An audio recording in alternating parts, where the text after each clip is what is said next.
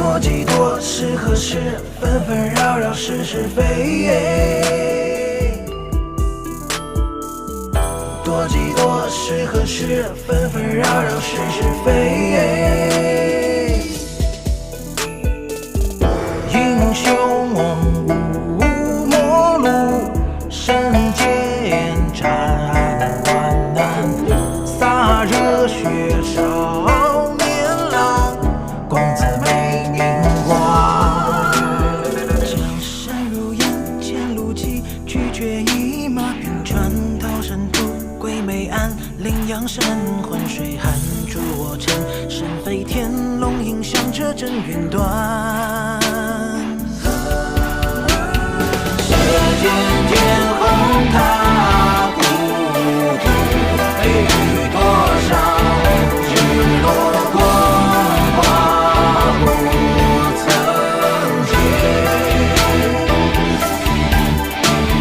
几杯之地推杯战，血相融，人落根深，江湖传。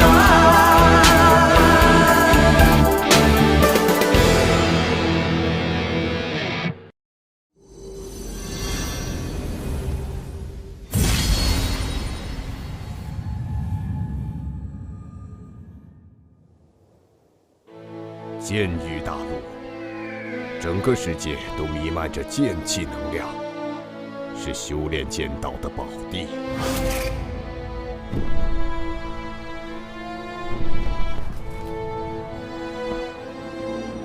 武者修炼剑道，经过明剑心、铸剑体、凝剑魂、铸剑功、悟剑意、长剑道、开剑域7大境界，可飞升永生。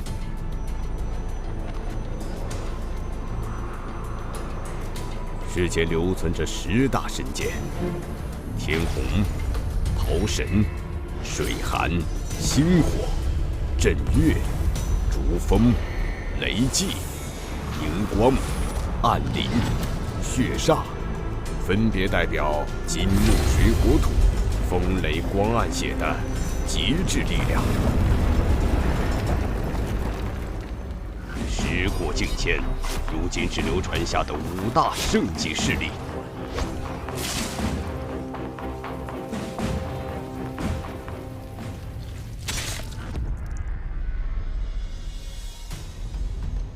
中域剑宗、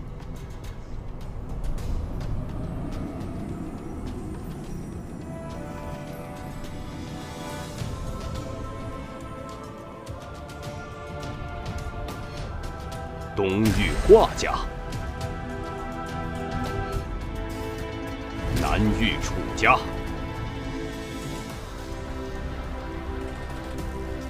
北域骆家。吕家坐拥神剑天虹，称雄西域。而今，西域吕家家主吕神通突破剑道境，成为剑域大陆屈指可数的剑圣强者。清溪，你还好吗？转眼间18载，我们的孩子也快成年了吧？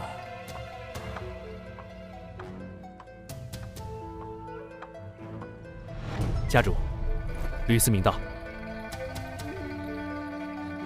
思明，我有一个任务交给你，请家主吩咐。你替我前往北域寒山城方家一趟，找一个叫方清溪的女子，把她和她的孩子请至玄天城。你没猜错，方清溪是我的女人，她的孩子是我的血脉，把他们安全地带回来，不得有误。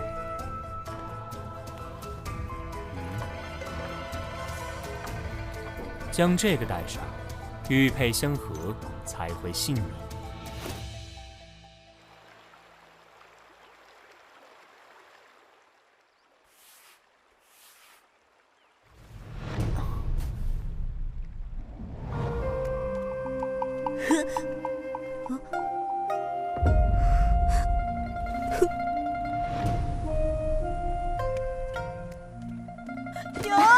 为什么我姓吕而不姓方？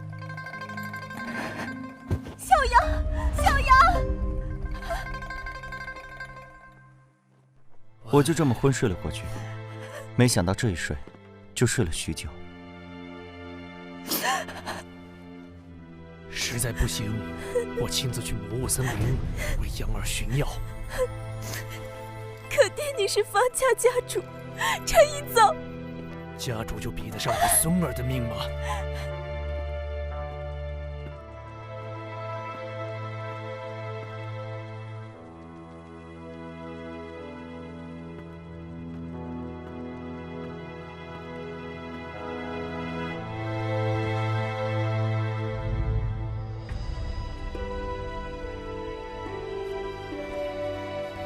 二舅，娘呢？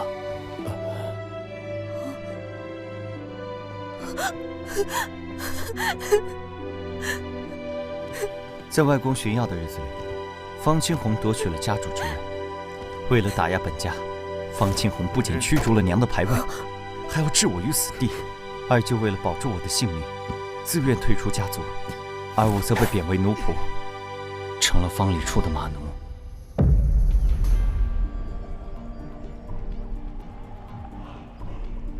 天地之间弥漫着剑气的能量，只有明悟剑心的武者才能发现剑气的能力，而只有吸纳剑气能量入体，使整个身体都宛如利剑般充满破坏力，才能达到剑体境。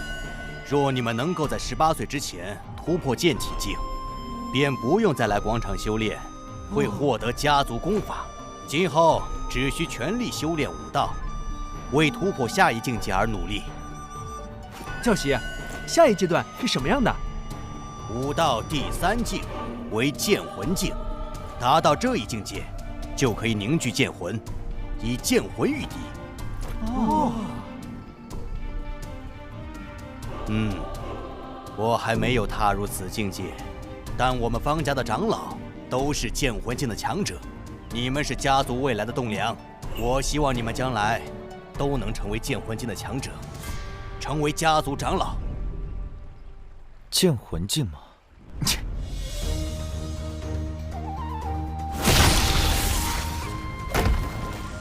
后生可畏，后生可畏啊！木秀于林，风必摧之。小杨，你剑体境界的事情，千万不能让家族中的人知晓，否则会有杀身之祸。按照目前的进展，想必突破剑魂境也用不了几年。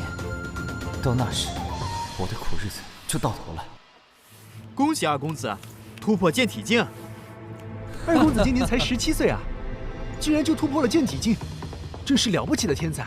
上午教习指导，下午方青红教授，晚上还有上好的补药。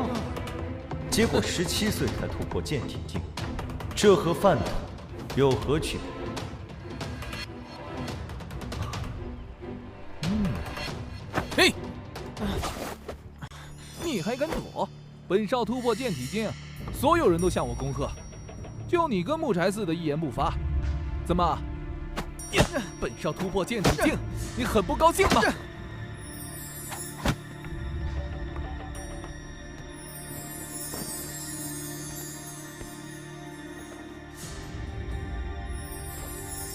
恭喜二公子突破剑体境，现在二公子想去哪里？哼，打了才知道规矩。去回龙国，本少现在是剑体境的武者，我要去跟他们切磋切磋。是。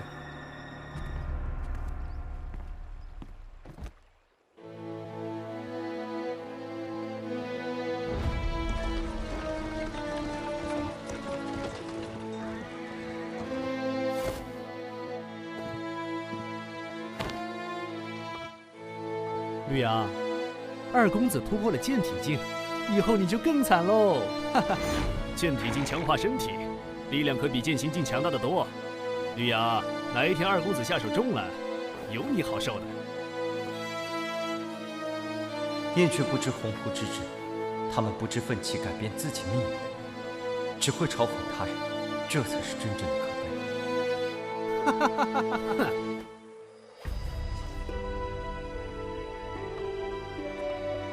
二姐，我突破剑体境了。好，三弟，你总算没给父亲丢人。恭喜二公子。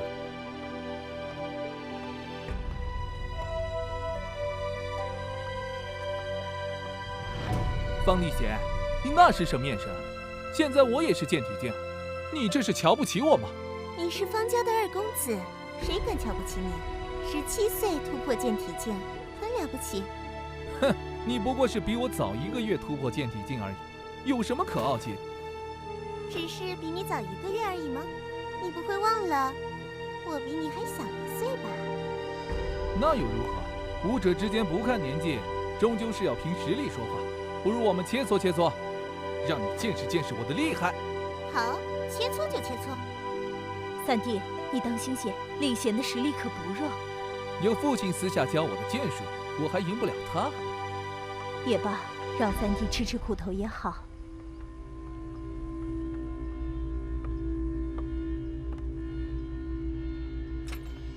呀！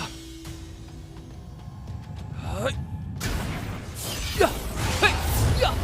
哈！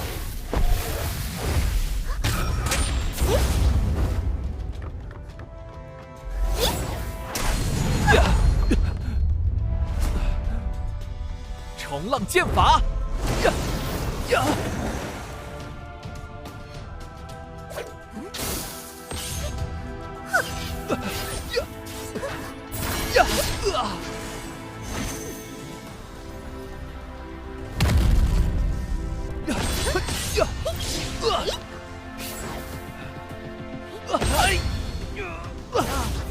不可能，他的剑术怎么会这么强？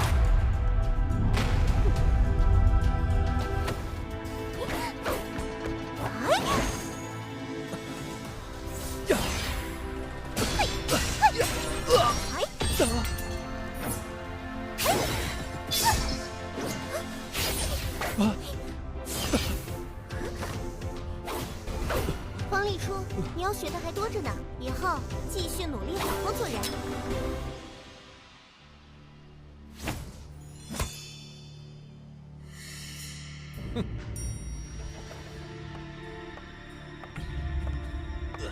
气死我了！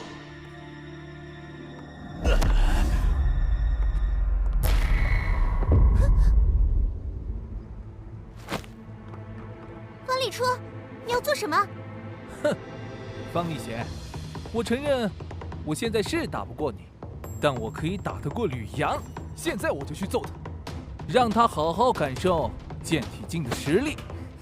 你敢？哼，我自己的马奴，我想怎么打就怎么打，他的生死也都无所谓。方立雪，你还不管管你弟弟？我三弟的马奴，自然是他想教训就教训。三弟，消消气就好，下手别太重了，闹出人命可不好。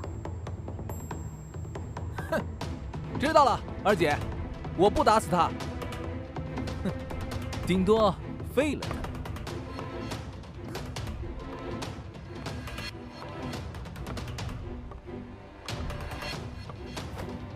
吕阳，跑！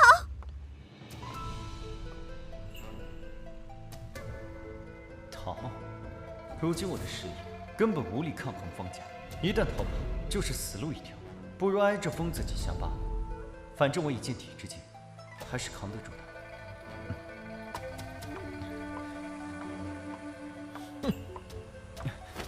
二公子息怒。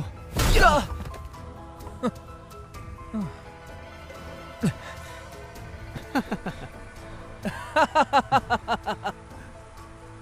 看好了，这就是你小瞧我的代价。呀！呀！住手！呀！哎！呀！呀！你还敢躲？呀！呀！呀！绿芽，以前没看出来，你还真能躲，身体这么灵活，看来你是偷偷的练武了。怎么，想反抗啊？哼，你就是个有娘生没爹养的野种，在方家，你反抗得了吗？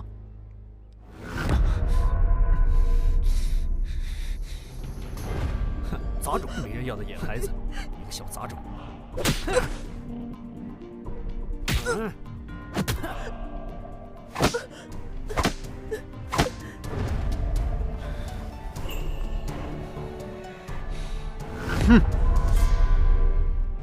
方礼初，你要知道，就算是兔子被逼急了，也是会咬人的。何况我还不是一只兔子。哟吼！你在我方家白吃白喝了这么多年，现在终于要咬人了。你不是兔子，那就是只白眼狼喽！大家看见没有？就是只白眼狼，还是一只野种白眼狼。李显，这事你管不了。吕阳，我倒要看看，你这只白眼狼究竟有什么能耐。冲浪剑法！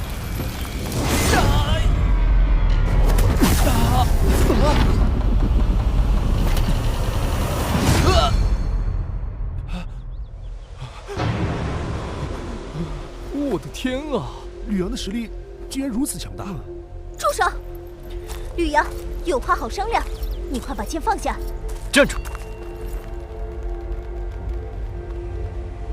哼，方立雪，我可不是3岁小孩，现在方家由你爹说了算。他当年就想要我死，今天出了这样的事，你以为他会给我留活路？会，你用我3弟的性命交换，我爹一定会给你留一条活路。会，我爹很疼我，我们一命换一命，你放了我，我爹绝不会为难你。哼，少骗我！就算方清红亲口答应，你觉得我会信吗？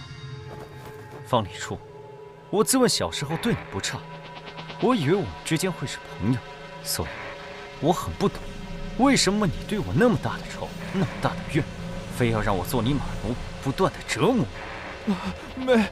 没有，我们之间没有仇，没有怨，是我错了。吕阳，你放了我，我再也不会欺负你，我发誓，我再也不会。别说你口是心非，就算你说的是真的也没用。以往你对我的羞辱，今天该做一个了断。你敢！落叶剑法！夜剑法！你也是剑体将，而且是中期，这怎么可能？吕阳实力竟然这么强大，这怎么可能？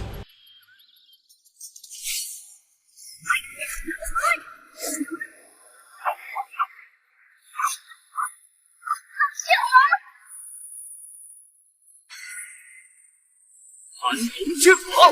嘿！怎么可能？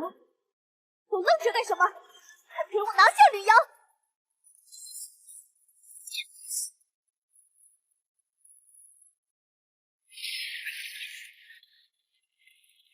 修为被破，丹田受损，还不过来，将我3弟抬上马车！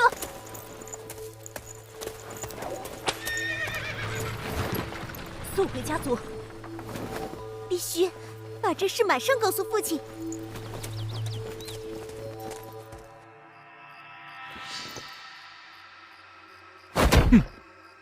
星月，你带领一队人马前往山林中追捕吕阳，一定要活捉回来。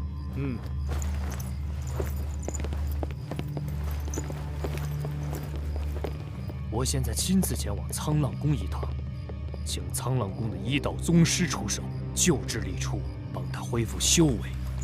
李雪，好好照顾你弟弟。是。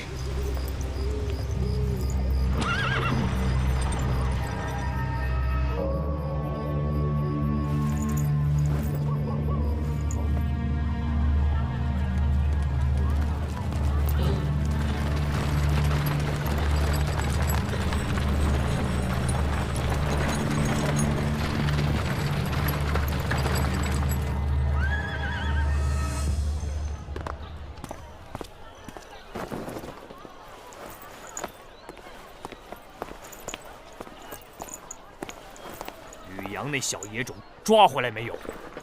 三爷回来了。似乎没有将吕阳抓回来。没抓回来，难不成让他成功逃脱了？哼！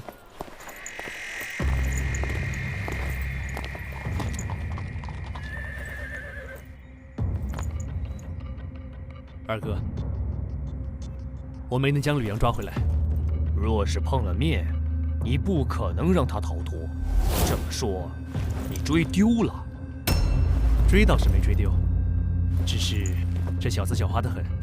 等我们赶到回龙湖后面的山林中，追他的9个剑体境精英，全部都受了伤，没能将吕阳拖住。我们沿着河流追踪，搜索1日，才在下流发现他的踪迹，然后一路追踪。结果，他一路进入魔物森林。方思源等人就是进入魔物森林而就此失踪。我们不敢冒险进入魔物森林，留下几人看守，我便先带人撤了回来。魔物森林，这地方的确古怪得很。你没进去是对的。这小子倒是聪明得很。他肯定是故意往魔物森林去的，知道我们不敢追进去。那里是脱身的好地方，不过魔物森林好进不好出，就连方四海他们进入其中，都数年杳无音讯。吕阳进到里面，肯定死定了。死在魔物森林，便宜他了。当年我就该除掉这小子，没想到竟成了一个祸害。我听雪儿说，吕阳这小子施展过落叶剑法、盘龙剑法、烟云剑法3门剑法。看来是有人暗中教了他功夫，并且他如此年纪便能达到剑体境中期，肯定有人暗中教了他修炼功法。二哥，你是说传授之人必定和吕阳有莫大的关联？家族内有这个实力的，只有方清流。除了他，还有谁？除了他，还有谁？让他离开了长老团，他还不安生。若非他传授吕阳那小野种武功，楚儿绝不至于落得如此下场。方清流，方清流就算退出了长老团，但受方思源的影响，他在家族中的人脉还大得很，可以抓住这个机会，彻底打倒他。你说的对，就算我当了数年家主，可还有很多人认方清流为方家正统。吕阳那小畜生逃了，这笔账自然要算到方清流头上。走，我们去擒拿方清流。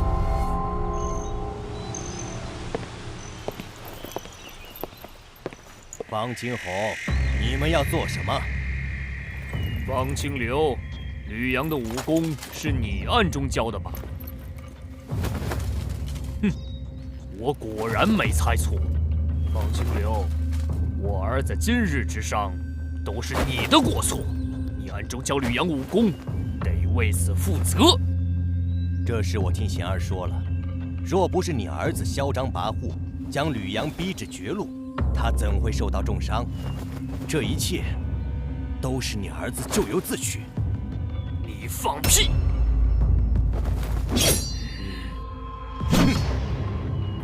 斩！不自量力，去将他拿下！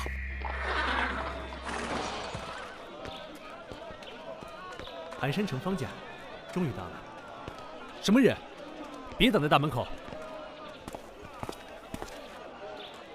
朋友，我跟你们打听一个人。说，你们寒山城方家是不是有个叫方清溪的女子？她已经死了很多年了，你确定是找她？已经死了很多年。方清溪有一个孩子，你可知道？当然知道，方家就没人不认识她的。她在哪里？我找这孩子有事儿，可否引我一见？你来迟了。吕阳前2日破了家主儿子的修为，畏罪潜逃，逃入魔物森林去了。你说什么？魔物森林在哪？谁知道他的踪迹？吕阳逃走，是三爷带人去追的，他们知道吕阳的踪迹。谁是三爷？三爷是家主的弟弟，方清月。前面带路，我要见他。三爷，三爷，有个高手要见你。你就是方清月，正是。阁下是一个远方来的旅客而已。我找方清溪的孩子，听说你知道他去了哪里，所以麻烦你带个路，带我去找他，如何？你是吕阳的傅家人吗？你是谁？我是吕阳的二舅，我叫方清流，方清溪是我妹妹。原来你是方清溪的兄长。失敬失敬，你这是发生了什么事？吕阳破了他儿子的修为，他怪我暗中教了吕阳武功，没抓着吕阳，拿我泄愤。能否给在下一个面子，放了方清流，然后让方清月带我前去寻找吕阳，如何？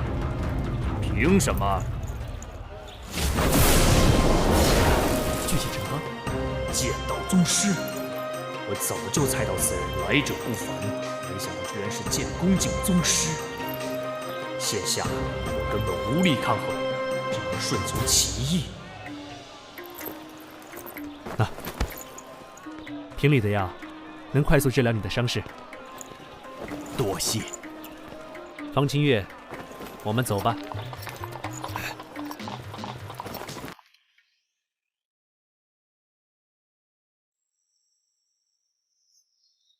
前方是魔雾森林，吕阳就是从这里进入的其中。魔雾森林是一处危险之地，里面有剑煞出没，并且时常有雾气笼罩，让人迷失方向。进入其中的人10个有9个出不来，我只敢追踪到这里，不敢前进了。你不怕死吗？你们叫这里魔雾森林，实际上应该叫雪域蛮荒。这里是连接北域、中域、东域的一大片地域。10大神剑之一的雪煞剑第一次出现，便是在这雪域蛮荒中，由雪煞老祖代书。后来雪煞老祖成为剑神，飞身永生，神剑雪煞便留了下来。虽然雪域蛮荒是一处危险境地，但仅限于中心区域。好了，回去了。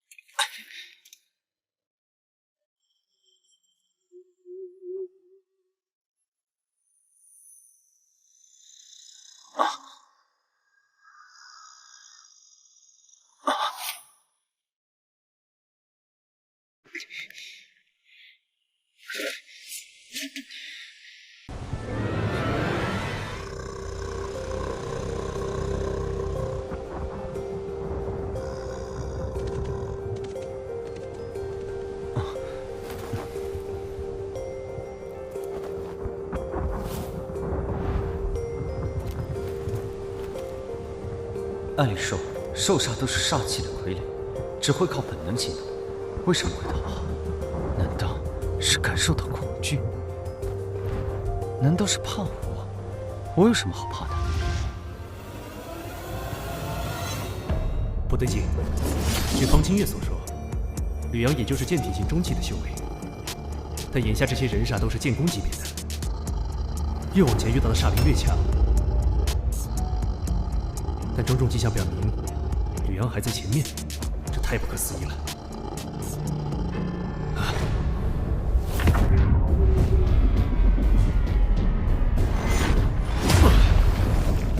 不行，得赶快找到吕阳。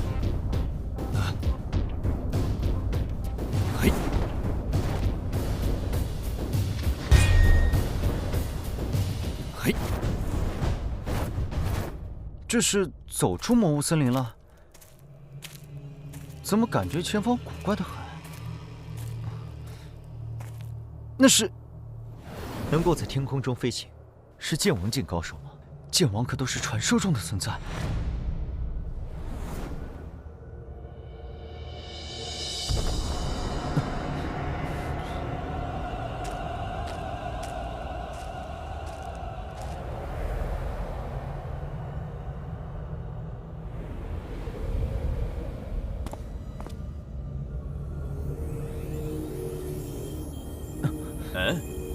一个剑体境，竟然来到了血域蛮荒之中，真是有意思。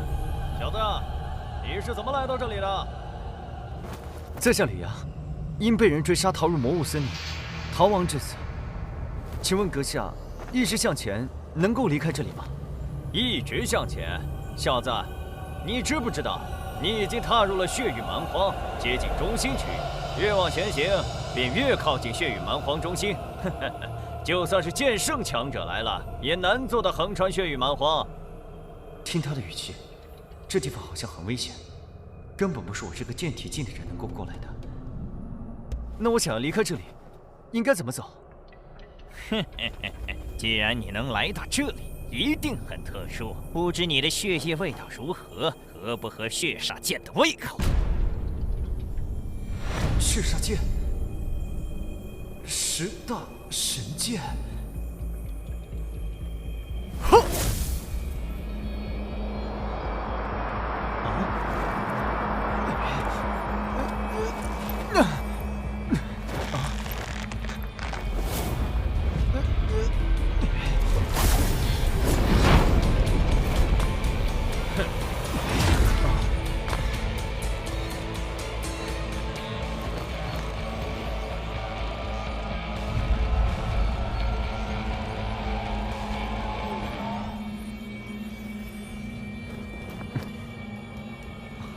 又来了一个凌空飞行的高手，是来帮我的吗？不知道能不能打过血域青年。剑无双，血域蛮荒你也敢来，真是好大的胆子！追杀你是我的使命，厉雪河，无论你在天涯还是海角，本公子都将找到你，除掉你，还天下一片太平。剑无双，你连你真正的使命都不知道。真是悲哀，真是悲哀！我的使命就是守护剑域大陆，让你这个血煞剑的传人死无葬身之地。哼！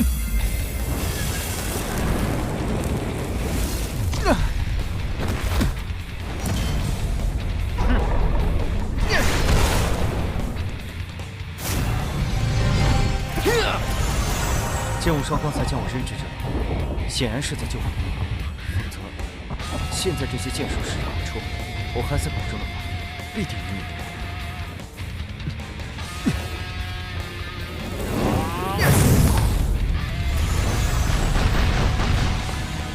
你也接我一击！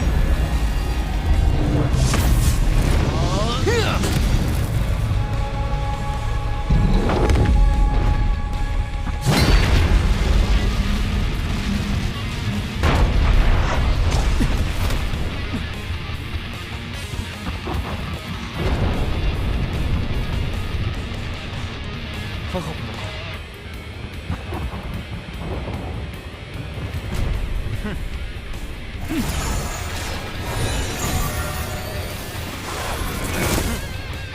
嗨！呀！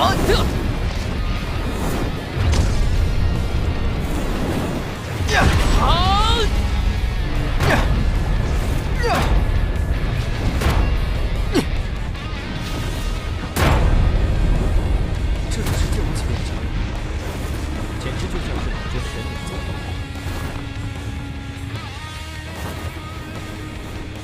哼！嗨！哼！嗨！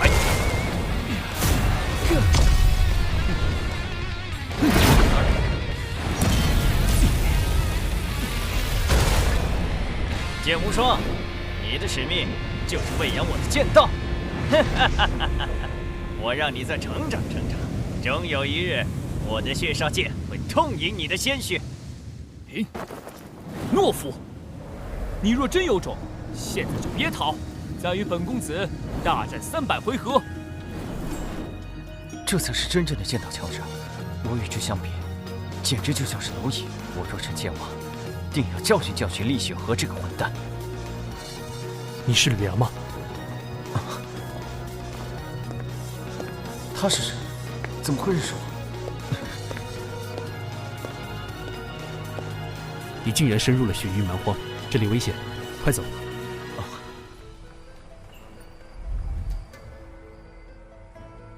万幸，没有在雪域蛮荒中遇到危险，否则，连我都有危险。你是谁？你怎么知道我的名字？我到了方家找你，知道了你的下落，便进了魔物森林追寻你。没想到你这么能跑，竟然穿过了雪域蛮荒外围，进入了真正的雪域蛮荒之地。这个你可认识？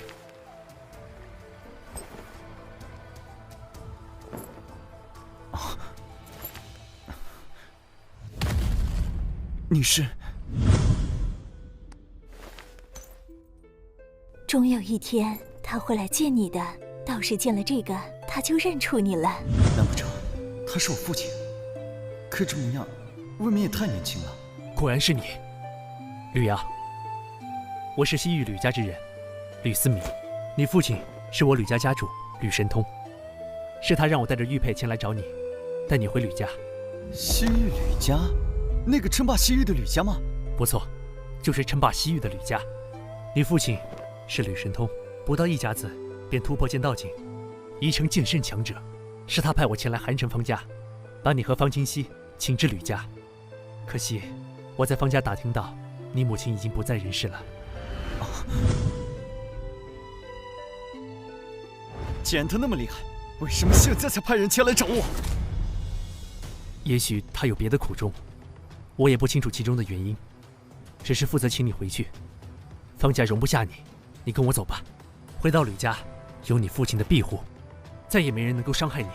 如果我不愿意回吕家，你要抓我回去吗？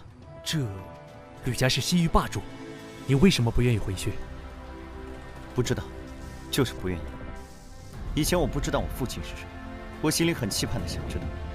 现在知道，只想问他为何抛弃我们母子10几年不闻不问。这个问题我回答不了。也许你应该回吕家后当面问他。我可以跟你回吕家，但不是现在。我与方家还有心愿未了，不完成心愿，我不离开。什么心愿？1. 方清红抢夺了属于我外公一脉的家主之位，我要重新夺还，归还我外公一脉。2.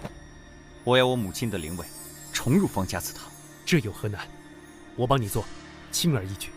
不，我自己的事，我要自己做。你自己做？那得等到什么时候？你现在才是剑体境的修为，没有我的帮忙，你根本不可能做到。既然吕家是西域霸主，定然有高明武学。你教我吕家的高明武学，我完成心愿不难，用不了多久时间。越是高明的武学，越是难以修炼。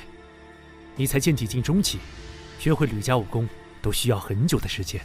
就算学会了，从剑体境修炼至剑魂境，没个几年时间也不可能。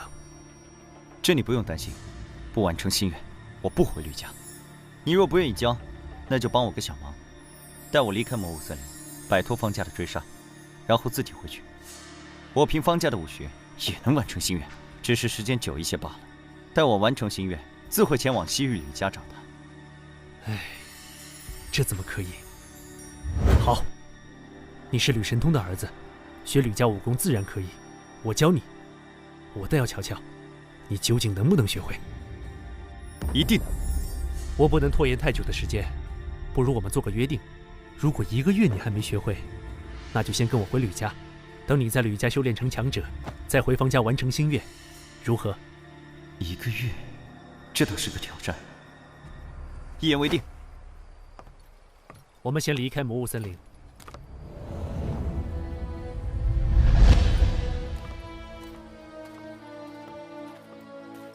魔物森林中有众多煞灵出没，你是怎么穿过魔物森林，到达雪域蛮荒深处的？我也不知道。我在魔物森林中是遇到了一些煞灵，但他们看到我，吓得都跑了。什么？这怎么可能？我也不知道为什么。这可真是奇了怪了。煞灵竟然会被吓跑，简直闻所未闻。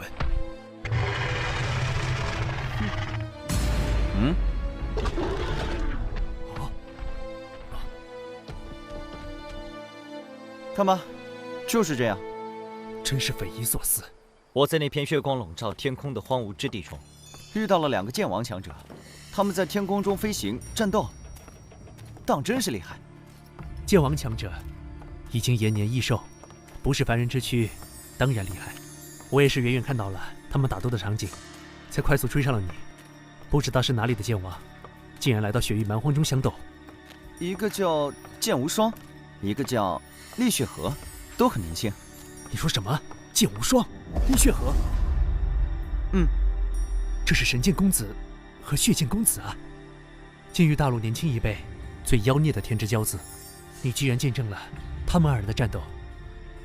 没想到那2个剑王来头竟然这么大，将来我也要像他们一样成为绝世强者。若非剑无双出手相救，刚才我已经死于厉血河手中。等我成为强者，我一定要找他算账。厉血河身怀神剑血煞，虽然年轻，却已经是剑王中的至强者，将来必成剑圣，甚至有望冲击传说中的剑神之境。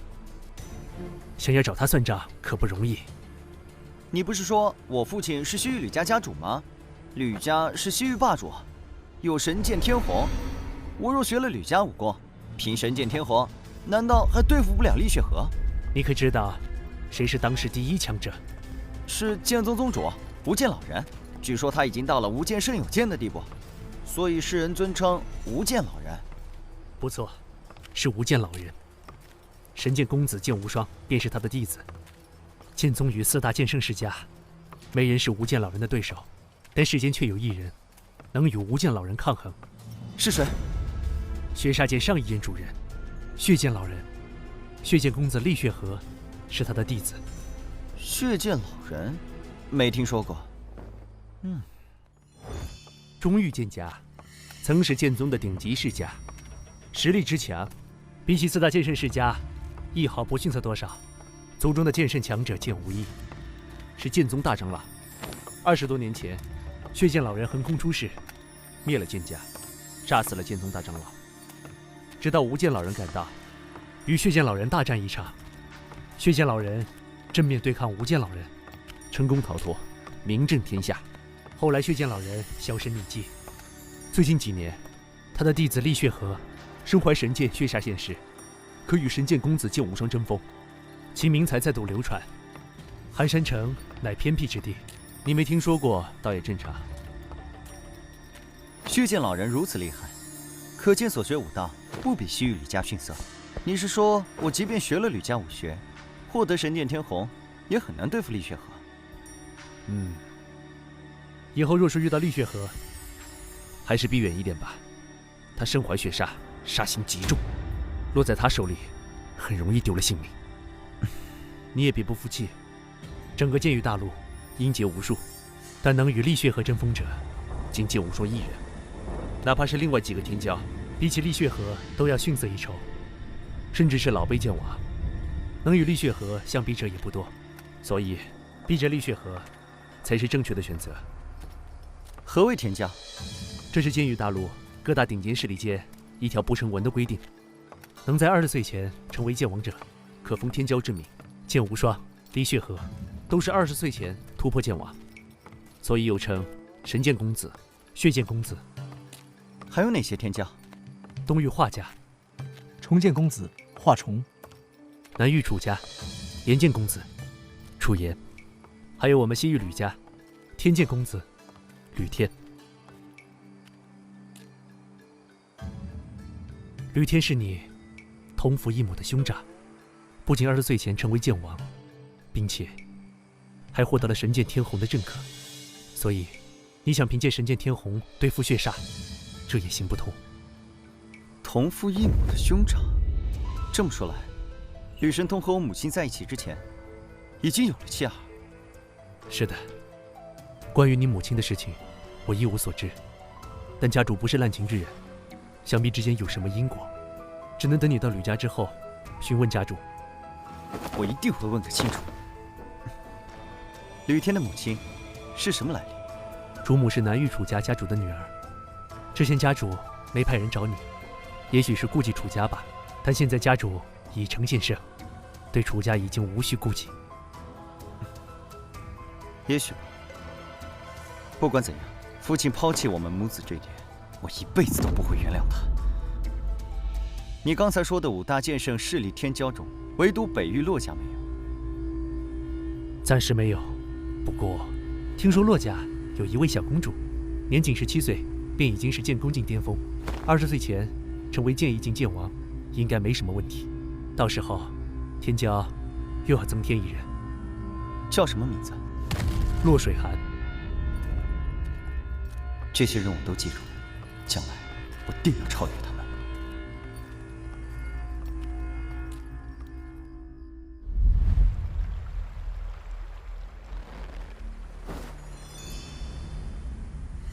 我吕家的神剑天虹，是一柄金属性神剑，因此我吕家的武学也多为金属性武学，主要分为3大类：剑经、剑法、剑体。剑经是吸收剑气能量，凝练自身剑气的功法；剑法是运气自身剑气的剑技法；剑体是通过剑气能量强化身体的体术。吕家的至强武学是白虎圣剑经，不过白虎圣剑经只有吕家最核心的人员才能修炼，我也不会，只能教你金虎剑王经。金虎剑王经，金虎剑王经可修成金虎剑气，虽然不是吕家至强武学，但放眼剑域大陆，那也是1等1的绝学，可修炼这剑意境的剑王级功法。那我到了吕家，能不能学白虎圣剑经？你是家主之子，当然能学。我先教你金虎剑王经，若你1个月内能够修炼有成，能将修为提升至剑体境巅峰，我就教你剑法和剑体。等你解决方家事务，金虎剑王经要求天赋极高，想必吕阳1个月内也练不出成果。这样一来也好，能早点带他回去复命。好，那我就先学金虎剑王经，看看吕家武学相比方家的小苍浪诀有何出众之处。这小鬼，方家武学也配和我们吕家金虎剑王经相比？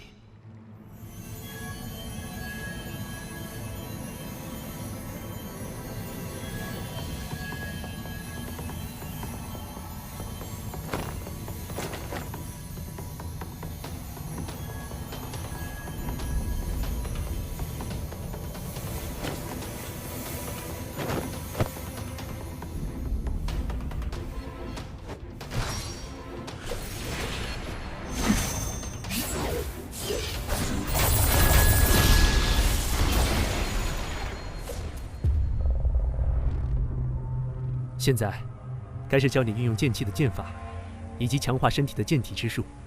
我能教你最强的剑法，是飞鸿剑法；最强剑体是赤铜剑体，都是剑王级武学。飞鸿剑法，剑气化飞鸿，若是剑王施展，剑虹可飞天3000丈。对于剑体境而言，修炼这门剑法难度极大。不过，既然能在1个月内练成金虎剑王经，想来也不成问题。赤铜剑体是在剑体境大成的基础上，打破身体极限，继续提升肉身强度的剑体之术。练成之后，身如青铜，可抗剑气攻击，兵刃难伤。仅凭金虎剑王经，你至少需要半年以上的时间，方有突破剑魂境的可能。但若能练成飞鸿剑法和赤铜剑体，突破剑魂境将不是困难，而是水到渠成的事。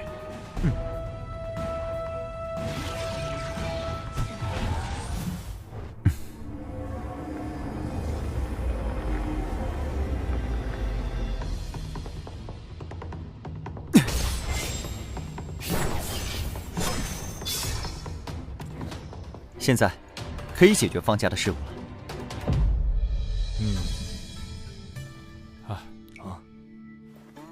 老夫看过了，令郎的伤已经无碍，往后多注意休息。林宗师不愧是行州第一医道宗师，医术当真神奇，简直出神入化，还不多谢林宗师？多谢前辈。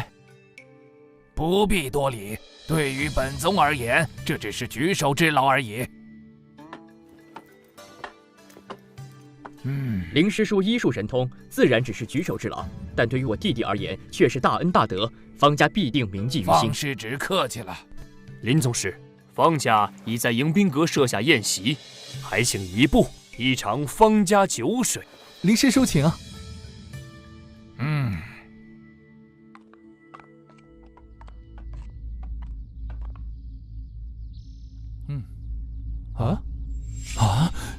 他竟然真的在魔物森林找回了吕阳！我的天，这怎么可能？魔物森林不是禁地吗？家主，不好了！家主，大事不好了！今天可是有贵客在场，谁这么不知好歹？方家这是发生什么大事了？哪能有什么大事？下人不懂事，让林宗师见笑了。房度，你知不知道今天是什么场合？慌慌张张的做什么？家主，那个宗师他又来了，并且还是带着吕阳一起来方家了。这怎么可能？魔物森林可是武者禁地，他怎么可能将吕阳救出来？都别慌，林师叔在此，谁敢在我方家放肆？哪怕是剑道宗师，在行州城也得看我沧浪宫的脸面。林师叔，我师父不在，还请为方家做主啊！方师侄请放心，本宗在此，绝不让他人放肆。多谢林师叔，还请林宗师压阵，我们去会一会那个宗师。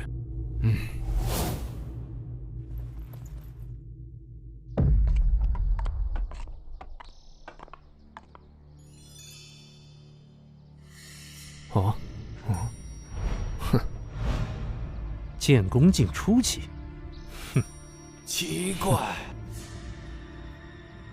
看不懂这位来客的修为，莫非他的境界还要在我之上？小畜生，你废我儿修为，现在还敢回来？你这狗奴才，竟敢反伤主人！今天我要将你碎尸万段，方解我心头之恨。此人实力不知深浅，林师叔虽能看在我的面子上为方家出头，但绝不可能为了方家与人生死相斗，所以今日还是尽量休战为妙。住口！吕阳，袁家易解不易结，往昔之日，方家或有对不住你之处，但你废了我弟修为，以消仇怨。今后我们就此别过，井水不犯河水，如何？第一，方家没有对不起我，对不起我的是你们方四海一脉，鸠占鹊巢。第二，你们待我如何，心中清楚。你想怎样？很简单，将方家家主之位归还我外公一脉，如此，我们恩怨两清。不可能！吕阳，你这是不知好歹！不要以为有宗师撑腰，就能在方家为所欲为。我乃沧浪宫弟子，哼！剑道宗师，我沧浪宫多的是。本宗林道平，沧浪宫剑道一道双宗师，在行州附近也算有些名声。阁下前来行州，应该知道本宗名号，能否给本宗一份薄面，让此子收手，就此离开，我们相安无事。吕阳的事，他自己的决定，我不管，也不插手。啊？此言当真？哼！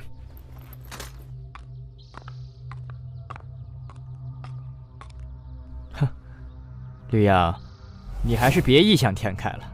既然已经离开方家，就永远的滚出方家，别再回来。你说的条件，不过是痴人说梦。是不是痴人说梦？试一试就知道了。你竟然已经突破剑魂境。哼，就算你突破了剑魂境，那又如何？别说我父亲是剑魂境巅峰强者，仅是我方丽媛，同为剑魂境初期，也不是你能够抗衡得了的。丽媛，你和吕阳是同辈，既然他非要与我方家不死不休，那你就和他做个了断吧，让为父看看你这些年在沧浪宫的长进。父亲放心，绝不留后患。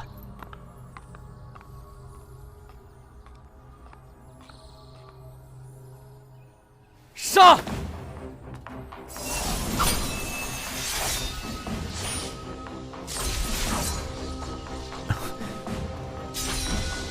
哼，想夹住我的剑，痴人说梦。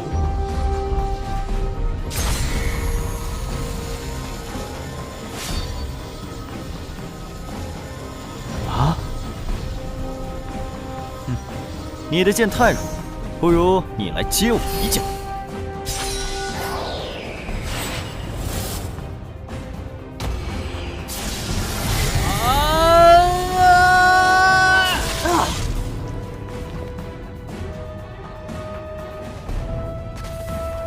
我的修为没了。丽媛，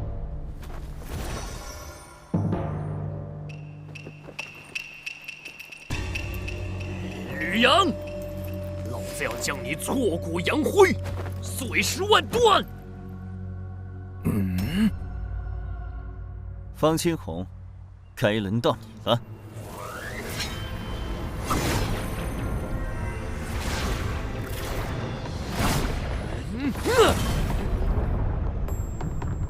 这不正常！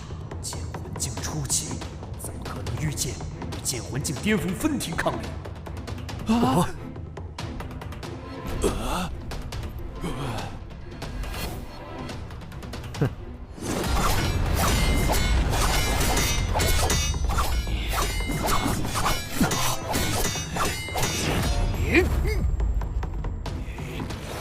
浪剑法！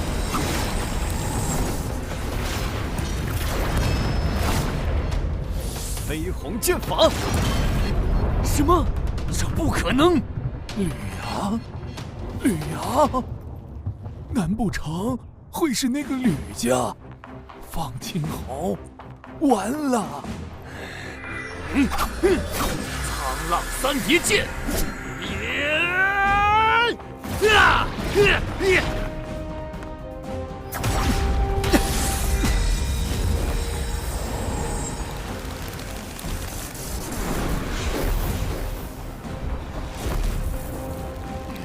林宗师，对方宗师不动手，本宗岂能不讲规矩，以大欺小？方清红，你们方家之事，自行解决吧。林师叔，你答应帮我放下他。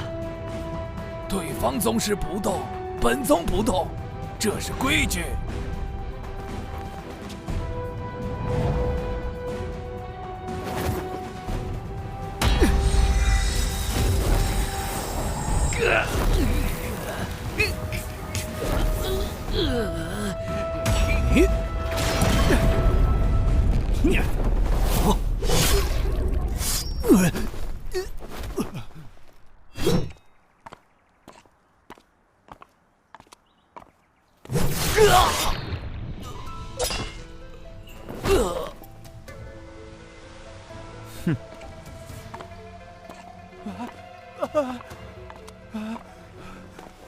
吕阳，求求你，我求求你，不要伤害我，我给你做牛做马。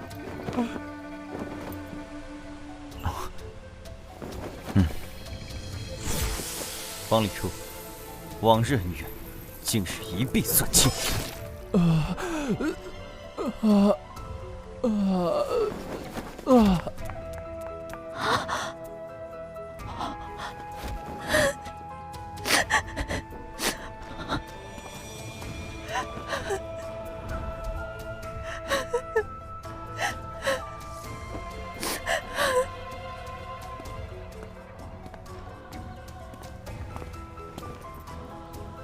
舅舅，方家的家主，今后就由你来做，我娘的牌位就麻烦你了。啊？那你呢？此事说来话长。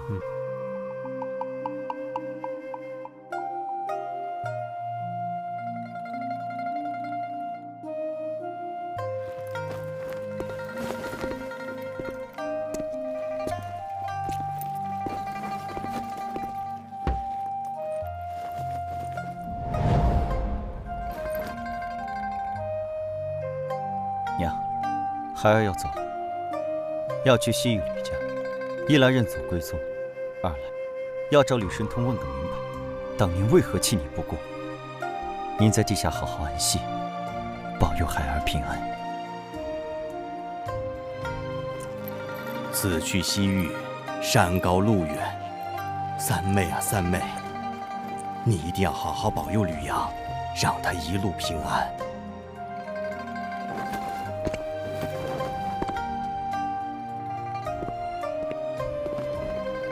二舅，到了西域吕家，好生修炼，希望不久之后，能在剑域的后辈天骄中听到你的名字。那是必然的。走吧，一路平安。吕阳，你要好好的。我走了，你们不必挂念。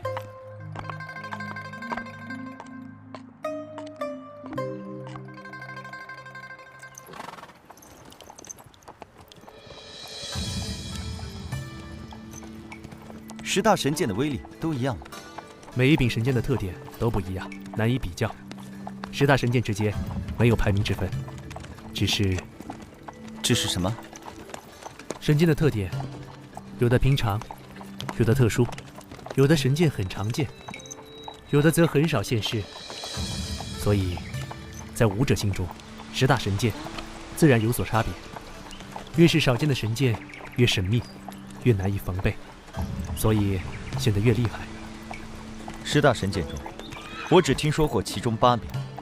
我们西域吕家的神剑是天红，金属性；南域楚家的神剑是星炎，火属性；北域陆家的神剑是水寒，水属性；东域华家的神剑是巨月，土属性；中域剑宗的神剑是雷寂、烛风、明光，分别是雷属性、风属性、光属性。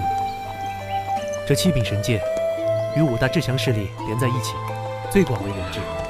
血煞剑虽然很少现世，但因血煞老祖曾持此剑突遍天下，凶名赫赫，天下知道者也甚多。这8柄神剑之名流传的最广。那另外2柄神剑呢？另外2柄神剑，其一为桃神，木属性；其一为暗灵，暗属性，最为神秘。出现的年代非常古老，还在血煞剑之前，之后又从未现世，知道的人自然不多。这2柄神剑有何特点？这只在古籍上有记载。桃神剑可斩魂煞，暗灵剑有黑暗领域，具体如何，谁也没见识过。魂煞是什么？我只听过人煞和兽煞。魂是指灵魂，煞是指煞灵。武者生前达到了剑魂境，因为凝聚了剑魂，神魂十分强大，死后魂力不散，便会形成魂煞。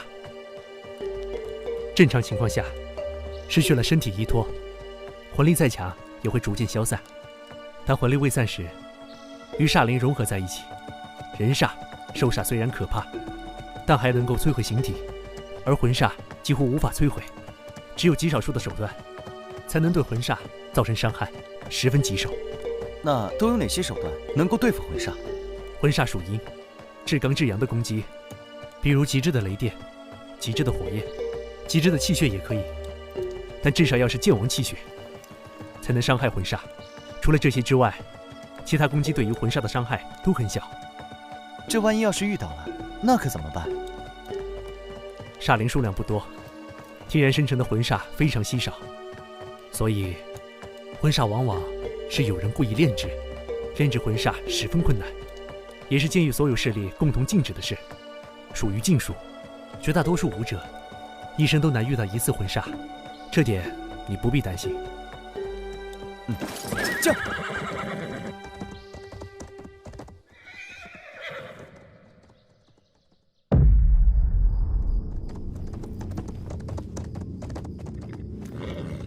黑山城是豫州西部最后一城，再有1个多时辰，便可到达黑山岭，是连接西域和北域的一条巨大山脉。经过此山需要半天时间。今晚我们在黑山城中休息一晚，明天一早启程，白天翻过黑山岭。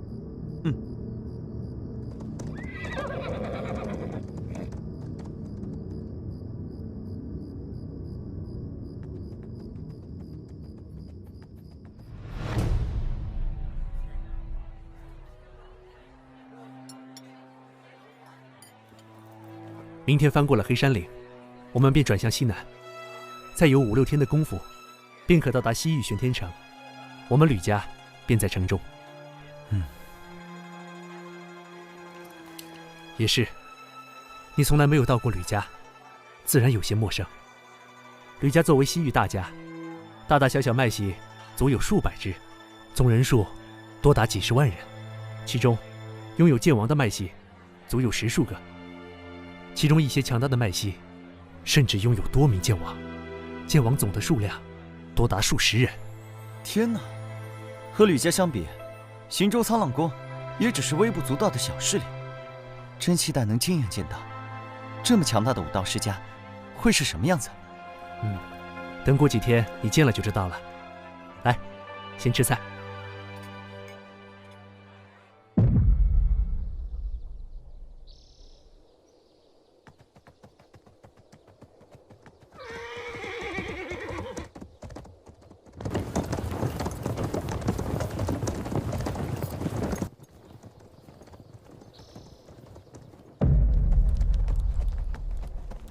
这是黑风道，多在山谷间穿行，期间只要翻过一条几百米高的黑风岭，大概3个时辰就可到达西域地界。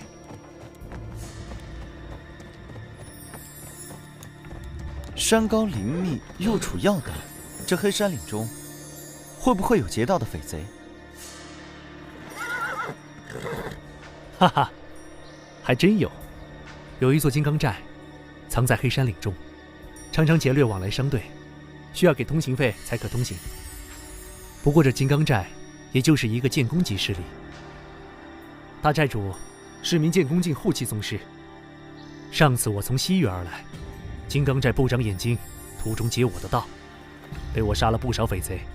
金刚寨大寨主出手，也被我断了一臂，借着黑风岭的地形才逃走。现在也不知道还在不在黑山岭中，对我们没有威胁。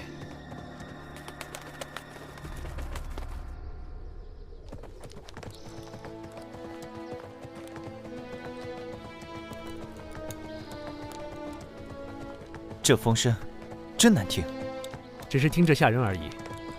这里是黑山岭的岭峰最低处，是个天然的风口，风大风急，风声自然尖锐。前方坡度不小，我们还是下马吧，节省点马力，之后路还长。也好。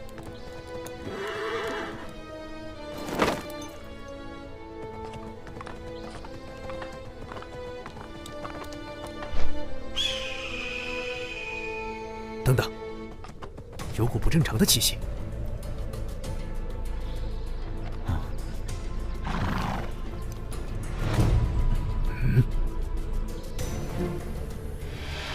人煞？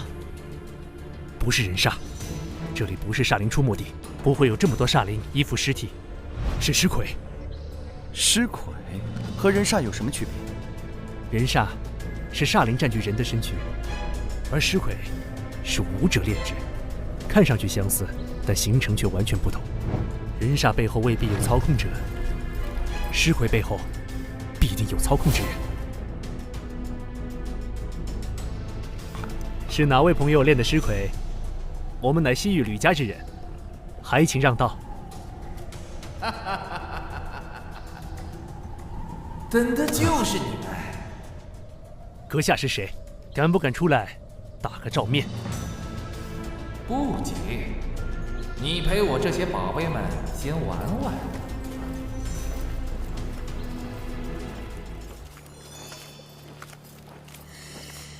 只要不是剑王、剑圣强者，当是他人，我无人可惧。但一个躲藏在暗处的敌人，只会释回出来战斗，让人摸不清底细，这倒是令我有些担忧。这是金刚寨的服饰，看样子，恐怕整个金刚寨都已经被灭了。这些尸魁厉不厉害？尸魁的实力与生前的修为息息相关，眼前这些，只是剑体境武者炼成的铁尸，算不上多厉害。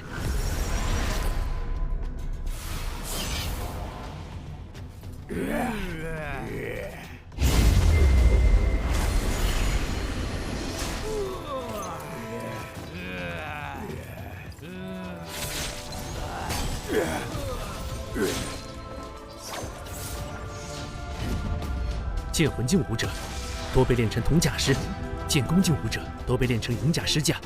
绿芽，你小心一点，请随我身后。银甲尸架很不好对付。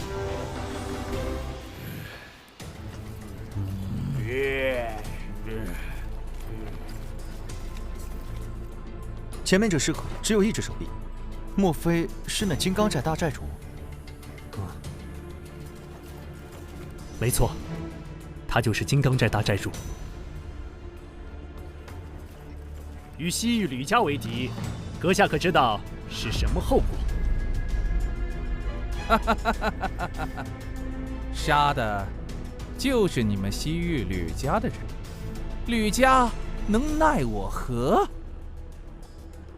你是专门为我而来，怎么知我什么时候经过这里？反正你们都是将死之人，告诉你们也无妨。嘿嘿嘿嘿嘿嘿，有人不想你们回去？谁不想我们回去？家主派我这北域寻人，没告诉过任何人，是一件非常隐秘的事。他是怎么知道的？有人不想我回到吕家，看来这场劫杀不是冲着吕思明，而是冲我来的。哈哈哈，你们知道的够多了，可以死了。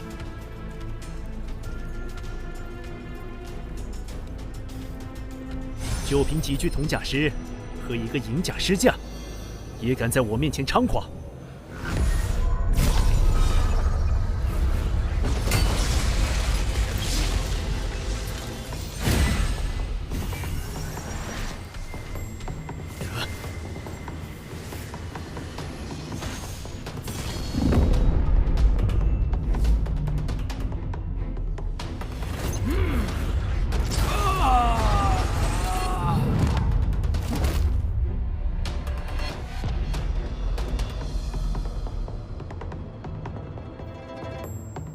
看来这里就是控制尸体的命门。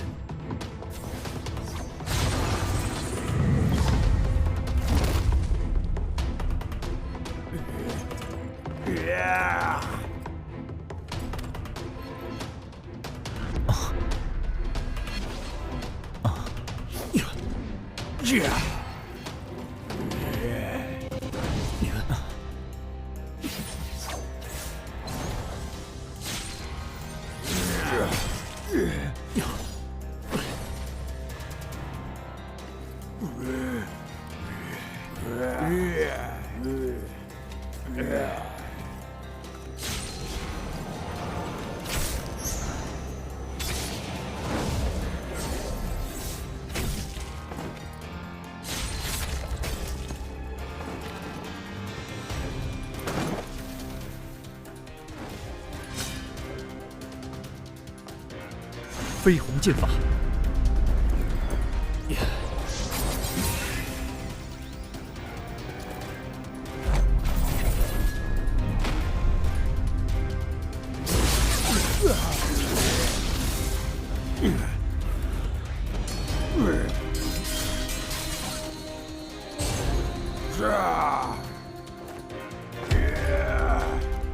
同等修为下，尸魁的防御实在是太高，并且不惧生死，不知疼痛。哪怕眼前的银甲尸甲实力远逊于吕思明，但却能够与吕思明战个旗鼓相当。哪怕银甲石像中一百剑，都还能生龙活虎战下去。不，吕思明是血肉之躯，只要中银甲石将一剑，就得受伤。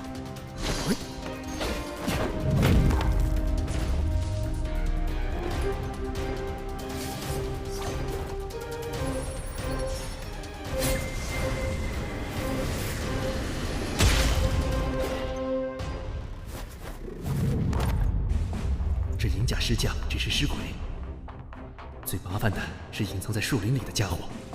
不过，一般炼尸者的实力通常没有尸魁那么强大。阁下还打算继续藏头缩尾吗？有什么手段，尽管使出来吧。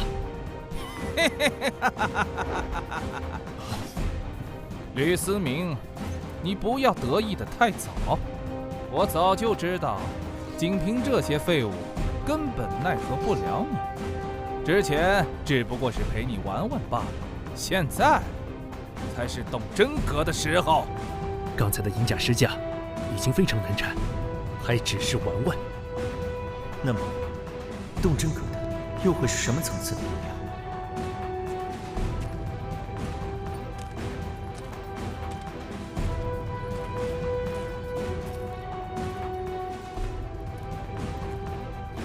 剑弓境，阁下也只是剑弓境巅峰的修为，不知所修是何等武学，凭什么截杀我吕思明？杀你？何须我亲自动手？本座自有宝贝，取你性命。金刚寨大寨主，啊，吕阳，快走，马上走，不要回头，离开黑山岭，有多远跑多远，不要回头。这不像人，难道他是鬼煞？不错，就是鬼煞，你赶紧走。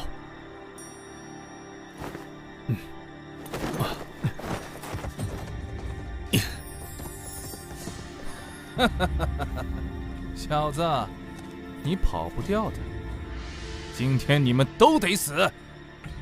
炼制鬼煞，乃世间禁术。你究竟是什么人？杀你的人。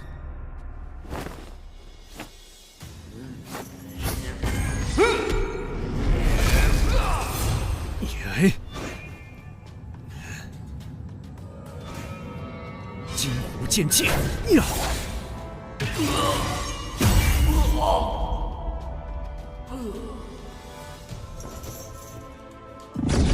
要是让鬼煞进入体内，只怕我的神魂也要被毁。没办法了。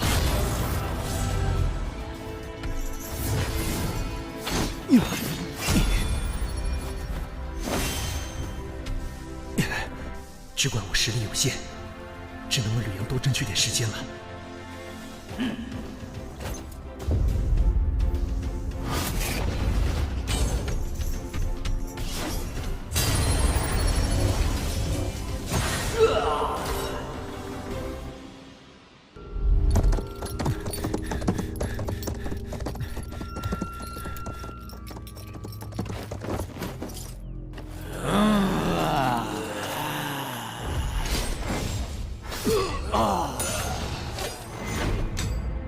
要想活命，只能杀出去了。金虎剑劲，赤铜剑体，飞鸿剑法。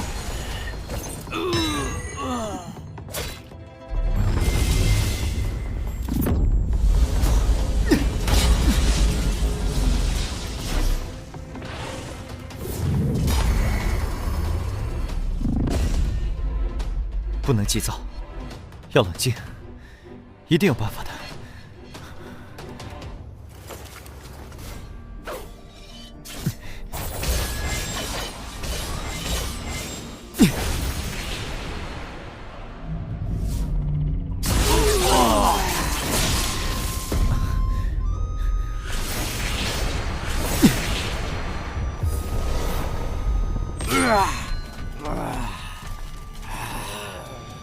按照这个规律，至少得刺上30剑，才能解决一个铜甲士。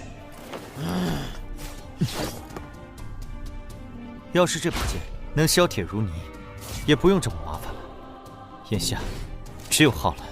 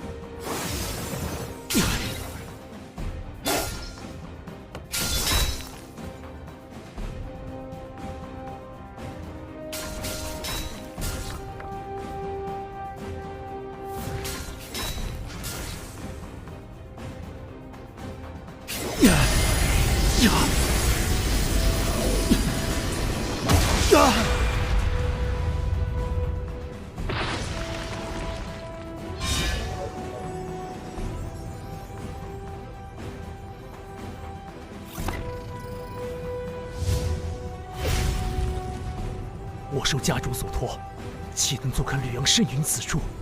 看样子，只能拼死一搏了。呀！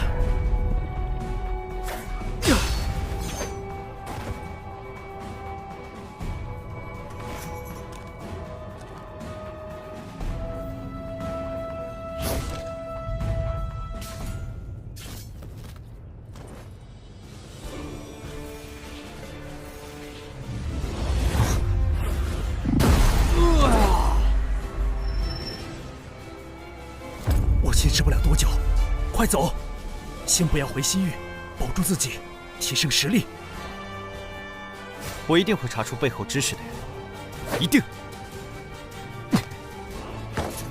只要吕阳能够逃出神田，我这条命也算值了。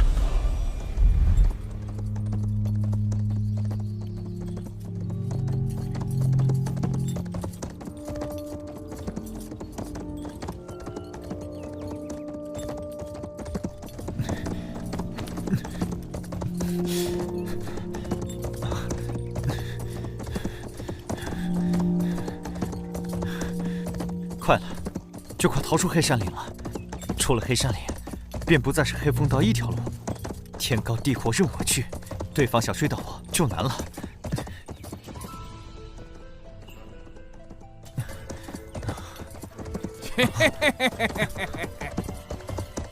该死，他追上来了！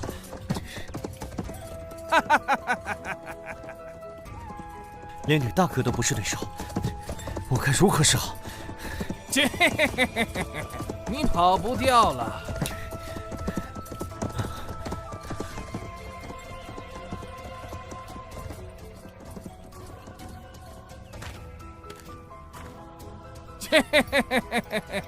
小子，你逃不出我的手掌心。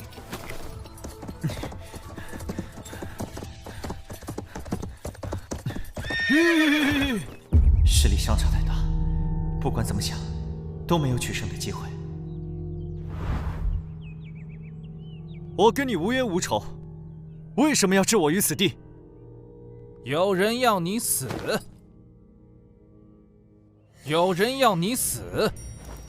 嘿嘿嘿嘿嘿嘿嘿，谁叫你是吕神通的儿子？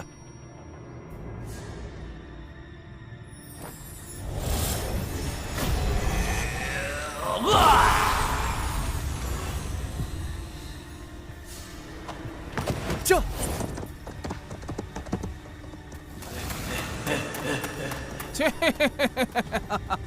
在这黑风岭中，你还能跑到哪里去？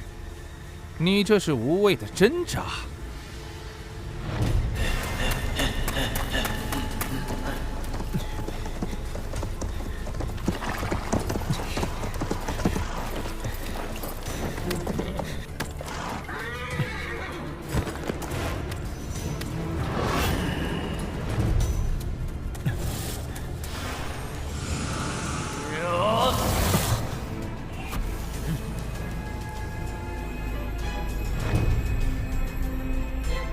一个剑魂境武者，鬼煞入体，最多3个呼吸，便能取其性命。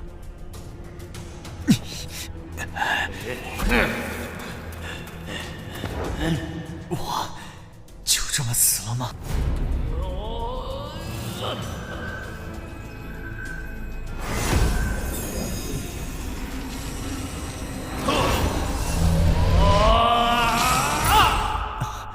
这不是我的剑魂，为何我的剑魂中还藏着一道剑影？这力量是……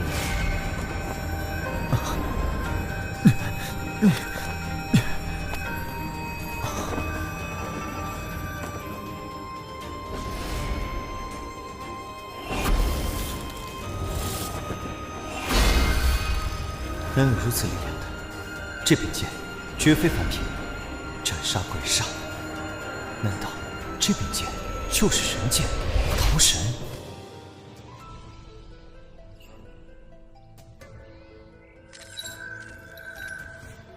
啊！怎么会？鬼煞怎么可能被瞬间消灭？啊！就算鬼煞遇到被克制的力量，被彻底打散，那也会化成剑煞能量融入天地之间。这个过程，我的招魂灵不会碎。可刚才，鬼煞突然消失，难道连化成剑煞能量融入天地之间的机会都没有？难道是桃神？不可能的！神剑的力量何等可怕！一个剑魂境武者，怎么可能拥有神剑？还是说，吕阳他身上拥有摧毁鬼煞的力量？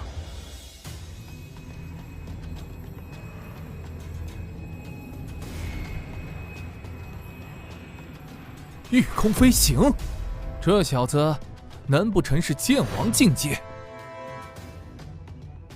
如果是剑王强者，那就说得通了。剑王强者的气血极其可怕，对于鬼煞有着极大的杀伤力。此地不宜久留，我得赶紧走。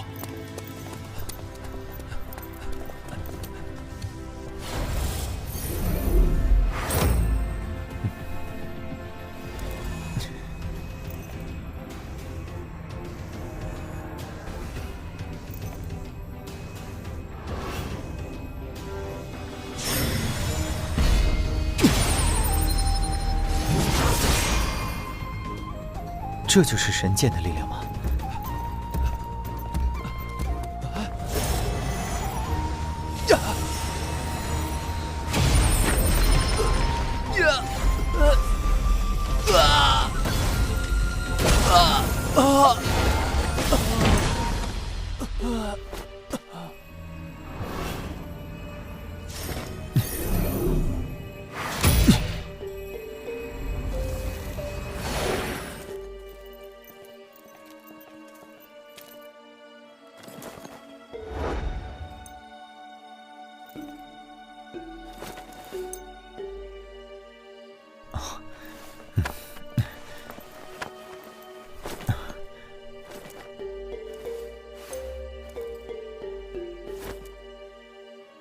不行，他的同伙可能会通过令牌追踪到他，还是不要带在身上为好。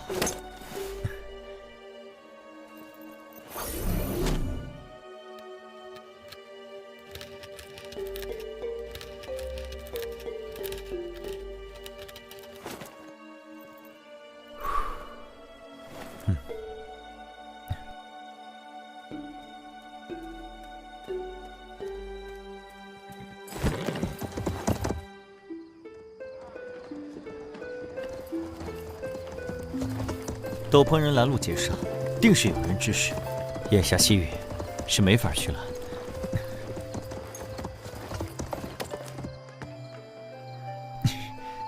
我必须为吕大哥报仇，查出幕后主使。我现在实力太弱了，必须得找个地方藏起来，潜心修炼，修成剑魂，再回西域找吕家。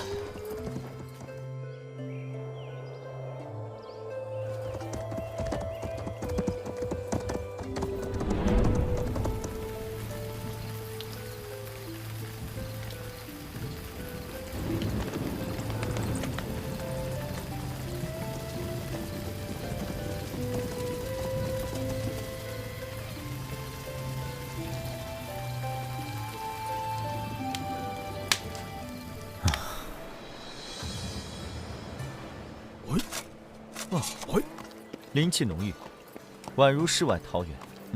就这里了。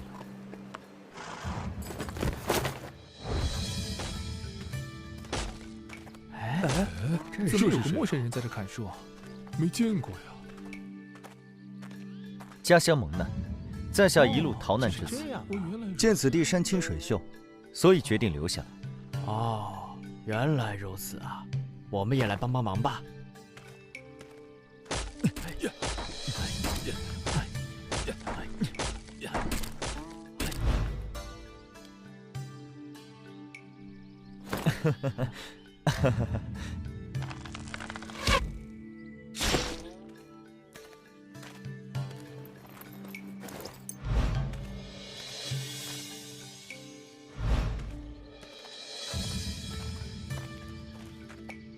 太客气了，来，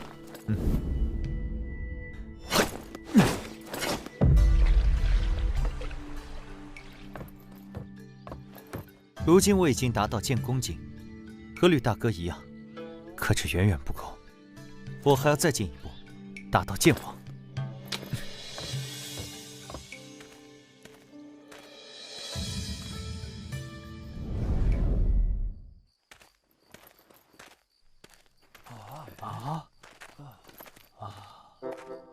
吕阳，你今年多大了？18岁，怎么了？18，和我女儿年纪相仿。吕阳，你觉得我家闺女咋样？得了吧，就你家女儿那样，配得上人家吕阳吗？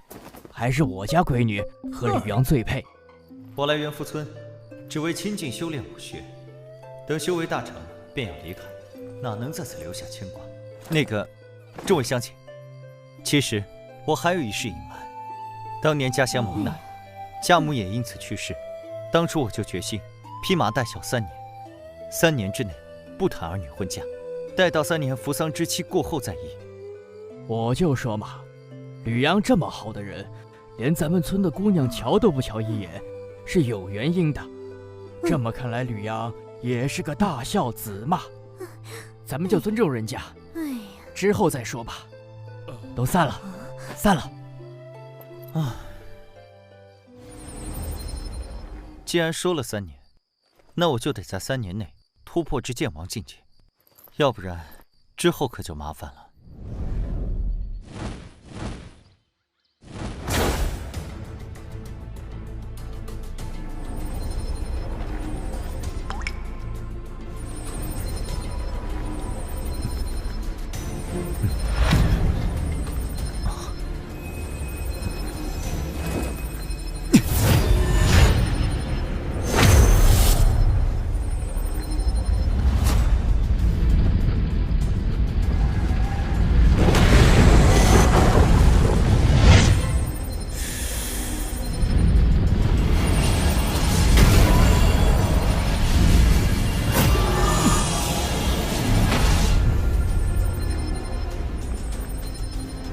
终于成为剑王强者了。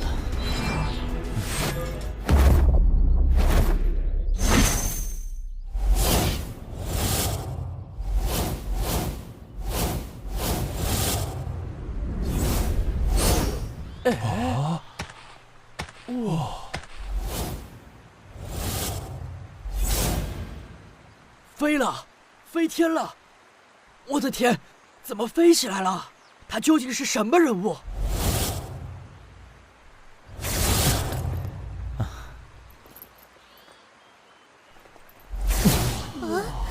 这也太厉害了！太厉害了！天哪！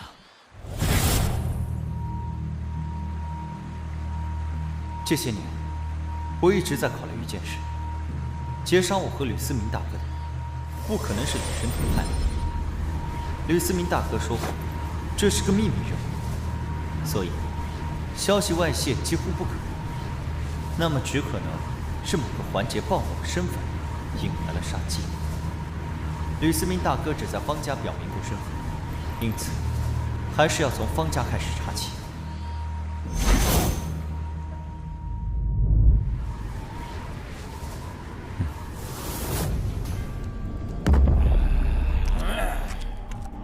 这里竟然也有一头鬼煞，是强吗？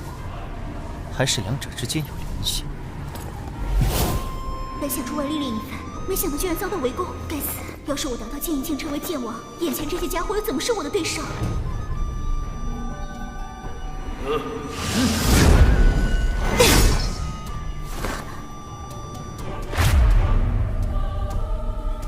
灵魄剑法！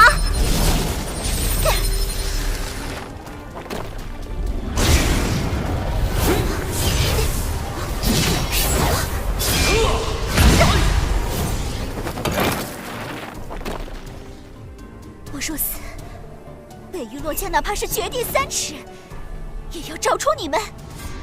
傻姑娘，你别挣扎了，就是洛家有人让你死。你天赋如此优秀，未成剑王便行走天下，这可是杀你的难得良机，你就乖乖认命吧。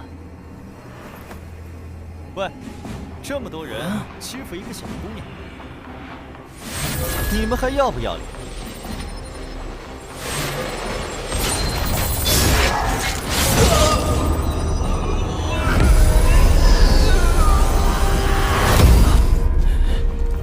剑王强者，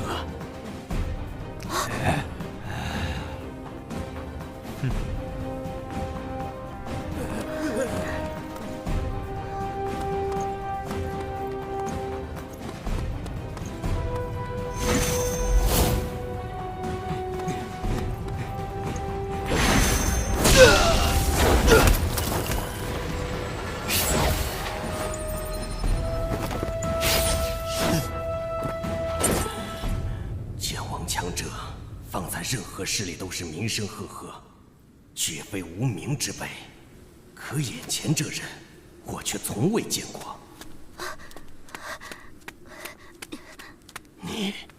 你是什么人？你不是洛家剑王。多谢兄台相救。先别管我是谁，说说你是谁？他们应该是煞盟的人。煞盟？这是什么势力？一个潜藏于暗处的组织，炼制鬼煞，乃多方势力共同约定的禁术，只有煞盟才炼制鬼煞。原来是个见不得光的组织。你如果想活命，我问什么，你最好答什么，否则休怪我心狠手辣。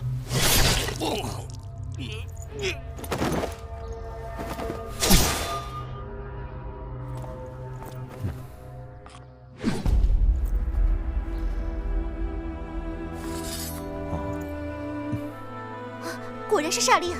他就是煞盟的人。他们好生嚣张，在北域地界竟敢杀我洛家人。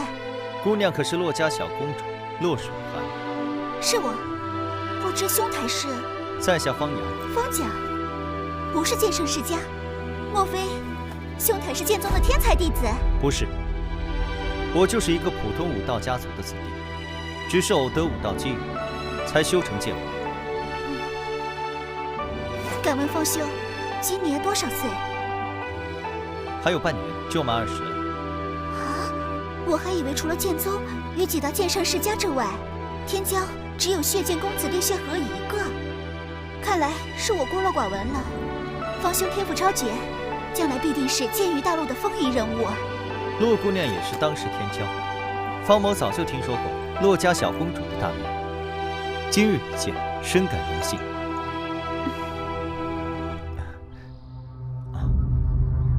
洛姑娘，你对于这个煞盟知道多少？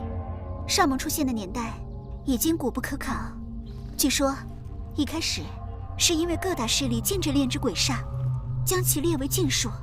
一些暗中炼制鬼煞的人，受各大势力排斥、追杀，不得不抱团取暖，这就是煞盟的由来。但是，后来许多被通缉的大盗，甚至是各大势力受排斥的人物，都纷纷加入煞盟，使得煞盟越来越强大，逐渐发展成为了一个能与几大剑圣世家抗衡的庞大组织。煞盟的人想杀洛姑娘，说明他们还接杀人的任务。不只是杀人的任务，加入煞盟之人，都是世间恶人，可以说是无恶不作。以前他们面对几大剑圣世家还比较收敛，现在越来越猖狂了。我怀疑我们洛家有人与煞盟勾结，甚至暗中加入了煞盟，所以那人才会说是洛家有人让我死。不知道我被煞盟介绍，究竟是谁想我死？方兄在想什么？啊，没什么，只是突然想到些事情。我现在与煞盟该是结仇了吧？方兄是剑王强者，只要不是剑圣强者出手，煞盟也难以奈何得了你。不过，煞盟是有剑圣强者存在的。方兄如果想今后安全，可以随我一同去洛家。北域洛家欢迎天下英杰加入。到了北域洛家，纵然是煞盟剑圣，也不敢放肆。加入洛家，以方兄的天赋，能够修炼我洛家的剑圣级武学，将来成为剑圣强者，也不在话下。在外面，可是学不到剑圣级武学。我还有些事情要做，洛姑娘的邀请，我会考虑的。再过几个月，我洛家将举行世剑大会，整个剑域大陆的天下英杰都可参加。方兄如果有空，可以去参加。整个剑域大陆的天才人物汇聚，这是很难得的机会。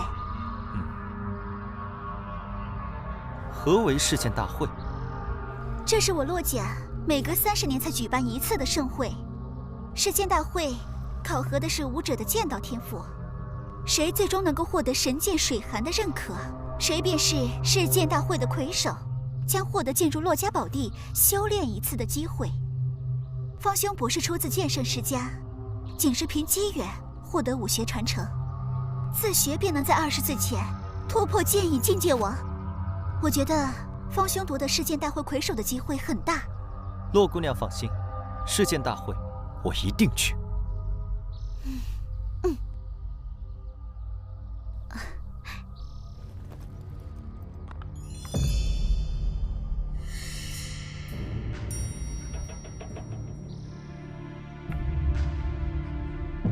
杨儿，没想到几年不见，你的修为连我都看不透了。看来这次你去吕家修为大涨啊！啊，对了，吕思明怎么没和你一起来？舅舅，吕家事务繁多，吕大哥有别的事要处理。对了，我刚来之时，听门人说你辞去了家主之位。哎，我老了，实力也不如从前了。正好你堂哥方力行从苍浪宫学成归来，为人正直，我便退位让贤了。那方金红等人再有姿势吗？老实多了。样儿，你此次来是有事吧？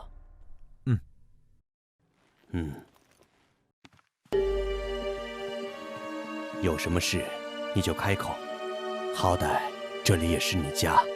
娟儿此次前来，就是要问一事：舅舅和妹妹可曾把吕大哥的身份告知其他人等？我和贤儿从未对外人透露过此事。方青红等人大战过后，就被支去家族偏远之地，想必也无法泄露。不过，要说还有知晓，那就只可能是他了。何人？苍浪宫林道平。那日决斗，你的招式他都看在眼里，一般人看不出，但苍浪宫的林道平不可能看不出你的招式出自西域吕家。你许久未曾回家，这次回来怎么说也得住一晚再走。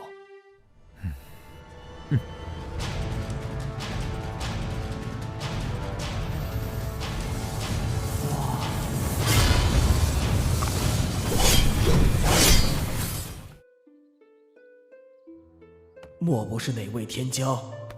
苍浪宫恭迎剑王强者大驾。林道平在哪？我找他有事。林师兄居于浪花谷，常年钻研草药。我现在就带剑王前去浪花谷。带路。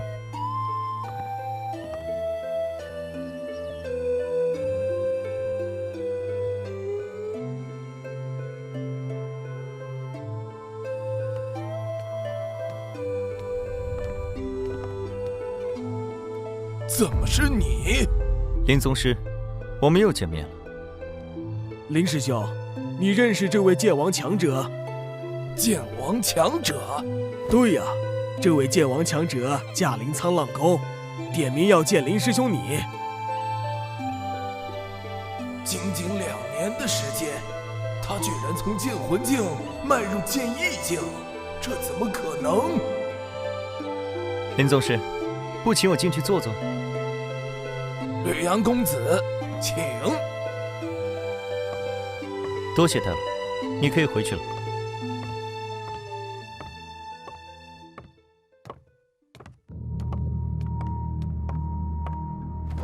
不知吕阳公子找林某何事？请坐。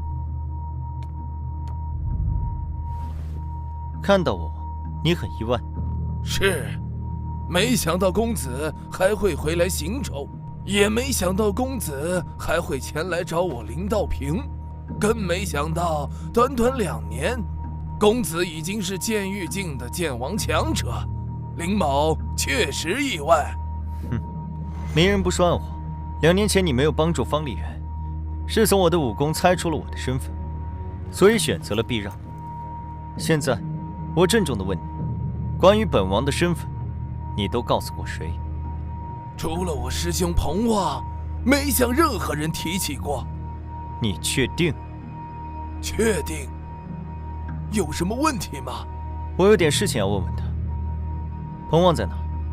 我师兄年岁已高，久不行走江湖，近几年一直隐居在飞浪峰，教弟子。方丽媛是我师兄的弟子，他武功被废，我怕我师兄动怒，对公子不利，这才向他告知了公子的身份。带我去飞浪峰，找一找你师兄彭旺，他有没有问题，我问问便知。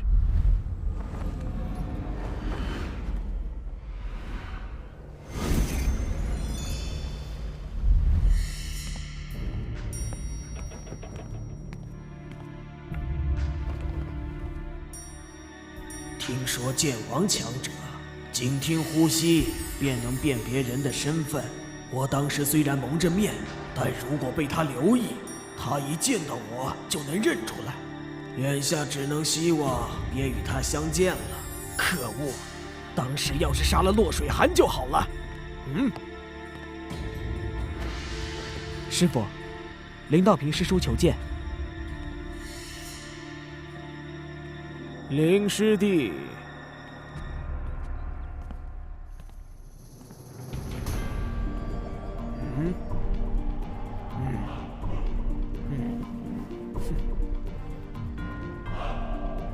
看来这次算是来对了。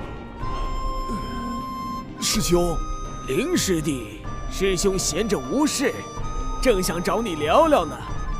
这位公子是？他就是我跟你说过的那位吕阳公子。2年前回了西域吕家，现在又来到行州了。吕阳公子天赋出众，短短2年时间便已是剑王强者了。原来是吕公子。2年前，林师弟就跟我说起过你，说你是天下少见的武道天才。当时我还半信半疑，没想到短短2年时间，吕公子已成剑王强者，当真是惊世骇俗，令彭某大开眼界。彭先生，我们又见面了。我有个问题，想请彭先生回答一下。我们见过面吗？吕公子有什么问题，尽管问，彭某知无不言。关于我的身份，彭先生都跟谁说过？林师弟告知吕公子的身份后，我就放弃了为方丽媛出头的念头，并且将方丽媛逐出了沧浪宫。天地可见，我没向任何人提起过。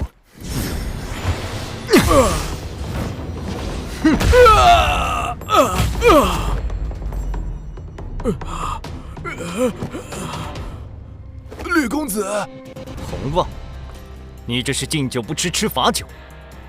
哼！你是煞王的人，你以为我不知道？煞王？不，我不是，吕公子，我也没跟别人说过你的身份，真的没有。公子息怒，我师兄年岁已高，气血开始衰败，经不起打了，请公子手下留情。看来你不知道，我返回西域吕家的途中，遭遇了煞盟的劫杀。吕思明为了救我，命丧黑风岭。有人向煞盟透露了我的身份，不是彭旺，难道是你不成？不，当然不是我。2天前，我路过元苍山脉时，已经跟彭旺见过面了。当时他蒙着脸，和煞盟的鬼煞操纵者一起，但我却记住了他的气息。刚才我一眼便认出是他。你说我在黑风岭遭到劫杀，与他有没有关系？说吧，你将我的消息都透露给了谁？我不能说。敬酒不吃吃罚酒，看来不给你来点狠的，你就不知趣。哼！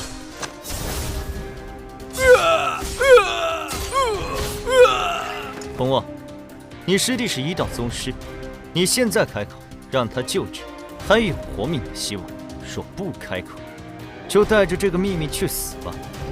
总之是煞盟的人害我，没有你，我一样能够把幕后黑手找出来。我说，说说吧，你把我的身份告诉了谁？别再给我耍花样，我不会给你第2次机会。飞燕庄庄主燕凤来。燕凤来是什么人？飞燕庄是云州一个剑王势力，飞燕庄主燕凤来是剑意境剑王。剑王？他什么年纪？具体修为？燕凤来30余岁，突破剑意境，成为剑王已经10余年，没听说他在剑意境的修为有提升，应该还是剑意境初期。吕公子，你若是要去飞燕庄，还请谨慎。燕凤来是最普通的剑王，对于李公子倒是威胁不大，但燕凤来的情夫向飞鹰却是凶名显赫，不是一般人物，遇到了得当心。向飞鹰又是哪方势力的剑王？向飞鹰是个独行客，不属于任何势力，在整个北域都有很大名声，是一名剑意境后期的剑王，速度无双。他常去飞燕庄，与燕凤来的关系人尽皆知。公子初成剑王，遇到向飞鹰，恐怕会有一定的危险。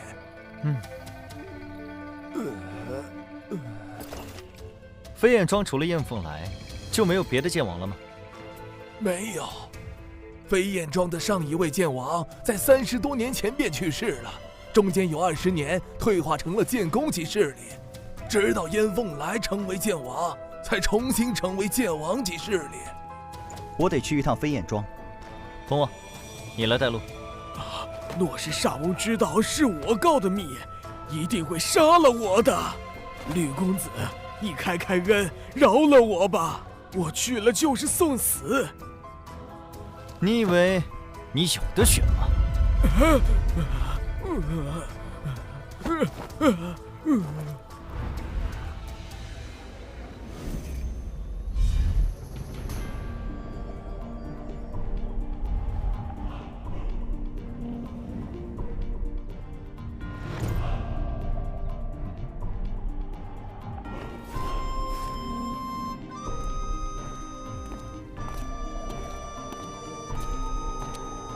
赤血阎罗，雪见公子。准备好了没有？一切都已准备妥当。公子，属下不仅找齐了所需的异兽之血，还意外获得了3株千年血玉枝，连同其他灵药都泡在血池中，祝公子一步登天。做得好，鹰王，办事有长进啊！哈哈，应该的，应该的。去血池。公子请。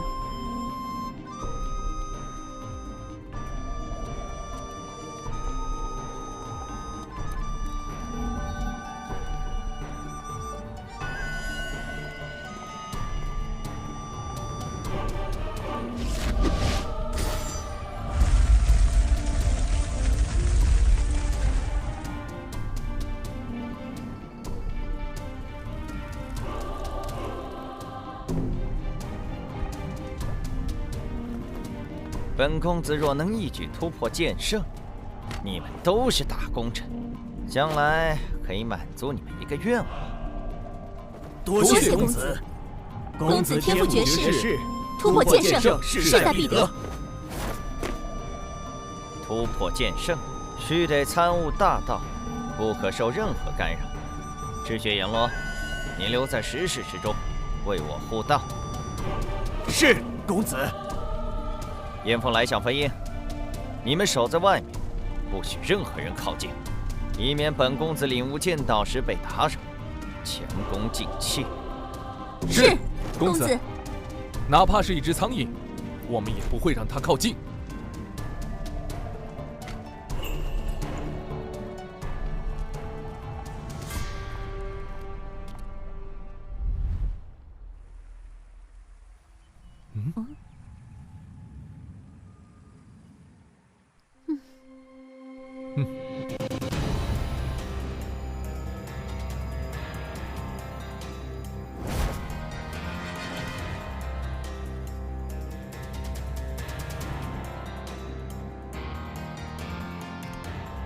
这位公子直奔我飞燕庄而来，有何贵干？我叫李阳。哼。燕庄主，看到我很意外。若是知道你2年前的修为，任何人对于现在的你都会感到意外。不知燕庄主能否跟我说说，2年前黑风岭的劫杀究竟是怎么回事？沙蒙为何要杀我？你是吕神通的儿子，自然会有人想要你死。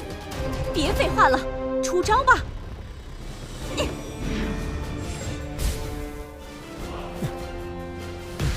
不见棺材不落泪。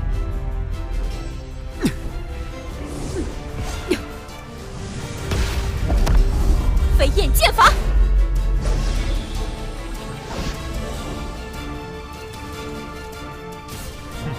飞鸿剑法。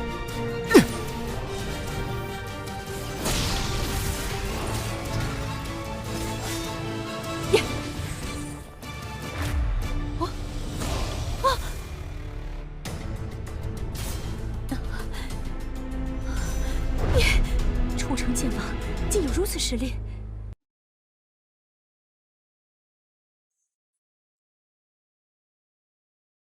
飞天鹰王向飞鹰，哈哈哈哈哈！看来本王威名远播，你这个初入江湖的新晋剑王，也知道本王的大名。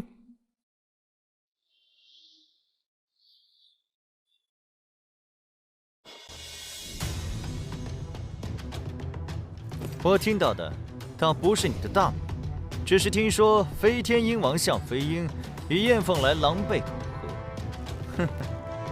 你们的风流韵事，的确是大名远播。小子，别以为成为剑王就可以嚣张狂妄。剑意境初期的剑王，本王又不是没杀过。2年前你就该死，侥幸逃过一劫。现在本王就送你下黄泉，看看谁还能救你。哈哈哈哈哈！本王的飞鹰13击，看看你小子能够接住几剑。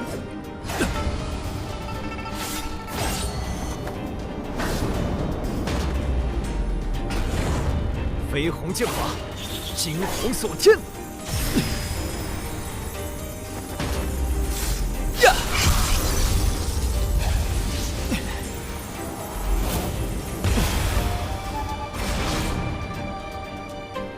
第2剑。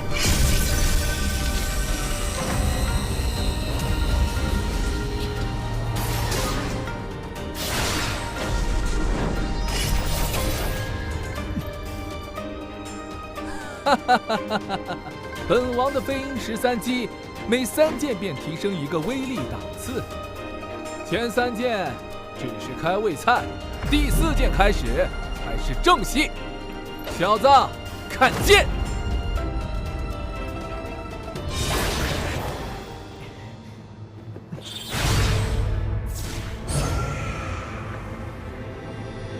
哈哈哈哈哈！看你能夺几剑！第5剑，第6剑。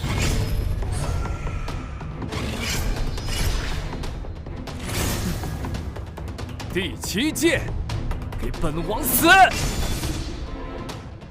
赤铜剑体。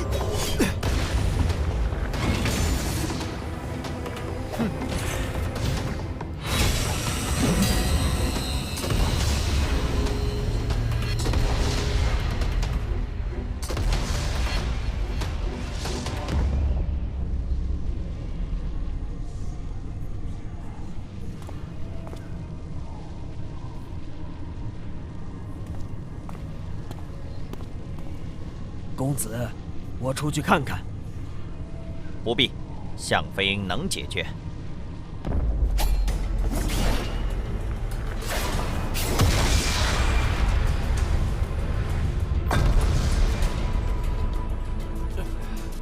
好小子，竟然同时将3门剑王级武学修炼到了如此境界，你的天赋倒真是令人震惊。可惜，今天必死无疑。还有6剑，看你要如何挡！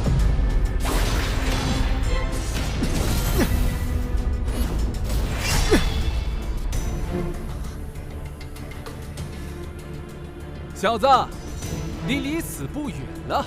哈哈哈哈哈哈！第12剑。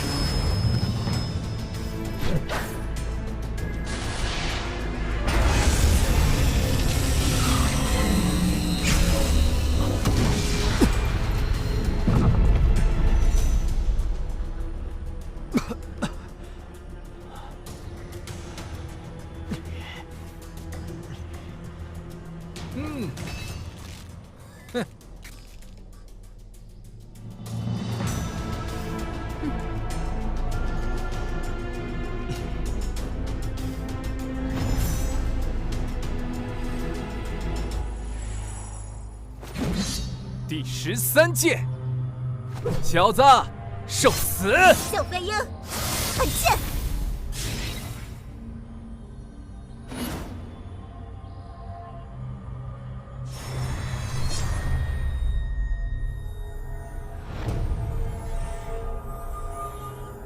陆家剑王。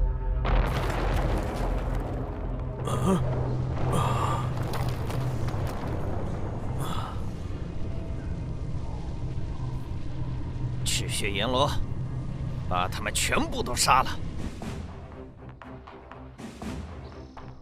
落月河，冷月仙子落叶河，还好有血剑公子和赤血阎罗在，只是向飞鹰弱败，血剑公子突破剑道姓氏，必受到打扰，我们恐怕也免不了责罚。方兄，你也在此？是查少谋查到了飞燕庄吗？陆姑娘，我正是为上王。年纪轻轻，竟然是剑意境剑王。姑姑，他就是在云苍山脉救我的那名剑王方阳公子。原来是方阳公子，真是英雄出少年。多谢你对水寒出手相救。正好路过，举手之劳而已。我不是向飞鹰的对手，交给仙子对付，如何？没问题。向飞鹰徒有虚名，拜他不难。还请方公子看出燕凤来，别让他跑了。仙子放心，有我在，燕凤来跑不了。落月河，你也不怕风大闪掉了大牙？本王走到今天，什么样的对手没见过？哼！本王在北域叱咤风云之时，你还在你娘怀里吃奶呢，竟敢瞧不起本王！找死！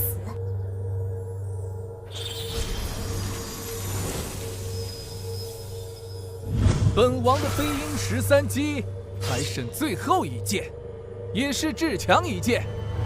落月河，我倒要瞧瞧你能不能接本王这一剑！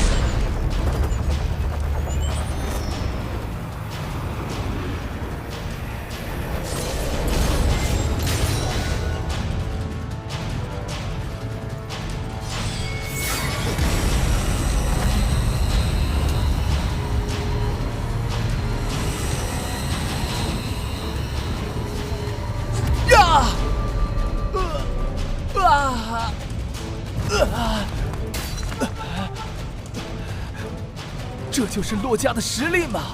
这一招就破了我的飞鹰13击。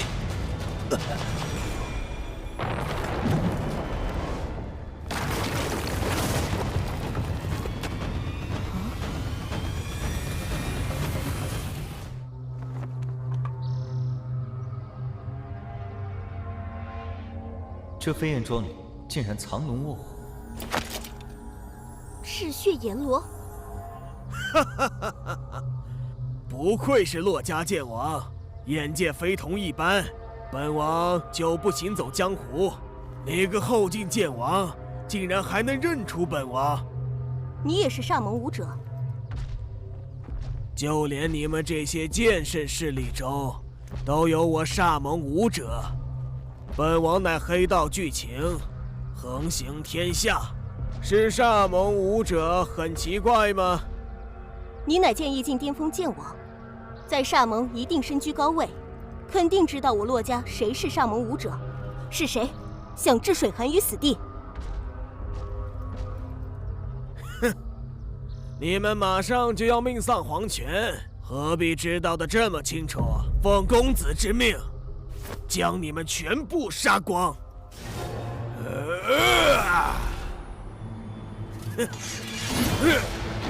公子，这世上能命令赤血阎罗切除黑道，莫非血剑公子厉血河也在这里？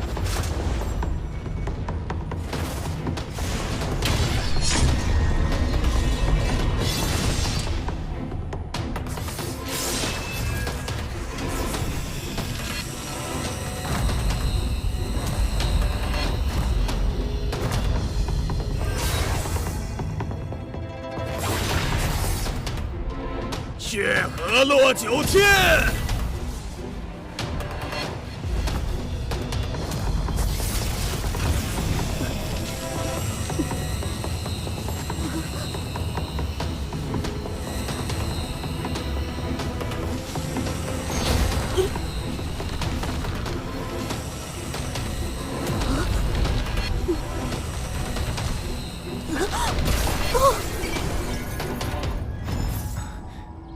没办法了，只能用它了。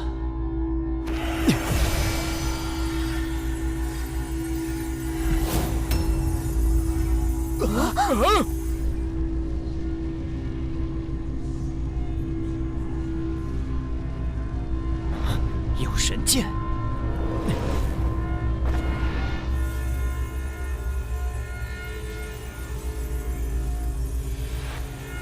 赤血阎罗是吧？现在我就送你下黄泉，变成真正的阎罗，借我一剑！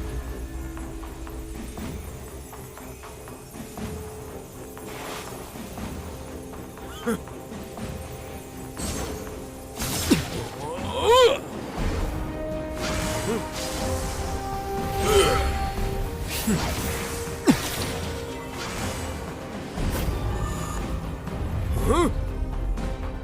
公子救我！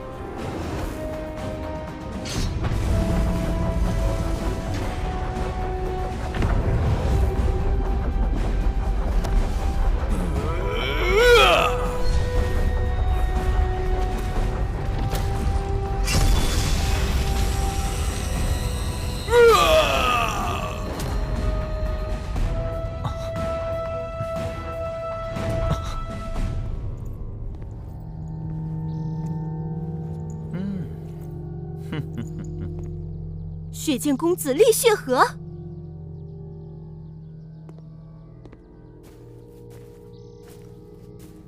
没想到这北域云州竟然能遇到一位天骄。你是华宠，还是楚言，还是吕天？我不是华宠，也不是楚言，更不是吕天。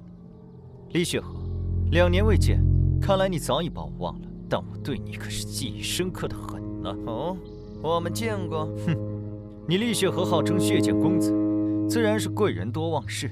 2年前在血雨蛮荒，阁下对我的好意，我可是一直都记在心里。竟然是你！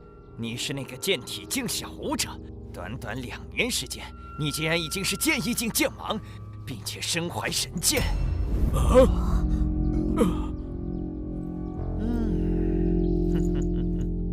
没想到之前遇到的一只小蚂蚁，今天却成长成了一名剑王，的确是令本公子意外。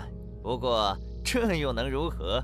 即便你已成剑王，本公子要杀你，你依然只有死路一条。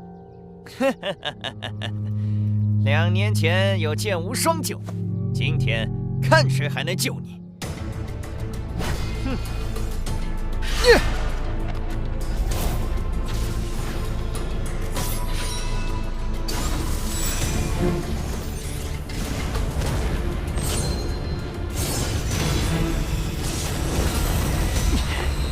你手中神剑是桃神还是暗灵？桃神剑是也，我有神剑在手，李雪河也奈何不了我。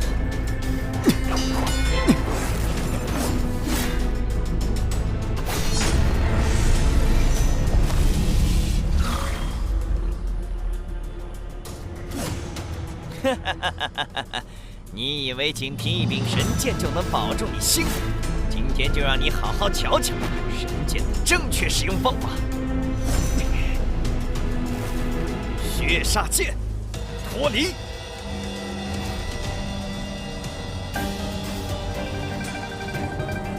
这才是血煞剑的真正形态。小子，你要么与桃神剑脱离，让桃神剑现出真正形态，与之对决；要么就与桃神剑融为一体，在2柄神剑的交锋中活活震死。血煞剑，给我斩！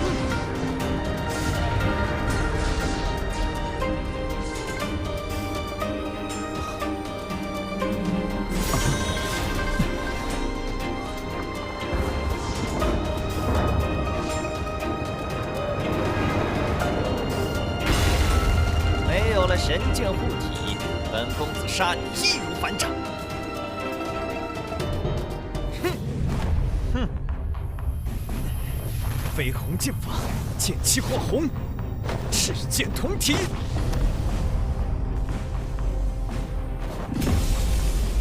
啊！西域李家功法。嘿！哈！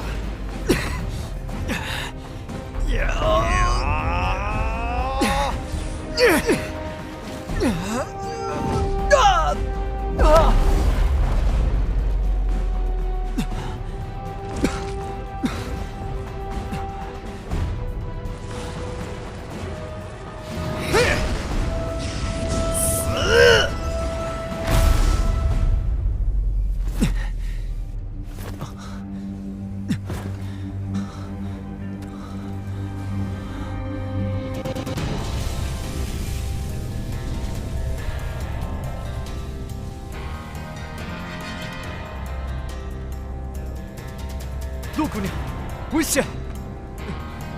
方兄上次救我一次，这次我也救方兄一次。剑宫境的蝼蚁也敢阻我？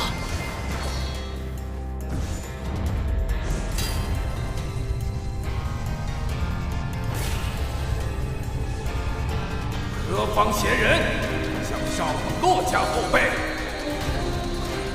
这是剑圣烙印。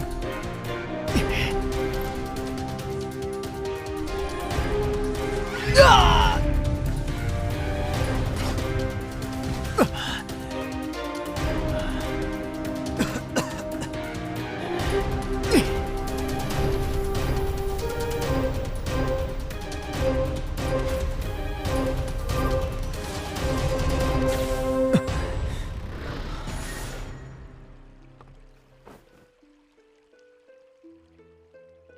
乐姑娘，这剑圣烙印是什么东西？是剑圣强者用自身剑道本源凝练出来的一道印记，里面有着剑圣强者的剑道力量。我身上的剑圣烙印是我骆家剑圣骆宏远老祖所留。难怪李雪河连一个照面都挡不住，可惜没能将李雪河击杀。李雪河哪那么容易死？不说血剑老人，也可能在李雪河身上留下剑圣烙印，仅是他拥有神剑血煞。在生死相关之际，神剑也会护住，借助神剑之力，足够他逃出升天。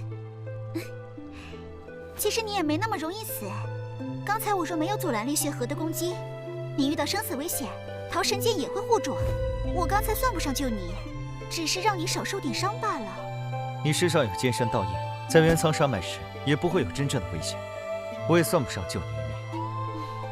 你不懂剑圣道印的珍贵，剑圣强者每分出一份剑圣道印，就是一次修为的退步，而且每动用一次，消耗都极大。对我而言，剑圣道印就像性命一样宝贵。那就谁也不欠谁了。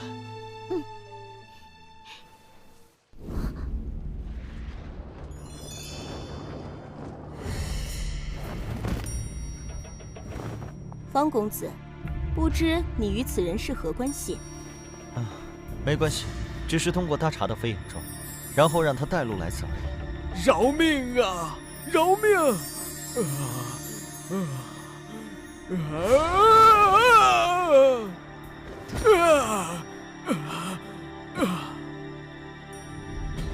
你已经查出在苍原山围攻你的人都是谁了？我们先是找到了台州黑剑宗的穆天风，从他口中得知了其他人的消息，顺路解决了几个，便先来飞燕庄了。就剩下彭旺，本来打算从飞燕庄离开之后，再去咸州苍老宫找他，现在正好免得我们再跑一趟。说吧，骆家是谁与煞盟有勾结？谁想置水寒于死地？怎么，想跟彭旺一起死？我不知道，我在煞盟也只是小人物，只是通过向飞鹰和煞盟联系。你们骆家若有煞盟之人，必然在煞盟地位非凡，那是我能够接触，就连向飞鹰恐怕也未必知晓，除非你刚才将赤血阎罗或者是谢剑公子留下，他们才能接触煞盟的核心人物。不管你所言是真是假，跟我们到骆家走一趟吧。方公子，你来飞燕庄不知有什么事情，随便问吧。我与水寒回避。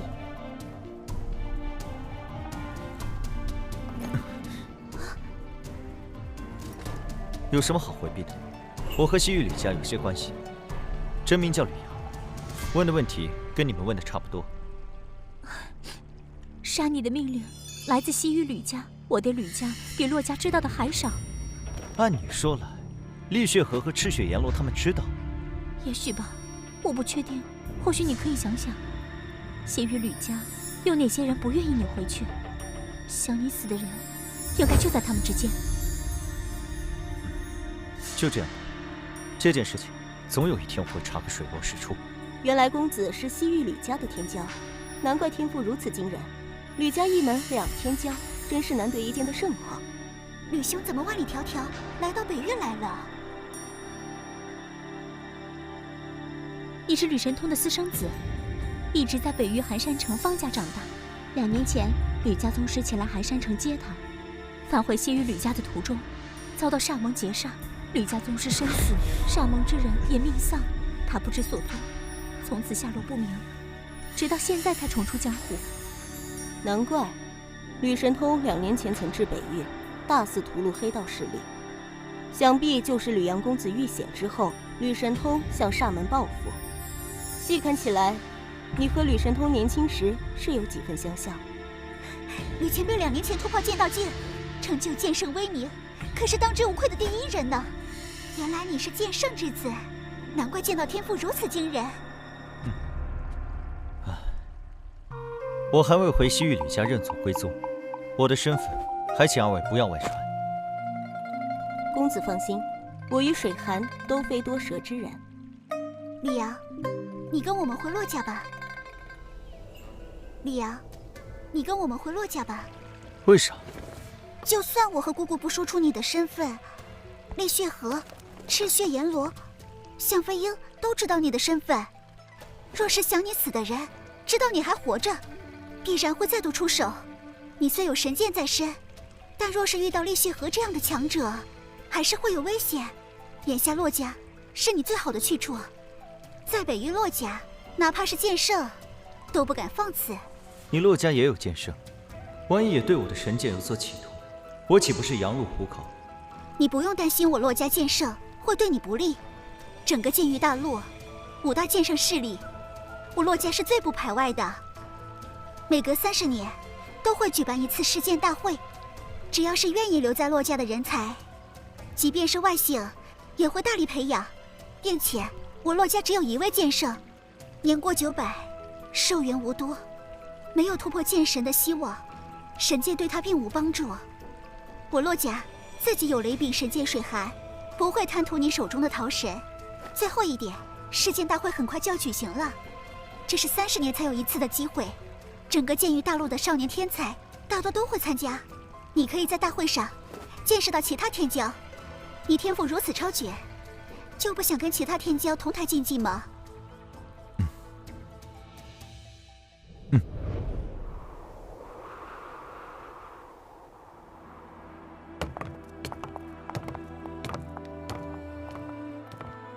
世剑大会还有2个月左右便会举行，你就住在这梅园区，那里是听雪阁，我就住在那里，有事随时都可以去找我。那就套上贵府一些时日了。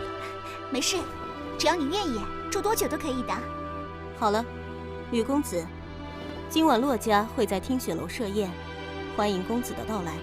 你先休息，到了时间，我会让人来请公子前往。多谢。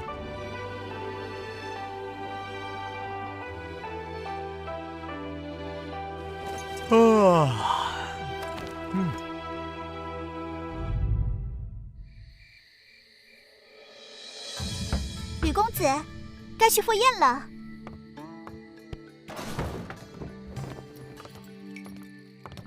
你说要我们别将你的身份外传，我和姑姑没有告诉任何人，就连我父母也不知你是吕神通之子。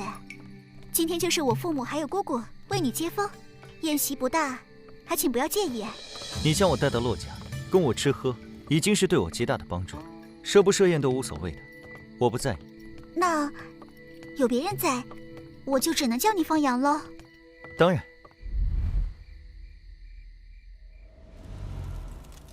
欢迎方阳来我们洛家做客。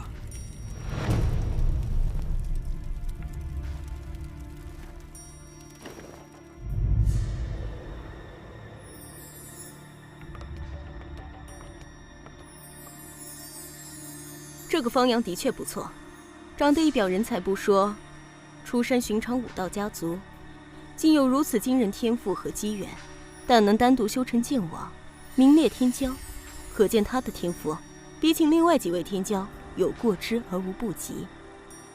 他不是出身剑圣势力，反而是他的优势，这意味着他可以加入洛家。这些天骄，个个都是剑圣潜力，一位剑圣，客户千年平安。对对对，若能加入洛家，那就再好不过，当属寒儿良配。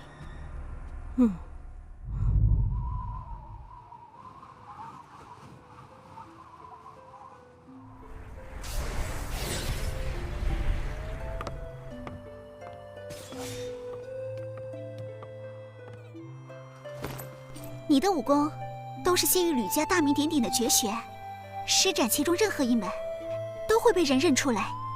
这门星横九剑是流传于北域较广的一门剑王级剑法，不少大势力中都有。你可以学学，动手时用星横九剑，别人自然看不出你的来历。这正是我需要的东西，沈寒，太感谢你了。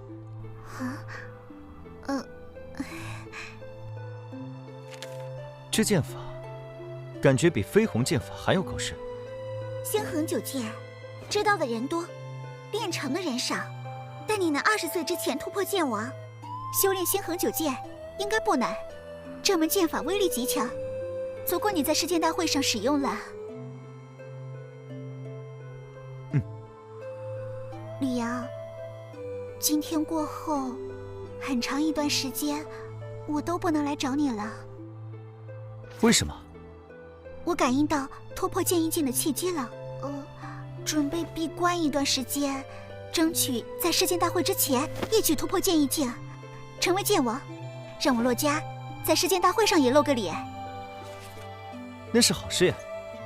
加油！祝你早日突破剑王。你继续修炼，我先走了。这些天，他天天来，我已然习惯了。可一想到他明日不来，我心里倒是有些空落落的感觉。以后，要是能一直有他陪在身边就好了。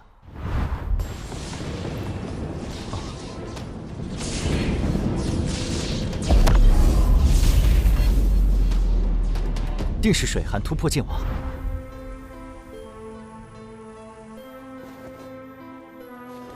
水寒，你成剑王，便可修炼我洛家剑神先祖留下的至强武学。你上前来，我将这3门武学直接烙印于你脑海，日后你认真修炼。多谢老祖。我不知还能坚持多久。水寒，你要努力修炼，争取在我寿终之前突破剑道境，成为剑圣，护我洛家。老祖，你一定能活得久久的。能活得长久一些，自然更好。但剑圣寿元最长也只有1000年，洛家未来还是要靠你。这3天好好参悟一下冰皇圣剑经，争取在世剑大会上获得水寒剑的认可。水寒告退。在洛家出现新的剑圣强者前，我必须用尽一切方法，活得更长久一些。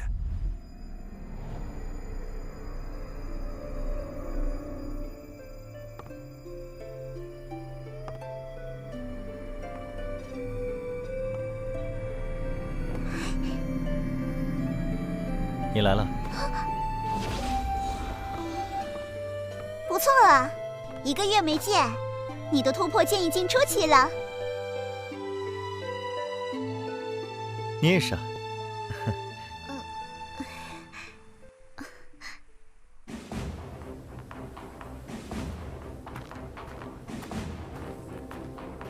我猜，肯定是神剑公子，年仅18岁便突破剑王，短短10年不到，就已经修炼至巅峰剑王，有望30岁之前突破剑圣，当有剑神之姿。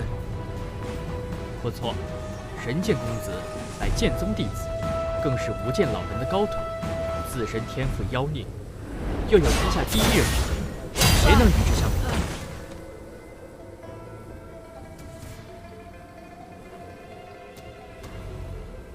东域画家，剑圣强者华云海，重剑公子华重道。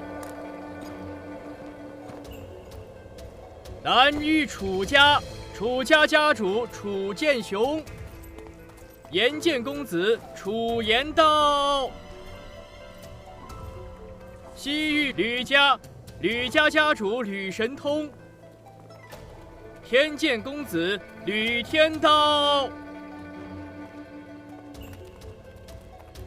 中域剑宗，剑宗副宗主白玉秋，神剑公子剑无双刀。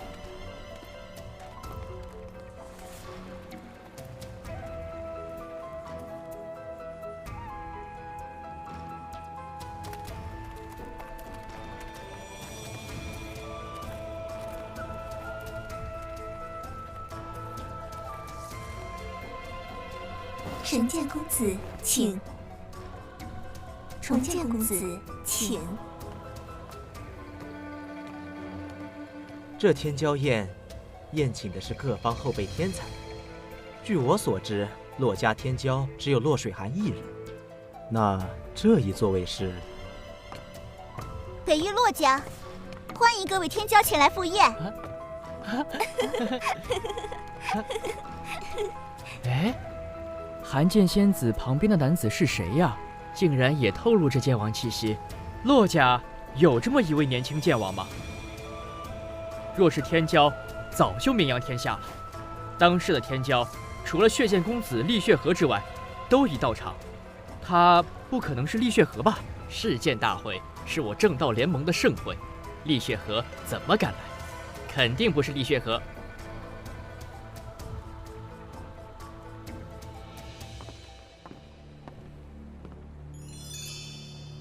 水寒见过神剑公子、重剑公子、炎剑公子、天剑公子。这位是方阳公子，我北域武者，年未满20，变成剑王。在下方阳，见过神剑公子、重剑公子、炎剑公子、天剑公子。寒剑仙子，我们见过吗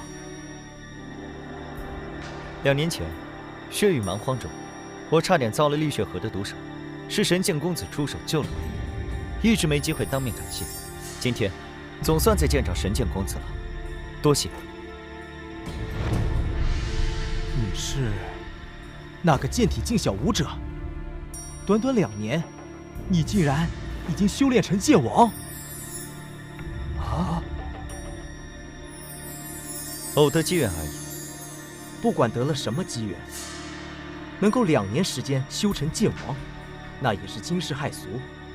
你自身的天赋潜力肯定很不一般，不在我之下。神剑公子过誉了，我一直以公子为榜样。那我可得努力了，否则很快就会被你追上了。方阳公子，你看我时目光也异于平常，难不成我们曾经也见过？没有，我从未去过西域，只是久闻天剑公子的大名而已。啊？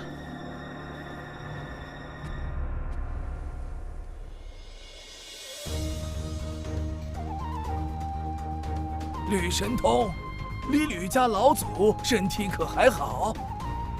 劳洛老祖挂念，我吕家老祖身体还好，只是不愿走动，开始闭门幽居了。你吕家后继有人，吕天桥可以安心当放手掌柜了。哪像我，年纪比他还大，还得为家族操心。洛家有寒剑仙子，突破剑圣，应该用不了太长的时间。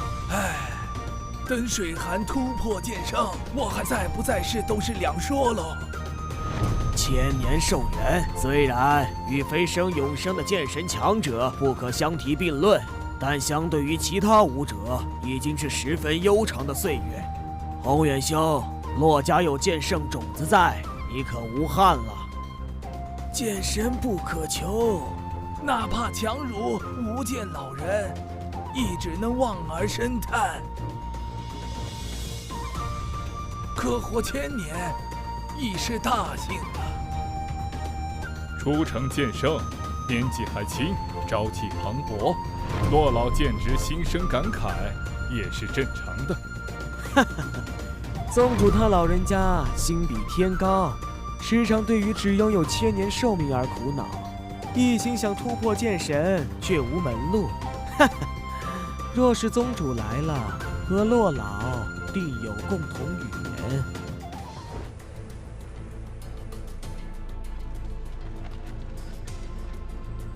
无剑老人若是生在现在这个剑道盛世，他的天赋不在剑无双之下，当剑神有望。是啊，像无剑老人25岁变成剑圣，仅100多岁就达到剑道近巅峰，距离剑神仅1步之遥。如此天赋，即使和现在这些孩子相比，也是不遑多让啊。可惜，数百年来，无剑老人一心修炼，却也始终未能突破，甚至为了寻求突破，行走天下，匡扶正道，虽获盛名于世，却未能寻得契机。宗主也自知突破无望，所以这些年来一直隐居宗内。不过，宗主他老人家发掘了无双这个天赋，不在他之下的后辈天骄悉心培养，对无双寄予厚望。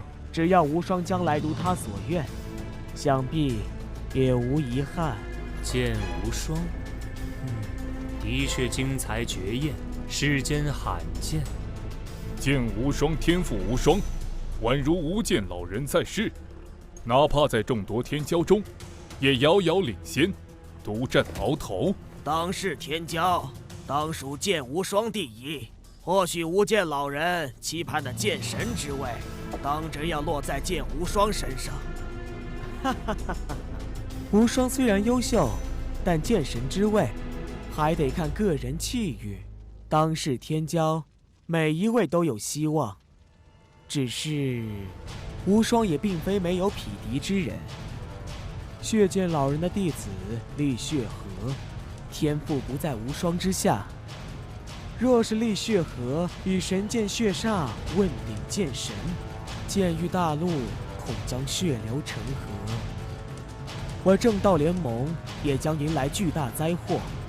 近日煞盟频频活动，江湖很不太平，水寒在北域之中都遭到煞盟截杀。还有这事，煞盟好大的狗胆！他们这是忘了无间老人杀得他们如同丧家之犬，东躲西藏的时候吗？水寒说，厉血河也和煞盟武者在一起。我担心的是，血剑老人恐怕也为煞盟站台，甚至就是煞盟之主。否则，煞盟怎会如此气焰嚣张？煞盟之事，还得我们五大势力联手，互相帮忙。一旦有所发现，就连根拔起。剑宗有3柄神剑，我们4家也各有1柄神剑。血剑老人再强，也只能运用1柄血煞，看他能挡我们几柄神剑。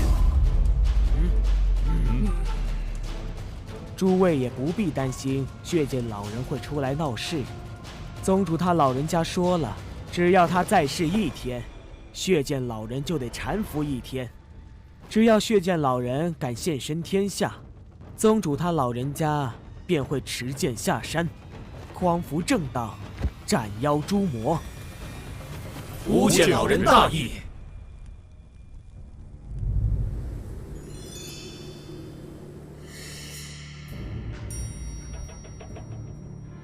我为了突破剑王，被家独自历练，谁知却遭到煞盟偷袭。提起修炼，大家别觉得我天赋最高，其实当年我在剑宗的修行，现在回看也称得上残酷。无双公子所言极是，我当年修炼也是，我跟无双一样，也在成为剑王之后游历四方，效仿无间老人前辈，匡扶正道，斩妖除魔。这些年来，也有几段颇为凶险的经历。听你们这么说，我倒是最为幸福的那一个了。我爹啊，总是害怕我出事，直到我成为剑王之后，获得了神剑天虹的认可，有了神剑护体，他才注重自己的修炼，一举突破了剑道境，成为剑圣。吕家主成就剑圣，名震天下，没想到还是一位慈父，令人钦佩，令人敬仰。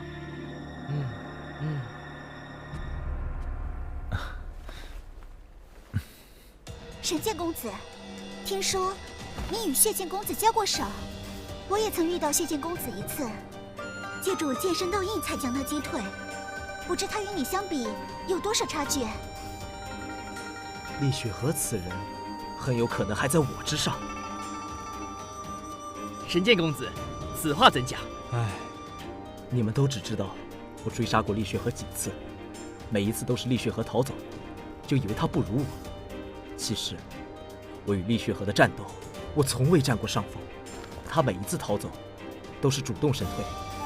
那也不能说明厉雪河在你之上，或许是他知道再战会落败，所以提前抽身而退。你们没遇到过厉雪河，不知他的厉害。我与他交手数次，每一次都是全力以赴，他都从容而退，给我的感觉，他似乎未出全力。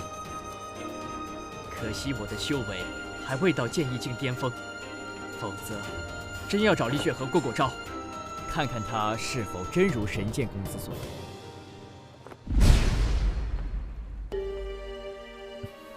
下次再遇到厉雪河，方阳啊，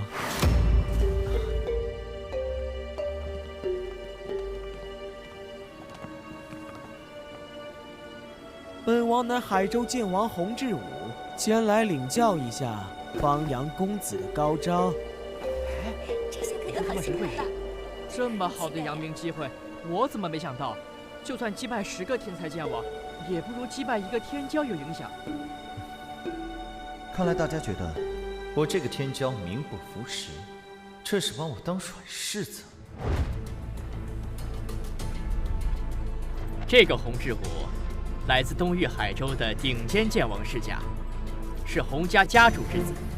23岁突破剑意境，成为剑王；29岁突破剑意境中期，现年30岁。洪家的怒涛剑法很不一般，洪志武的实力在剑意境中期剑王中居于上位。去年曾与我切磋，本公子用了12招才将他击败。方阳，你可要当心，别败在一个普通天才剑王手下，夺了天骄的威名。是啊，普通天才剑王与天骄之间有质的差距，若连一个洪志武都不如，简直让人贻笑大方，怕是没面子再坐在这里喽。天骄代表着未来的潜力，别纠结于一时成败。方公子的实力绝非普通剑王能相提并论，各位尽管瞧好了。我接受你的挑战。哼！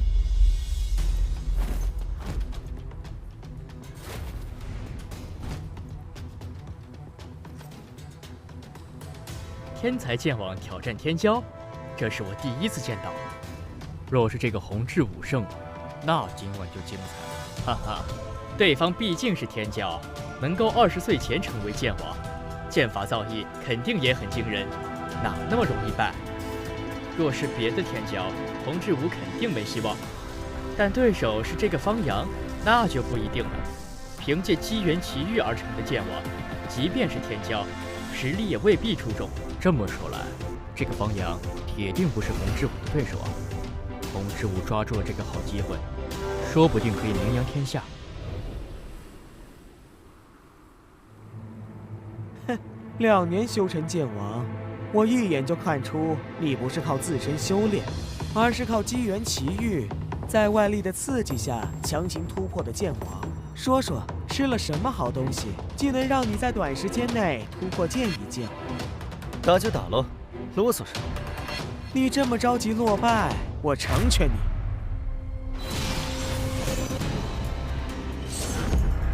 心狠矫健。怒涛剑法。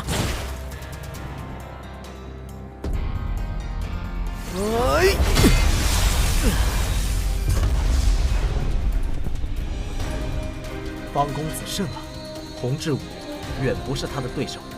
不错，看来他能成为剑王，也不是全靠机缘，而是有着非同一般的剑道天赋，有资格与我等并列。我早就说过，方公子会赢。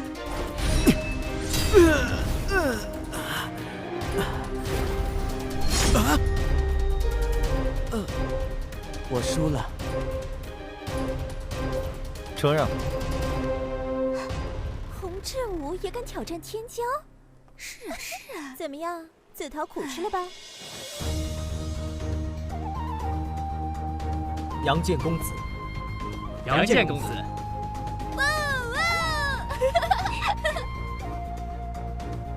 李阳，用不了多久，你的杨建公子之名就要传遍整个剑域大陆了。这些都是虚名罢了，只有成为剑神，才算真正的天下第一。明天的世剑大会，获得水寒剑认可者，真有获得洛家剑圣级武学的机会。这个问题你问过好多遍了。只要能够获得水寒剑认可，便可进入洛家宝地修炼。洛家宝地中不仅有剑圣级武学，听说还有剑神先祖留下的奥秘。只要你运气好，连我洛家剑神先祖留下的好处都能获得。明天我定会全力以赴，看看能不能夺得世剑大会魁首。神剑塔考核的虽然是实力，但并非完全只凭实力高低而排名，关键还要看自身潜力天赋与水寒剑的亲和力。我觉得你的希望很大。这个要到时候才知道。今晚好好休息，我们明天见。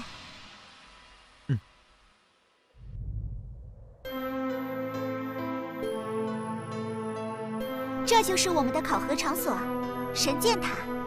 稍后我们都要进入，只有完成考验，才能到上一层。时间越早者，排名越靠前。如果登上第9层，就有希望接触到神剑水寒，获得认可者都是魁首。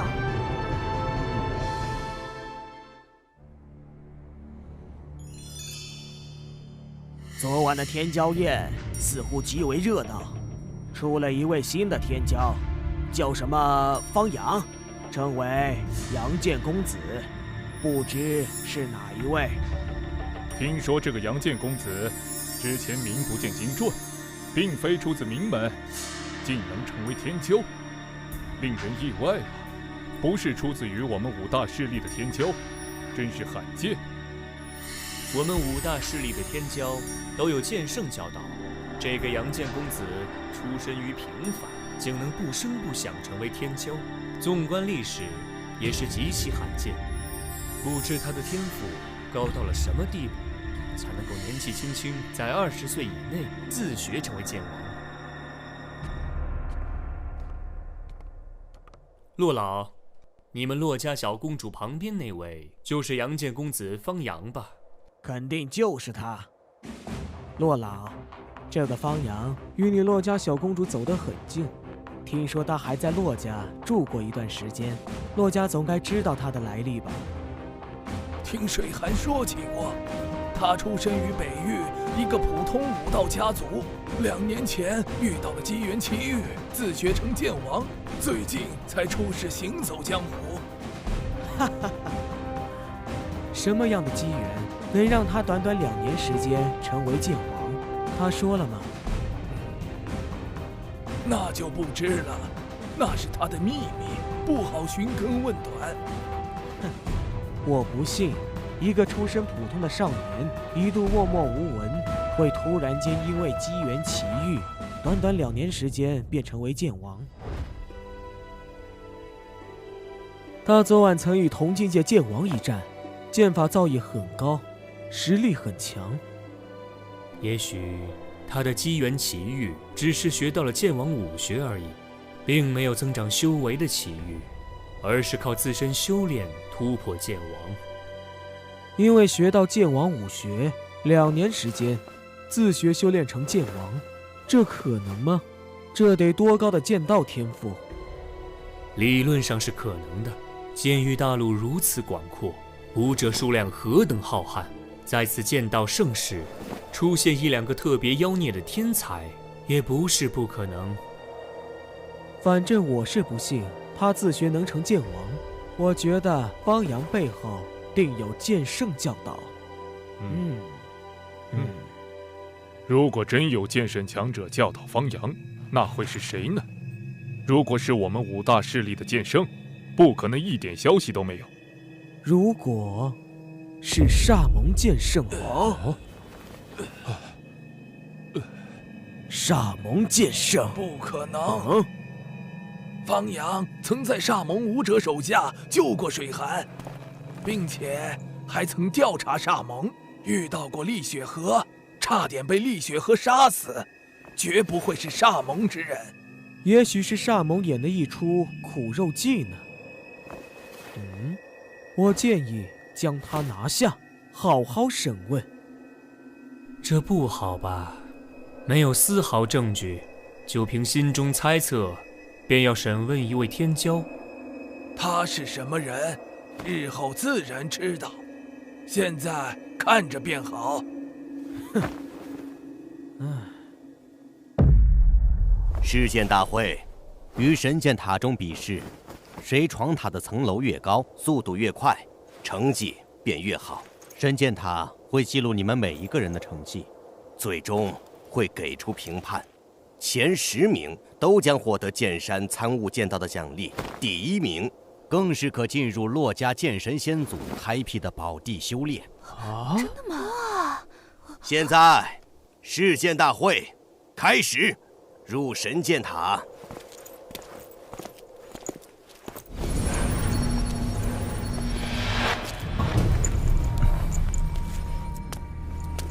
不愧是洛家剑神先祖留下的杰作，真是奇妙。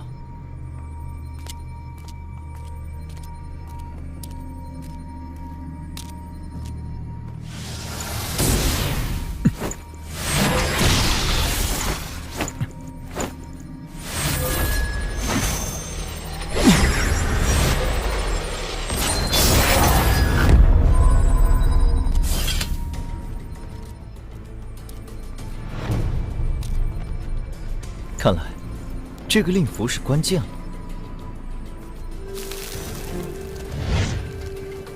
好快的速度，不亚于剑王。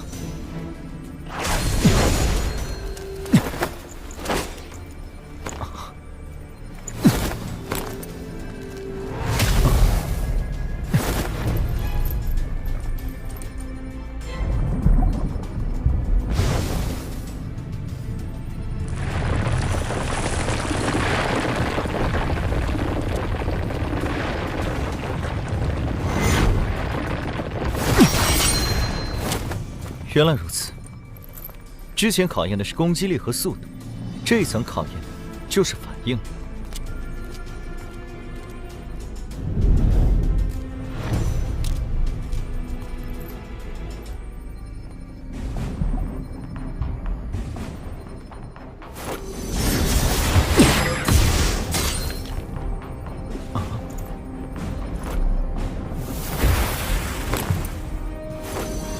心狠九剑。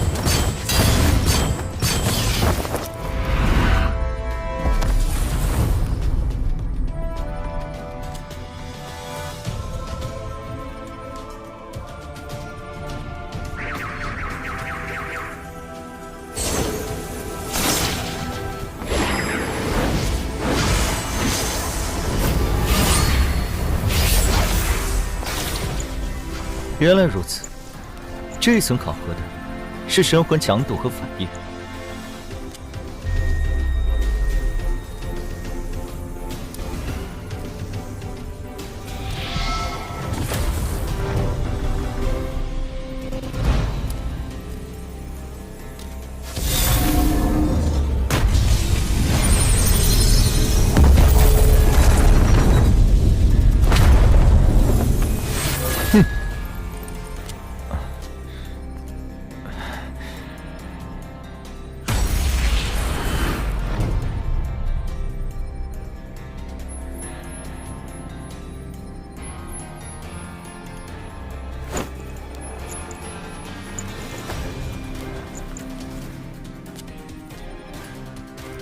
啊！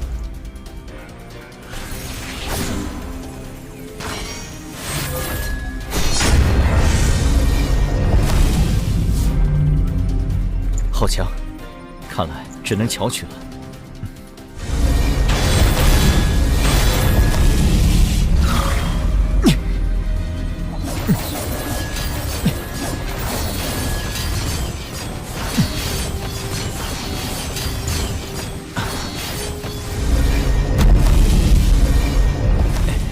这场最后一步了，我绝不能就此结束。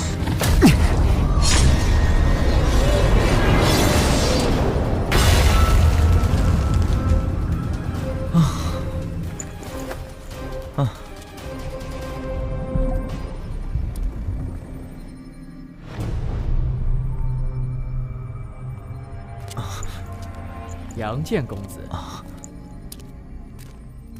没想到是你第二个来到这里。神剑公子，你好快的速度，到了多久？不到半刻钟。前6层考核的是实力，虽然修为不同，面临的考核强度不同，但你不会剑圣级武学，通过前6层的速度定不及我，慢个半刻钟左右很正常。这么说来，第7层至第9层的考验，你通过的时间似乎一点都不比我慢。或许你通过第7至第9层的时间比我还要更短。谁快谁慢不重要，重要的是谁能够获得神剑水寒的认可。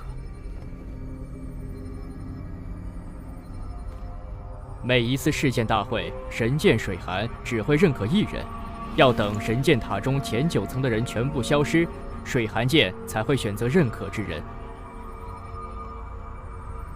虽然我身上已有神剑灵光，但也渴望能够获得神剑水寒的认可，这是我天赋潜力的肯定。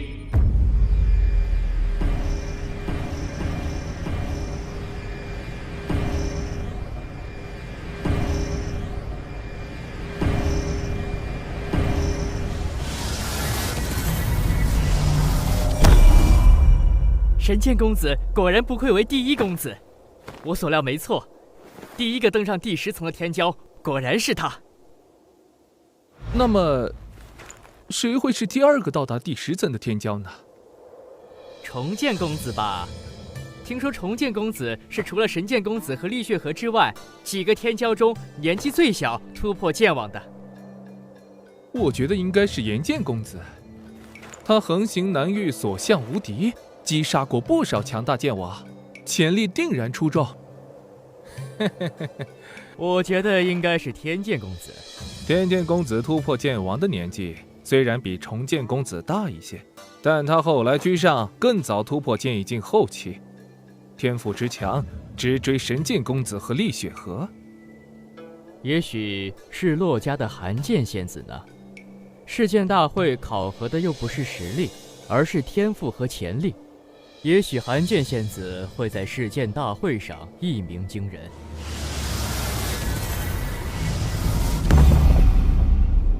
怎么会是杨剑公子？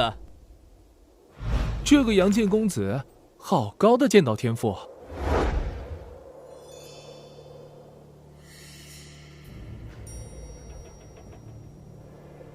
不愧是2年时间便能成为剑王的天之骄子。这个杨剑公子的天赋的确非同一般，在天骄中也是冒尖的存在。可惜天儿还是稍逊一筹。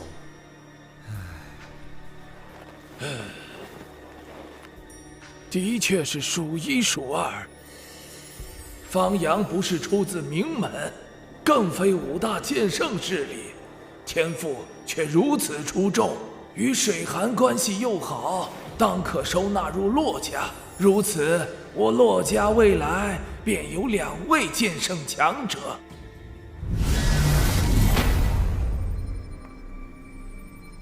竟然是水寒仙子！好，太好了，太厉害了！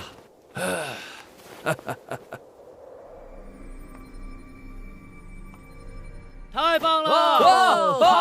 好！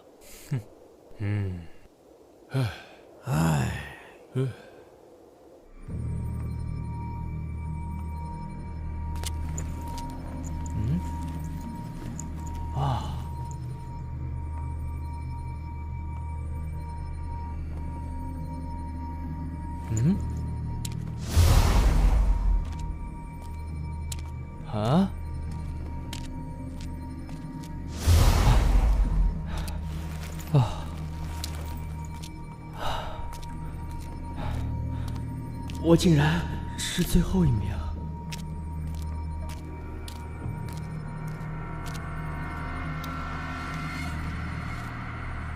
他第几？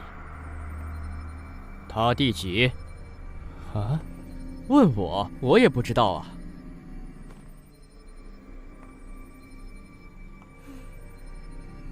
我到的时候，他们就已经在了。啊？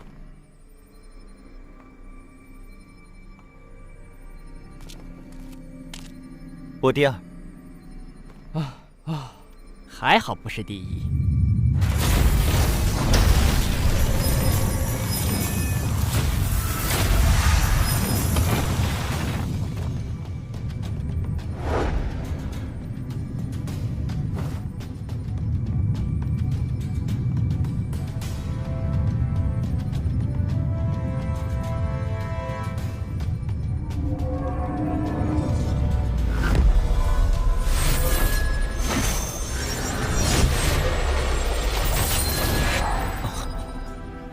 为什么会是他？啊！太好了，水寒剑果然认可了李阳哥哥。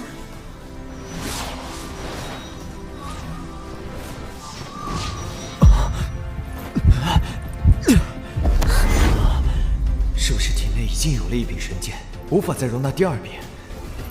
还是说，我现在的修为不够，所以无法容纳第二柄？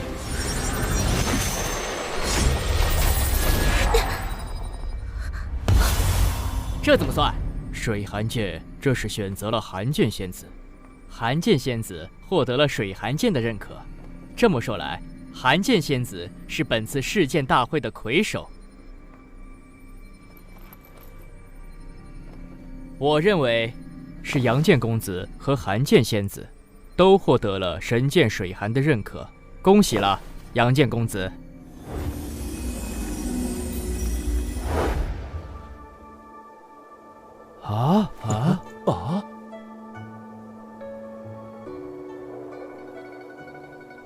为什么水寒剑选择了杨剑公子后，又改变了目标？也许是水寒剑同时选中了他们两人吧，只是先进入杨剑公子身体而已。也许是一开始水寒剑选择了方阳，但进入他体内，发现他的真实天赋其实不怎么样，这才改变方向。这样的话，方阳还算是世剑大会的魁首吗？当然算，不管什么原因，总之水寒剑的第一选择是他，他就是本次世剑大会的魁首。各位没有意见吧？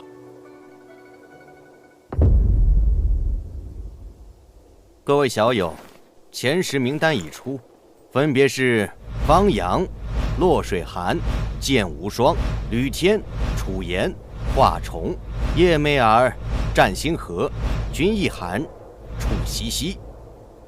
叶媚儿、战星河、君一寒皆为剑宗天才弟子，再加上剑无双，剑宗弟子在前10之中几乎占据了半壁江山，足见剑宗强大。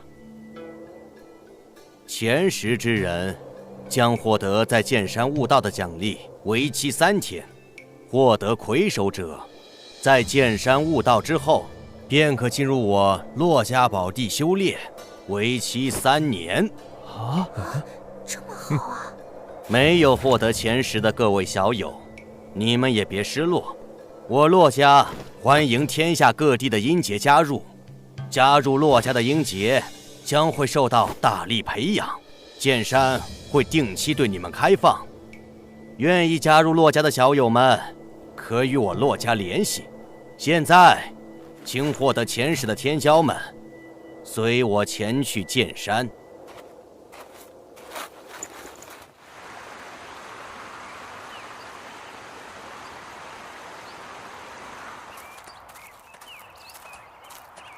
此为剑山，剑气笼罩区域，除了剑圣强者，任何人都不能踏入。在剑山之上有10个安全区域，没有被剑气笼罩，武者可以在安全区域中领悟剑山所蕴含的强大剑道。好了，大家请自便吧。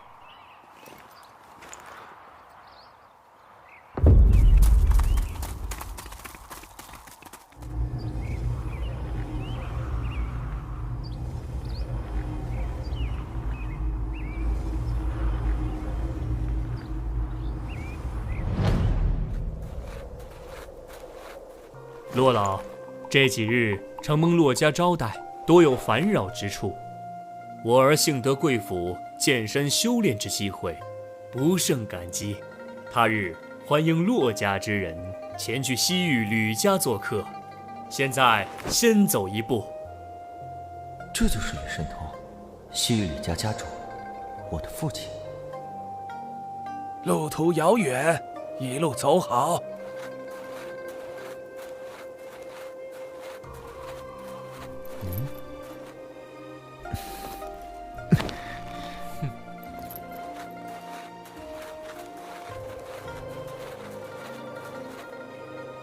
这是我洛家宏远老祖。晚辈见过宏远老祖。老祖，方阳小友，在剑山之上修炼的如何？很好，承蒙贵府宝地修炼，令我的剑意领悟，在短短3天内已经更上一层楼。你天赋出众，能在剑山短短3天便有所收获，进入宝地修炼3年，定然会有更大的收获。借老祖吉言。打开宝地封印，带他俩去宝地修炼。是，你们2个跟我来。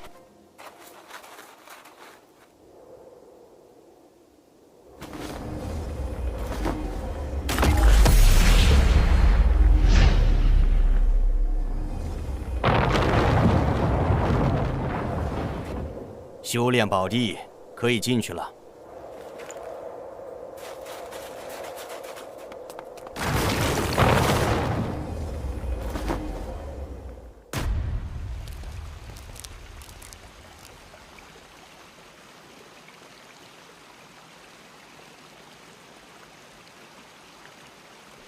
哇，这就是你们洛家剑神先祖的雕像。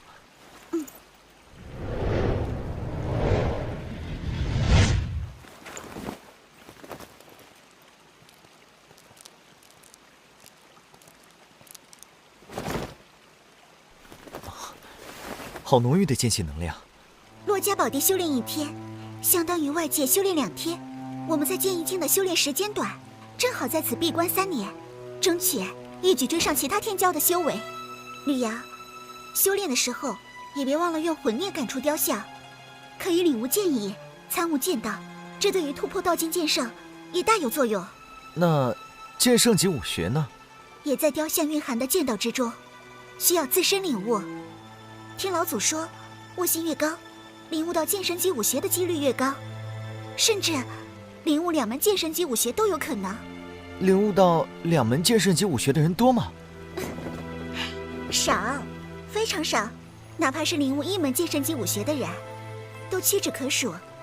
后来，都成为了剑圣强者。历史上领悟到2门剑神级武学的人只有1个，那个人跟你还有渊源。哦，是谁？金鸿剑神吕金元，是你吕家先祖剑神。3000年前，他年轻时参加世剑大会，也曾获得魁首，进入这里修炼。我吕家先祖剑神竟也在此修炼过。每隔数千年，剑域大陆才会出现一次剑道盛世。每当剑道盛世，就会出现新的剑神之位。最近一位登上剑神之位的无上天骄，便是3000年前你吕家先祖金鸿剑神。上一个登上剑神之位的，是我洛家先祖边黄剑神骆冰云，时间是6000年前。既然以剑神为目标，那就必须和先祖金鸿剑神一样，领悟2门剑神级武学。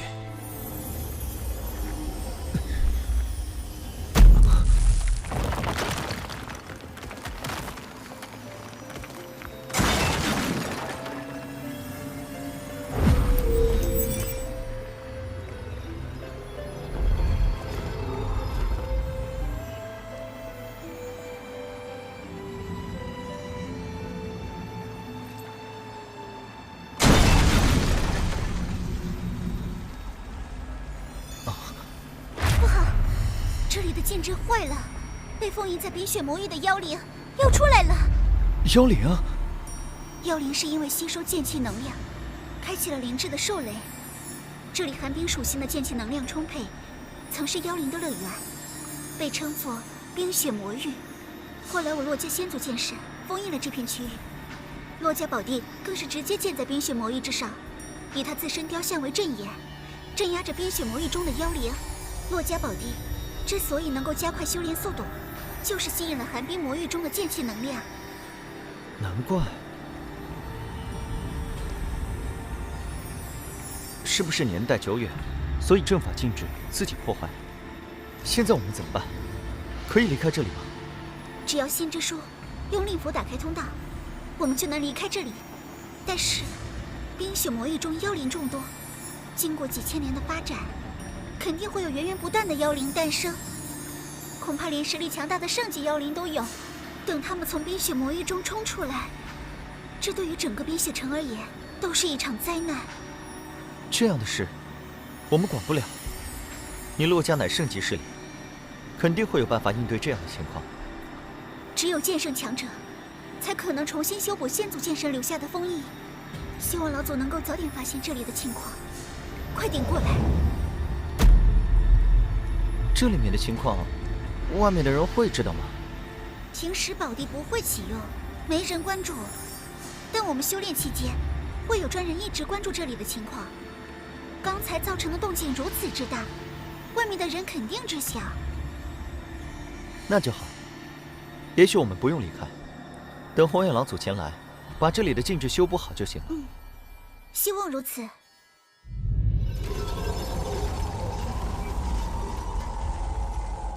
你在这里继续看着，我去禀告副家主。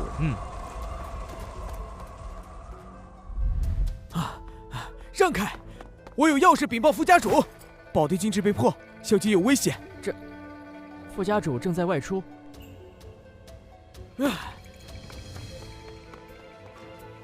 老祖不好了，大事不好了！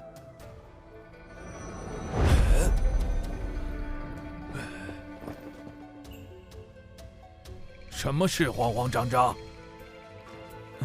老祖，宝地禁制出现了破坏，冰雪魔域的封印被打开了2条通道，通到宝地空间了。什么？星之呢？有没有去打开通道，放水寒2人出来？副家主外出了，不在府中。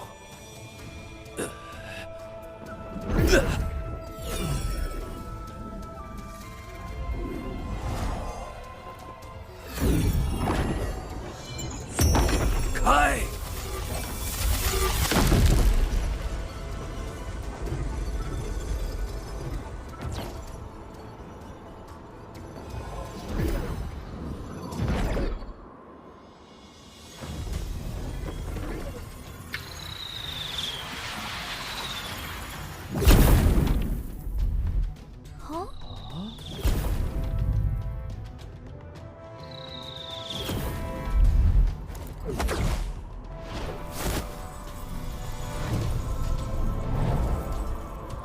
是血晶老人吗？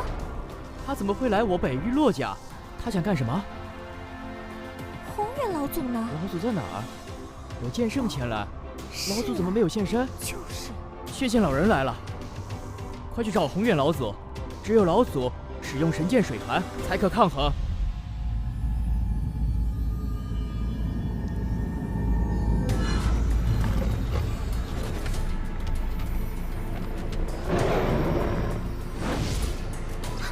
冰雪魔狼剑王级，我来试试这畜生能有多强的实力。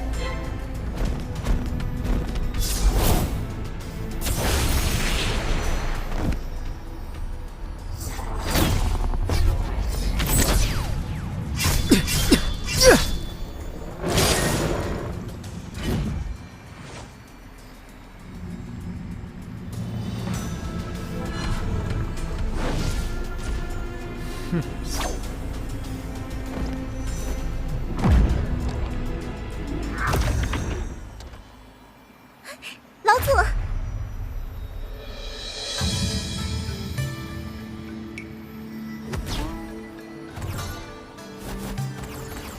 怎么了，老祖？这里的阵法封印是人为破坏的。洛家宝地，除了剑圣，只有令牌才能进入，谁能进来这里破坏封印？没错，事到如今，只能去问问星之了。现在当务之急是修好封印，剑来！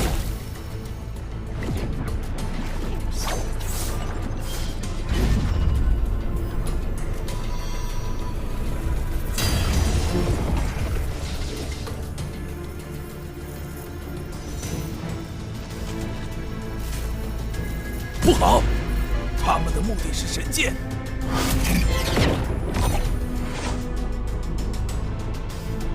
血剑老人，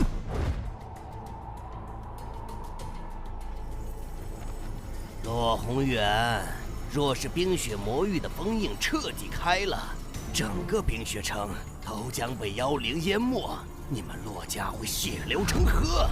不如你告诉本座，神剑水寒的操控之法，本座得了水寒剑就离开，让你放开手脚去修补冰雪魔域的封印，如何？想要我骆家神剑，做梦！本座要的东西，还从来没有失手过。骆宏远，失去神剑水寒，你北域骆家依旧是剑圣势力。若是冰雪魔域的封印彻底解开，那你北域骆家要被除名了。家破人亡，你们骆家也想不辞后尘吗？哼！但在冰雪城的冰天雪地内，你也未必有胜算。你能在中域剑家作威作福，在我北域骆家面前休想讨得好处。或许你的实力更胜于老夫，但在冰雪城这1亩3分地，你也毫无优势。而且你在这里的消息会马上传至剑宗，不到2天，无剑老人君神望便可赶到这里。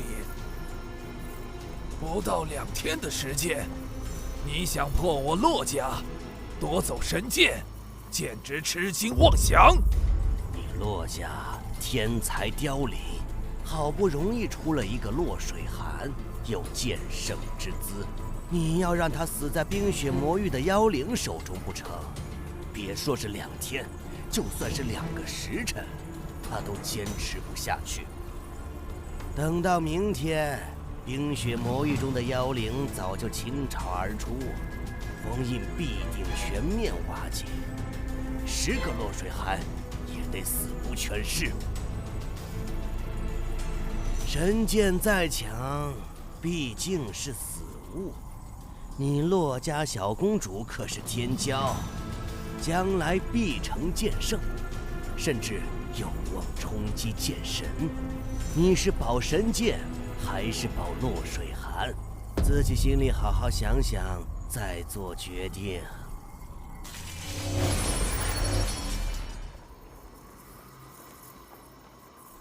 你仔细想想，一个未来的剑神有多重要？现在，选择权交到你手里。我的选择，就是先杀了你。哼！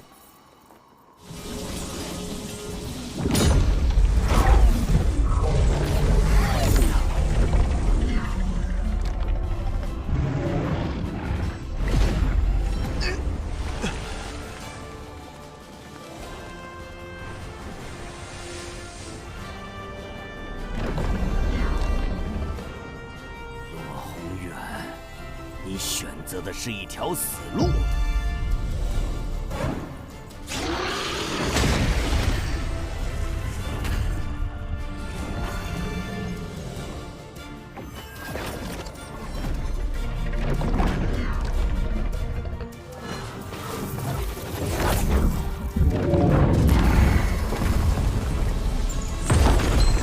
九龙冰级大阵不过如此。若是冰皇剑神在世，本座自然远远不及。但仅凭他留下的一座阵法，还挡不住本座。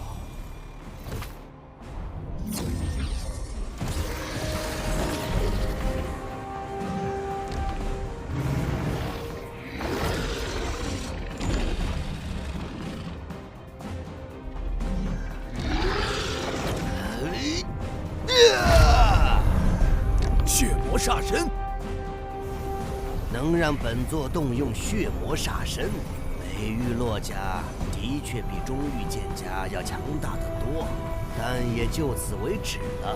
看本座破你九龙冰级大阵！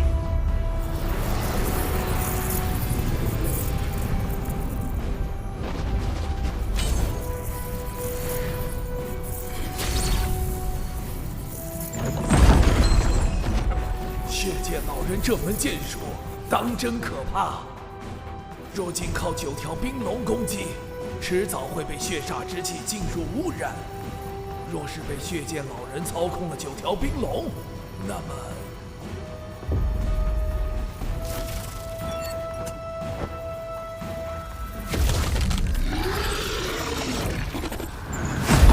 洛宏远，你与本座在此拼命一战，就不担心你洛家小公主惨死于妖灵手中吗？冰皇雕像有我先祖力量，只要还在，寒儿便不会有大危险。我必须尽快打退血剑老人。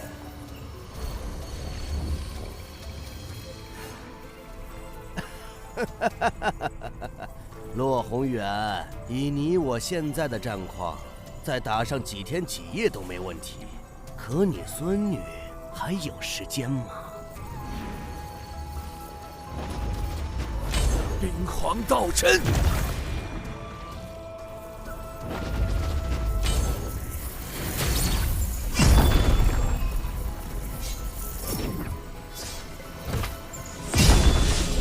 糟了！冰皇雕像已经受到攻击，宝地空间病人正在激动。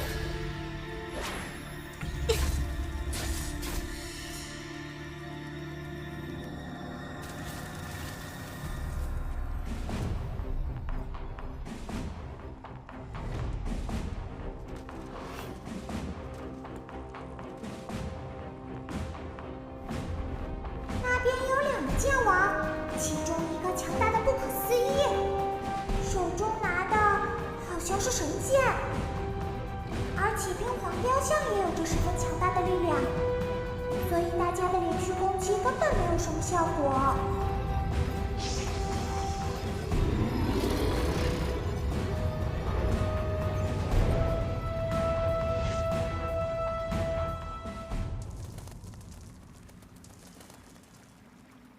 幽灵的攻势结束了，恐怕没有。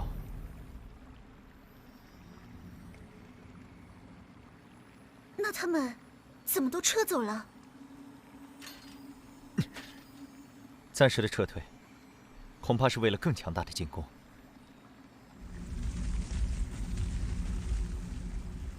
可能是更加强大的妖灵。该不会有妖圣过来吧？应该不是妖圣。据先祖笔记记载，妖圣的身躯非常大，如同小山一般，哪怕是体型小的，也有10几20丈高；体型大的更是可达到30、40丈高。这个通道太小了，妖圣应该过不来。不，就是妖圣。不知外面什么情况，我凭神剑逃神，能不能挡住妖圣的攻击？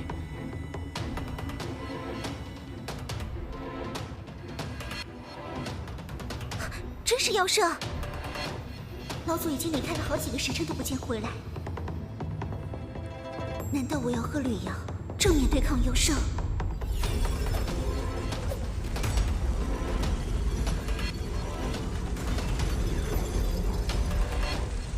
难怪这头剑圣级妖灵能够穿过通道来到这里，原来是一条蛇妖。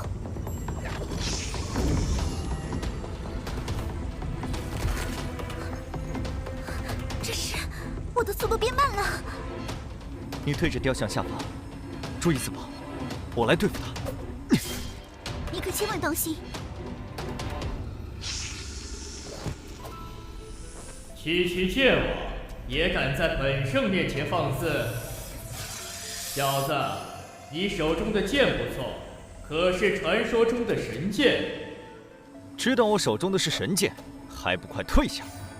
以神剑之威，哪怕你是妖中之圣，也可斩之。神剑虽强，可你太弱，小子，凭你还差得远，并且你手中的神剑不是水寒剑，只要不是水寒剑造成的伤，在长生池中都可快速复原。你的神剑对本圣毫无威胁。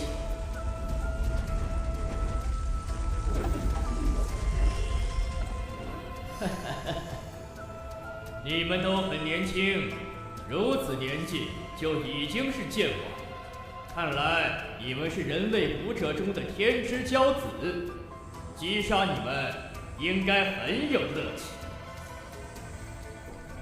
现在让你们知晓什么是圣级实力。星恒剑气！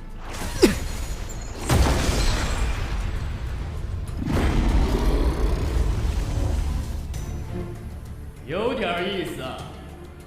凭神剑之力，你的实力在剑王中已属顶尖，可惜在本圣面前，依然宛如蝼蚁。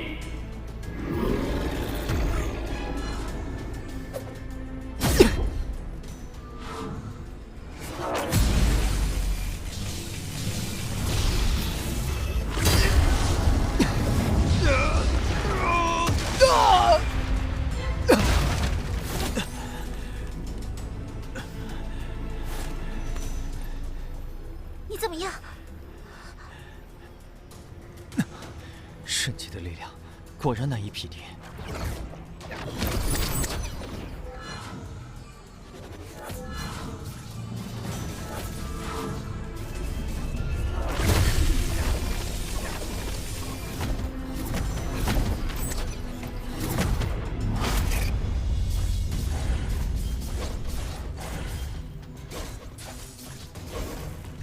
这是先祖的边皇绝身斩。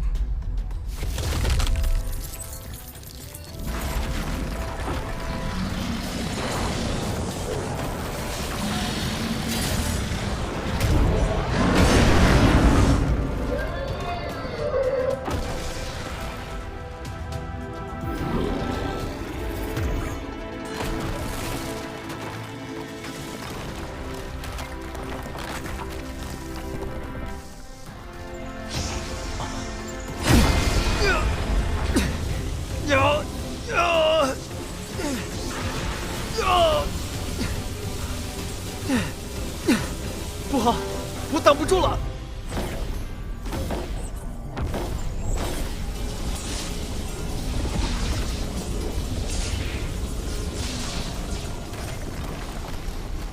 糟了，妖圣，灵阙雕像恐怕撑不了多久了。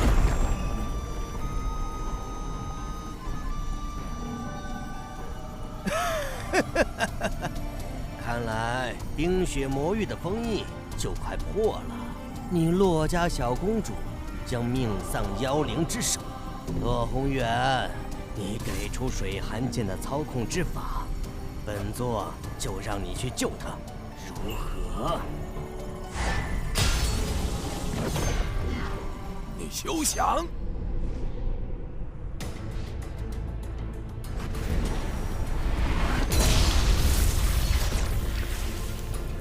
要是强带水寒剑回去，还需用血煞镇压，根本无法运用。必须得让这个老家伙吐出水寒剑的引导之术才行。寒儿、方阳，一定要撑住啊！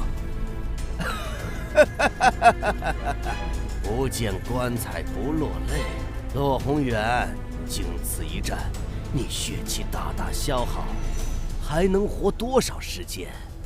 只要洛水寒一死，你洛家便后继无人。等你死后，本座取你洛家神剑，如探囊取物。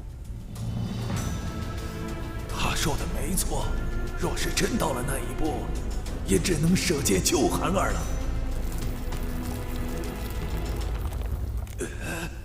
这怎么回事？攻击冰皇雕像的妖圣为什么停手了？难不成被冰皇雕像爆发的力量斩杀了。不可能啊！药圣哪会那么容易死？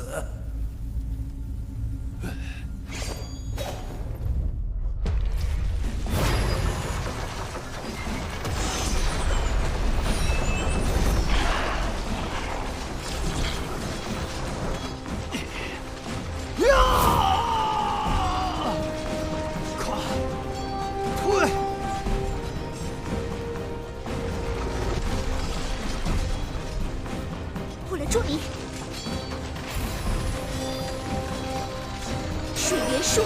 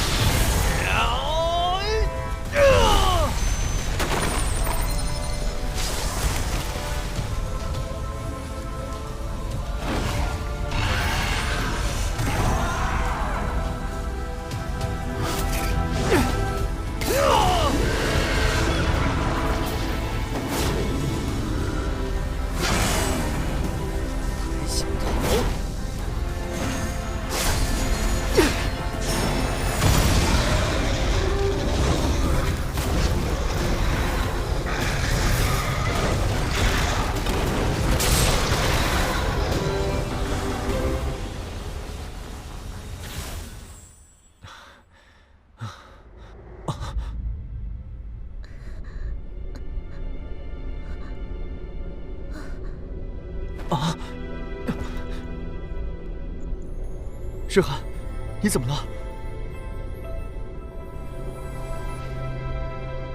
还好，击退了那头妖兽。我的水元术没有白费力气。放心，身体无大碍，没有性命之忧。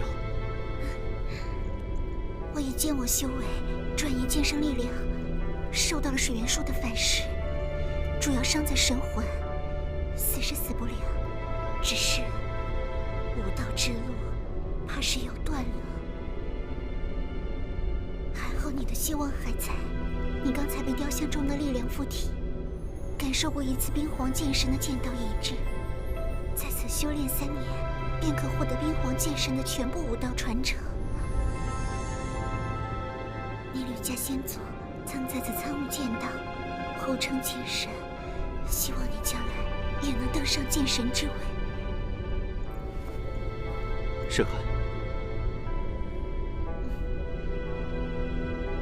我会守护你一生一世，也会守护洛家一生一世。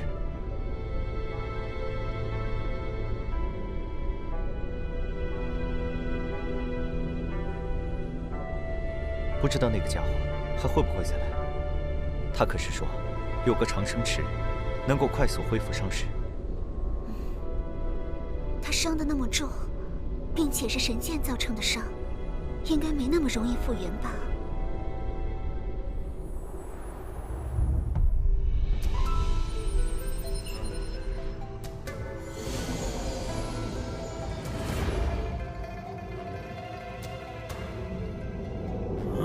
怎么回事？不是说那天就2个剑王和1个剑圣层次的雕像吗？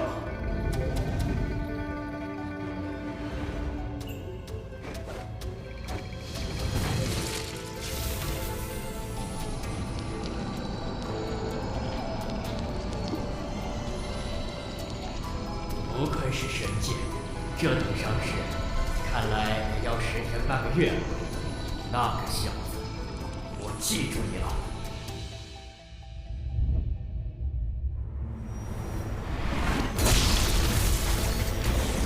只要冰皇雕像安稳，说明韩二还是安全的。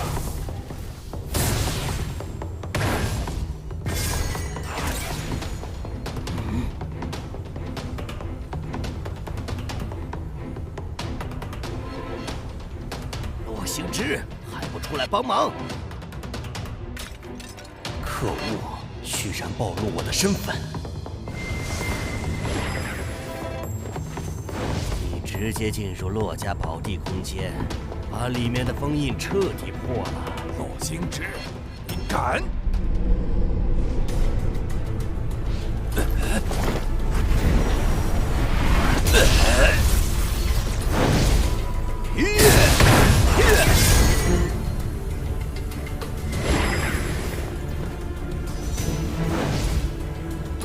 阻止洛星之，格杀勿论。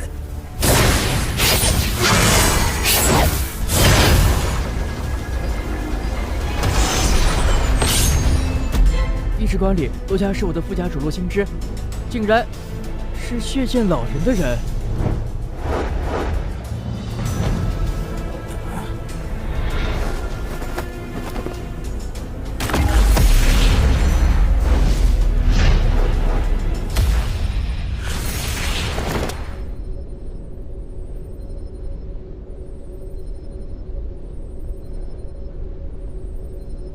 奇怪，为什么妖灵全部撤退？之前洛红眼猜测的叛徒，应该就是他了。你为什么要这么做？洛水寒施展了禁术水元术，将冰皇雕像的力量转移至你的身上，才打退了妖灵的进攻。我猜的对不对？水寒剑魂重创，断了武道之路，皆因你之故。你身为洛家副家主，却亲手掘洛家坟墓，你可对得起洛家列祖列宗？小子，剑王只有200年寿元，而剑圣足有1000年寿元。你知道200年跟1000年的区别吗？我不想200岁就死。血剑老人答应助我突破剑圣，为了1000年寿元，做什么我都愿意。就因为这个，连养育你的家族覆灭都在所不惜。1000年寿元何等难得！我相信洛家的祖先，如果疼爱我这个后辈，一定会理解我的。如果不疼爱我，我为了自己的1000年寿元覆灭洛家，又有何妨？你真是个畜生！养有贵辱之恩，家有反哺之意，你连畜生都不如！畜生？什么家族跟我有什么关系？只有生命才是属于自己的，为了生命值得付出任何代价。方阳，你真是可惜了，你将来可成剑圣，甚至有望冲击剑神。可惜你偏偏要来参加世剑大会，偏偏走上了一条死路。其他天骄比你的运气好多了。忘恩负义之辈，你真该死！没了洛水寒给你转移冰皇雕像的力量，就算你是公子级天骄又如何？我乃巅峰剑王，你区剑意境中期剑王，我随手便可捏死。神剑，你有神剑，受死吧！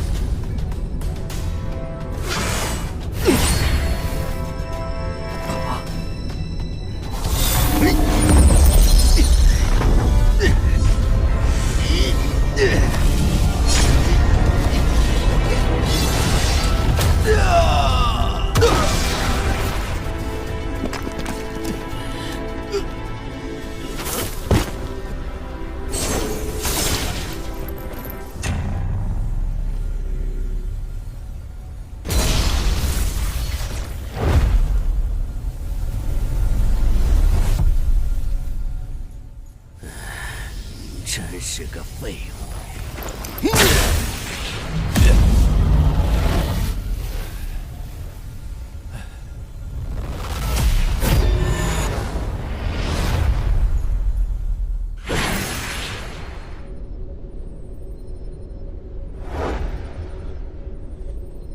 安儿怎么了？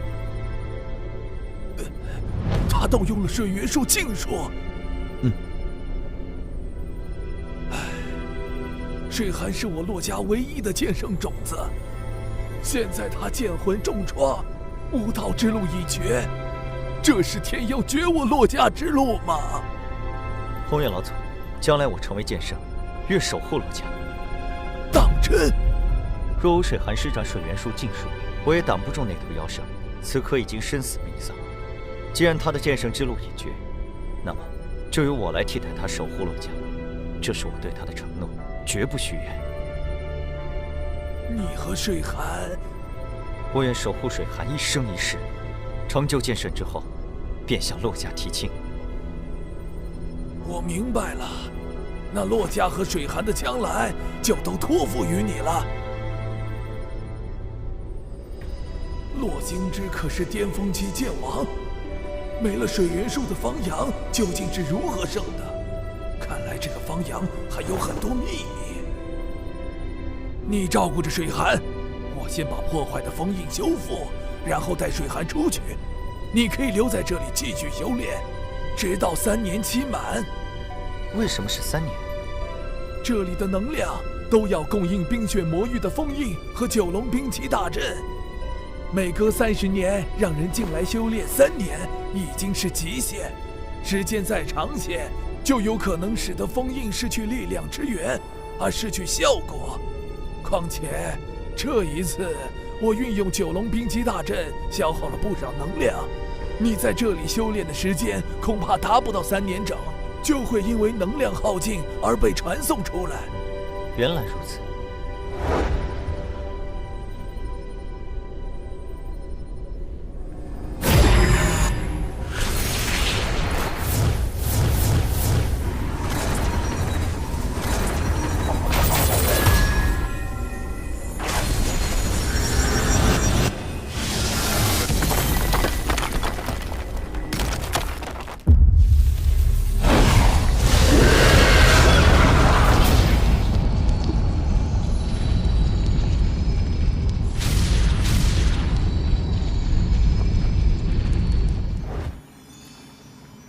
水寒的剑魂受到破坏非常严重，需要至价的养魂宝物才能治愈。洛家的养魂宝物只能令他的剑魂不再破坏，无法修复。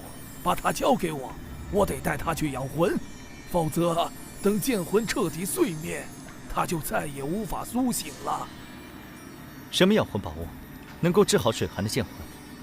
神剑暗灵，或者是神药九玄神魂花，这2样都是传说中的宝物，从没听说有人亲眼见过，几乎没什么希望。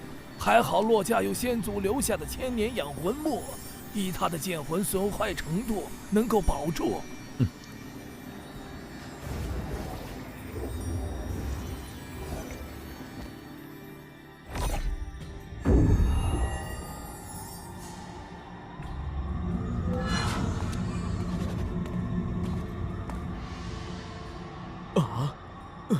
详细的事之后再讲，先去宝库中把千年养魂木取来。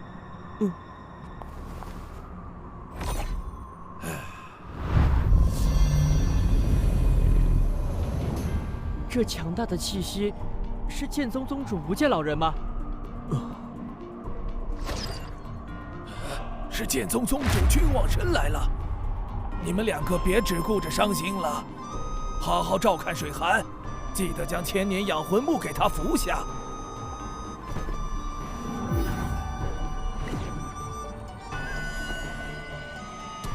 君宗主，宏远兄，看来我来晚了。君宗主能从中域剑宗不远万里而来相助，洛家上下已经感激不尽了。却见老人慑于君宗主的实力，知道君宗主要来，提前1个多时辰就已经逃之夭夭。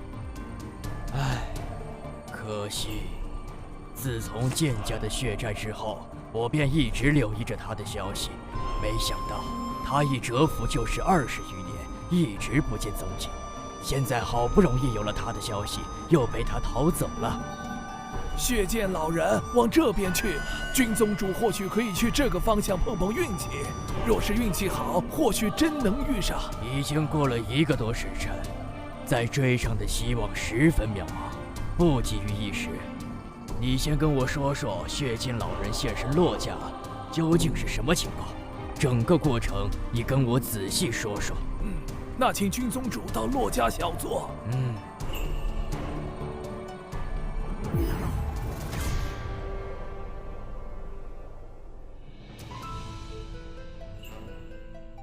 这么说来，血剑老人是为了洛家的水寒剑。君宗主可有什么发现？神剑之贵重，任谁都知道。也许他就是眼红神剑，另外3大家族的神剑他没机会弄到手。偏偏你洛家的冰雪城建立在冰雪魔域之上，借着30年一次的世剑大会打开冰雪魔域的封印，才有机会在你保神剑还是保洛家剑圣天才的两难之间夺取水寒剑。说来奇怪，你洛家宝地中究竟发生了什么事？仅仅2个剑王天才，再加上1座冰皇雕像，便让洛兄志的破坏都失了效果，连他自身进入其中都命丧黄泉。也许杨剑公子身上有什么对付剑王的厉害手段吧，我也不太清楚。至于妖灵被击退，则全靠洛水寒施展水元术禁术，将冰皇雕像的力量转移给了杨剑公子，使得他拥有了剑圣之力。妖灵被打怕了，就不敢继续来攻了。好了，我去血剑老人逃走的方向碰碰运气，若能找到他，这次一定不让他逃脱。我将他请来洛家，让他向宏远兄谢罪。我洛家虽然损失了一位天骄的未来，但与剑家家破人亡相比，却也算不了什么。君宗主若抓到血剑老人，无需让他来洛家谢罪，直接让他为剑家陪葬即可。好。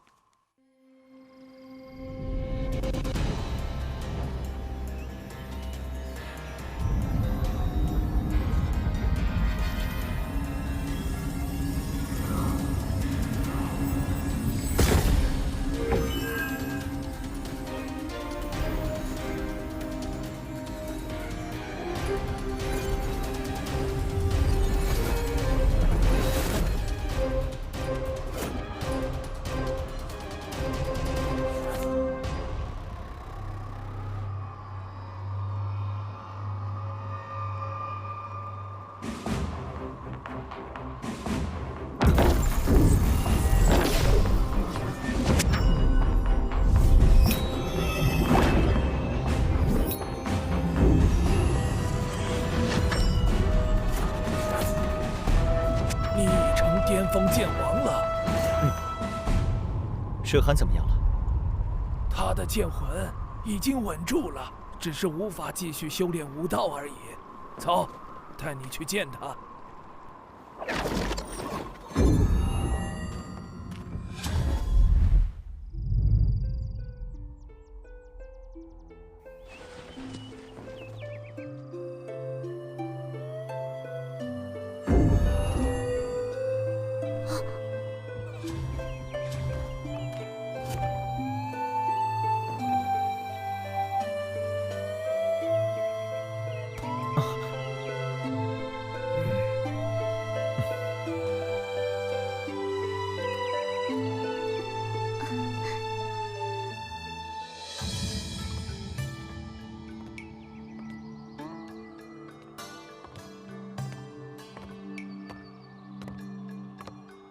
多亏有你。你说，成为剑圣之后，便向洛家提亲娶我，是真的吗？当然。你现在已经是巅峰剑王，似乎突破剑圣也快了。是对剑道已经有所感触。若是能继续在洛家宝地修炼1-2年，我有把握领悟剑道，成为剑圣。这也是没办法的事啊，只能开启那么久。西域吕家，是不是也有类似的修炼宝地？应该有吧。最近的剑神强者，便是出自于西域吕家，应该会有最完整的剑神底蕴。你要回西域吕家了？不错，我得找吕神通问清楚当年他和我母亲的事情。名分什么的，我可以不要，将来我也可以不留在吕家，但我身上流着吕家的血脉，吕家的神剑传承，我得学。仅是领悟寒冰剑道，成就剑圣，这是冰皇剑神走过的道路。我要集冰皇剑神、惊鸿剑神2人的剑道优点，领悟出新的剑道，走一条新的剑道之路。我觉得这样将来成为剑神的希望才会更大一些。你说的有道理，绝大多数人都想沿着前人的足迹走捷径，而你却想要开辟新的道路。仅是论这份气魄，就已经胜过绝大多数人了。新的剑神之位出现，当属于新的剑道之路。你什么时候去西域吕家？我刚刚出关，先在冰雪城住几天，陪陪你，过几天就出发。那你的身份，什么时候告诉我父母和老祖？现在也没什么可隐瞒的了，只要我回西域吕家，身份就会天下皆知。现在就告诉他们。好。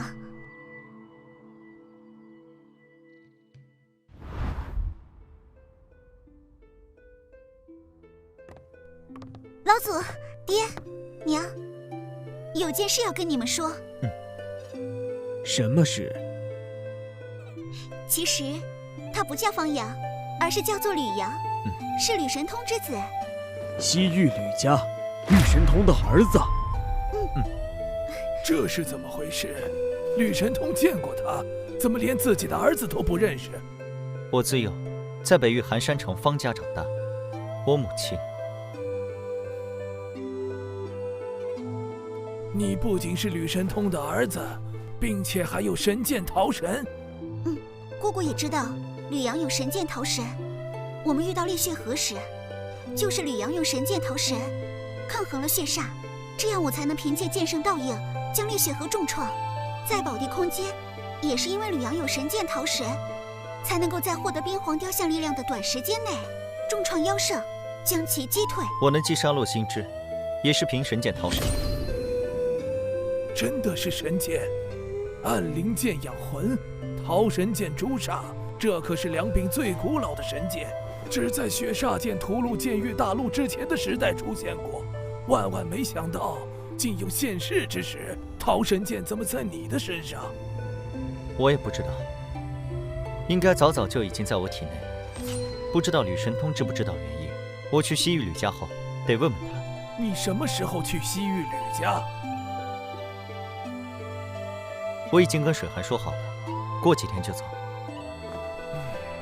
最好是快点走。为什么？血剑老人入侵洛家，目的就是为了神剑水寒，或许也会对你身上的神剑桃神感兴趣。既然厉雪河知道你身上有神剑桃神，很有可能会告诉血剑老人。为得桃神，血剑老人也许会在你前往西域吕家的途中截杀。你今天刚出关，见过你的人不多，你悄悄离开冰雪城，这才能路途平安。前辈所说在理，一切以安全为主。老祖说的对，你尽快秘密出城，才能一路通畅地回到西域吕家。没错，血剑老人已经在洛家策反了一个洛星之，洛家很可能还有暗中与煞盟勾结的人，所以吕阳不能在洛家久留。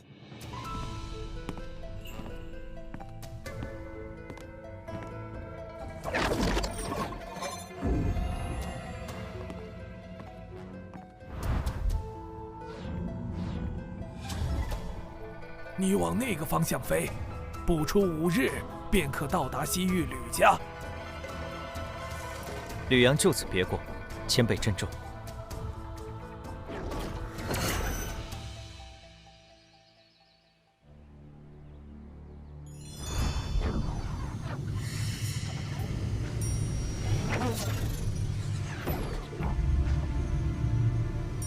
着实比方家气派多了，可惜母亲看不到了。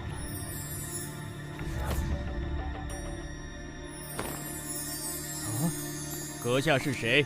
来我吕家何事？麻烦通报贵家主一声，杨建公子求见。好，公子稍等，待我前去通报。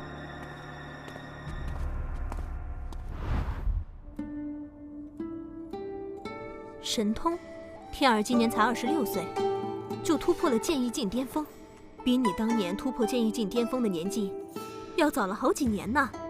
将来天儿突破剑圣的年纪，肯定也要远小于你，应该用不了太长的时间。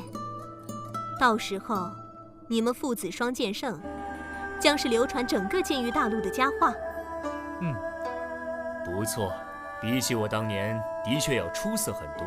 但是在天骄中，26岁成巅峰剑王，算不上多么出色。如剑无双、厉雪河都在24岁左右便成为巅峰剑王，你还要多多努力。父亲放心，我一定会追上剑无双、厉雪河的。将来的剑神之位，非我莫属。有自信是好事，但千万别骄傲自满。在成为剑圣之前，每天再多加2个时辰的修炼时间。每天再多加2个时辰修炼，那等于是全天闭关了。父亲，再怎么刻苦修炼，也该讲究劳逸结合吧？是啊，我相信天儿的天赋，只要他认真修炼，必不输给任何人。神通，你别将他逼得太狠。若你将来的目的只是剑圣，那么你想怎么轻松都行。如果你的目标是剑神之位，就必须得付出比别人更多的努力。逆水行舟，不进则退。天骄虽少，但也有7人，他们都刻苦修炼。你前进的慢了，就等于是后退。现在不是7个了，洛家的洛水寒剑魂受到重创，修炼之路已经断了。还有方阳那个小子，出身于微末，能学到什么厉害武功？将来顶天也就是成为剑圣，华重楚言也不如我。只要我努力超过剑无双和厉血河，剑神之位就是我的。让你好好修炼，不是让你骄傲自大，瞧不起他人。同为天骄，别人出身于微末，却能比你更早登上洛家神剑塔第10层，说明天赋比你只强不弱。你连正事别人都做不到，只知盲目自大，怎么可能在武道之路上比过别人？吕神通，你这是干什么呢？天儿怎么就骄傲自大了？天儿比你当年要优秀多了，他还要这么优秀？整个剑域大陆无数武者，天儿能在同代排名最顶尖，多少人渴求不到这么优秀的儿子，你都不如天儿，你还说他？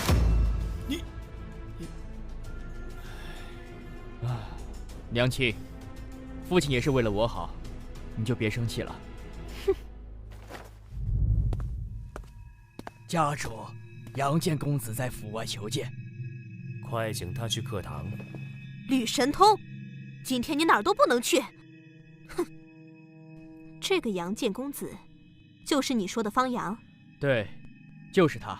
他来吕家做什么？不知道。娘亲，父亲毕竟是剑圣，你就让着点。剑圣怎么了？我父亲楚剑雄是剑圣，儿子将来也是剑圣。他能将我怎么样？我先去问问方阳这小子跑来我吕家做什么。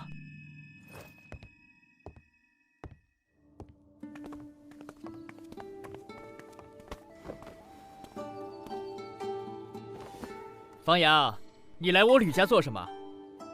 找吕家主，问点旧事。你能有什么事问我父亲？先问我吧。你不知道，问也白问。你都没问，怎么知道我不知道？还请继续带路。不许走！方阳，不把话给我说清楚，休想向前一步！你们吕家是吕家主说了算，还是你说了算？就凭你，还没资格在我面前狂妄！我倒要看看你在洛家宝地修炼这么久，有多大长进！住手！父亲，越来越放肆了，给我退下！是。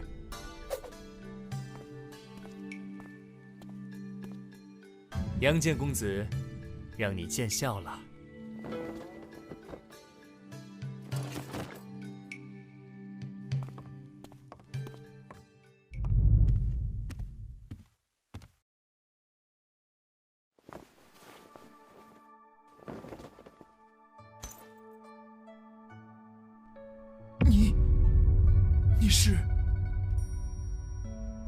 是我和清溪的儿子。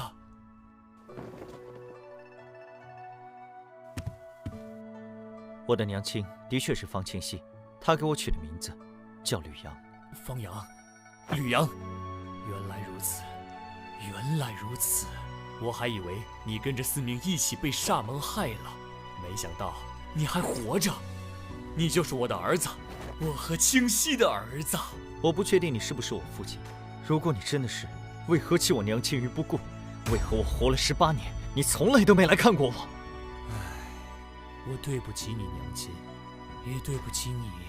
我来，不是想听你说对不起，而是要知道为什么。如果没有值得我理解的理由，我无法替娘亲原谅。你想知道我和你娘亲的故事？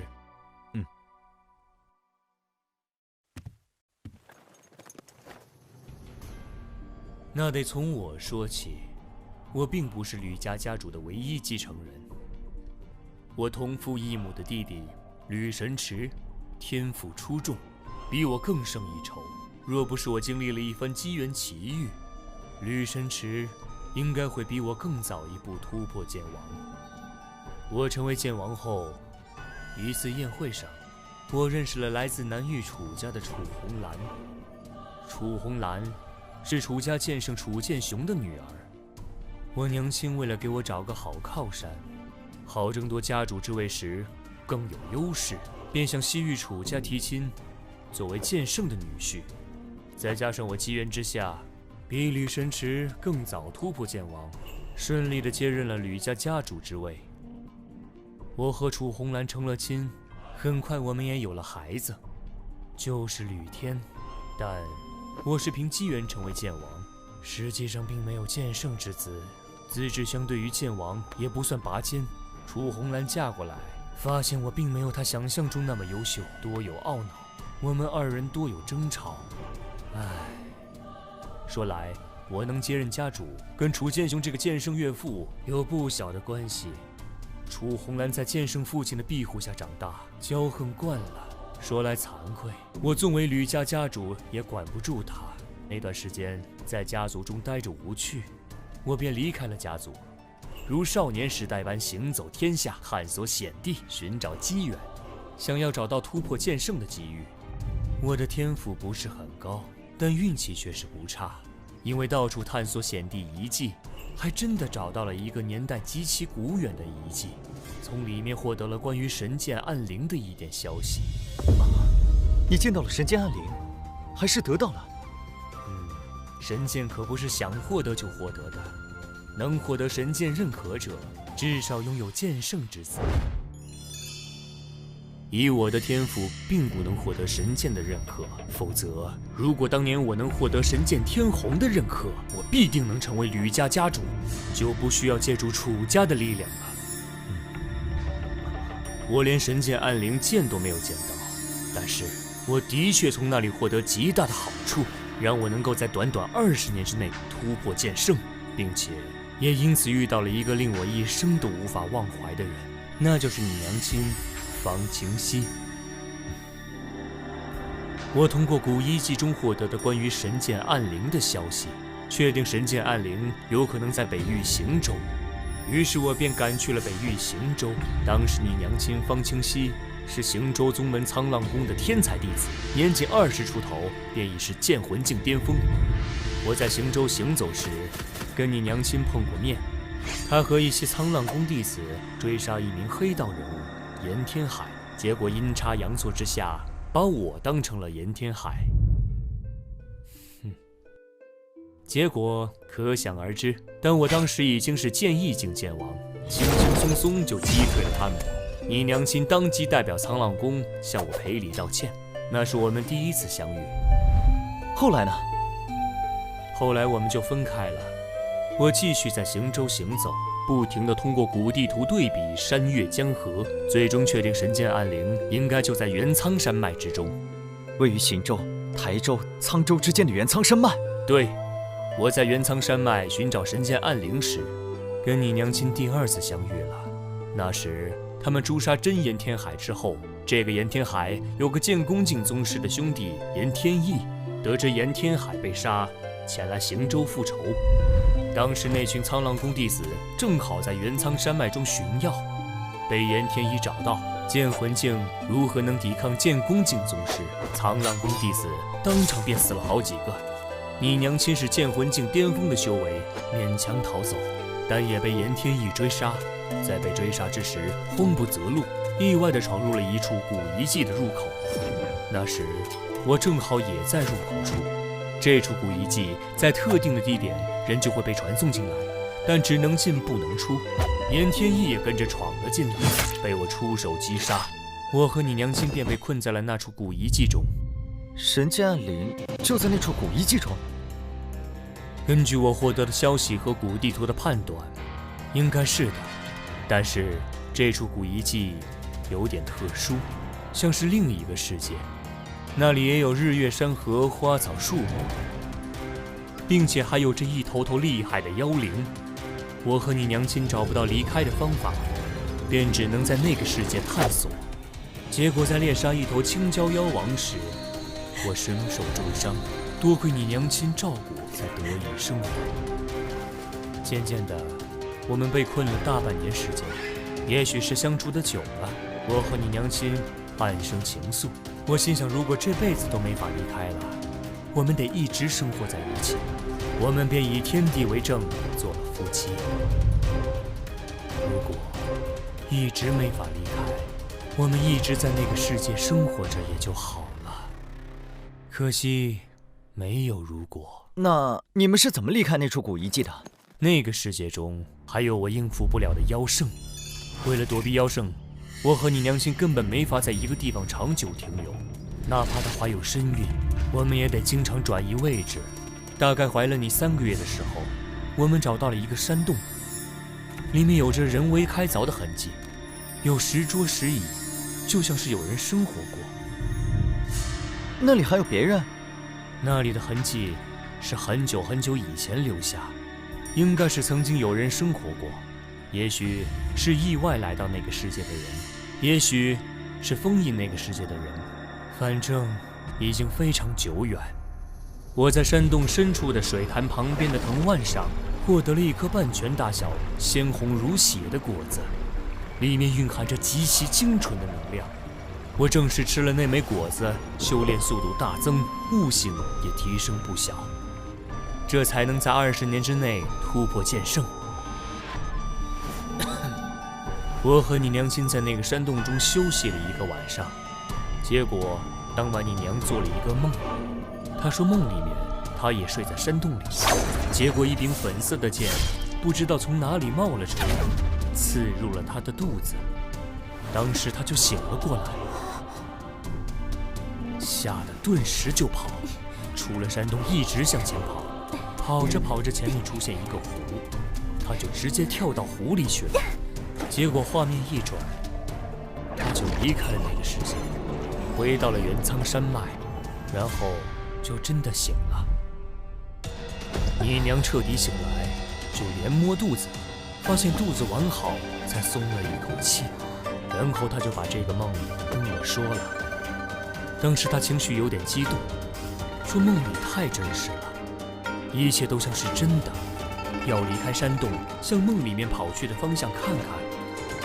说来也是神奇，当我们离开山洞，就按照你娘亲梦里面跑的方向前进，真的发现了一个小湖泊。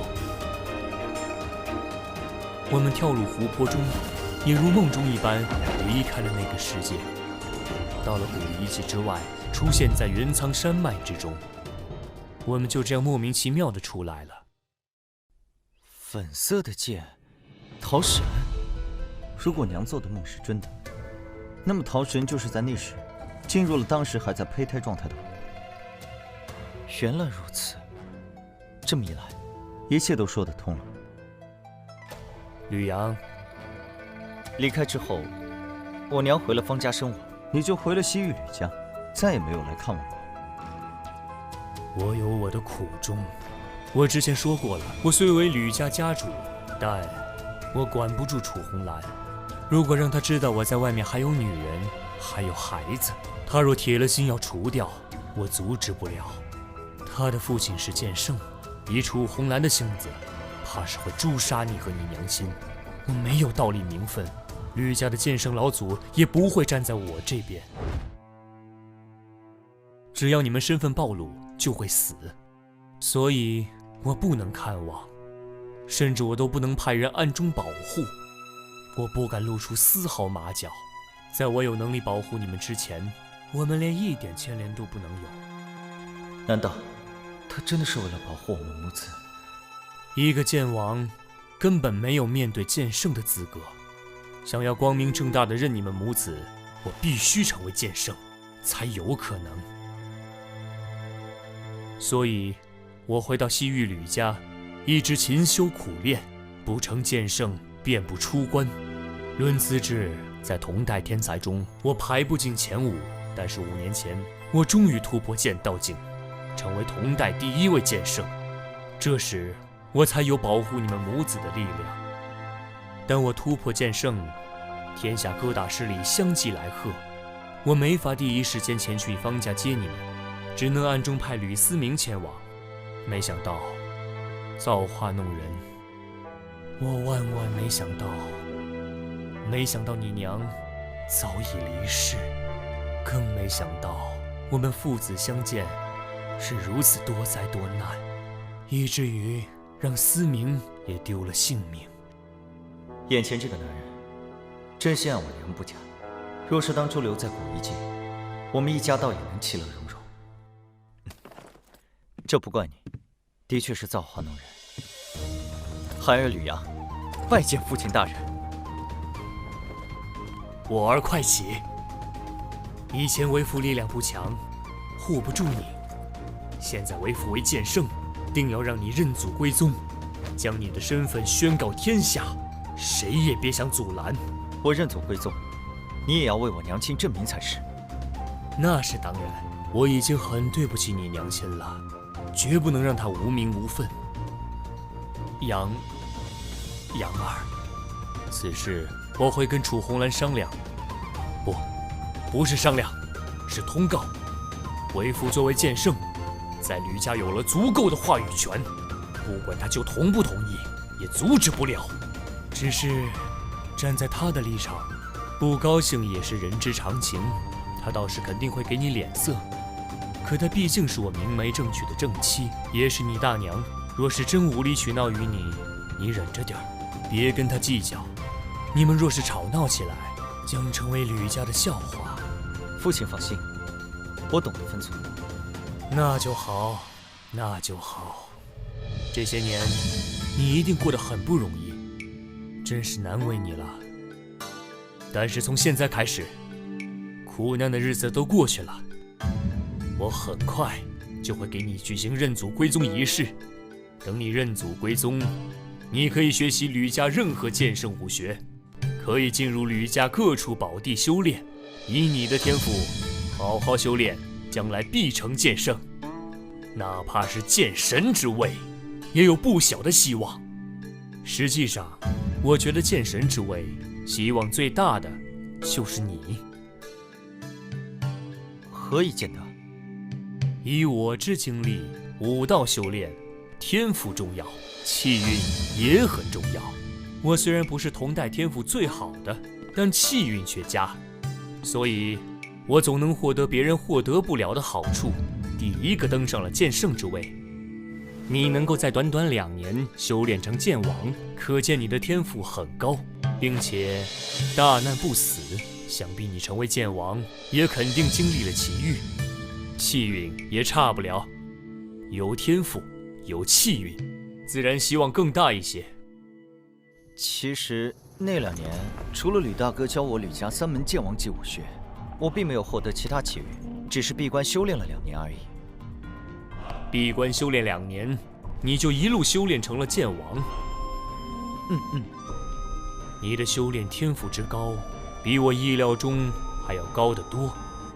若真如此，就连众多天骄的天赋都要比你差一个档次。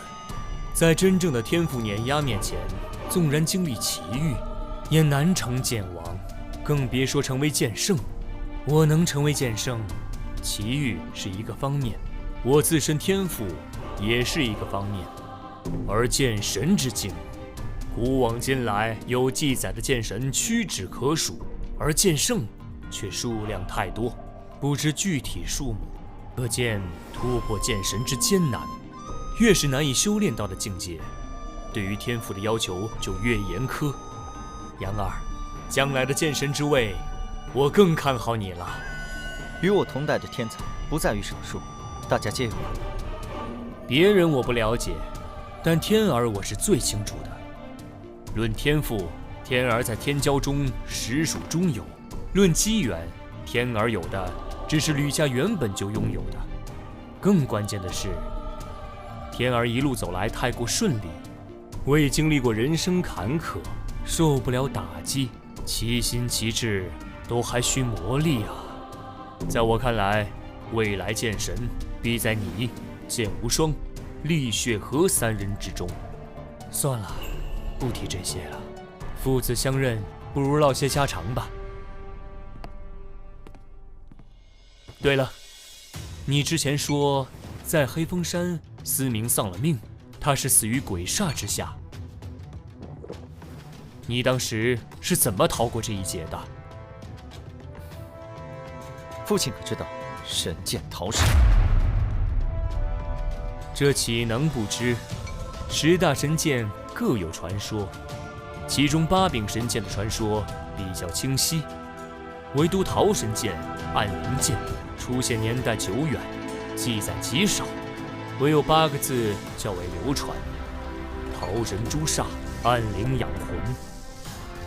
哎，你身上该不会有神剑桃神吧？不错，我身上有桃神剑，靠桃神剑的力量击败了鬼煞，也将追杀我的煞盟武者一一击败。你真的有神剑桃神？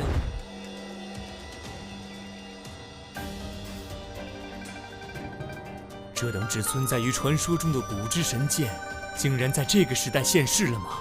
杨儿，你什么时候获得了桃神剑？果然，一切都因源于那个梦。我没有获得过神剑桃神，这本神剑应该是从我生下来开始就一直在我体内。难道？没错，我听父亲讲当年时，如今也怀疑体内的桃神剑是不是跟娘亲在那个山洞里做的那个梦有关。梦里面找到湖泊的路线是真的，通过湖泊离开古遗迹世界是真的。那么，有一柄粉剑插进他的肚子，一样是真的。那就是桃神剑。从那时起，桃神剑就一直在你的体内，伴随着你出生、成长。我也是这么想的。桃神剑居然如此有灵，你还在腹中就择你为主了吗？这究竟是好是坏？还有，你娘亲早逝，会不会跟桃神剑有关系？是，父亲说娘亲以前是沧浪宫的天才弟子，修为颇深，这都是桃神带来的。如果真是那样的话，岂不是这剑自己有意识？那究竟是我御剑，还是剑御我？父亲，你不是说那处古遗迹世界中应该有神剑暗灵吗？怎么神剑桃神也在其中？难不成那里拥有2柄神剑吗？根据我得到的古地图考证来看，神剑暗灵的确是在那处古遗迹世界中。如果桃神剑确实是从那里进入你娘亲的体内，那么你说的没有错，那里有2柄神剑。只是我和你娘亲还没找到暗灵剑，便离开那里了。父亲成为剑圣后，有了足够的实力，应该又去探索过吧？去过。你和思明出事后，我在北域找了你一圈，在行舟的时候便去了元苍山脉，但是当年那个入口我已经进不去了。我能感应出那里的天地空间与别处不同，应该入口禁制还在，但是不知道为什么我无法激发触发条件，进不去里面。难道是剑圣不可进？不一定。当年你娘亲是剑魂境，炎天意是剑宫境，我是剑王境，都能进。但后来我找人试过了，剑魂境、剑宫境、剑王境武者也都无法再进。我猜想，应该是我和你娘亲离开后，进入遗迹世界的禁制改变了，产生了新的条件。再次进入，会不会和我体内的神剑逃神有关？有可能，或许你将来可以去试试。遗迹世界中有妖圣，并且数量还不少。想要完整的探索遗迹世界，你现在的实力还不够，至少也要成为剑圣才行。我在洛家宝地闭关修炼近3年，获得了冰皇剑神的武道传承，修为已经修炼至剑意境巅峰。我想参悟金红剑神的武道传承，集2位剑神的剑道之长处，领悟出属于自己的剑道，突破剑圣。你今年才23岁，好像还不到。还有4个月，年满23。你真正接触到上乘武学的年纪较晚，剑无双、厉血河在18岁时都已经突破剑王，你18岁才真的开始修炼上乘武学，修为却能后来居上，比他们年纪更小的成为巅峰剑王。论天赋，他们的确是比你差了一档。我会尽快举办你认祖归宗的仪式，之后你便可任意参悟剑神先祖留下的武道传承。你先在家主府内的偏院住下，你的事我得告知楚红兰一声。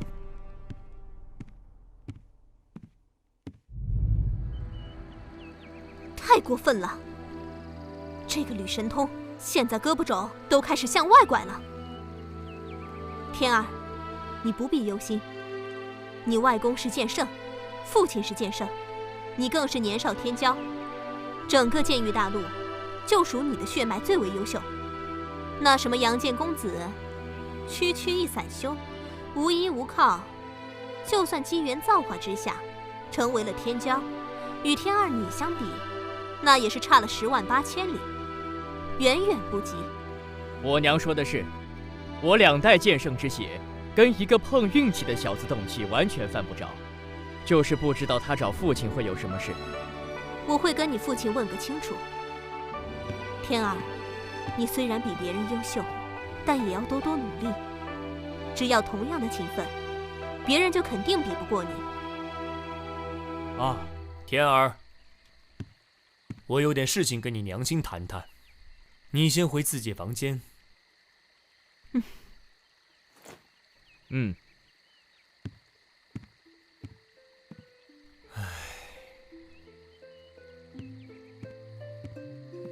红兰，天儿是我的孩子，我没理由看轻他。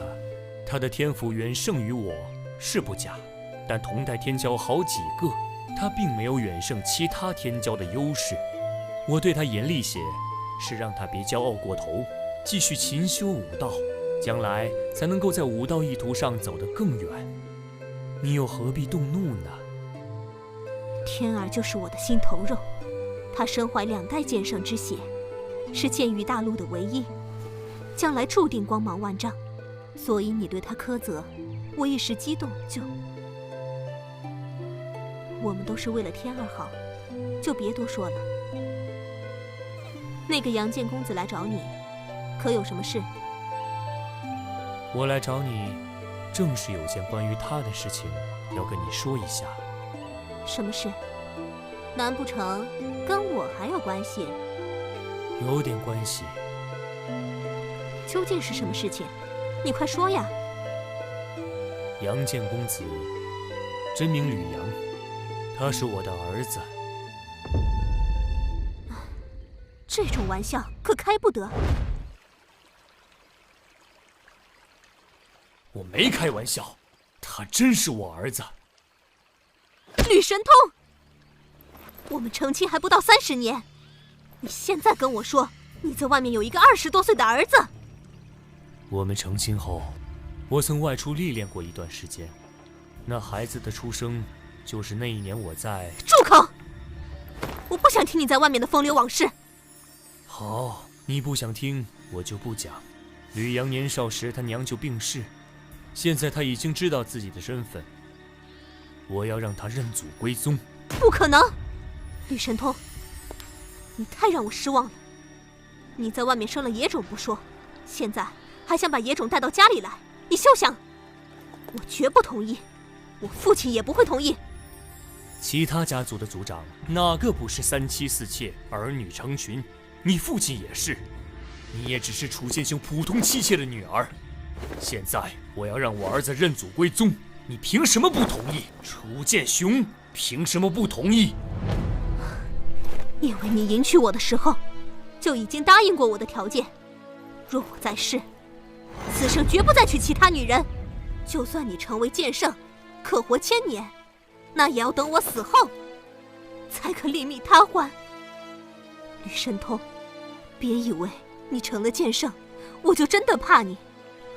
只要我活着，你就休想。我没有娶其他女人，我现在是要让我儿子认祖归宗。那还不是一样？怎么是一样？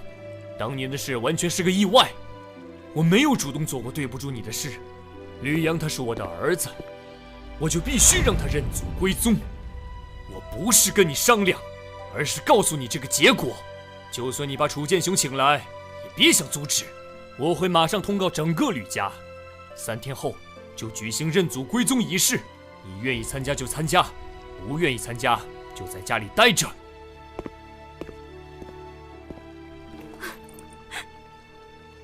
野种，该死的野种！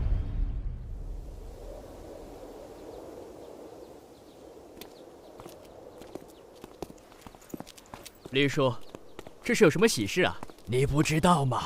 杨建公子就是家主的儿子，现在全府上下都在准备着呢。什么？赫赫有名的杨建公子居然是家主的儿子？这下好了，咱们吕府又有一名天骄了。唉，就是不知道楚夫人会不会愿意呀？家主认儿子，管他姓楚的什么事儿？平常吆五喝六的也就算了，这等事情还要插手，真把我们吕家当他们楚家了。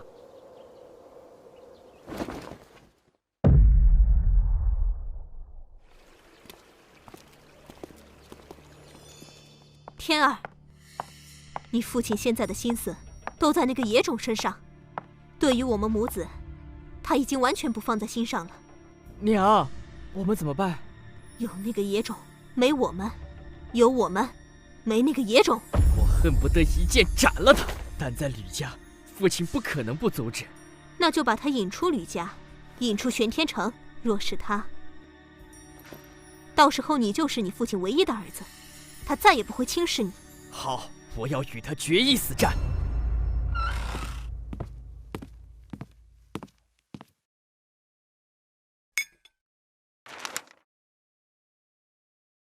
看来他是执意要与我一战了。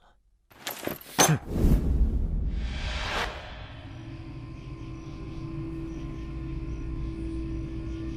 我如今已然是剑意境巅峰，有吕家剑圣级绝学和吕家神剑惊鸿在手，方阳他敢来？方阳，终于来了。既然你一定要挑战我怎么能不来？不知天高地厚，若不是你运气好，经历了机缘奇遇，侥幸成为剑王，哪有资格与本公子平起平坐？现在我为巅峰剑王，就凭你也敢在本公子面前放肆？惊鸿剑出！我才不靠什么机缘奇遇，而是一步一个脚印走来的。猖狂！本公子今天绝不饶你。虽然我不喜欢你，但我们至少有着同一个父亲。即使我从小没享受过吕家的好处，而你却拥有一切，可我从未有过嫉妒。而你明明占尽了好处，却如此咄咄逼人，将父亲置于何地？我是父亲唯一的儿子，你的生死对于父亲而言并不重要，所以，哼！惊鸿剑法！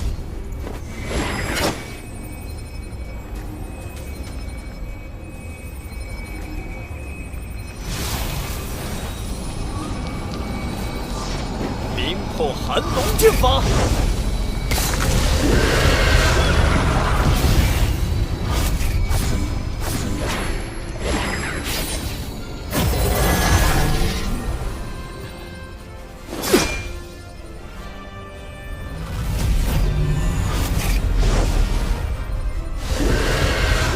巅峰剑王而已，很意外呢。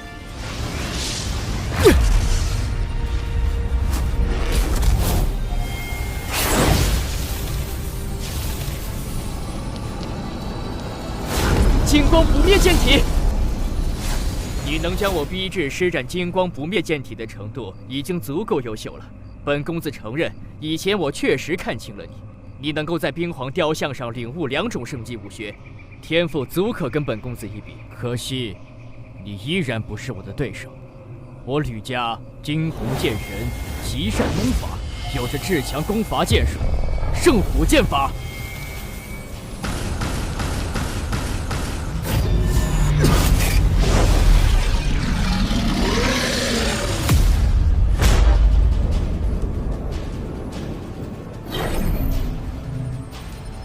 看你能接我几剑！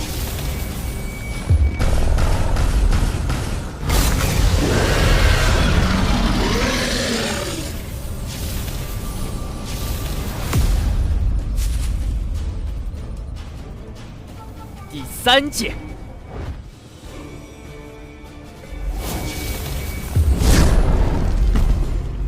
冰皇绝神斩！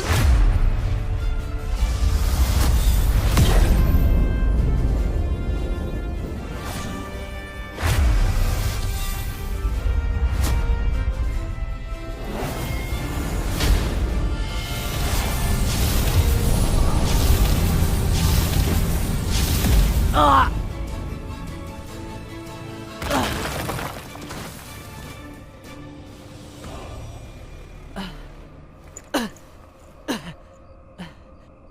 这是冰皇剑神的至强绝杀剑招，你仅仅只是个剑王，居然学会了冰皇绝神斩！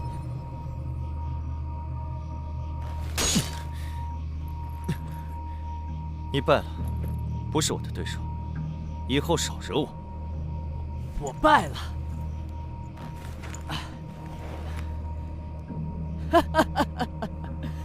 我败了，方阳，就算你能打败我，那又如何？我有神剑天虹在手，剑圣之下，皆可斩之。啊！方阳，你很强，也很天才，可惜没有神剑，今天你还是要输。就让你看看神剑的威力！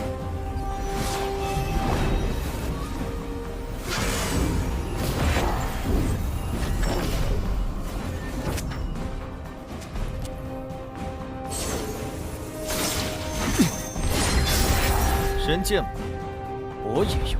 怎么你手中也有神剑？这是神剑桃神，还是神剑暗灵？神剑桃神，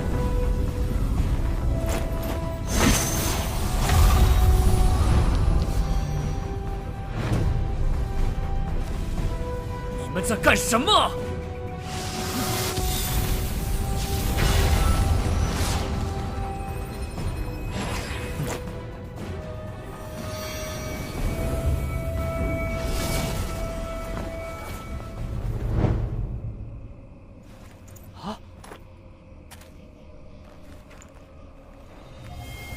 没想到啊，桃神剑居然在他手里。你们2个是同父异母的兄弟，竟然动用神剑相伐，为什么要这么做？吕天在我房中留言羞辱，约我出来一决高下。我前来赴约，他出手凶狠，我只好陪他一战。这是真的？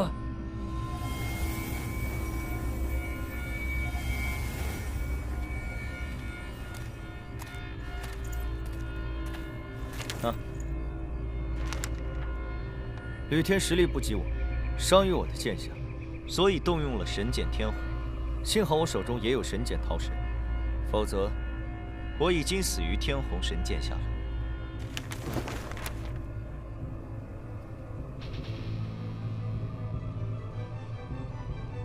哼！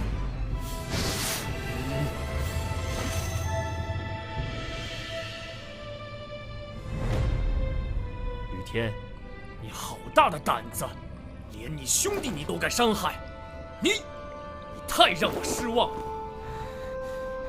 他不是我兄弟，我娘说了，他就是个野种，混账！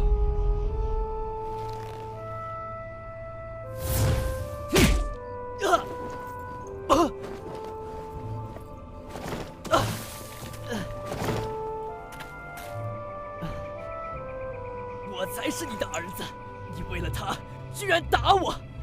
我娘说的对，你心里只有那个野种，有了它就不要我们。你，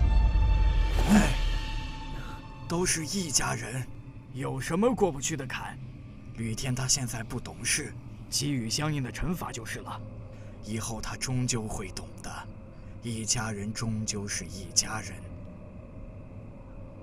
你给我去春风洞，好好闭关思过，至少10年。10年后，你认识到错误，为父再放你出来。我不服！哼！不服便一辈子在穿风洞别出来。哼！哼！我们回去，明天就是认祖归宗仪式，一切照常举行。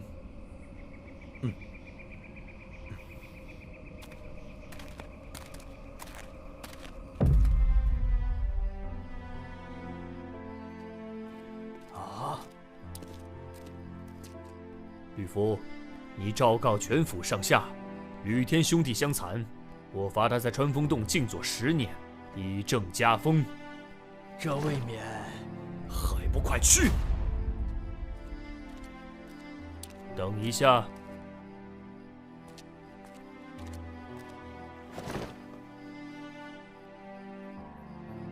通知完，拿上伤药，送到穿风洞来。我知道了，老爷。你也随我一同过去吧。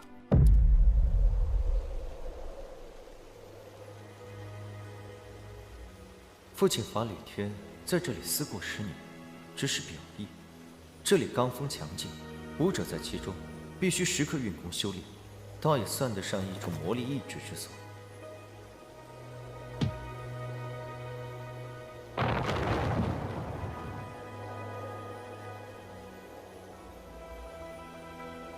在里面想清楚再出来。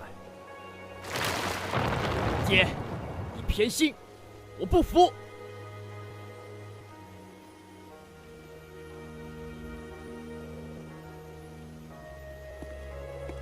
真是可怜天下父母心啊！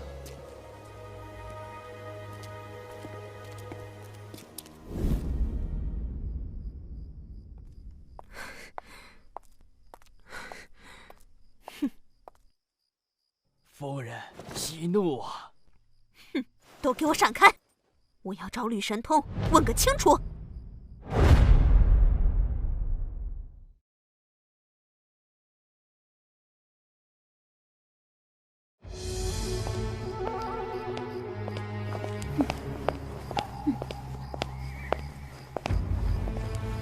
夫人，息怒啊！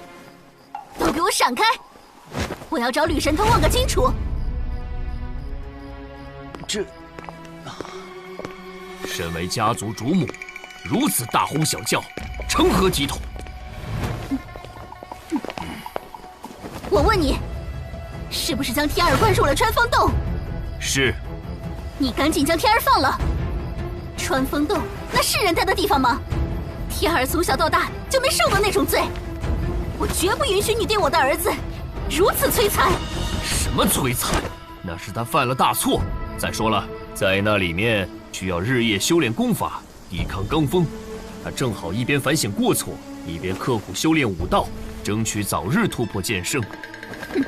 以天儿的天赋，突破剑圣是水到渠成的事，根本无需去那破地方受罪。吕神通，我要求你立刻将天儿放出来！谋害兄弟，这是我对他的惩罚，至少也要在穿风洞中思过10年。10年之后，只有他真心悔过，才能放他出来。若不悔过，那就一辈子待在里面。什么谋害兄弟？天儿没有兄弟，那个野种没资格跟天儿称兄道弟。吕神通，我让你现在马上去把天儿放了，然后把这个野种赶出吕家，否则你我夫妻的情分恩断义绝。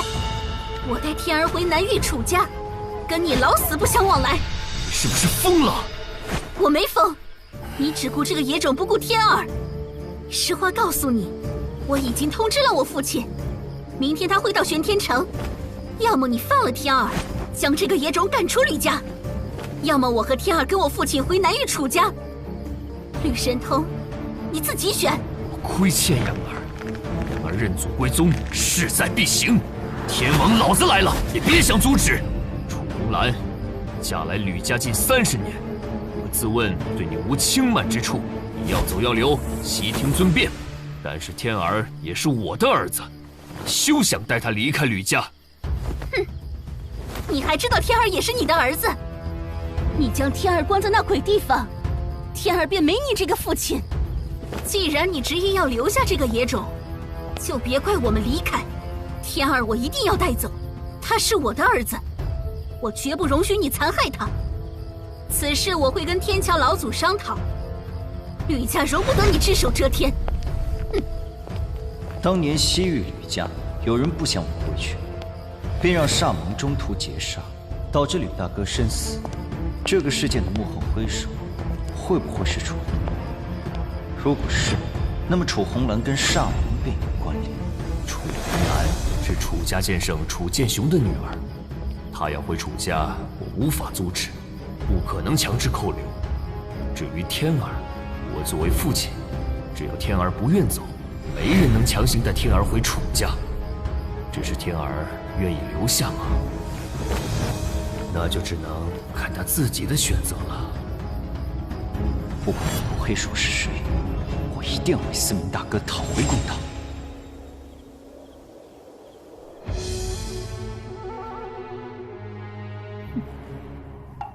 神通也是一时的气话，都这么多年的夫妻，何必呢？你也不肯放了天儿。你有所不知，天儿意欲谋害吕阳这件事，我和神通都看在眼里。神通把天儿关起来，也是情有可原。哼，好，好，你们不放，我自己去。哼。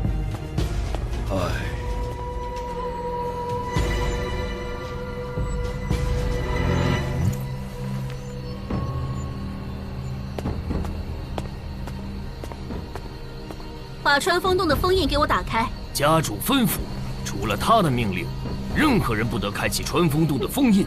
我是吕家主母，就算是吕神通也得听我的。我只听家主的，主母若能让家主听你的，可以带家主的手令前来，我立马打开穿风洞。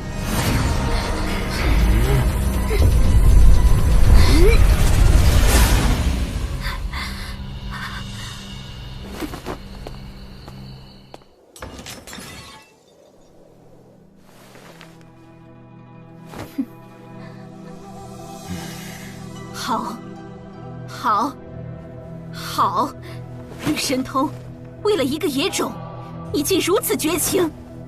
等明天我父亲到来，你不还我儿子，我让吕家天翻地覆！哼！明天就是阳儿认祖归宗之日，也可能是天儿离开之日。唉。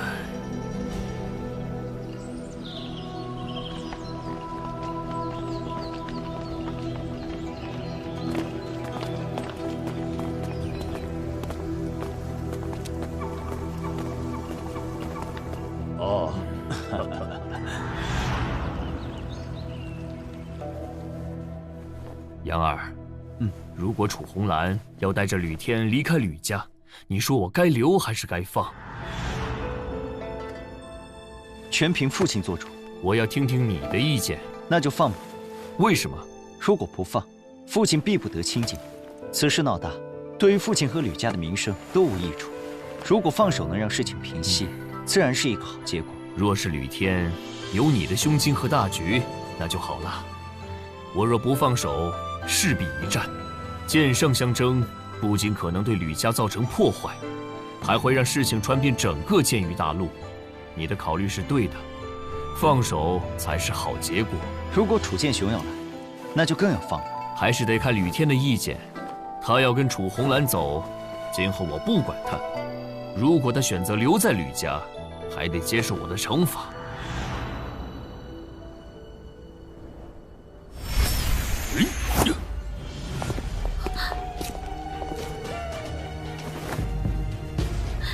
父亲，兰儿，你这是怎么了？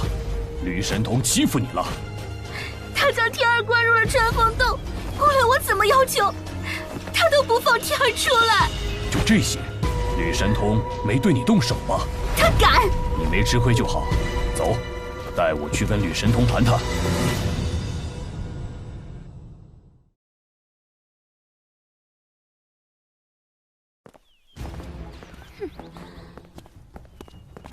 吕阳，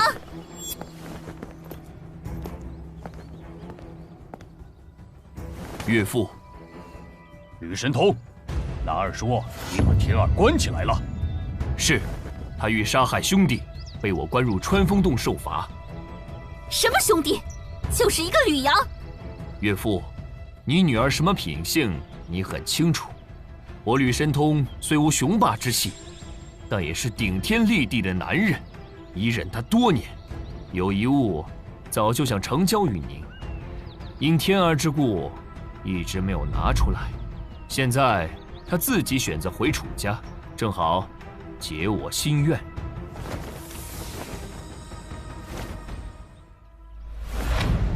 你竟敢休我！你应该有自知之明。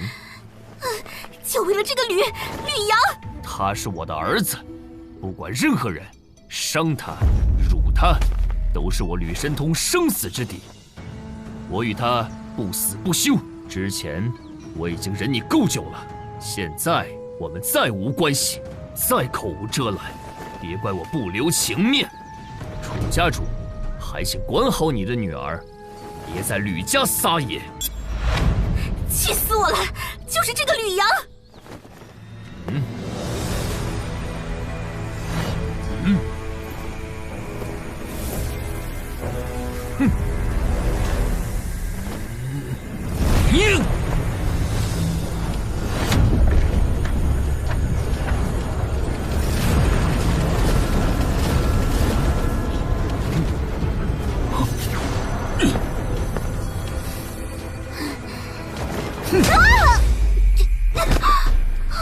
厚颜无耻，这是你咎由自取。哼！你找死！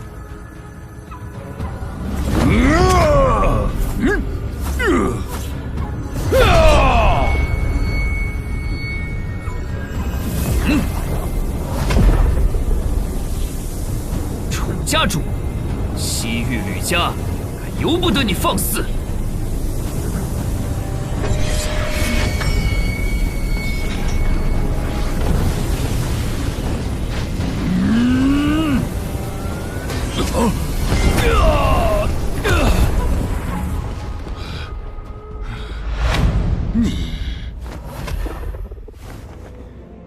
楚家主，带着你的女儿走吧，别再自讨苦吃。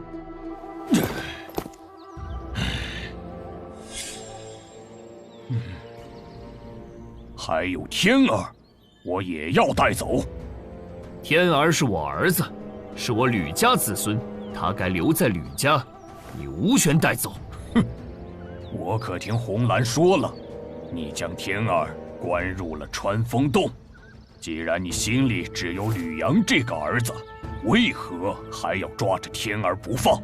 我是他外公，不能看他在吕家受你们虐待。你不将天儿放在心上，我楚家可是将天儿视为心头肉。我并非不将天儿放在心上，他犯了错就要受罚。如果有人杀他，我一定也会为他主持公道，将他关入穿风洞思过10年。这是对他的惩罚，必须落实。10年之后，我会尊重他自己的意见。他愿意留在吕家就留在吕家，愿意去楚家就去楚家，由他自己决定。现在放天儿走，即使他在楚家，依然是你的儿子。你将天儿关入穿风洞10年，只会获得他无尽的怨恨，只会彻底断了你们的父子恩情。唉。思过10年，我相信他会明白自己的过错，理解我的用心。我给他的惩罚，不仅仅是惩罚，也是磨练。能理解则好，不能理解，那也只能听天由命。我只做我该做的。10年后，他会怎么做，那是他的选择。好，好，好，吕神通，今天你可真是让我刮目相看。哼，本座走了。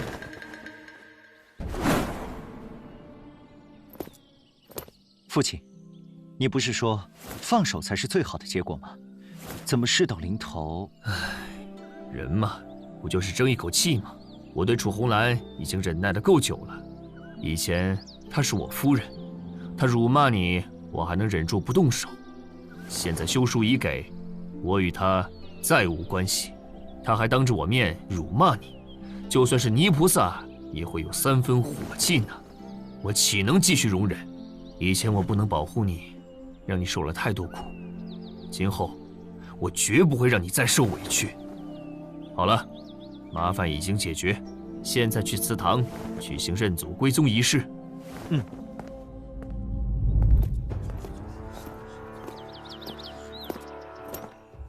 认祖归宗仪式开始。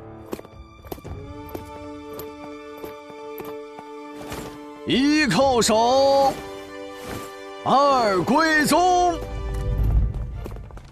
这定然是西域吕家的剑神先祖，金红剑神。这是我西域吕家的先祖剑神金红剑神，名讳吕金元。我们西域吕家之人都是他老人家的子孙后代，你也一样。吕阳，对老祖9叩首，认祖归宗仪式便完成了。吕家子孙吕阳，叩见先祖。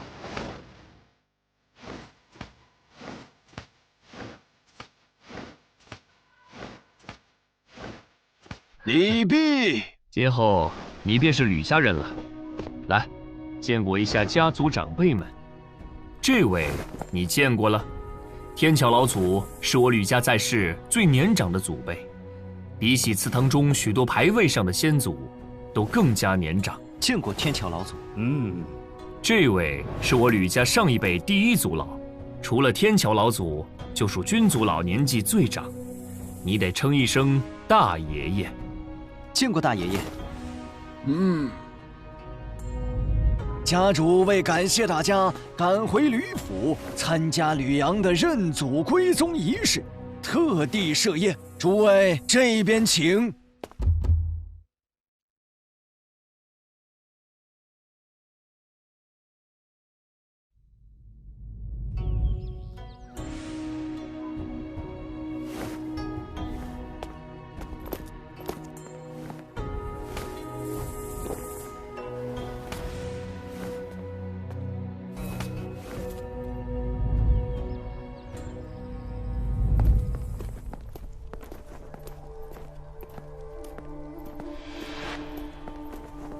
杨儿，我和天桥老祖已经说好，明天你就可以进入吕家祖地修炼了。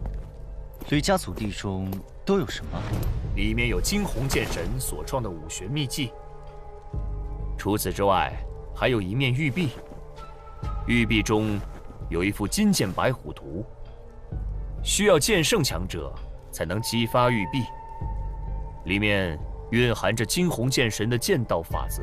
你先在祖地修炼我吕家武学，待武学有成，我和天桥老祖会轮流激活玉璧，最长能保持1年左右的时间。你能不能有所收获，全看你自己的领悟。好，你有什么想要说的？我今日在其间听他们说，父亲你有个弟弟叫吕神池，怎么今天没有看到？祠堂也没有他的牌位。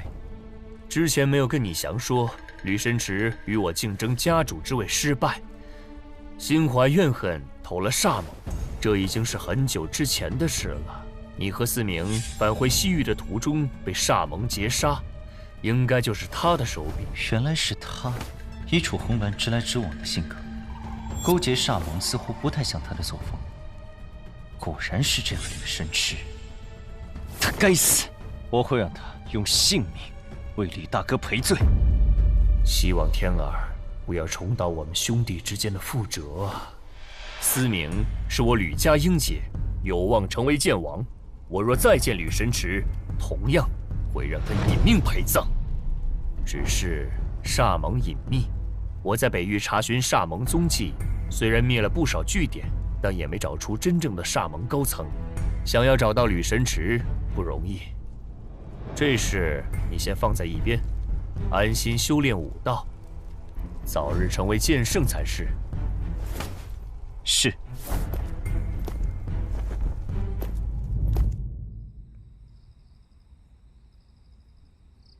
吕大哥，我一定会为你报仇。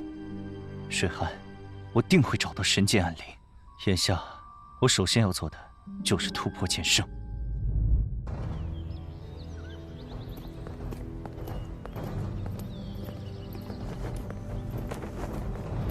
你想先学什么？一门一门来。初期阶段有我的指点，你修炼起来会轻松许多。修炼到高深阶段，就需要你自己领悟其中奥妙。现在我有的是时间，接下来的日子，我会在这里指导你修炼。功法乃武功之源，我看了看，觉得咱们吕家的剑圣武学都与白虎剑气有关。我决定先修炼白虎圣剑经。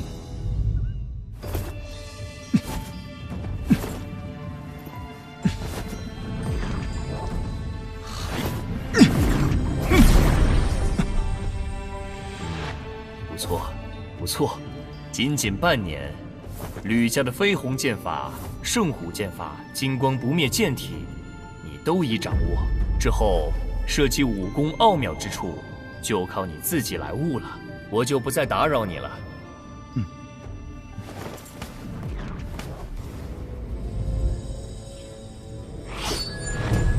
有新的剑圣诞生了。怎么样？可是剑无双。各大家族，中域剑宗都已传讯，并不是几位公子天骄，那就是厉血河了。太好了，养儿传讯，定是有大的进步。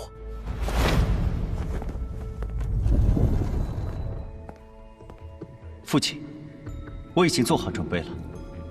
请开启金剑白虎图吧。这么快？现在已经有公子级天骄突破剑圣，你也越早越好。哦，是厉血河还是剑无双？是厉血河。竟然不是剑无双！你在祖地好好修炼，我和天桥老祖会时常开启玉璧，显化金剑白虎图。我们最多能坚持1年时间。你抓紧机会。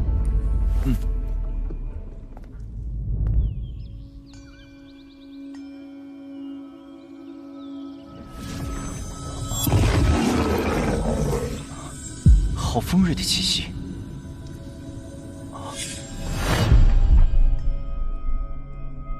白虎的锋锐气息，比起金色剑光更上一层楼。等等，难道说？金红剑神的剑道特点，就在于锋锐二字。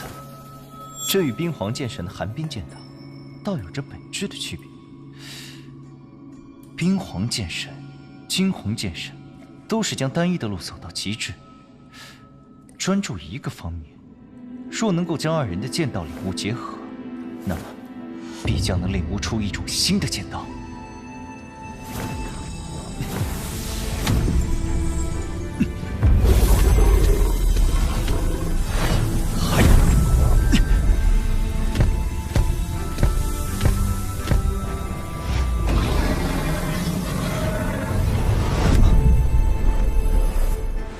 金红剑神的锋锐剑道，我已经领悟到登堂入室的地步。距离剑圣，我也只有一步之遥了。但是，在此之前，我还有件事要做。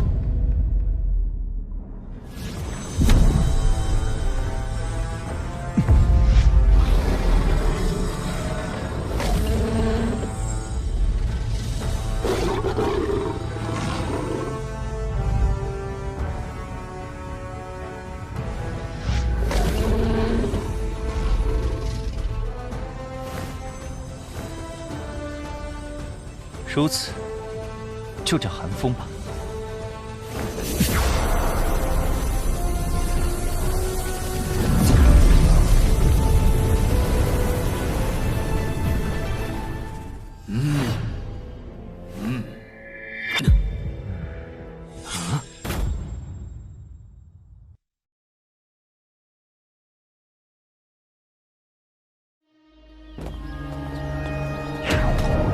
怎么可能？这世上还有比剑无双师兄抢先突破剑圣的。杨儿，神通，你这2个儿子，当真是一个比一个优秀啊！我还以为他至少需要再花5年时间，才可能领悟剑道，突破剑圣。真是没想到，这才过去多久，他才26岁就突破了剑圣，这太让我出乎意料了。真是天纵奇才，天纵奇才呀！杨儿的天赋惊世骇俗，有此成就才算正常。他领悟的剑道倒是奇怪，参悟金剑白虎图，居然领悟的不是金之锋锐剑道。不，他领悟的剑道中有金之锋锐，但也有水之寒冰。一种剑道竟然蕴含2种属性。吕阳不是进洛家祖地修炼了3年吗？看来也领悟了洛家冰皇剑神的水之寒冰剑道。他竟能将2种属性不同的剑道之力融合为一，当真难得，难得呀！吕阳领悟的剑道，集金红剑神、冰皇剑神2大剑神的长处，力量之强，定然远在单一的锋锐剑道、寒冰剑道之上，未来成就不可限量。剑神之位，吕阳有望。哈哈哈哈！若吕阳成为剑神，那我西域吕家就是连出2位剑神，何等风光荣耀！吕家列祖列宗，你们在天之灵，必有我吕家天骄。怎么会是他？若是剑无双比我更早突破剑圣，倒也罢了，凭什么他也能比我更早突破剑圣？哼！本以为我的天资仅次于剑无双和厉血河，没想到吕阳竟也在我之前突破剑圣。不可能，这不是真的。难怪吕神通这么护着吕阳，竟是一个麒麟子。吕阳，我等你。吕阳，此子倒真是有些让人出乎意料。无双，你修炼的怎么样了？回师尊，我对于光明剑道的领悟已经足够，但突破剑道境总感觉少了一丝契机，可能还需要时间磨一磨。西域吕家有人突破剑圣，为师带你走一趟，前去祝贺一下。西域吕家是吕天，还是吕阳？竟要师尊亲自前去吗？是吕阳，此子崛起于微末，回到西域吕家认祖归宗不过3年，年仅26岁便突破剑圣，天赋之高，当真罕见，值得为师亲自去见识见识。清净剑圣身上残留有突破剑道境的道韵，这对于你突破剑圣很有帮助。到了西域吕家，你与吕阳交交手，也许突破的契机就有了。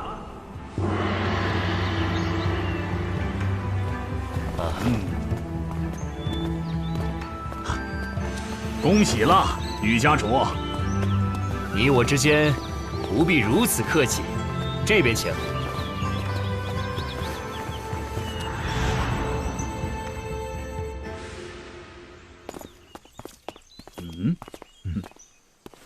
前辈，我已经有了神剑暗灵的消息，不日就将前往寻找。等我获得神剑暗灵，再迎娶水寒过门，一举治好他的剑魂伤势。好，若有什么需要帮助的，你但讲无妨，咱们也都是一家人了。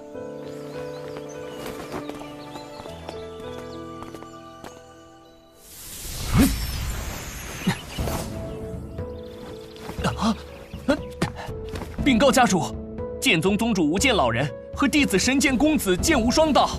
哦。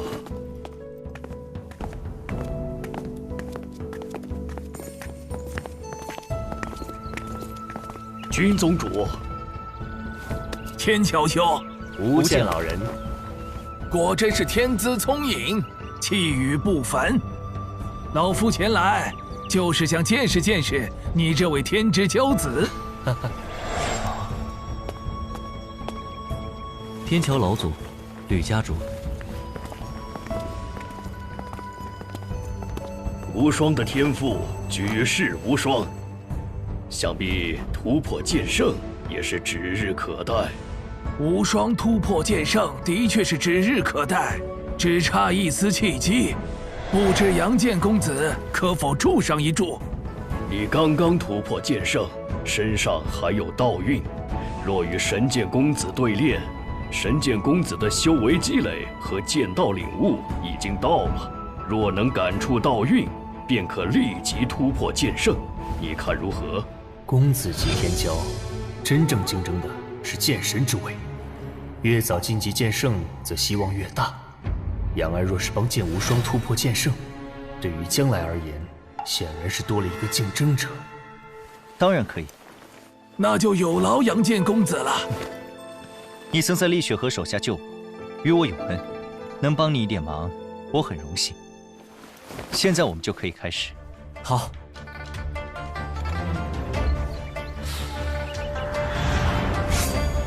请。得罪了，圣光剑法。如此速度，若是其他剑王未必接得住。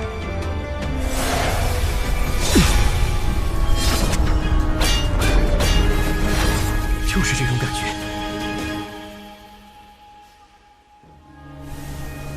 吕阳领悟的剑道很不一般呐，他的剑道中既蕴含了惊鸿剑神的锋锐，也蕴含了冰皇剑神的寒冷，了不起。确实非同一般。当日他突破剑圣时，我也感到意外，这是走出了一条新的剑道之路。不知将来能否凭借这条剑道之路问鼎剑神。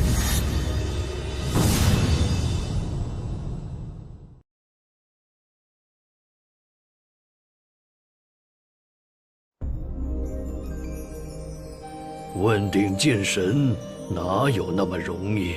哪怕是沿着诸位剑神曾经走过的剑道之路，都千难万难，更别说是一条新的剑道之路了。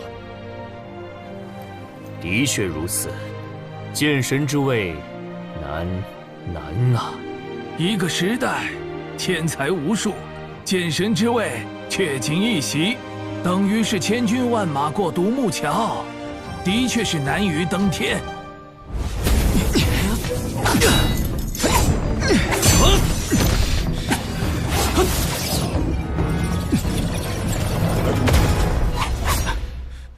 杨剑公子，我已感应到突破剑圣的契机，多谢了。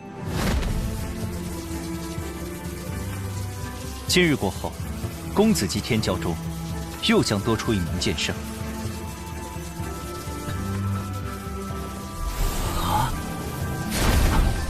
无剑老人，恭喜恭喜！好，好，好，终于突破剑圣了。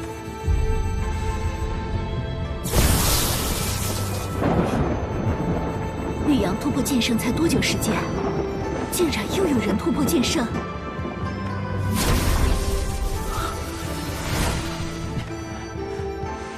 剑圣，这就是剑圣的感觉吗？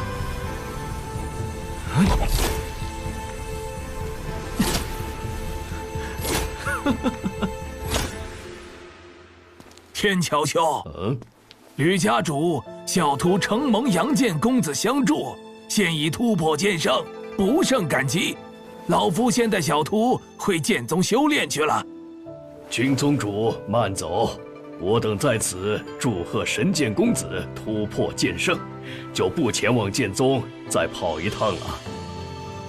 无妨，无妨。走，随我回宗。这就走？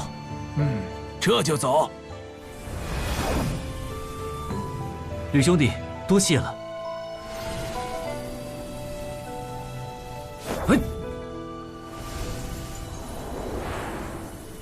师尊，何故走得如此匆忙？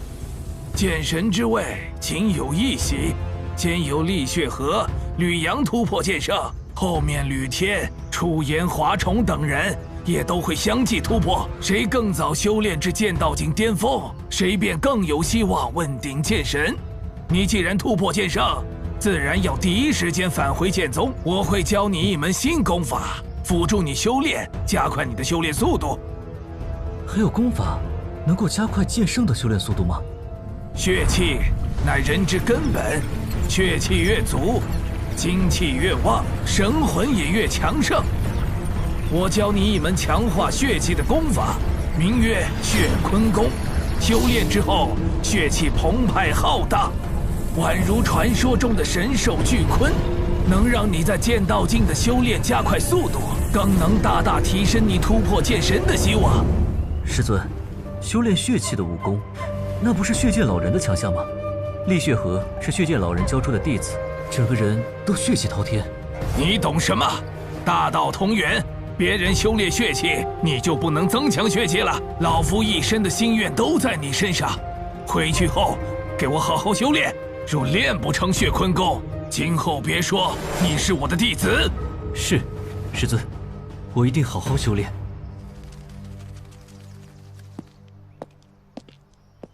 若是找不到入口，你就早点回来。父亲放心。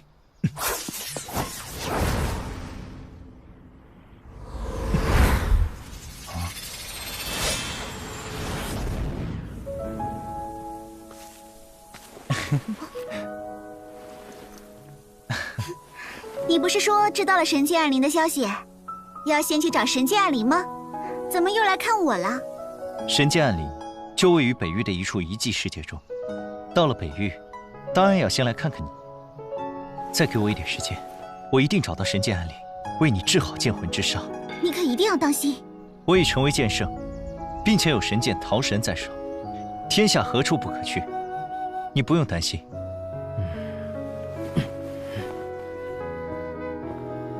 吕阳，你算是剑域大陆有史以来最年轻的剑圣了。宏远老祖，好，一入剑圣，你的精神气度完全发生了蜕变，有了飞跃性的提升，相比正常的新晋剑圣更胜一筹。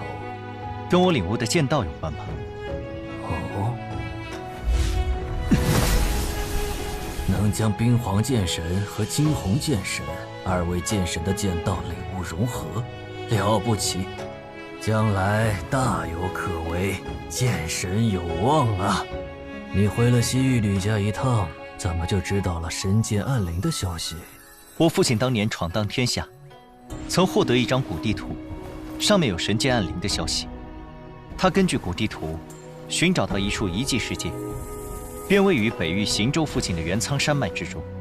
现在我准备进入其中一探究竟，找出神剑暗灵。那就祝你一帆风顺了。事不宜迟，我现在就去了，争取早去早回，带回神剑。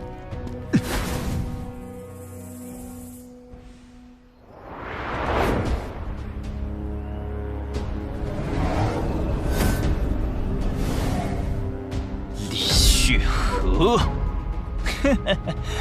曾经本公子以为只有剑无双才有资格做我的对手，没想到你竟然会比剑无双更早突破剑圣。小子，你当年不过是我指缝中溜走的小杂鱼，如今却成了能与本公子相提并论的剑圣，还真是出乎我的意料。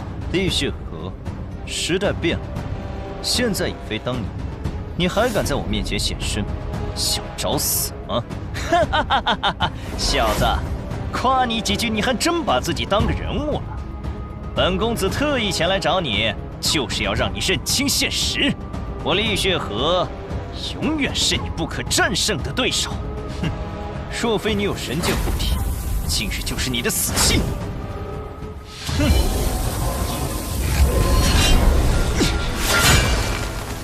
那我们谁都不动用神剑，放手一战，你敢吗？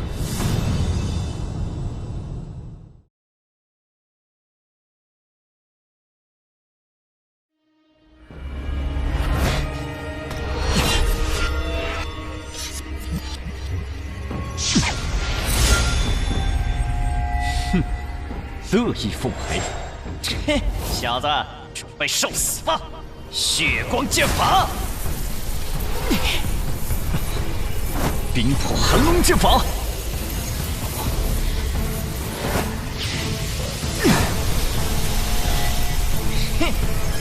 血河剑法。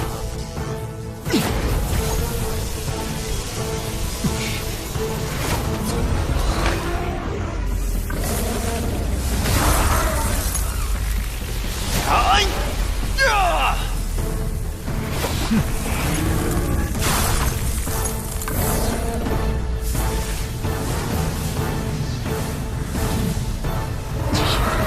血魔煞身！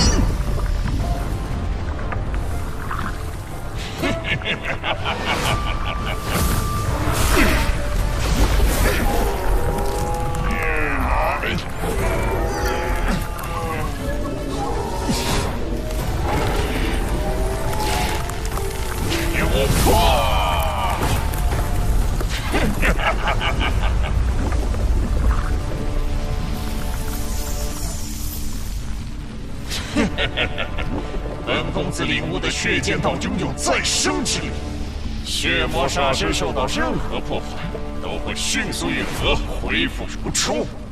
李阳，虽然你的实力出乎本公子的意料，但在本公子面前，依然是死路一条。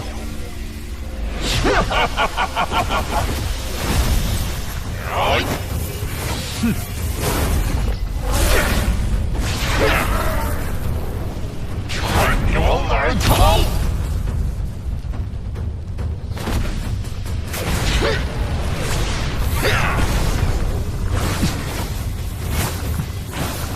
圣虎剑法。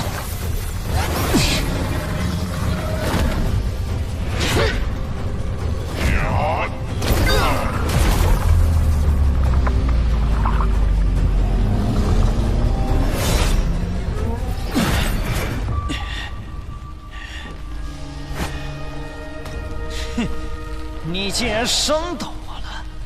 西域吕家的圣虎剑法，功法天下无双，的确名不虚传。可惜那一剑还是不足以将血魔煞身彻底破开，只能伤本公子皮毛。越是破坏力强大的剑法，越讲究瞬间的爆发力。我倒是要瞧瞧，像刚才那一剑的力量，你施展圣虎剑法能攻击出几剑？我根据自身剑道，领悟一剑，让你长长见识。好！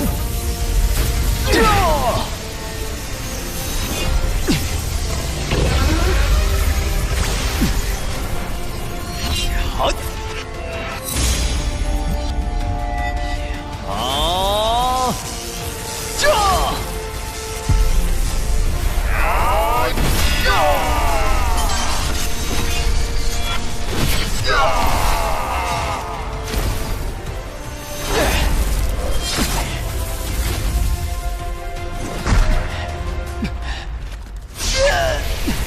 这是什么剑术？我根据自身剑道领悟出的一剑，还不完善，未取名字。若是我这一剑领悟完善，李雪河就算你有神剑，也未必护得住你。切！你之前不是说不动用神剑吗？怎么突然间说话不算数了？自身领悟的剑术，能够在剑圣阶段自创武学，自古以来就是成为剑神的基础。而如今我离自创剑术还差得远，可这家伙居然先我一步创出了自己的剑招，我不会输给你，绝不会！李阳，你给我等着，下次见面，我一定会胜过你，将你碎尸万段！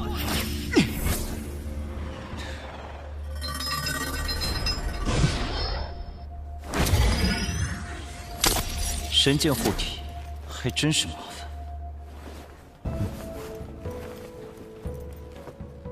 还是先确认一下位置吧。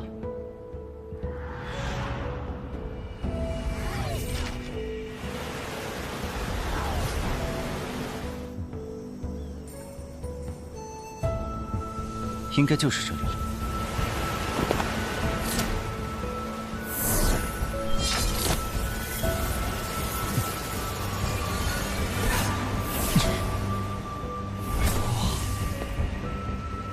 果然，逃生是进入的关键。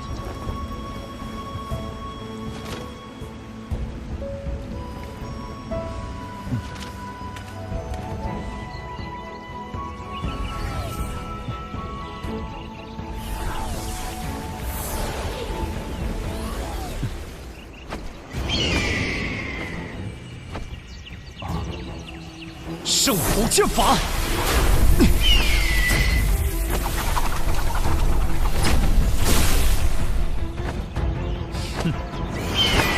死活的东西，滚开！哼！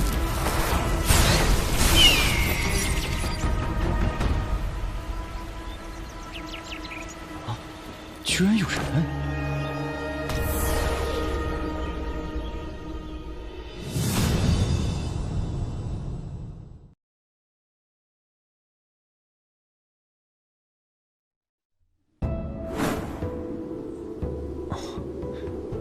这规模足够容纳100万人生活了。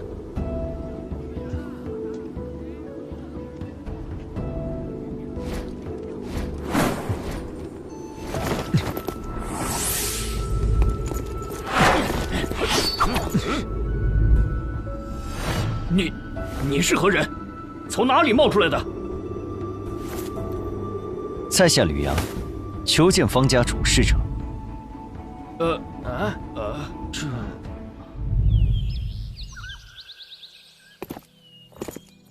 有公子要求见你。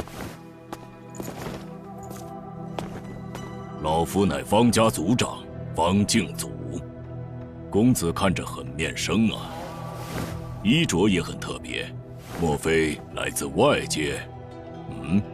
我的确来自外界。没想到祖宗的预言成真了。 真有外界之人来找我们，太好了！哦，此话怎讲？敢问公子，是否和方家人有血缘关系？我母亲姓方。那就对了，你是先祖剑神的血脉，更是预言中来解救我们的人。啊！来，我跟你细说。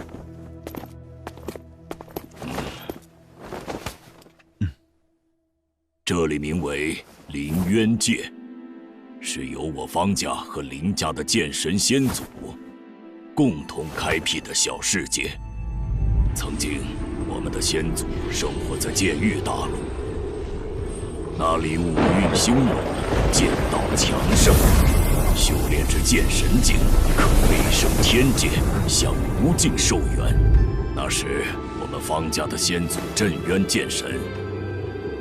拥有神剑桃神，凌家的先祖飞灵剑神，拥有神剑暗灵。他2人结为夫妻，共同创造了这里。直至万年前，血煞之子血煞之道走上剑神之路，他手握神剑血煞，葬送了无数武者性命，因此受到方凌2家剑圣追杀。 可惜，彼时的血煞老祖气候已成，剑神不出，无人能灭。我方凌2家受到的威胁越来越大，不得不退入凌渊界避祸。此外，还有许多剑圣世家也来到凌渊界，为了防止被血煞老祖迫害，方凌2家。 就此开启封印，只留下一个秘密入口，需要多位剑圣配合神剑才能打开。可是血煞老祖已经飞升，你们为何还躲在这里？并非我们不想出去，只是现在的我们没那么多资源培养剑圣境强者。 更别说打开入口出去了。你们就没有想过，直接动用神剑尝试一下？你可知我们这儿为什么叫凌渊界啊？俗话说，天有9界，地有9渊。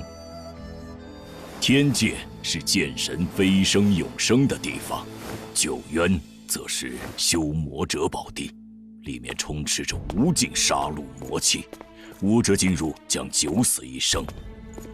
先祖当年开辟此地的意图，就是用来封印9渊连接剑域大陆的入口，所以才称之为凌渊界。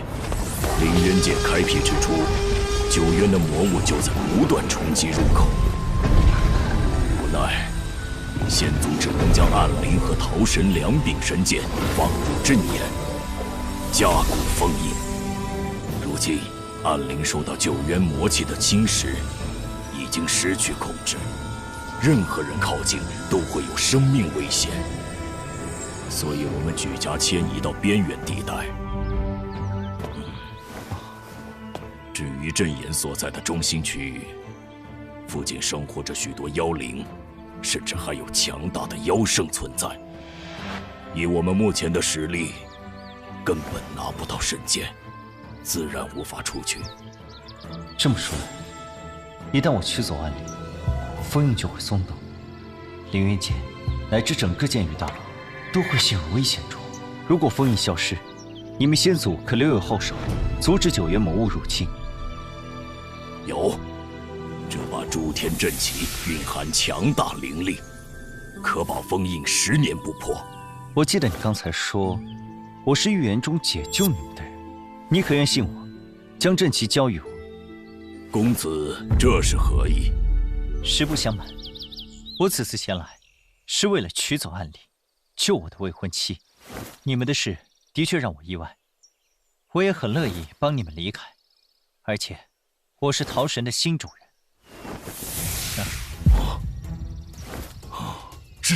真的是神剑桃神？罢了，也许这就是天意。阵旗可以给你，但你要保证取走暗灵后带我们离开。没问题，我以神剑之灵起誓，如有虚言，定当万劫不复。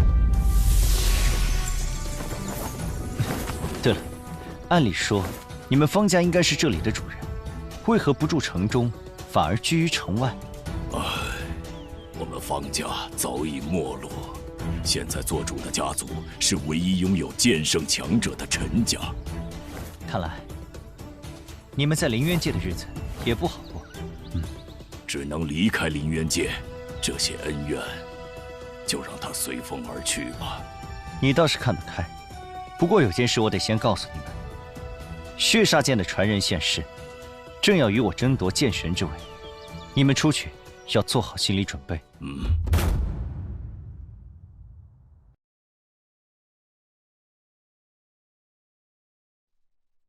对我们来说，已经不重要了。不出去，只有走向没落一个下场。行，到时候愿意出去的出去，想留下的也不强求。另外，带我去林家一趟。等解决9渊魔气后，我需要林家对神剑暗灵的引导之术。好，公子请跟我来。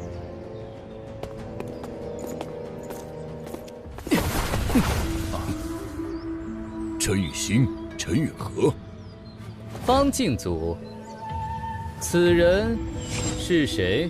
他是来自外界的吕阳，吕公子，可助我们离开凌渊界。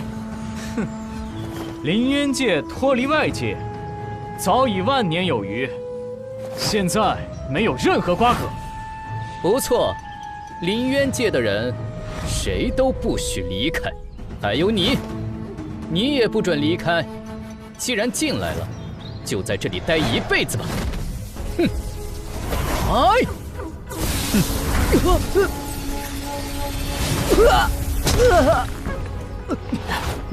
你竟然是剑圣！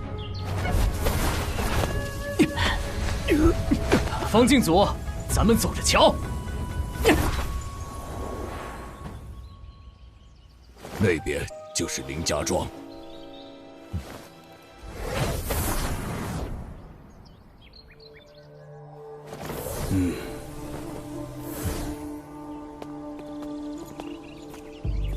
以吕公子的能为，相信用不了多久，就能将引导之术融会贯通了。这间小院便是您的安歇之处，我会吩咐下去，禁止其他人前来打扰。多谢。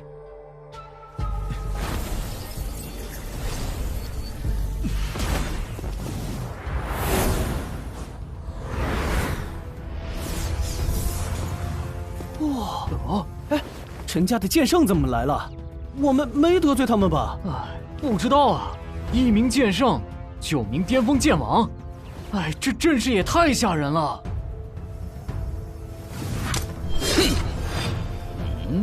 谁是外来剑圣？给我出来！外来剑圣，给我出来！外来剑圣，速出来！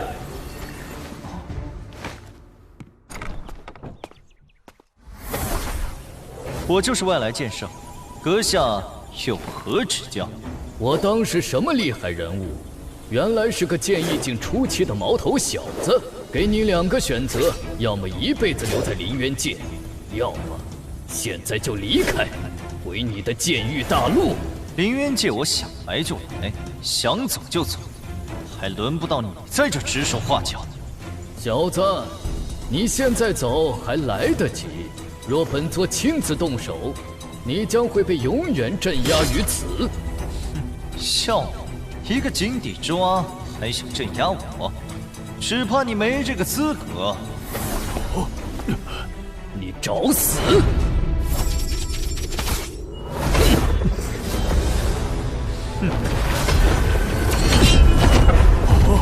神剑桃神，你到底是什么人？剑域大陆西域家剑神后人公子天骄，称号杨剑公子。我要带人离开林渊界，你可有意见？没有，一切由公子说了算。那就好，待我拿到暗铃，愿意随我离开者，要早做准备。是。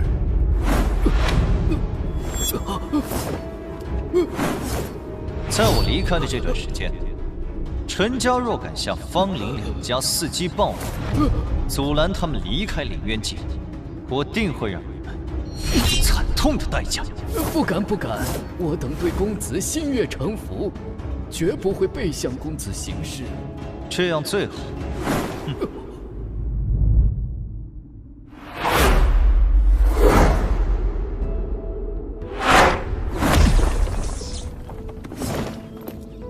这就是爹所说的地方。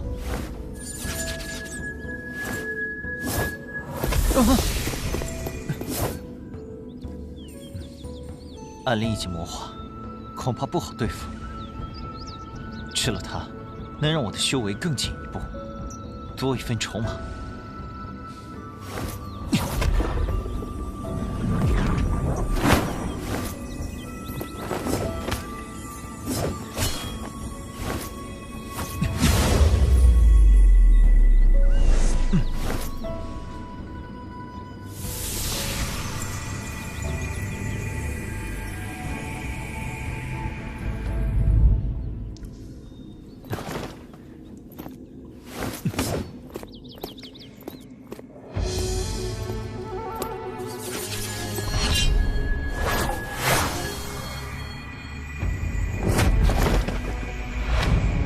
镇元界神的武道传承，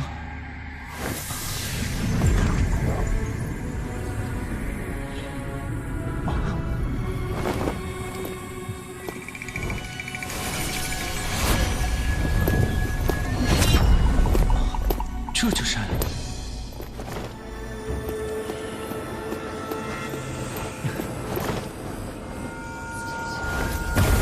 九月母气，果然厉害。是飞灵剑神的武道传承。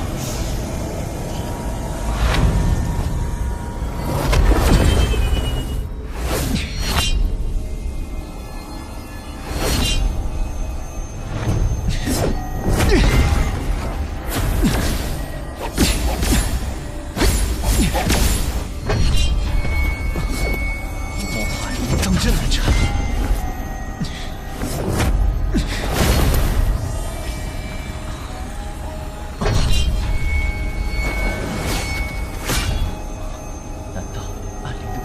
范围限制。看来以我目前的实力，无法拿下他，必须从长计议。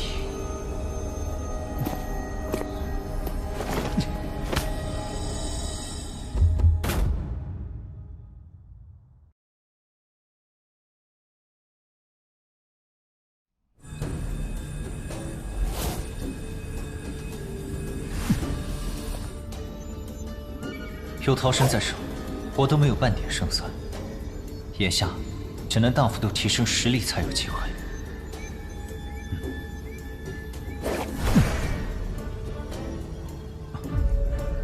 这里的剑气能量太弱，若想短时间内提升修为，难于登天。不过，要是把真渊剑神的传承融入我的剑道中，增加实力，倒是一个可行的办法。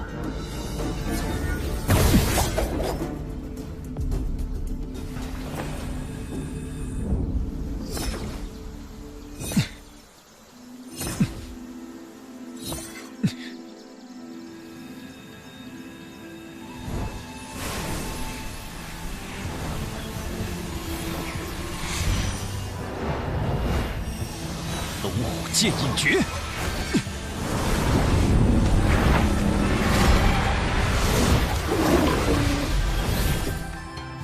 天地乾坤剑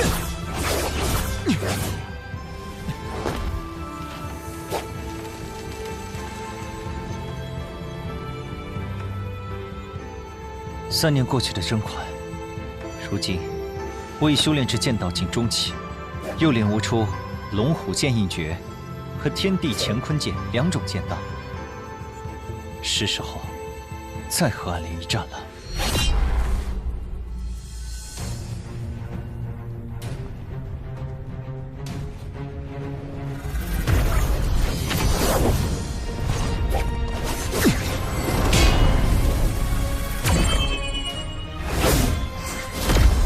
同样的招数，对我没用了。龙虎剑印诀，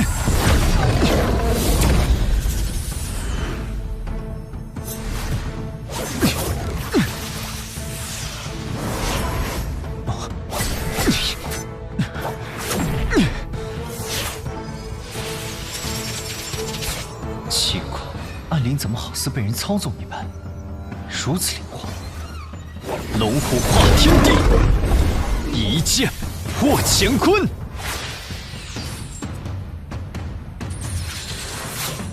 想跑没那么容易！什么东西，滚出来！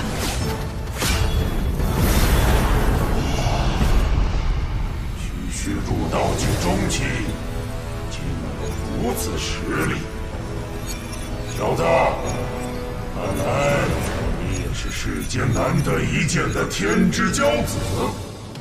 你是什么人？为何会在暗灵剑中？你虽为世间天骄，却也被困于9渊之下，若无登天之举，不过凡尘俗子而已，本无资格知晓本座名号。不过，看在你能将本座意志逼出剑身的份上，给你这份荣幸。你听好了，本座乃魔渊之主，如果你现在离开，尚可保命，否则本座会让你尝尝永不超生的滋味。魔渊之主，压根没听过。我不管你是什么人，赶紧从暗灵剑中离开，不然我就将你彻底磨灭。若本座真身在此，连虫子都算不上，真不知天高地厚。你如果真有这么厉害，又何必躲在一柄剑里？我没时间跟你废话，赶紧离开！狂妄的小子，你找死！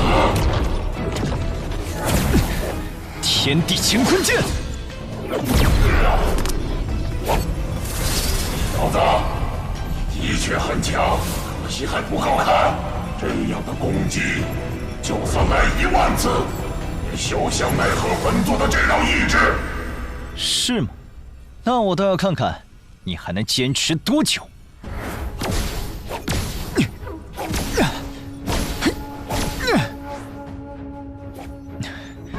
这家伙到底是什么鬼东西？这样耗下去可不是办法。对了，如果融合了飞灵剑神的剑道传承，也许就能抢过暗灵的控制权。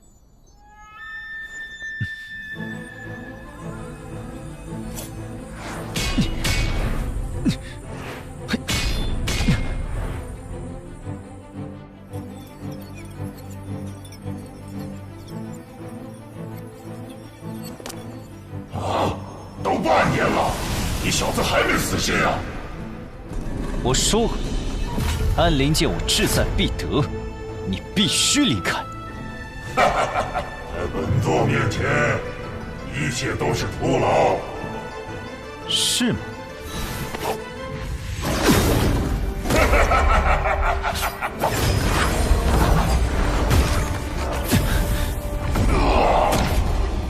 你女修为未尽，你的实力怎会变得如此之强？来告诉本座，修炼的什么功法，什么剑法？这是我自创的龙虎剑印诀和天地乾坤剑，你可以再感受一下。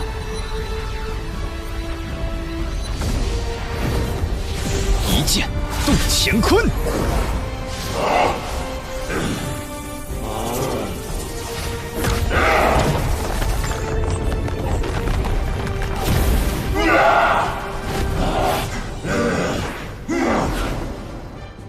蝼蚁，刚坏本座好事，可恶！本座记住你了。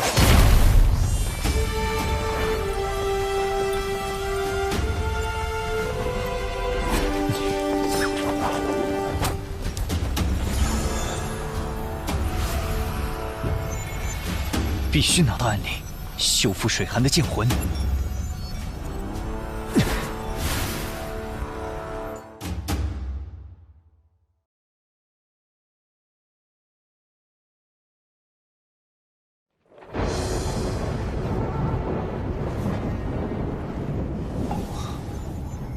这里不是剑里大陆，也不是凌渊界，难道是那家伙所说的魔渊？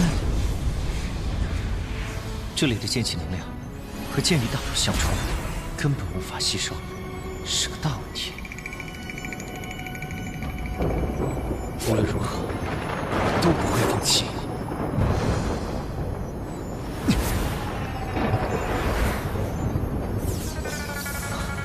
在那里。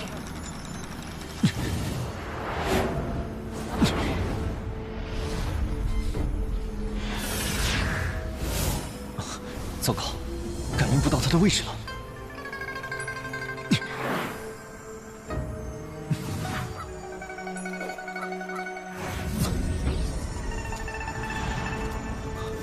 千余人中，竟有9位剑宫境强者，莫非他们是隐居于此的宗门？啊！是一族圣者，是一族圣者，是一族圣者！别紧张。我来此只为询问一事，你们刚才可看见一道乌光飞过？往那边去了。多谢。怎么会有异族圣者来这里？他们是想入侵魔渊吗？不清楚，总之绝非好事，必须赶紧通知血河城的大人们。啊！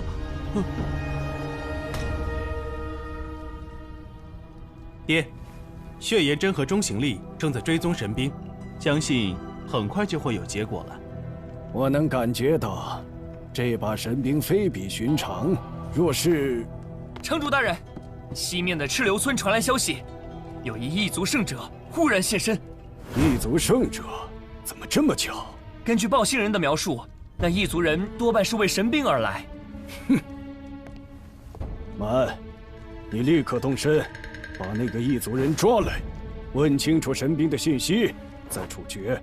是。等等，保险起见，带上严林和莫州。爹，一个小小的异族圣者而已，至于这么兴师动众吗？我一人足矣。你还是少城主，哪能事事亲力亲为啊？从旁压阵即可。是。袁林和莫州擅长合击，有他们在，定能确保万无一失。啊，李潇，你怎么一个人回来了？城主，神兵破开禁制，进入了血神山深处。甄长老和厉供奉拿不定主意，正在外围守着，特命我来报信。哼，血神山，那可是圣级巅峰强者也无法踏足的禁域。这血神山的禁制已破，进入其中不是难事，只是再往深处走，恐怕只有城主您这样的修为可以做到了。纵观整个魔渊，就属我们血河城离血神山最近，此乃天赐良机。城主若能把握机会夺得神兵，必将成为魔渊霸主之一，与那些圣地之主比肩。既然如此，咱们马上出发去血神山。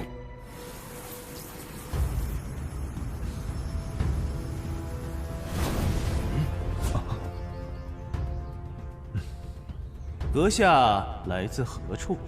到我魔渊意以何为？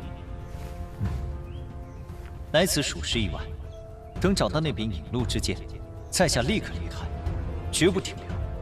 那剑透露着神兵气息，既然他选择进入魔渊，就是我们的东西，你不要想了。那剑对在下至关重要，三位若愿告知去向，在下感激涕零；若不愿，还请让路。哼，异族人，这里可是魔渊，你的生死全在我等一念之间。你最好识趣点儿，提供些有用的信息，我们或许可以考虑饶你一命。不错，我们少城主一只手就能捏死你，赶紧把知道的说出来，免得受苦。老实交代来龙去脉，否则本座的白骨魔焰会烧得你连渣都不剩。那柄剑，我要拿来救人。谁敢阻挡，神挡杀神，我挡诛魔。口气不小，本座倒要看看你有多少狂妄的资本。你们两个试试他的本事。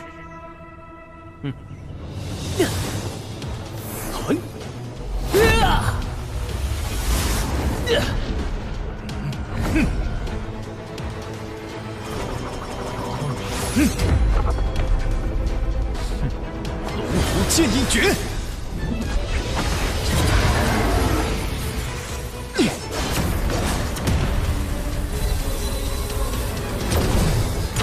怎么可能？好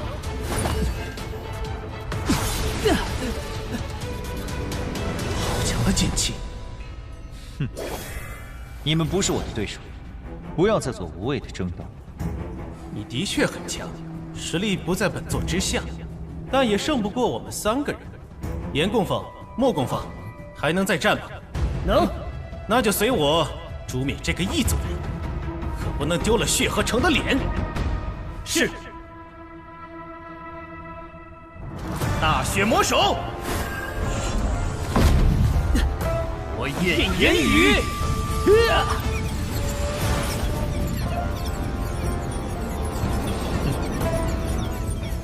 此练力，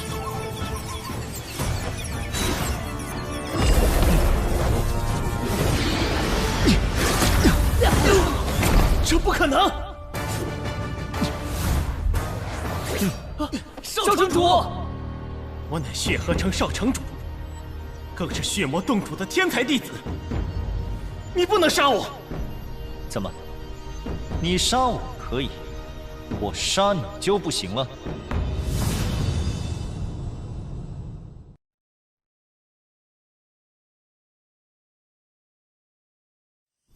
我爹可是入道境后期的圣者，我师父是入道境巅峰的圣者，你若杀我，定会遭到他们的疯狂报复。我不管什么境界，只要离开魔渊，你们谁都奈何不了。我也不是什么嗜杀之人，这样，只要你老实回答我的问题，我就放了你。你想知道什么？自然是那道剑光的去向。不清楚，我爹已经派人去查了。只是我出来的时候，消息还没传回来呢。真的？当然是真的。那把你们魔渊武者的修炼境界和势力，简单介绍一下吧。啊！魔渊武道共分为6大境界，分别是明心、断体、凝魂、命宫、玄意和入道。玄意境可称王，入道境可称圣。这里方圆100里，皆以血合成为尊。血魔洞则是魔渊几大圣地之一，拥有至强功法秘典，更有神兵底蕴。血魔洞有什么神兵？血魔镜，那是天剑魔神传下来的至宝，有它在手，可以横扫圣境，魔神之下无敌。魔渊有飞升天剑？不能啊！那哪来的魔神？魔渊虽不能飞升天剑，但修罗渊有一条修罗道，能直通天剑，而且修罗道每隔100年开启一次，是地界各渊唯一通往天界的通道。你怎么连这儿都不知道？像血魔洞这样的圣地，总共有几个？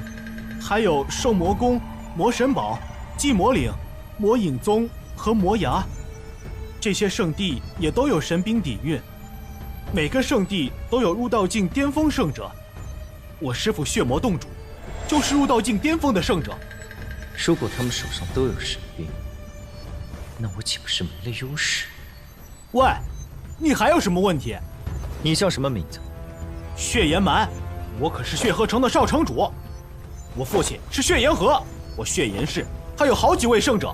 你刚才说你爹已经派人去追神兵了，也就是说，去趟血河城就能知晓他的下落。对啊。那行，马上带我去血河城。如果你们敢耍花样，定斩不饶。哼，等到了地方，可就由不得你了。什么？我爹他们去了血神山？既然如此，你们2个就别跟着了，由你们少主一人带路即可。哦，你说的算。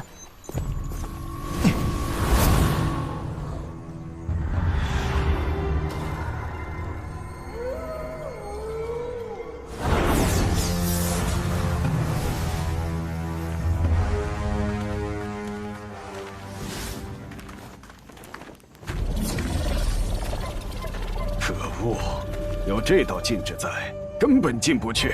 城主大人，既然咱们现在解不开这禁制，不如退到一旁，静观其变。不错，神兵的消息藏不住，很快就会引来其他强者。我们进不去，他们或许会有办法，到时候再见机行事也不迟。唉，也只能如此了。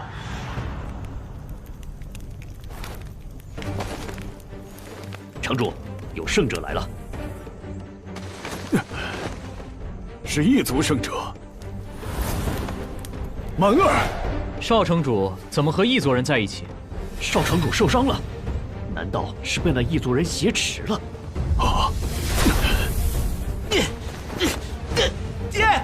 救我！满儿，这到底怎么回事啊？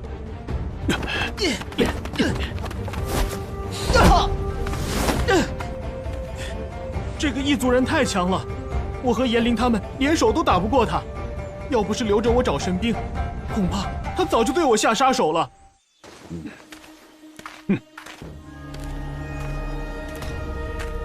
等等，你不能进去。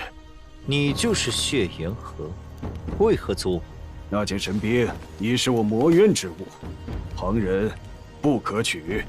念在你未伤我儿性命的份上，本座可以放你一条生路，速速离开魔渊，永远不要回来。我入魔渊就是为了取那件神兵，不可能半途而废。另外，我无意跟任何人争斗，你们不是我的对手，再拦我只会自讨苦吃。放肆！父亲，此人实力不在您之下，无需冒险与之对决。反正为了神兵，各大圣地强者都会齐聚于此，自然有人收拾他。不行，都到这份上了，不试试他的身手，岂不是很没面子？小子，你也太狂了！本座倒要看看你究竟有没有狂的资本。要不要这么拼？一上来就是圣级功法血甲魔功。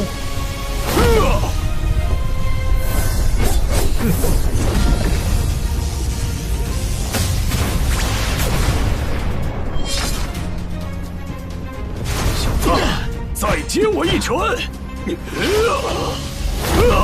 到此为止吧。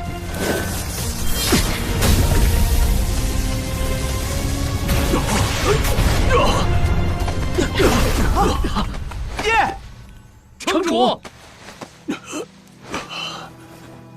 圣级中期就有如此实力，恐怕少魔神和小魔仙那样的天骄都难以相提并论呢。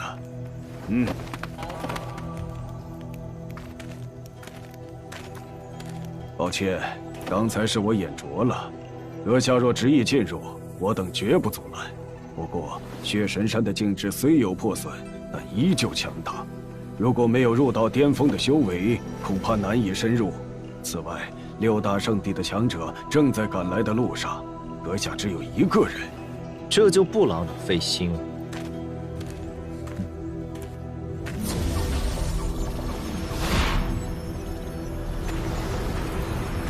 此人年纪轻轻就有此等实力，当真难得一见呢。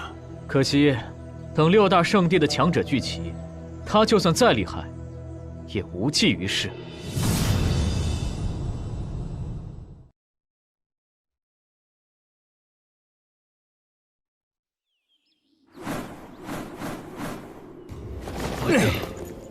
宗主，见过师傅。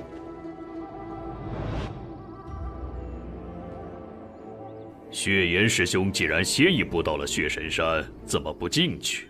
已经进去探过了，里面的境制虽然有所减弱，但依然不是圣级后期能够承受。应该只有像洞主这样的巅峰圣者，才有资格深入其中。哦，那我岂不是白带人来了？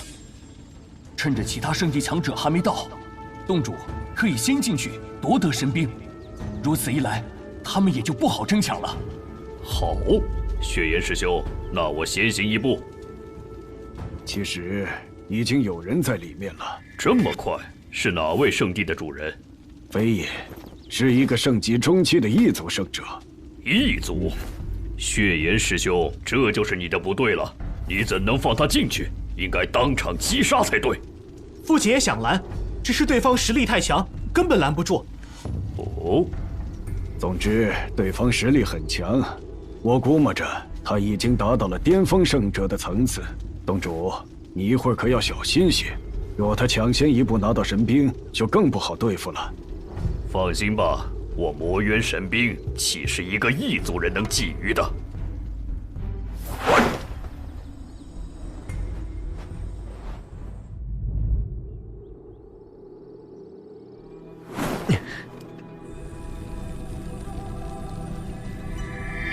善灵神剑，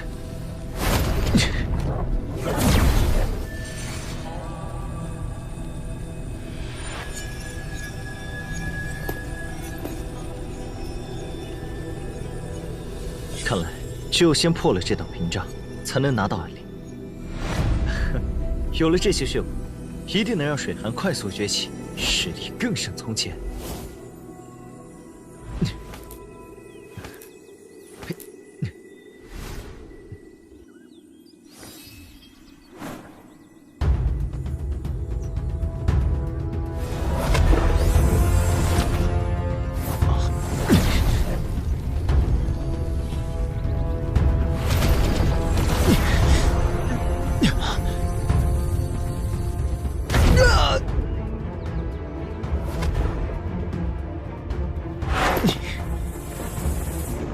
好强的气息！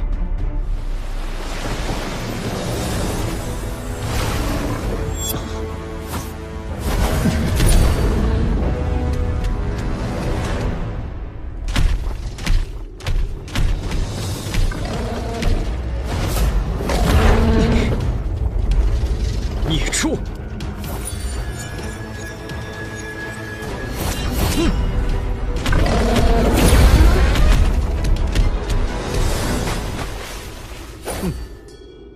受了桃神一剑，没那么容易恢复。这下看你拿什么嚣张！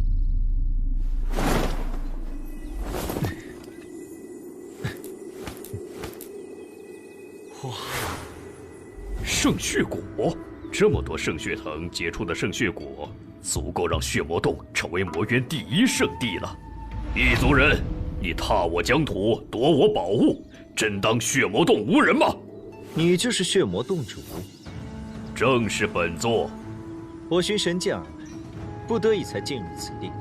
等拿了剑，自会离开。至于你说的宝物，我可听说血神山是禁地，并无归属。这就意味着刚才那些谷子都是无主之物，怎么就跟你扯上关系了？荒谬！血神山在我血魔洞的地盘，产出的宝物自然归我血魔洞所有。更何况，既然神兵选择了血神山，就是选择了血魔洞，这里的一切都是我血魔洞的机缘。哼，被吸引而来的强者恐怕不止血魔洞。你这话，其他圣地会认同吗？哼，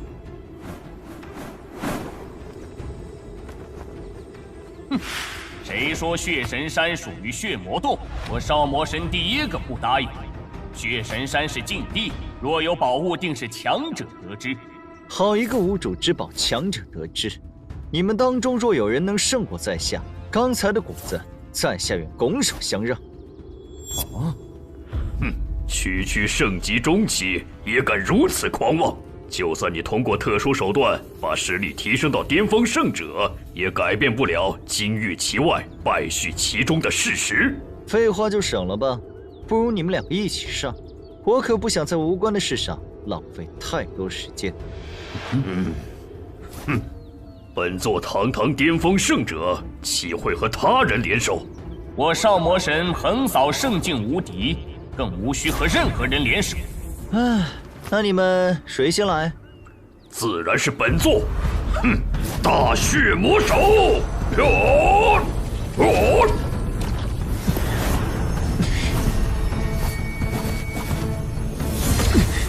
圣级中期就有此等实力，着实难得。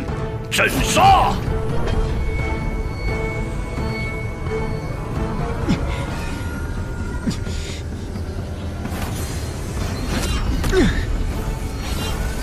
破！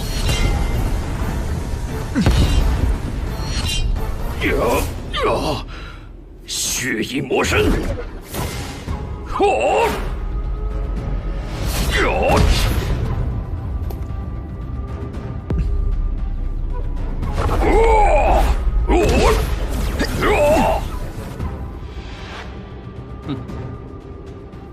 这怎么可能？他明明只有圣级中期的修为，我就不信耗不死你！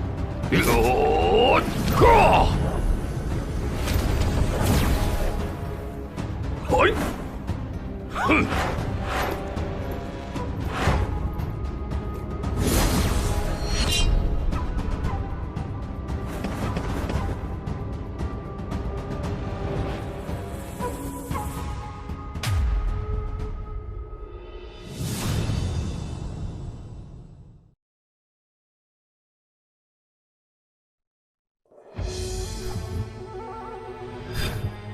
这个异族人虽然只有圣级中期修为，实力却近乎巅峰，比我们的天骄强太多。不见得吧？我看根本是血魔洞主疏于修炼，才会连一个圣级中期都解决不了。不错，血魔洞主的表现着实令人意外。继续下去，只会有损圣地之主的威名。血魔洞主一个圣级中期而已，你要是实在应付不了，不如换我等出手可好？你们少在那幸灾乐祸！本座实力比你们只强不弱，再有半刻，定能斩杀此子！你也不怕风大闪掉牙？刚才为了验证实力，陪你玩玩而已。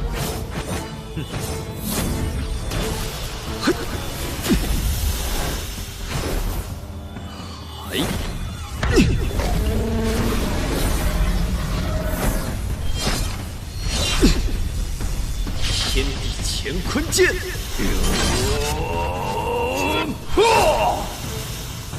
大魔血手！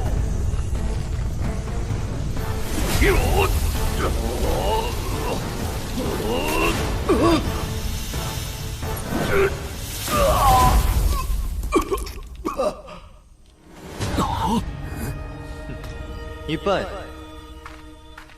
血魔洞主，你先疗伤，我来对付这个异族人。用不着你插手，待本座动用神兵，此子必死。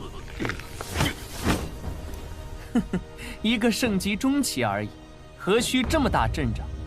不错，这种程度就动用神兵，岂不显得我魔渊无能？以此人的年龄看，让少魔神与他一战最为合适。血魔洞主，你也太小题大做了，不如退下来疗伤，就不要再劳神了。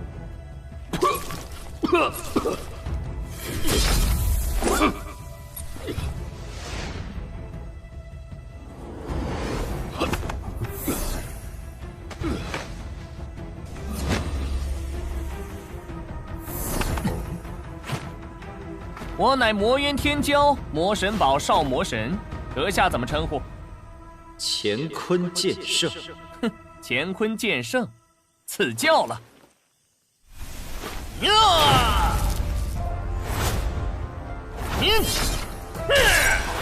大力魔神击法。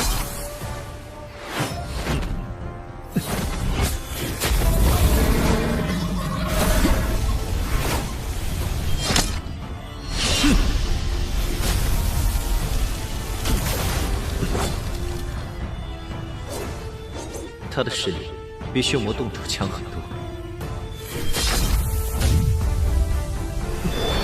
圣符剑法，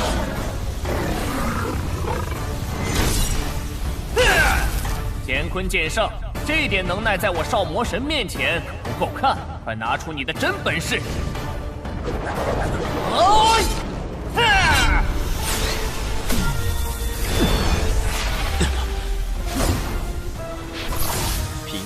绝神斩！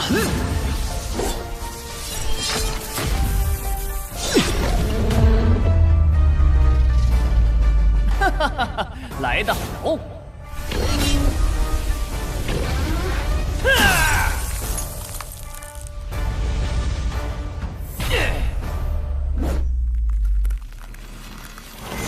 哼，的确不错，可惜还差得远。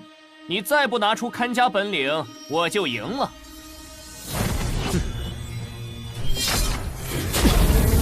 天地乾坤剑，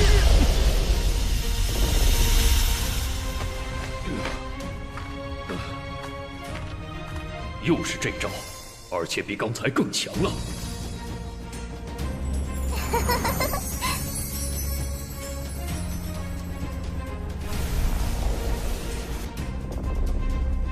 啊！大力魔神戟，不动如山势。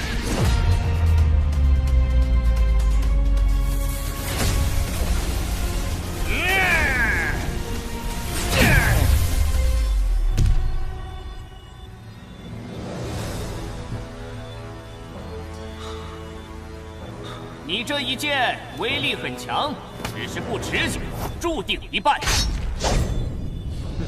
你怎么知我不可持久？少魔神，再接我一剑！你居然用圣血果这等宝物来恢复精力，简直暴殄天物！废话少说，不动如山。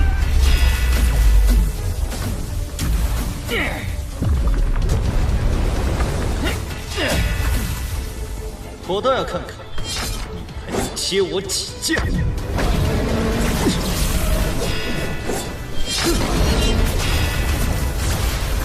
可恶，这次力量怎么不降反增了？鸟气！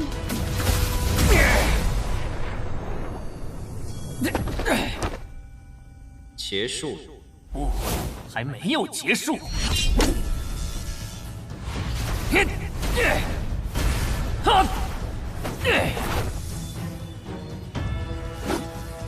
能死在他的手上，是你的荣幸。是魔神戟？哼，少魔神，你刚才还说对付一个圣级中期，用不着动用神兵，这么快就忘了吗？这次实力之强，大家有目共睹。再不动用神兵，难道要放任他称霸魔渊吗？血魔镜都拿出来了，血魔洞主，你这是黔驴技穷了吗？你懂什么？他身上的宝贝值得我这么做。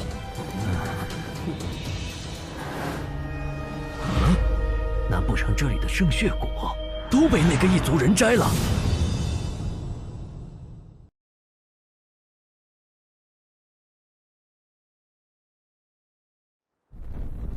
圣血果是我先发现的，等打败了这小子，东西就是我的。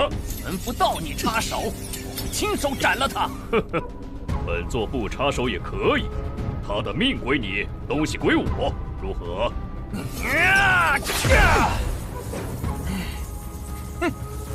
可笑，人都是我杀的，你凭什么拿他的东西？呵呵，单论实力，本座的确不如你，但神兵嘛，我的血魔镜可不弱于你的魔神级。这个时候还敢分心，你注定要败。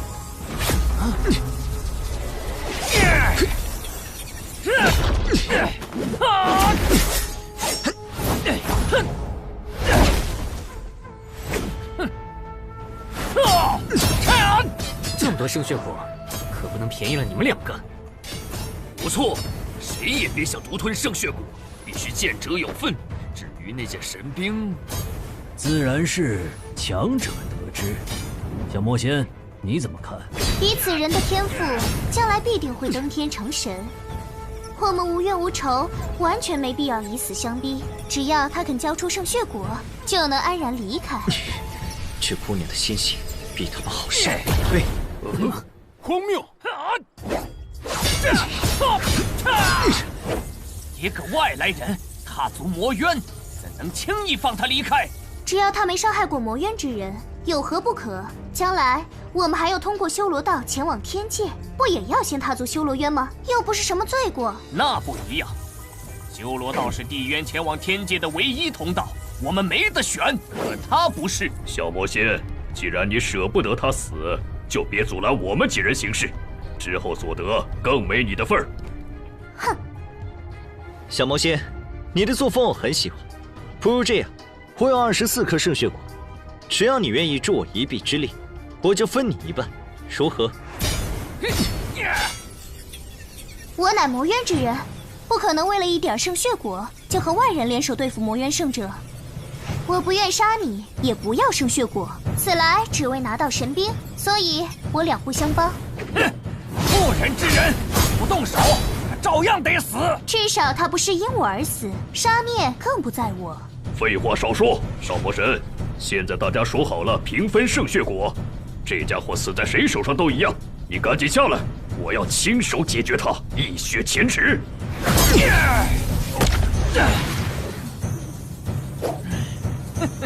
好，给你这个报仇的机会。乾坤剑圣，你敢伤本座的万金之躯，就要做好以死谢罪的准备。哼，现在知道怕了，可惜太迟了。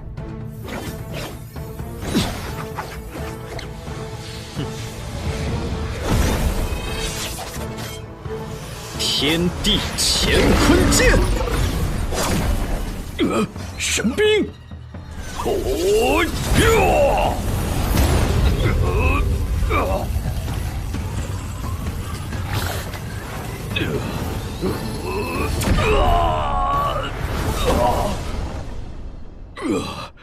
那把剑不是一般的神器。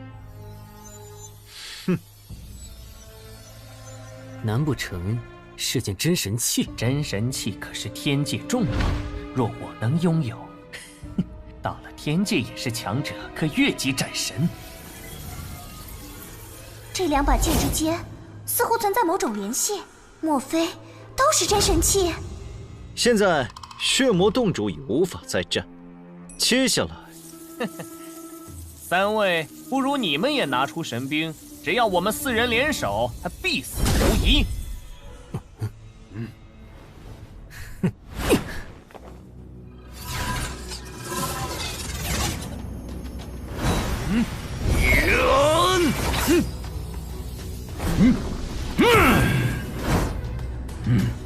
我来墨渊只为寻剑，本不想与你们争执，可惜你们偏要咄咄相逼，那就怪不得我了。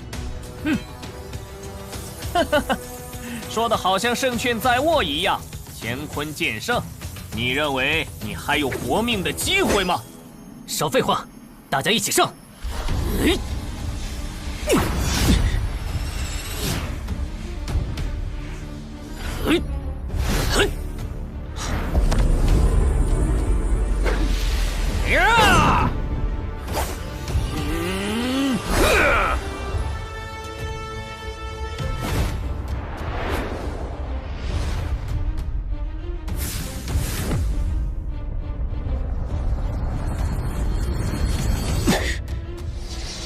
神魂觉醒！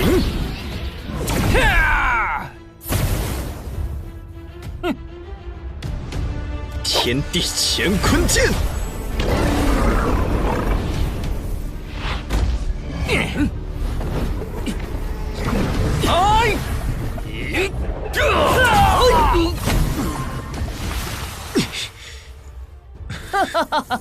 乾坤剑圣，就算有真神器，你也发挥不出它的全部威力。立刻放弃挣扎，我会让你死得痛快点。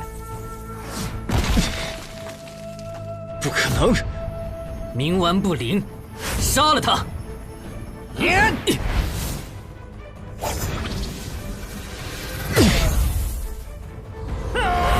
天地乾坤剑！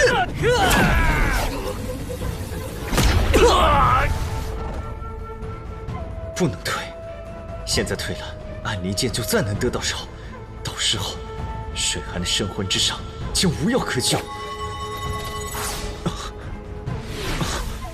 怎么会？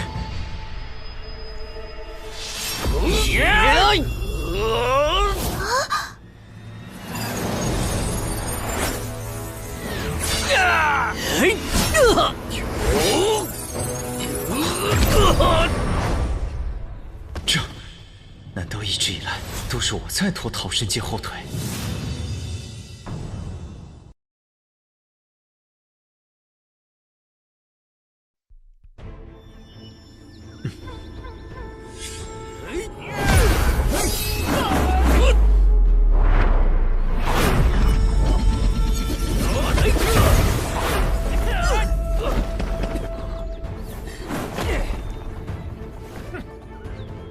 ？4人联手动用神兵，居然打不过一把剑，这怎么可能？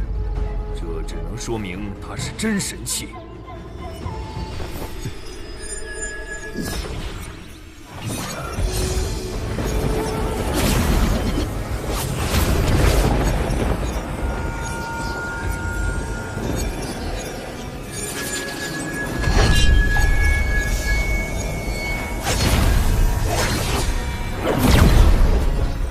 剑竟然打起来了，难道我猜测有误？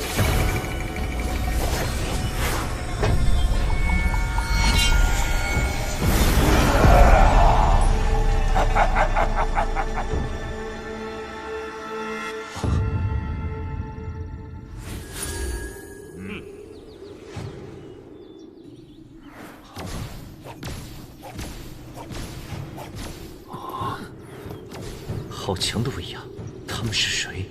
这气息，该不会是天界之人吧？参见魔主。他们是天界之人，能够下界来此，定是真神之资。不错，那个魔主能受他们如此礼遇，可见实力更强。真神，看来这个魔渊之主真的来头不小。那灵，有让你看他。我赶紧帮本座收了这2柄剑。是。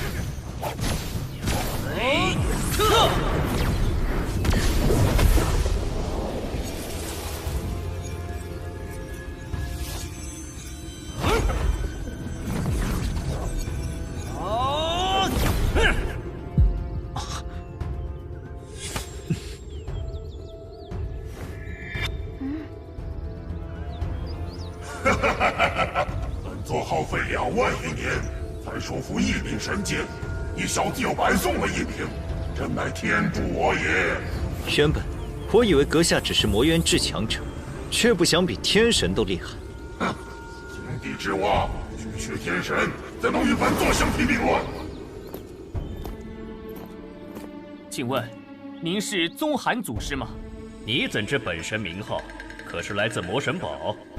魔神堡宗也，拜见宗寒祖师。这是您万年前赐予魔神堡的神兵魔神戟。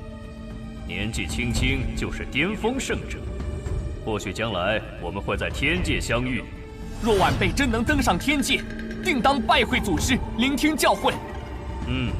此人似乎不是魔渊之人。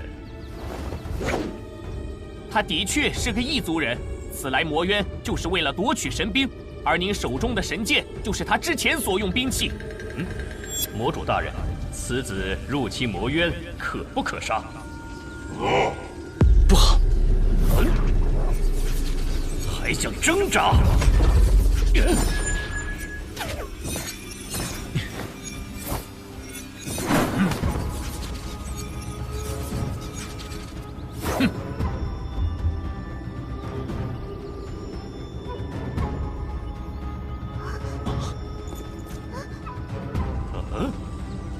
留下剑，然后滚！本座乃魔渊之主，阁下是谁？为何无故偷本座的剑？你的剑哪儿来的脸？杀了他！是。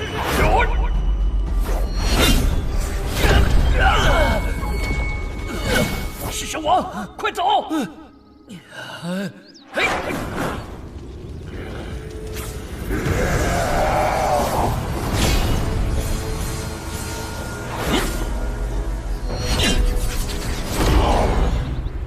你既为神王，当着本座魔渊之主的大名，敢坏本座好事，本座与你不死不休！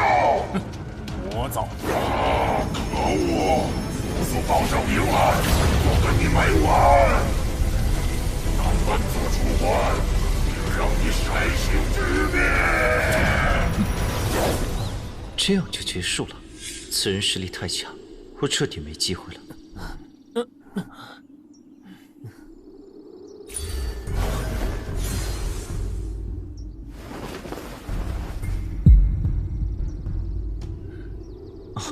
见过前辈。你来自剑域大陆。不错。前辈怎么会知道？你身上有来自剑域大陆的剑气能量，毕竟我也来自剑域大陆。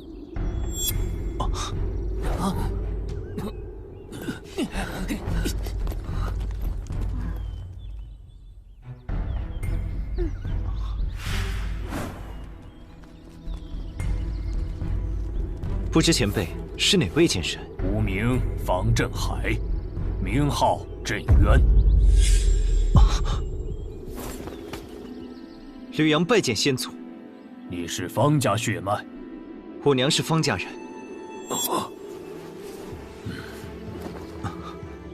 你果真是我的血脉，是我和飞灵的后裔。我刚才感应到桃神剑在魔渊出现，所以赶来一探，不成想收获了意外之喜。快，你且将剑域大陆的情况说与我听听。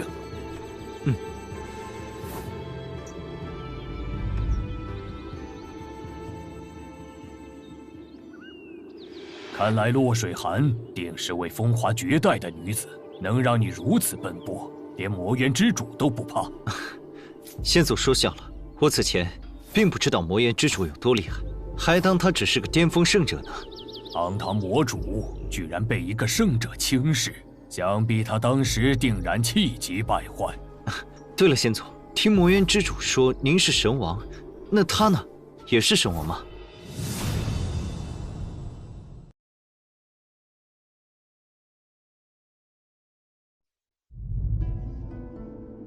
你现在走出剑域之外，也是时候了解一些事，比如天有9界，地有9渊，在剑域大陆修炼至剑域境，可成剑神飞升天界；而在天界，剑域境则为神域境，是成神的第一境，又被称为虚神。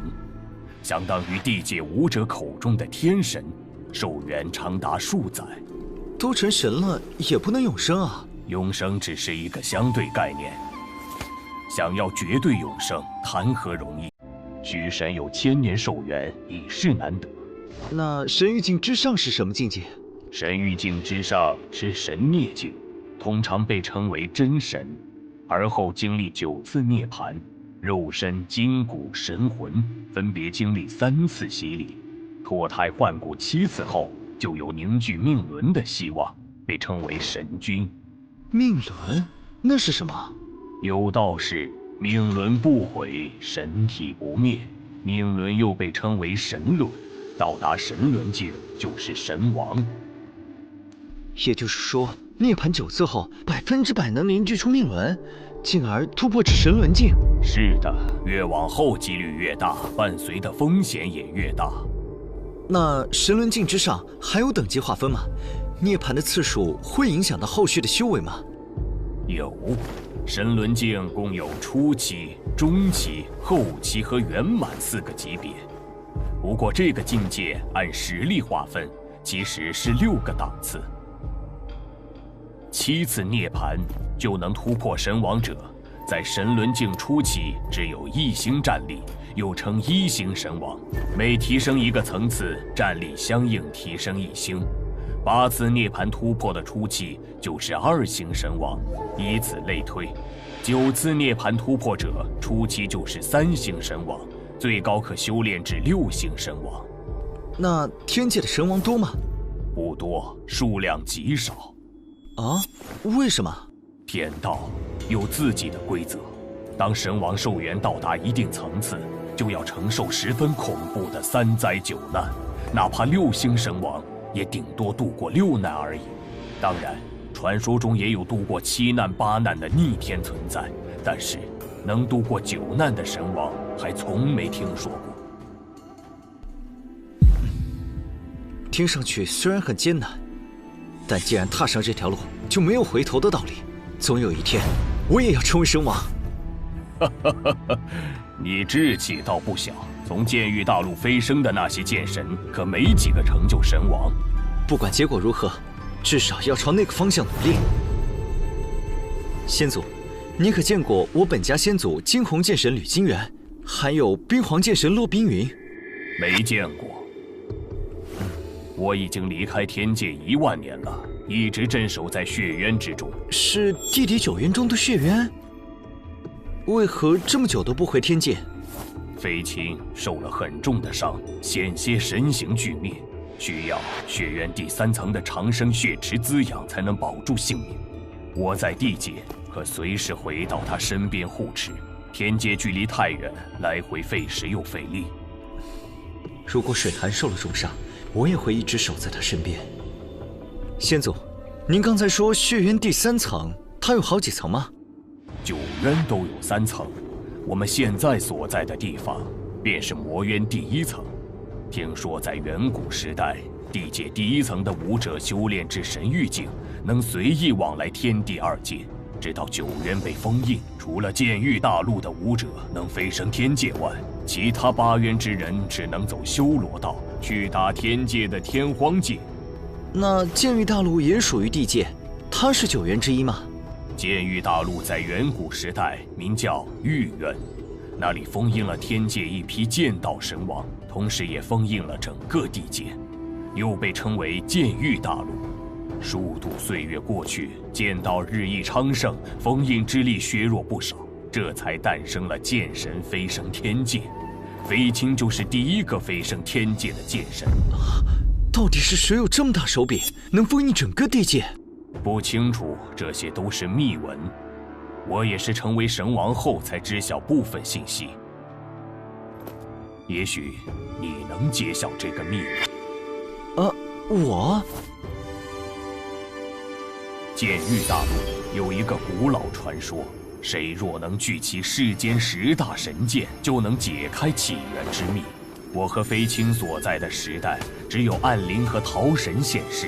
可听你刚才说，其他神剑也出现了，这就是最好的契机。我会努力聚集10大神剑，揭晓这个秘密。先祖，我之前听魔渊之人说，桃神剑可能是真神器，这里面有什么说法吗？神器分为4个档次：虚神器、真神器、王神器和至高神器。而10大神剑都是至高神器，曾在天界享有赫赫威名。他日等你到达天界，切记不可轻易暴露。既然桃神剑和暗灵剑都是至高神器，您留在身边岂不是更保险？傻小子，实话告诉你，桃神和暗灵当中都有一道封印，连我都解不开，所以拿着并无大用。论其威力，还不如我自己炼制的王神器，你就好好拿着吧。不过有一点我得提醒你，既然剑域大陆有这样的传说，也就证明有人想要让10大神剑聚集，你要小心。遥想当年，我就带着桃神闯修罗道，却在即将离开之时，收到天人传音，告诫我只有10大神剑聚集，才能带桃神离开剑域大陆。没想到剑域大陆上还隐藏着这样一位恐怖强者。当然，你难道忘了我刚才跟你说的？剑域大陆曾镇压着几位剑道神王，如果我猜的没错，10大神剑应该就是他们的佩剑。对了，先祖，你最初想带桃神去修罗道，是为了去天界吗？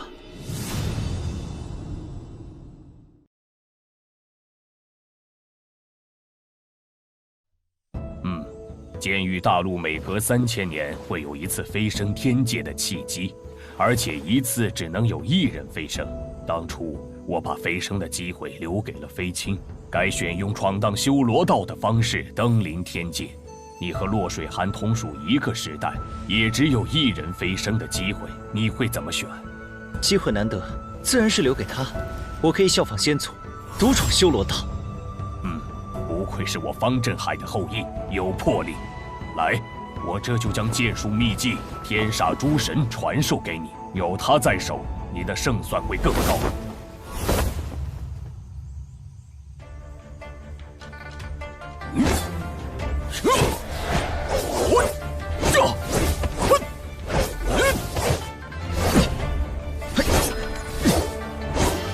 我果然没有看错人，你很有剑道天赋，这么快就学会了。这里面记录着一式合击剑术，是我和飞青以诛煞剑法、追魂夺魄剑法为基础所创招式，名为诛煞夺灵，可无视外力阻挡，即便到了天界，也很少有人能敌。不过这招剑术需要2人共同完成，而且至少都是剑圣才能修炼。多谢先祖。这把镇渊剑是真神器，倘若有一天你到了天界的天荒界，遇到困难，可凭此剑向镇渊剑宗寻求帮助。多谢先祖。他日晚辈成神后，说再能相见，只要有用得着的地方，尽管吩咐。悟道一途就是与天争命，步步艰险。你要记住，无论任何时候，保命第一。如果将来你成就神王，我的确有需要，会通知你来血渊第3层的长生血池找我。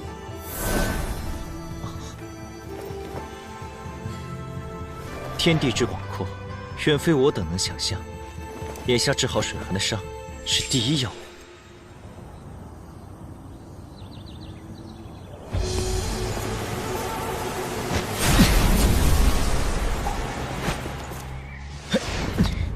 绿阳公子，你降服魔化暗灵剑了？不错，你们现在着手准备吧。1个月后，我带你们重返剑域大陆。多谢绿阳公子，我这就通知大家。等通知完其他6大家族，必须先回剑域大陆一趟。毕竟这么大的事情，还要跟洛家商量下。另外，水寒也在等我。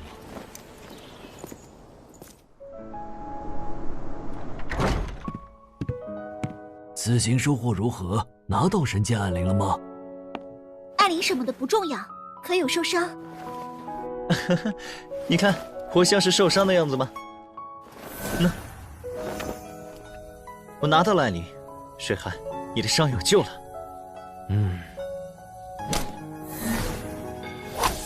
好好养伤，等你恢复了，我们就举办豪华婚礼。邀请天下豪杰来做客。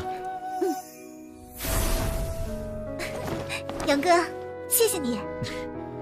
这是我应该做的。你先去炼化暗灵吧，我还有事要跟宏远老祖和洛家主商量。好，你们聊。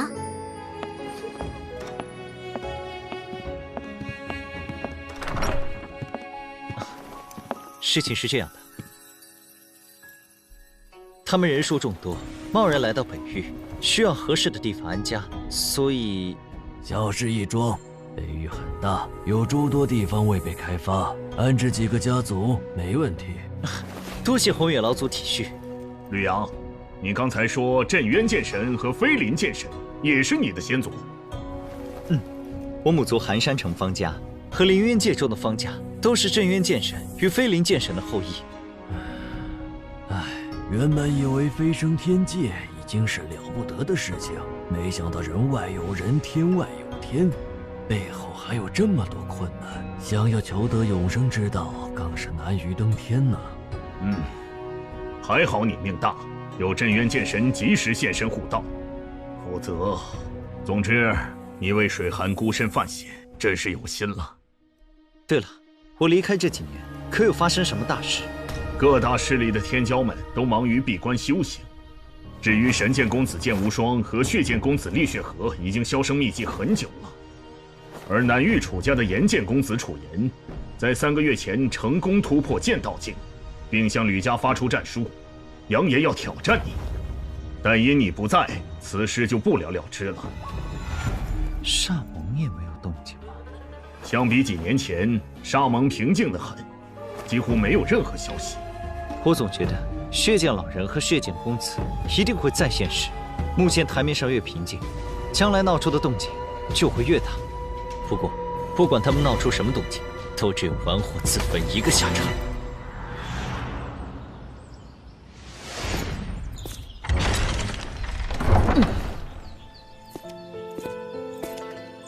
杨儿，你许久没回方家了。早在几年前，我就听说你成为剑圣了。这些年不是闭关，就是在秘境闯荡。这次也是好不容易得空，来祭拜一下母亲。我明白。先不说这些了，你今天来得很巧，有个人你必须要见一下。父亲，你怎么在这儿？这几年没你的消息，心中不安，偶尔来这里看看你母亲。你父亲每年都要来几次，这不，昨天刚到，你今天就来了。你此行可有收获？有没有遇到什么危险？说来话长。以前我每次想来看你母亲，但担心楚红兰联合楚家对你们母子不利，直到我稳坐家主之位，才敢派人去寻你们。只可惜，在你离开的这段时间，我想了很久，经历了这么多事，才发现唯有你和你母亲，才是我最挂念的人。现在你能平安归来，我也就放心了。倘若你母亲能亲眼见证你和水寒的婚礼，那该多好！娘，孩儿已认祖归宗，即将大婚，你若在泉下有知，可以放心了。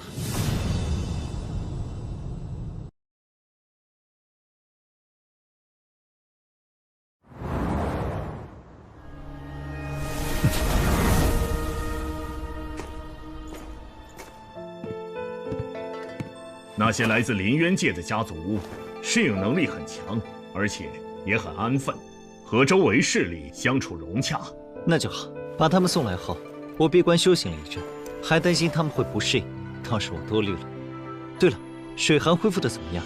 已经好了7、8成，再有1、2个月就能彻底恢复了。杨哥，看样子你状态不错，咱们也是时候把婚期定了。老祖已经看了几个好日子，就等着你做决定呢。好啊，不如就定最近的那天。最近的好日子是昨天，下一个好日子是3个多月后的6月19。哈哈，正好，就定6月19吧。到时候水寒正好完全恢复，我的实力也能更上一层楼。行，我这就安排人准备。诗涵，这里面一共有44颗圣血果，可加快武圣修炼。待你恢复重修武道，即可炼化，相信用不了多久，就能超越当下许多天将。既然它这么重要，你就先留着自己用吧。等飞升成神后，还有剩余的再给我。放心，我还有一半，足够修炼至武圣巅峰。这一半你用了，就能快速成就剑神。剑神之位非杨哥莫属，我能成为剑圣，守护洛家千年，便已心满意足。那可不行，我不想跟你永隔两地。我也不想，只是我若抢了飞升的机会，那你怎么办？就算你不抢，我也得另寻他法去天界，必须闯地渊，过修罗道。你呀，好好修炼，只有这样，我们才能在天界重逢。我听说修罗道很危险，你能不能不去？哼，再危险也难不倒我。我已经做好了充分准备，你只要把握机会飞升，在天界等我就好。好，我听你的，一定会拿下剑神之位。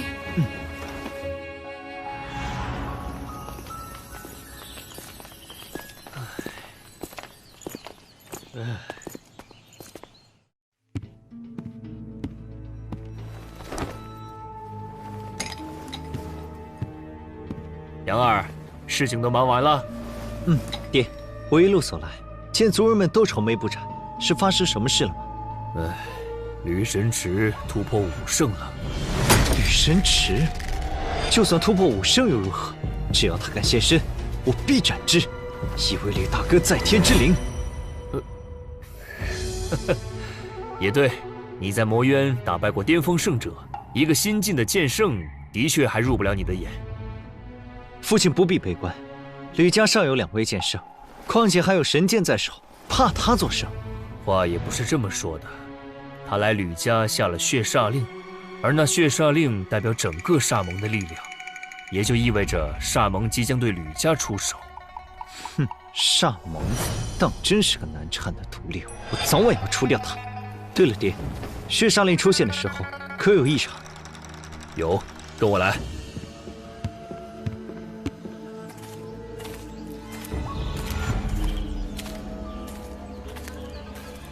血煞令昨晚出现的时候，我们损失了2名正在巡逻的剑王。本来这件事是我和他的个人恩怨，可他偏偏要牵扯无辜，形势也愈发乖张了。常年久居煞盟，也难怪会这样。父亲放心，他们若真敢来，正好可以一网打尽。这是圣血果，能够快速提升武圣修为，这些分量足够你突破剑道境中期了。竟然有这么神奇的果子，你还是自己留着用吧，为父能应付。我还有，足够用了，父亲就放心炼化吧。吕神池那厮既然点名要跟您决斗，说不定藏了什么后手。有了这些果子，稳妥些。至于他背后的煞盟，我来解决。杨儿，你长大了，也变强了。有更广阔的天空，无论任何时候，为父都支持你。不提这些了，你之前来讯说婚期定了，我已经命人筹备聘礼，到时候一定将你和水寒的婚礼办得风风光光。谢谢爹。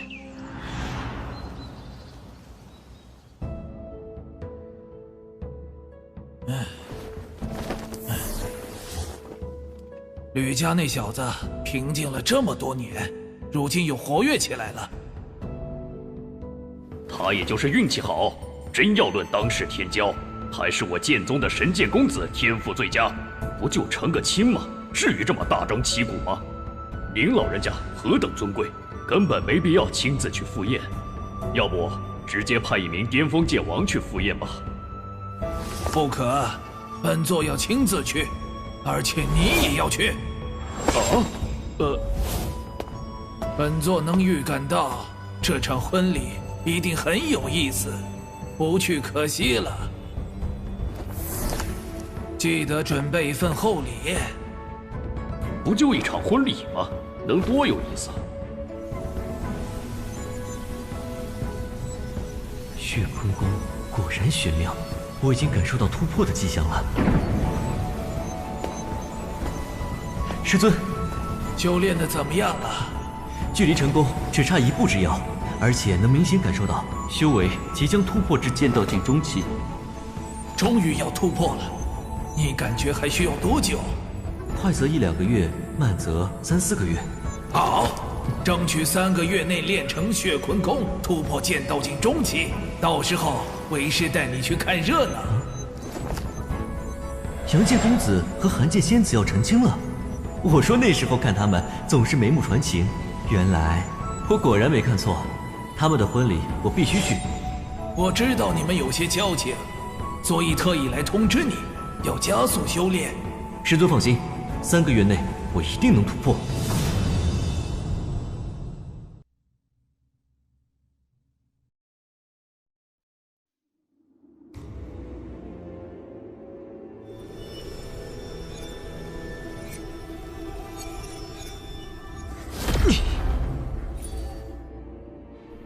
什么事？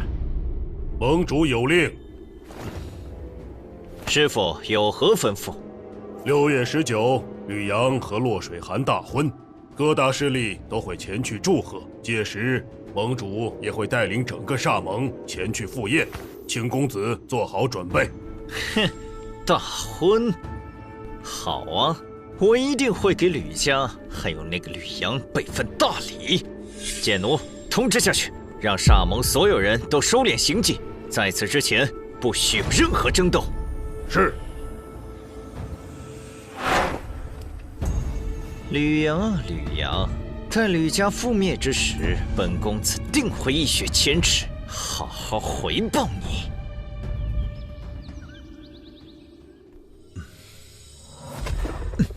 9枚圣血果，就让我突破至剑道境后期，值了。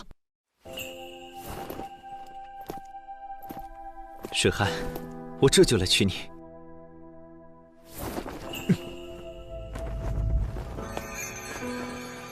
你今天真美，我会常回来看你们的。好了好了，今天可是大喜的日子，新娘子怎么能哭呢？要开开心心。迎亲队伍到了，我亲自送你。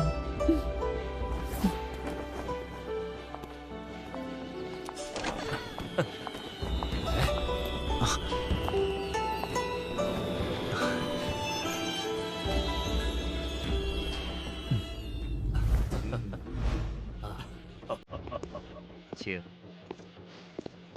哇，中域剑宗虽然是第一势力，可这也太托大了。如此重要的婚礼，竟然还没到场。是啊，怎么说吕家也是剑圣世家，就算比不过剑宗，也不用如此轻视吧。中域剑宗不见老人白玉秋剑无双前来祝贺杨剑公子大婚。哦，剑宗宗主、副宗主都联袂而至，当真令我吕家蓬荜生辉呀！哎，神剑公子，看你这修为，似乎已经突破至剑道境中期了，恭喜恭喜啊！哎，闲话勿提，我等已备好佳作，就等3位入席了。对，金宗主、白副宗主、神剑公子，快请入席。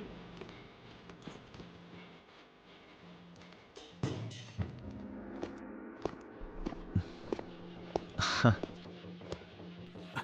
恭贺杨剑公子和寒剑仙子大婚，祝2位白头偕老，早生贵子。多谢诸位。无双，你虽比吕阳晚1步入剑圣，但现在已是剑道境中期，定然超过吕阳一筹。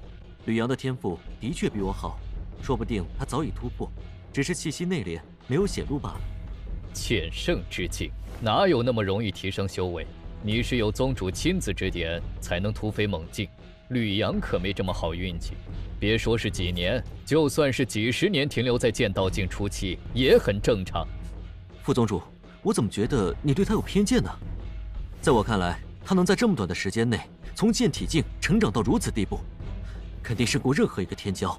我不信他的修为会在我之下。哦，杨剑公子，南域楚家严剑公子向你挑战，一决高下。岩见公子，你可真会挑时间。本来我对你一点兴趣都没有，但现在既然你选择在这个时间点挑战我，我就成全你，给你一个圆满的结果。哼，这可是你说的。既然是决斗，比的就是实力。我们2个都不能动用神兵。可以，杨儿，爹，水寒他们就在后面，麻烦你帮我照顾一下，我一会儿就好。唉，好吧。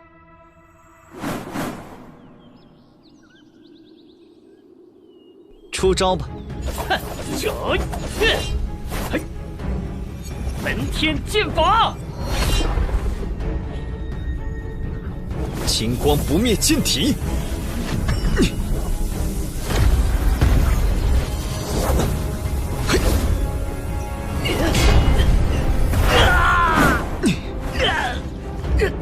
怎么可能？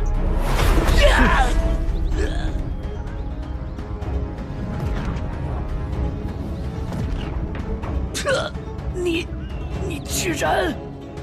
哪天不好，偏偏要在我大婚之日闹事，真是不知好歹。副宗主，我说的没错吧？连我都不可能一个照面重创楚岩，绿阳的修为肯定在我之上，至少也是剑道境中期。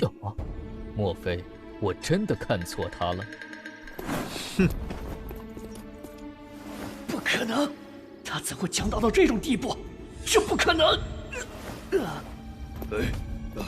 快，请医师来为岩见公子诊治。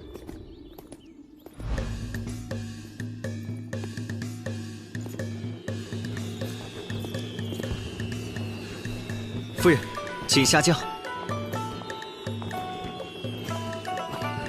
恭喜恭喜！谢谢谢谢，里面请里面请。好好，多人啊，真热啊！你看到吗？哇，射上！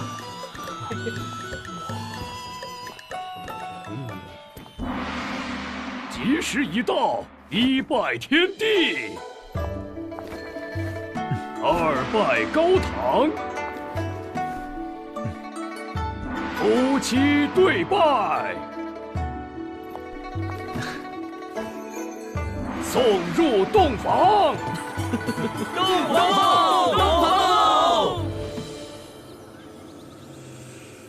谁？啊！快看，那是什么？是上盟剑圣，大家稍安勿躁，我出去看看。亲家，照看好水寒，我跟去看看。会没事的。沙蒙可真会挑日子，这时候来搅局，无论如何都是不死不休了。有我们在，他们掀不起风浪。好戏要开场了。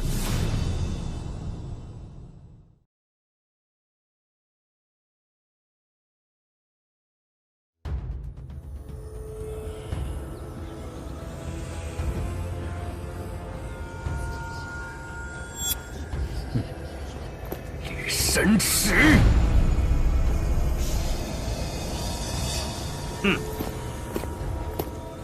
华天诀，你还有脸来？他就是那个因为一件小事就血洗宗门的华天诀，上盟真是什么祸害都肯受。一下子派出4位剑圣，沙蒙这次大手笔啊！怕什么？他们才4位。我们这儿除了楚岩，足足有7位剑圣呢，更何况有天下第一的无剑老人在。不管沙蒙此来目的为何，都只有自投罗网一个下场。宗主，您是不是早就料到沙蒙会来闹事？玉秋，这会是一场令人难忘的婚礼，好戏还在后头呢。无双，一会儿对上厉血河，有没有信心？无双不会让师尊失望。各位，今日是我吕阳的大喜之日，你们不请自来，所谓何事？当然是来送大礼啊！以上盟的手段，不可能不清楚今天到场的剑圣人数。他们公然来挑事，难不成有什么必胜的筹码？亦或者有内鬼接应？吕阳，咱们算是老对手了，不如我用他们的血，好好为你庆贺一番，如何？区区4位剑圣，就想将我们这么多剑圣一网打尽，你也太自以为是了。哼！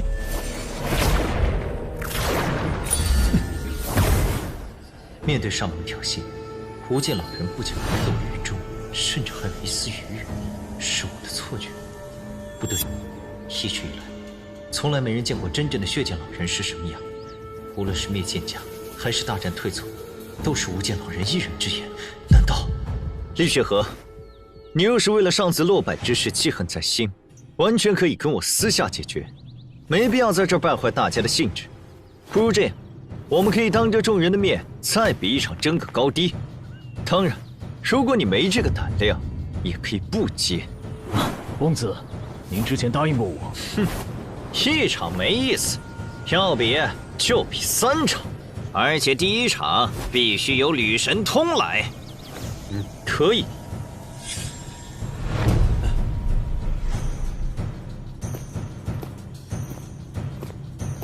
父亲，他们来的蹊跷，我们当中可能有内鬼，而且那个人实力很强。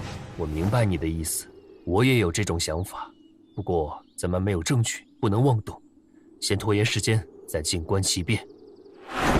哼！吕神通，这么多年了，你我的恩怨也该了结了。吕神师，你为了个人私欲背叛家族，简直无药可救。今天我必会为司明，为那些枉死之人报仇雪恨。哼，要不是偶得奇遇，凭你的资质根本突破不了剑圣。你放心，用不了多久，我就会取你狗命，向吕家的列祖列宗证明，只有我吕神池才是最佳的传承者。够了，你已经投靠煞盟，没资格再做吕家子孙。天桥老狗，等我杀了吕神通，再灭了吕家，定会好好回敬你当初的决定。吕神通，这一战，你我都不得借助神剑，仅凭自身实力决生死，你敢吗？哼，有何不敢？好，这可是你说的。如果你敢中途动用神剑天虹，我就立刻将血煞借于吕神池。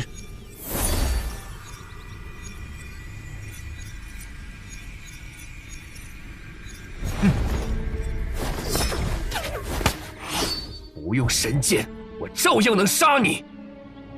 哈哈哈哈！愚蠢！我通过血炼之法，已经提升到剑道境中期，你拿什么跟我斗？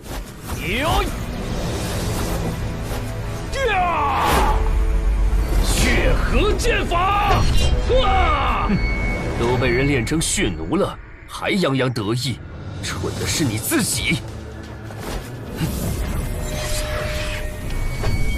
圣虎剑法！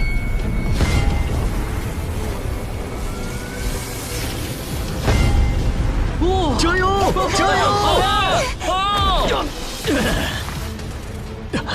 你也是剑道境中期，怎么可能？血魔煞身！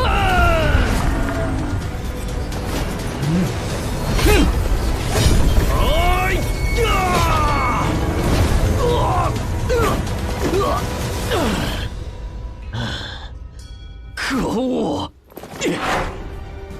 哪里逃？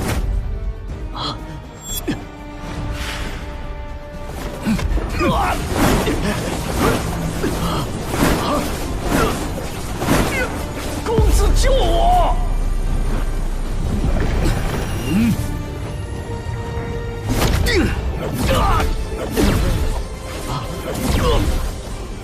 哇，厉害！加油！公子救我，我撑不住了。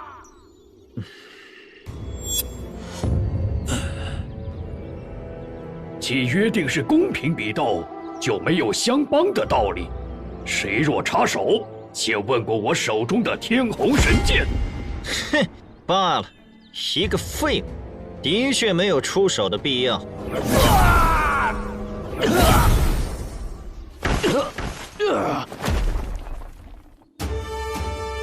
吕神池，你背叛吕家，残害同族，罪无可赦。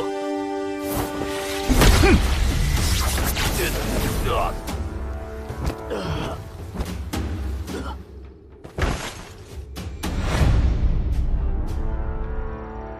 第第一战，我赢了。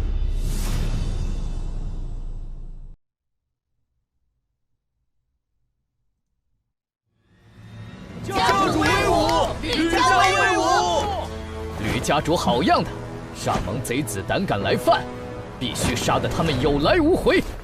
哼！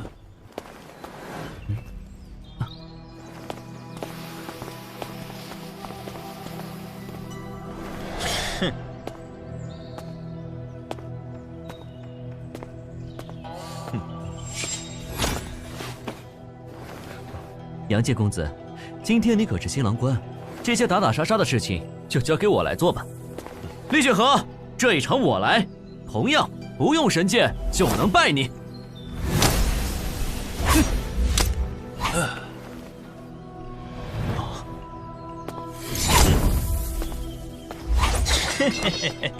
既然你这么急着找死，我就成全你。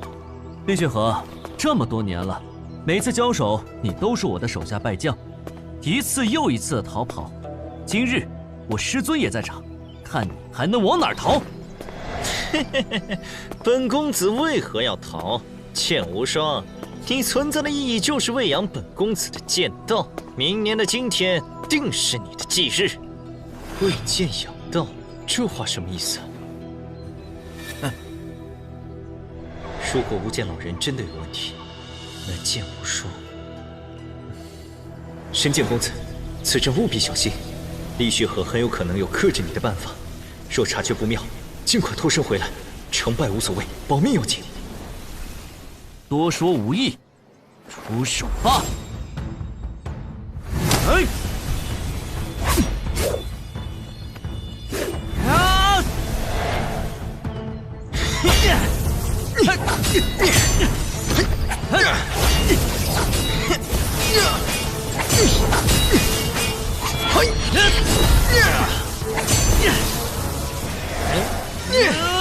血魔煞身！你以为这样就能挡住我吗？光明圣剑！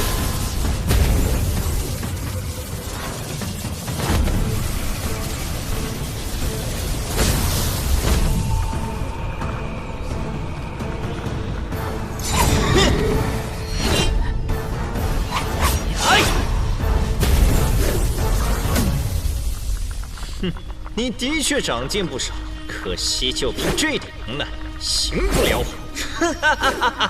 受死吧！神剑公子，速速回来！此战我们认输。我不可能输！神剑公子的功法怎会如此诡异？剑无双，你果然使出了这招，真是自寻死路。听不懂你说什么？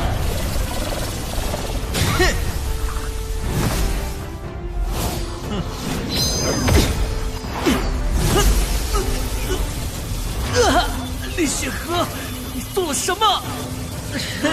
蠢货，你的血坤功和我的血心印加起来就是吞天血魔功。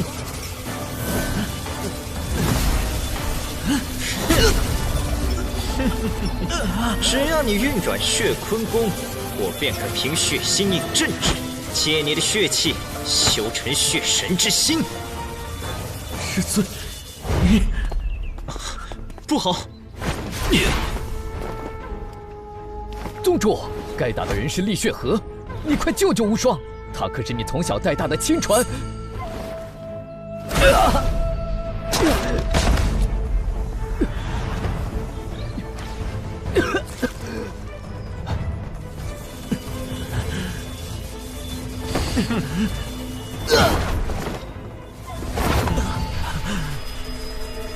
为什么？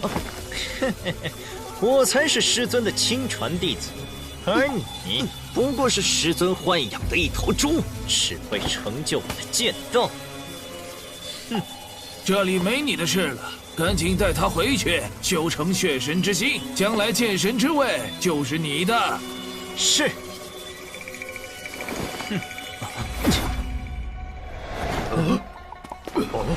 君神望，你果然有问题。重要吗？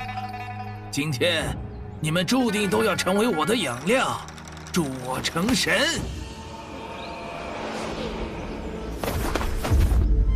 2个剑道境后期的剑圣，一个中期剑圣，2个后期剑圣，再加上2个巅峰剑圣，这还怎么打？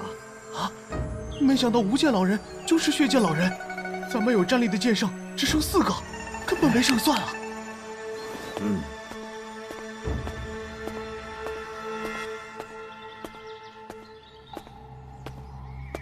我来。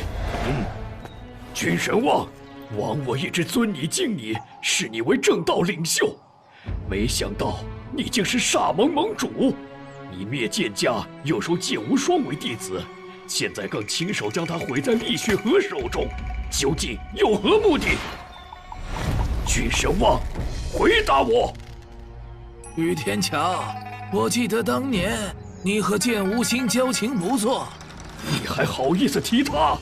当初你和他都是上任剑宗宗主的亲传弟子，他因为比你年长，早一步突破剑圣，得到宁光的认可。那时候宗主就有意传位于他，可他觉得你资质更好，便主动让位于你。这些你都忘了吗？我从没想过，你居然会丧心病狂到恩将仇报，不但杀了他，还灭了整个剑家。笑话，我又没杀他，怎么能算恩将仇报呢？怎么可能？他现在在哪儿？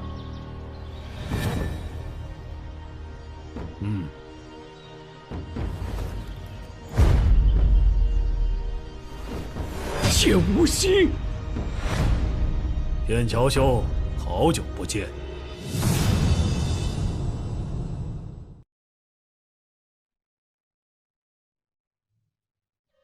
剑无心，君神王灭了你全家，你居然还帮他做事！盟主是为了给剑家培养剑神，我对盟主自然是感激不尽，马首是瞻。此人的反应也太异于常人。方敬祖曾说过，血煞老祖擅长炼制血弩，哪怕杀了对方全家，血弩都会忠心耿耿。不过炼制血弩极度耗神，血煞老祖仅有5个，就逼得方林2家退回凌渊界。之前吕神池的修为被强行提升，眼中便有这样的血色印记。可如果此方法这么好用，为何不用在身为后期剑圣的白玉秋身上？难道那2个人比白玉秋更有价值？亦或者他们身上有神剑？剑家上下有3万余人，一夜之间全部被屠，这是为剑家好？你是疯了还是傻了？你若还有半分人性，就该和我们一起诛杀君神王，除掉煞盟，为天下除害。你懂什么？剑神之道何其艰难，盟主在为我剑家培养剑神，是我们的大恩人。你们胆敢与盟主为敌，才是天下大害，都罪该万死。为你们剑家培养剑神，也就是说，厉血河也是剑家人。不错，他的真名是剑无极。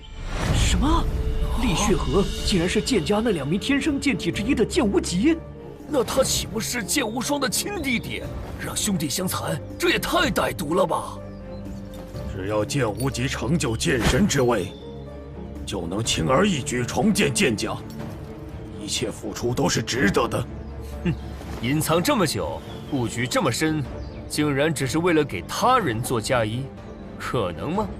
依我看，他做这一切的目的只会为了自己，而你们不过都是他的棋子罢了。不错，他如果真是大善人，就应该光明正大相助，何必偷偷摸摸搞这么多事？不可能，盟主是为了剑家好，是为了无极好，一定是。够了！要不是看在你们都是将死之人的份上，我根本懒得废话。既然你们现在已经知道真相，就可以明明白白去死了。等等，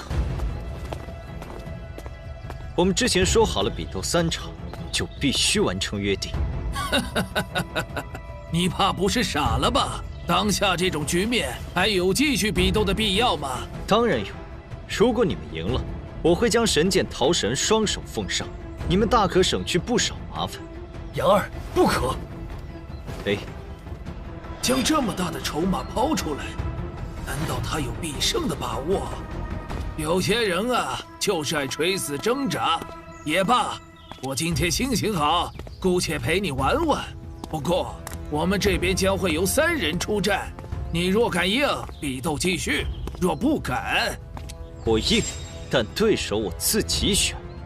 有胆识！如果给予你足够时间成长，剑神之位恐怕非你莫属。可惜你我同处一室，剑神之位注定没你的份。你太自信了，我经历的风雨远比你知道的多，轻敌只会让你自食其果。哼，少在这儿故弄玄虚！一个乳臭未干的小子也敢在我面前谈经历？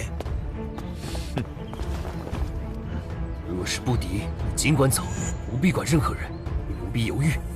只有保住性命，才能拯救更多人。雨阳，以前你总能逢凶化吉，那是运气好。今天可不一样，没人救得了你。我选他。还有，说我没猜错的话，这2位应该是中域剑宗的剑圣吧？一位是身怀神剑雷技的战无痕，一位是身怀神剑逐风的叶剑一。不可能！我剑宗剑圣，怎么可能都是蚱蜢之人？你倒是聪明，可惜了。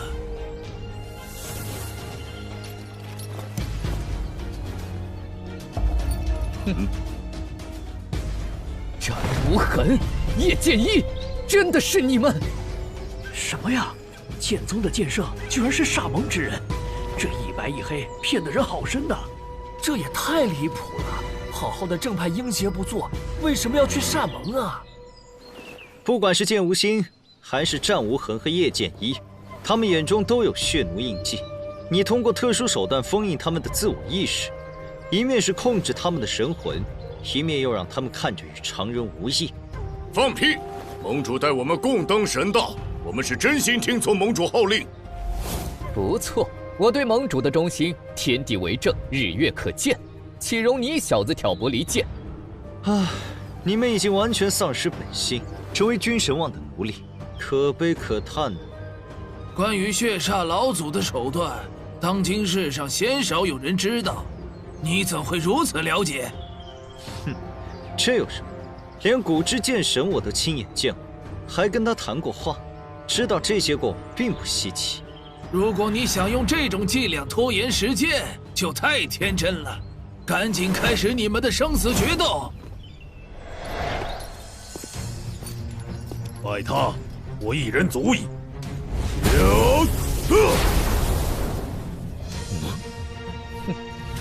雨阳，盟主让你活，你就能活；盟主让你死，你就得死。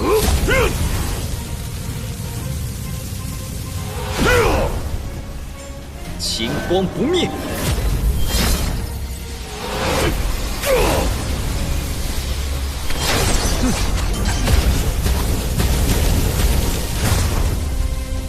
有意思，你的剑道造诣的确惊人，金光不灭剑体也修炼到大成境界，值得我全力出手。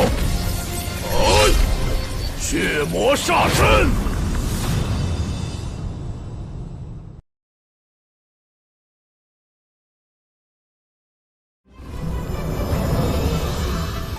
怎么，这一战可以动用神剑吗？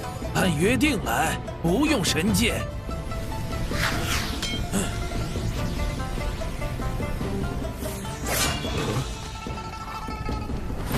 没有神剑，本座也能3招杀你。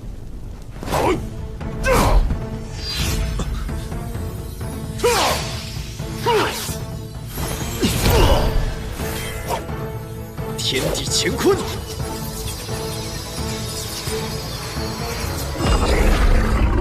血光剑法，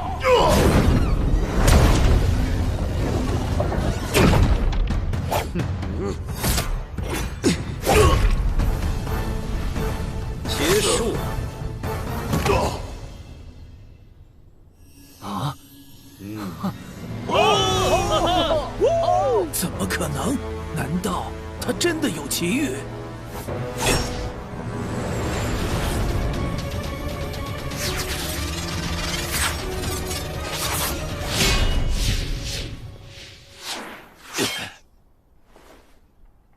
哼，你刚才所用剑术，并非惊鸿和冰皇的传承，甚至比他们更强大。看来你定是得到了什么机遇，又凭借他们自创了神级剑道功法，才能够成长得如此之快。不愧是无剑老人，眼力果然毒辣。你说的没错。你能在成为剑圣的数年内自创出神级剑道传承，实力悟性远超其他公子天骄。若无意外，当时的剑神非你莫属。但只要有我在的一天，你就没这个机会。无痕、剑一，你们去试试神级剑术的威力，顺便恭送杨剑公子一程。是，盟主。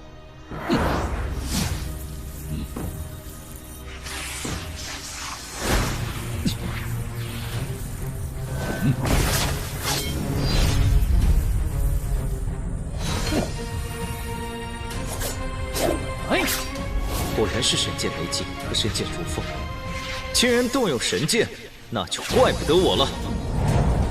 风极剑法，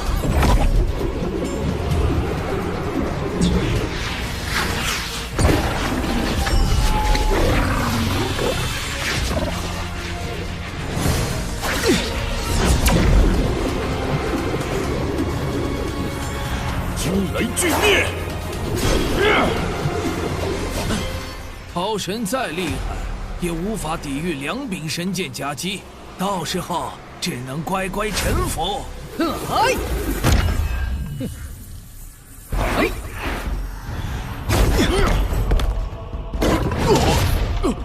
好强的剑气！死来！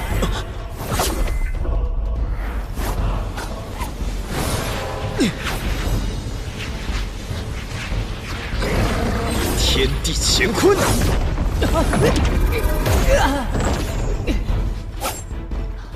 此子绝不能留。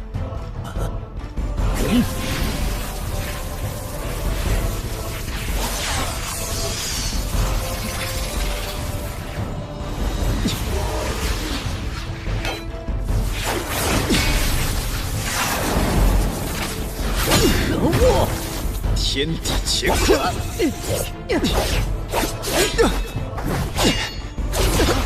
惊雷巨灭！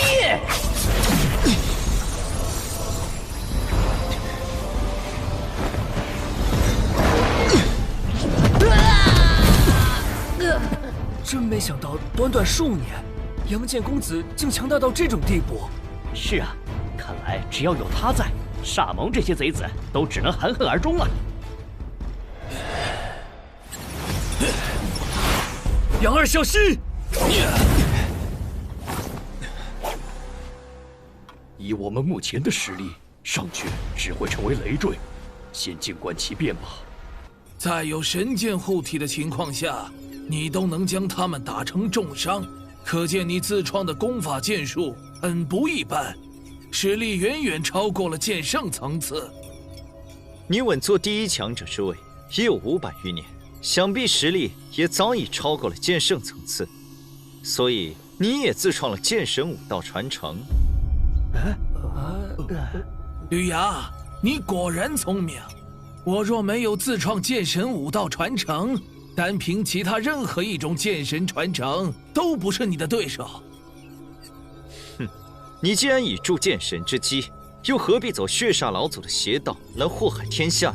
只要能成为剑神，飞升天界，哪管什么正道邪道？你年纪尚轻，无法体会到迟暮之感。我已年过800，即便已铸剑神之基，也突破无望。唯有借助吞天血魔功的血腥问神秘法，修成血神之心，那天下武者之血才能助我成神，获得永生。那你为何要灭剑家满门？又为何欺骗剑无双和剑无极？修炼血腥问神秘法，本就需要2个血脉同源的剑圣作为炉鼎辅助修行，其中一人修炼血坤功，炼成血囊，成为血元；另一人则修炼血星印法，吸收血元，修成剑神。要怪就怪数百年以来，只有他们剑家出现了符合条件的2个天生剑体。即便如此，你大可偷偷潜入剑家带走他们，在暗中培养，也是一样的效果。何必残害整个剑家数万条人命？炼制血奴需要耗费大量精血，我肯选择他们，是他们的荣幸。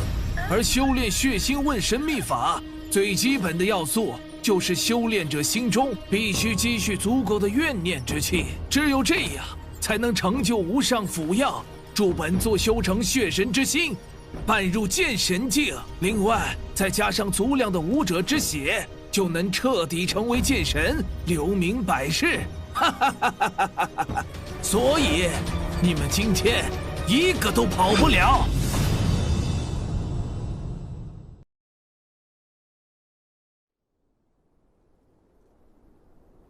哦，你这种行为简直人神共愤！只要能成为剑神，其他都不重要。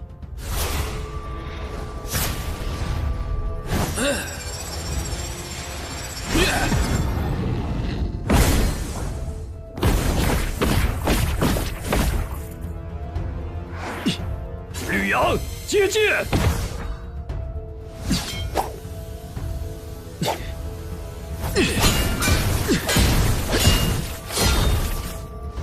古籍上说，谁能收集10柄神剑，就能解开隐藏在大陆已久的大秘密。如今10大神剑全部现世，这就预示着本座将会是解开秘密的第1人。哼，你太自信了，我不会让你如愿。收集10把神剑，那岂不是？如果杨剑公子落败，别说你我身上的星岩巨月神剑，恐怕小命都要交代在这里。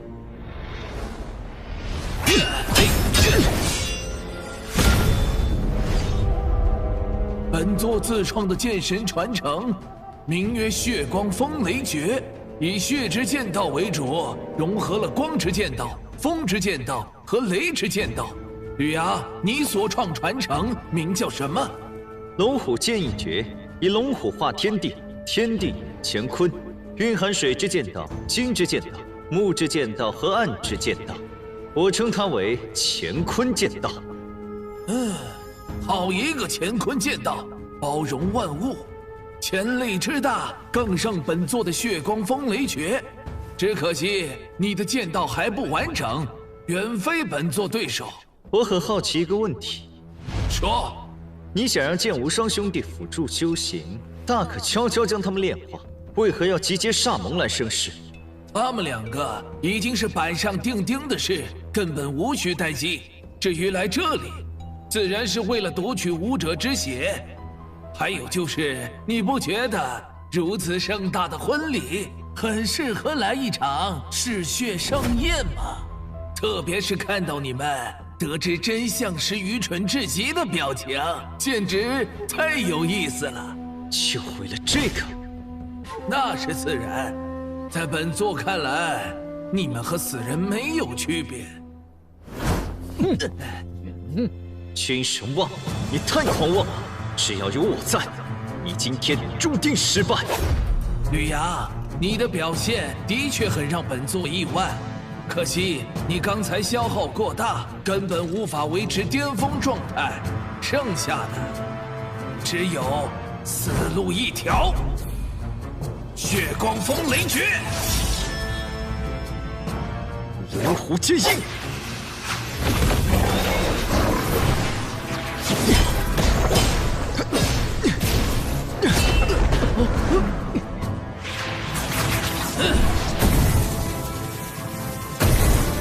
传说到达剑神境，可随意撕裂虚空。吕阳和君神望的实力虽然还达不到剑神层次，但他们展现出的战力已经很接近剑神层次了。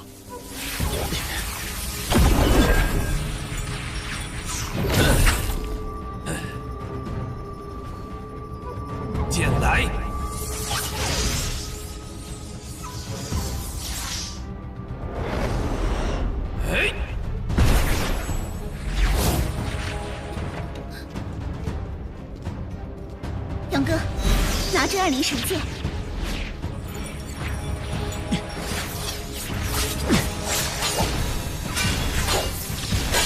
楚言，华虫，帮我挡住他2灵神剑。嘿，嘿，呀，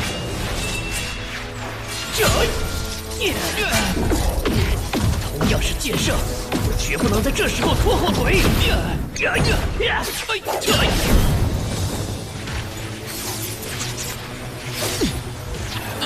雕虫小技。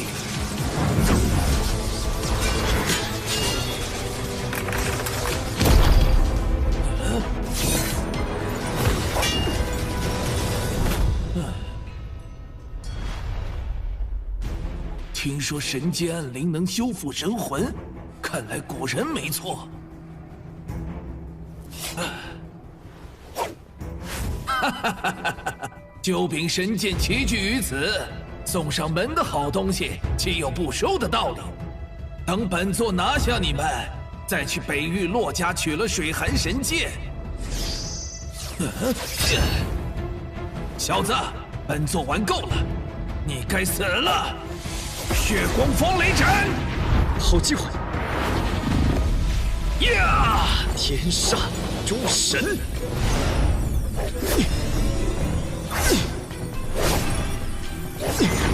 这种剑势怎么会？呀！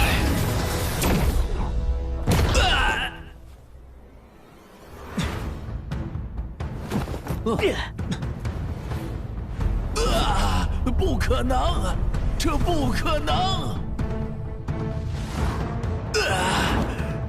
这哪里逃？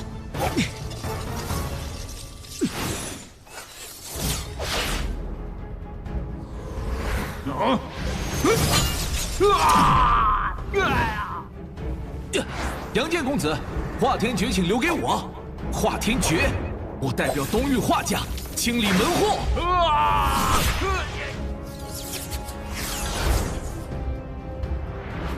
风雷剑盾。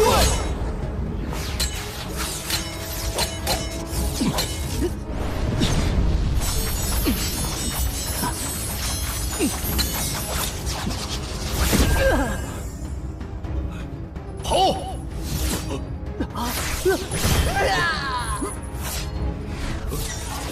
公主，救我！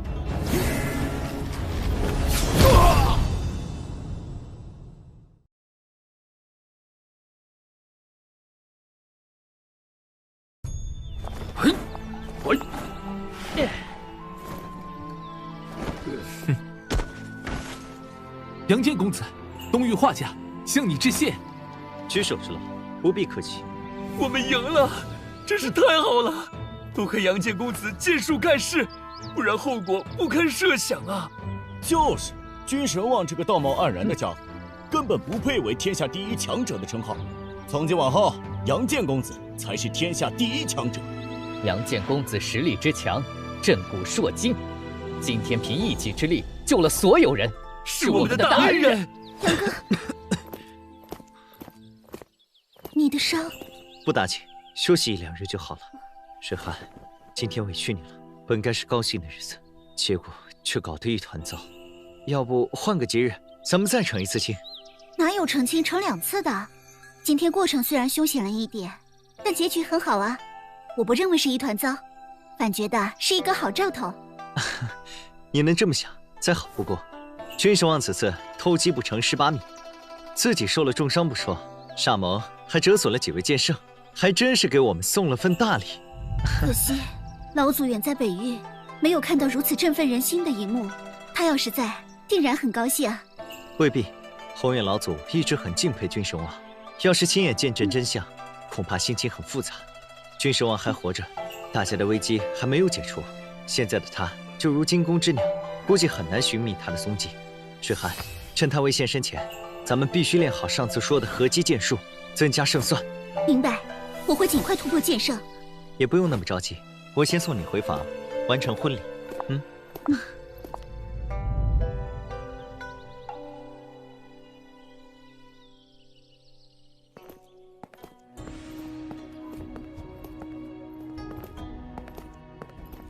杨建公子，白某昔日对你多有偏见，甚至一度怀疑你是煞盟培养的天骄，而对无间老人的话却是……总之，是在下有眼无珠，现自罚一杯，向公子致歉。白副宗主客气了，剑宗遭此大劫，以后还得靠您主持大局。我相信剑宗内绝大多数武者都是好人，剑无心他们也只是失去了自我，被君神王控制，身不由己罢了。我敢断言，他们的本心肯定还在剑宗这边。公子说的在理，婚宴过后，我想带他们3人回去剑宗安葬，不知……当然可以。多谢。杨建公子，若非你逆转乾坤，我们恐怕都难逃君神王毒手。我华重敬你一杯。杨建公子，我也敬你。君神王受伤不轻，肯定会去利用剑无双和剑无极恢复伤势，冲击剑神境。可惜了这2个剑家遗孤，8成是凶多吉少了。只是接下来该如何对付君神王？君神王若想躲藏，应该会去地域广阔的血域蛮荒。就算他能半入剑神境，也缺乏足够的武者之血再进一步。到时候定会主动现身。他一旦现身，各大势力必会有所察觉。只要及时互通消息，我必会第一时间赶到，将其斩杀。可是以君神王的实力，一般实力根本无法周旋太久。倘若杨建公子距离较远，无法及时支援，那岂不是很危险？那诸位觉得，君神王再次出现，会优先袭击哪个势力？我剑宗3柄神剑皆已落入君神王之手，而且他对剑宗的底蕴一清二楚。若想收集武者之血，从剑宗入手的确能便利许多。哎，白副宗主，要不你别回去了，再传讯回去，让他们集体到别处避难。我剑宗有上百武王、上千宗师，还有数以万计的普通弟子，我不能弃他们不顾。至于大范围迁移避难，不现实。不过，我已经做好与剑宗共进退的最坏打算。如果我是君神王，的确会将剑宗视为第一目标。不如这样，我去剑宗守株待兔，一定能等到他。君神王要疗伤，短时间内不会现身，我也需要时间研习武学，增进实力。白副宗主，你可以先回剑宗，召集宗内武者做好防备。好，剑宗和整个剑域大陆的安危，就拜托杨建公子了。责无旁贷。杨建公子，关于收集10大神剑，10大神剑关乎着剑域大陆的上古之秘，一直以来他们从未同时出现，如今全部显示。不单是君神王，我也很想探索这个秘密。你不必担心，我不会强夺星炎神剑。你们主家还需要他防备君神王，等我除掉他这个大祸患，自然会去主家跟你们做个公平交易，借神剑一用，画价也一样。多谢杨建公子大义。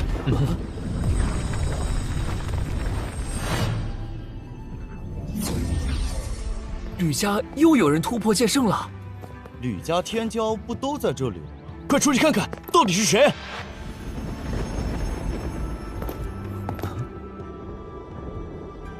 父亲，看来吕天已经突破剑圣，可谓是双喜临门。我想就不必再关着他了吧。杨儿，你是个大度的人，但愿天儿能改过自新，从此兄弟2人和睦相处。父亲放心，只要他不惹我，我自不会与他计较。恭喜吕家主，父子3人皆为剑圣，其中1人更是天下第一，这可是剑域大陆历史上从未有过的盛世。吕家主这当真好福气。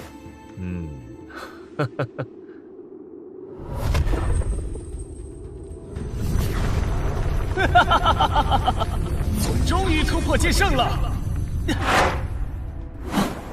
这家伙成亲了。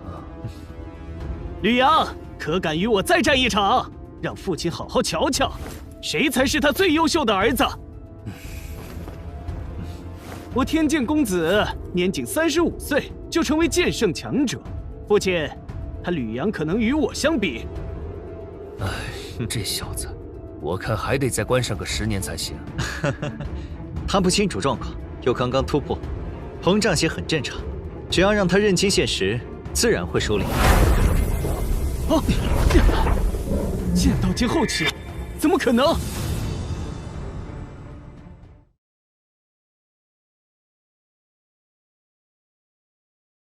天剑公子，你的确优秀，不过杨剑公子在26岁就突破剑圣了。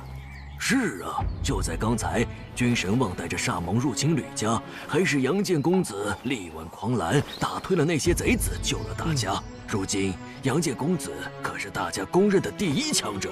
无剑老人带领煞盟，他不是剑宗宗主吗？怎么会和煞盟在一起？君神望既是无剑老人，也是煞盟盟主血剑老人。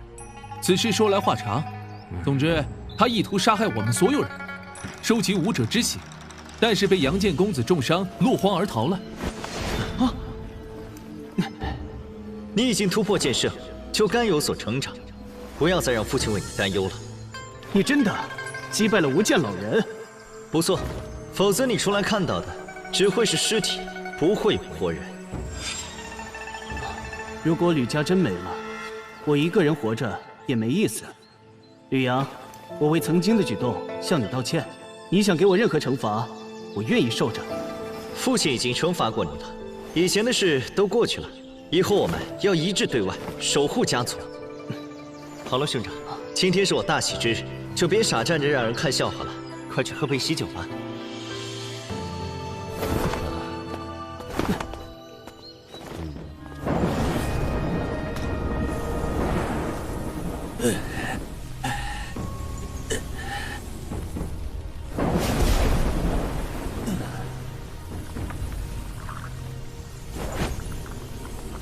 若非有神剑护体，这一剑就算当时杀不死我，残存在体内的剑气也会慢慢摧残我的生命，直至死亡。这一招秘技跟之前的天地乾坤剑路数大相径庭，吕阳为何会2种截然不同的剑法？难道真是哪位古之剑神传授给他的秘技？吕阳，如果不是你，我早就踏平吕家，突破剑神了。可恨，太可恨了！呵呵，还好剑无双和厉血河都在，只要我吸纳了他们，练成血神之心，就能伴入剑神之列。到时候实力大涨，单凭那一剑秘技，根本威胁不了我。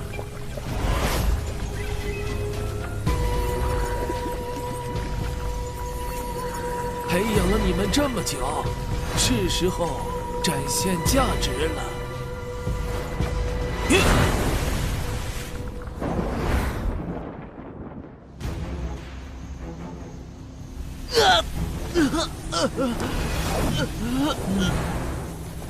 剑无双，你的使命结束了，而我修成了血神之心，剑神之路才刚刚开始。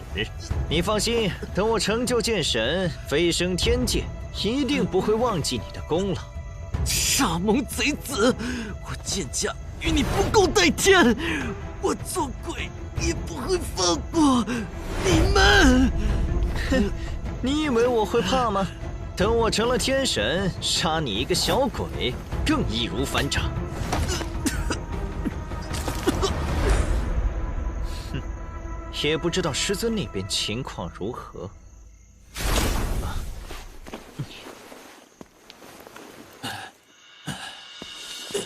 师尊，我已经练成血神之心了，您那边进展如何？你做得很好，现在也该知道真相了。真相？师尊，你受伤了。那些家伙的确难对付，师尊不必气馁。等您休养好，我陪您一起去，定能找回场子。先攻克剑宗，再一步一步收拾其他势力。这点伤不算什么，你只要仔细听我接下来的话就够了。当年我灭了中域剑家，我跟你说只留下了剑无双一条命，其实并非如此。我知道剑无心还活着。剑家当时有2位天生剑体的天之骄子，一个是剑无双，还有一个是他弟弟剑无极。我以无剑老人的身份收剑无双为徒，又以血剑老人的身份收剑无极为徒。师尊，这玩笑可开不得。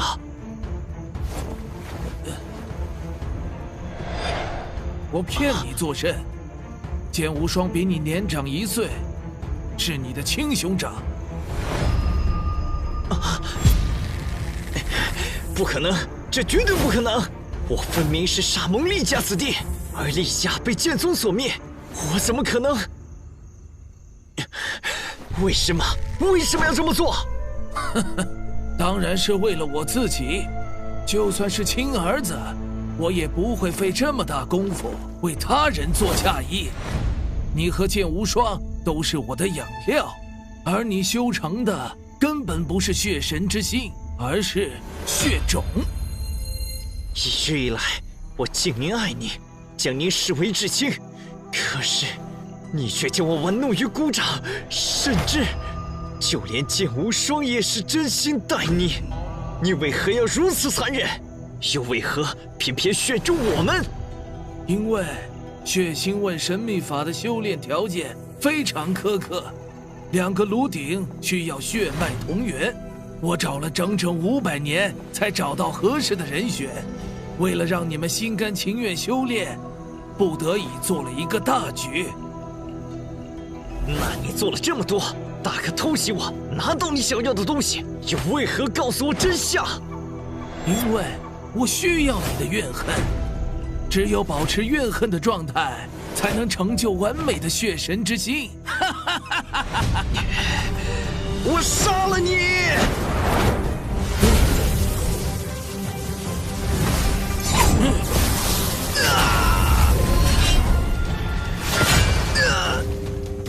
君神望，你不得好死！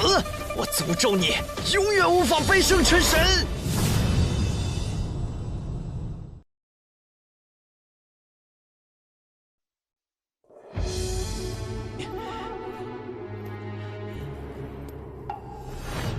哼，好徒儿，你如今也就只能逞嘴上功夫。本座不但能顺利飞升，还能长生不死。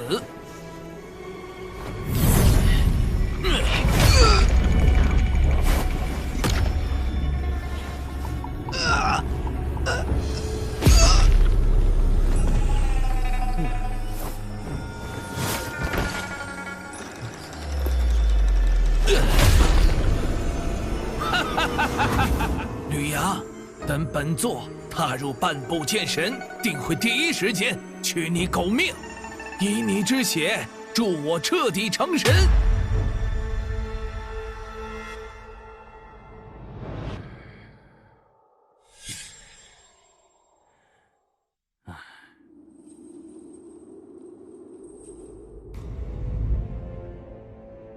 吕神通真是好运，不仅有吕天这等天骄做儿子，还有更加出色的麒麟子吕阳。以吕阳现在的实力，若想报复天儿，那岂不是？他们可是当着所有人的面握手言和，吕阳应该不会难为吕天。不错，吕阳若真是小肚鸡肠之人，大可不必凭一己之力击退君神望。既然他当众和天儿和好，就不会再搞小动作。毕竟现在最大的危险是下落不明的君神望。虽说君神望再出现，第一目标不太可能是我们，但以防万一，我们必须做好万全准备。快，立刻将长老们召集过来，商议对策。是。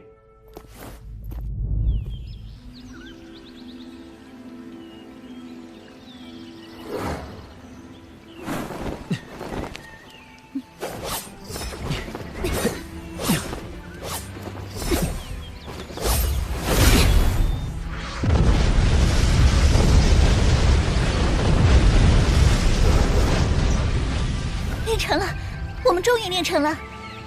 前辈曾说过，诸神夺灵是一招直击武者神魂真灵的绝杀秘籍，若发挥到极致，可令对方形神俱灭。所以，只要我们再熟练一些，就算君神望成为剑神，亦可斩之。他现在躲着不露面，一定是伤还没好。我们还有时间。话是这么说，不过我们也是时候出发去剑宗了，免得他突然出关偷袭，我们来不及支援。刚练成合击剑术就要离开吗？父亲，虽说君神望出关的最佳选择是剑宗，但也不排除其他可能。我这次坏了他的好事，吕家也很可能成为第一目标。如果他真的突袭吕家，你们可凭借神剑天虹和惊鸿剑神留下的底蕴，全力抵挡，尽可能拖延时间，等我和水寒回来支援。你们也要小心，吕家我们会全力守护。至于剑宗的众多武王，你们也一定要照顾好。不错，除非君神王从我的尸体上踏过去，否则他休想动我吕家分毫。你们对于君神王而言都是大补药，切记千万不能意气用事，尽力而为就好。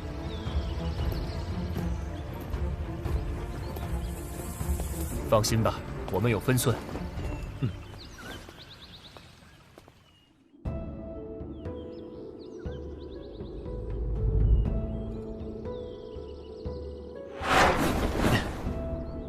杨建公子，你总算来了，白某等的可是望眼欲穿呐。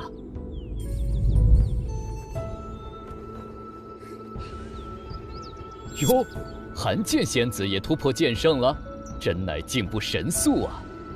白副宗主过奖了，我能进步这么快，也是托了夫君的福。白副宗主，可有君神望的消息？暂时没有，应该还藏在血域蛮荒。我已经派人密切关注了。一有消息，定会第一时间通知你们。二位赶路辛苦，不如先到住处小憩一番。那就劳烦白副宗主了。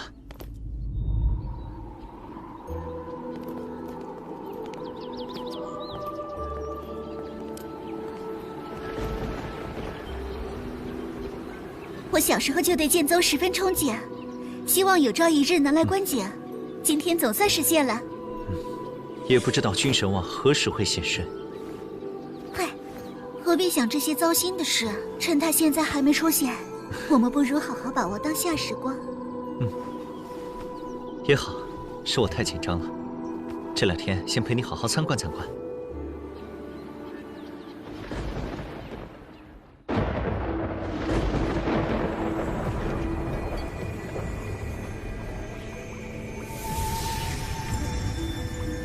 最后一次天煞剑气终于消失了。吕阳，现在本座已是半步剑神，接下来就是你的死期。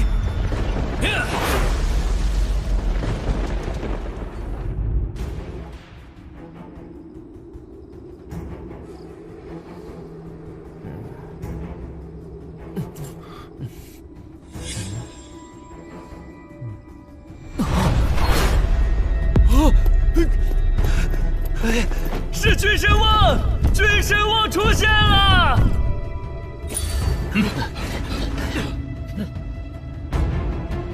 来人，速启动传音大阵，向宗门汇报，君神王出来了，即将路过襄阳城。是。最好只是路过，最好很快的速度。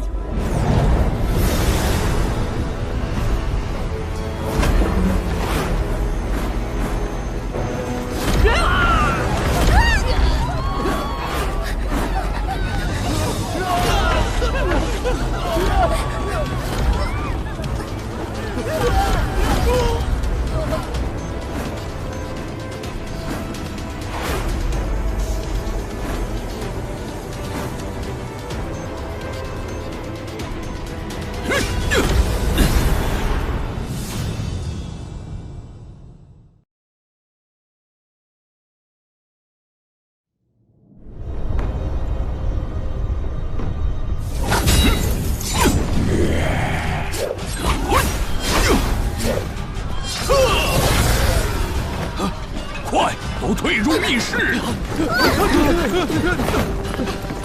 快！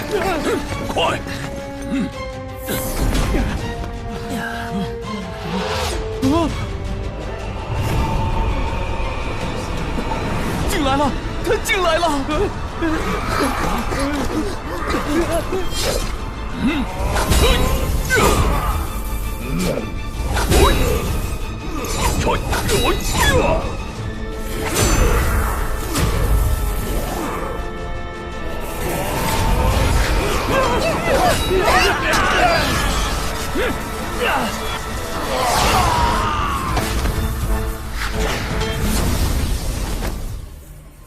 克，还是不够。本座需要更多养料。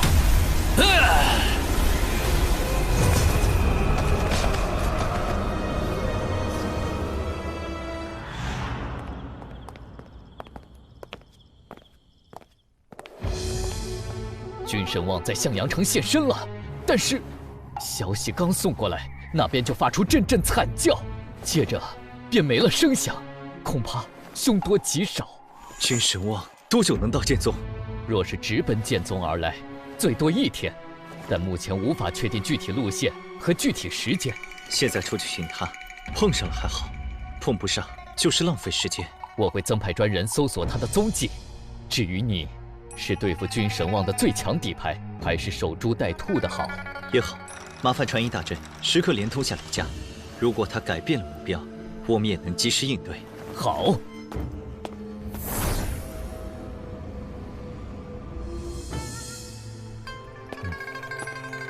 袁州城也遭了君神望的毒手，情况和向阳城差不多。袁州城在襄阳城的西南方向，距离大概3000余里。副宗主，有消息来报，君神望已现身古元城。如果他下一次现身的地方是飞燕城，那基本可以确定具体路线了。过了飞燕城，他想来剑宗，必会经过剑元城，我可以直接去那里拦截他。剑元城是中域最大的城池之一，人口过100万，若能保下它，可是天大的功德。但如果君神望中途改变方向，对我们来说将会是一个大麻烦。我这就去传音殿，亲自等消息。唉，以前听说血煞老祖的事迹，他令整个大陆哀嚎一片，断了不少世家的传承。原本以为这是一个极其遥远的故事，现在却是亲眼见证了。就算是天神降临，也未必能做得事事周全。我们尽力而为就好，只要路线没问题，我们就能救下剑元城的100万生灵。但愿吧。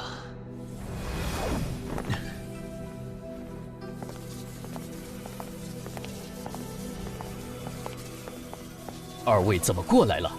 杨哥和我实在放心不下，想着待在这里，收到消息更快些。情况怎么样？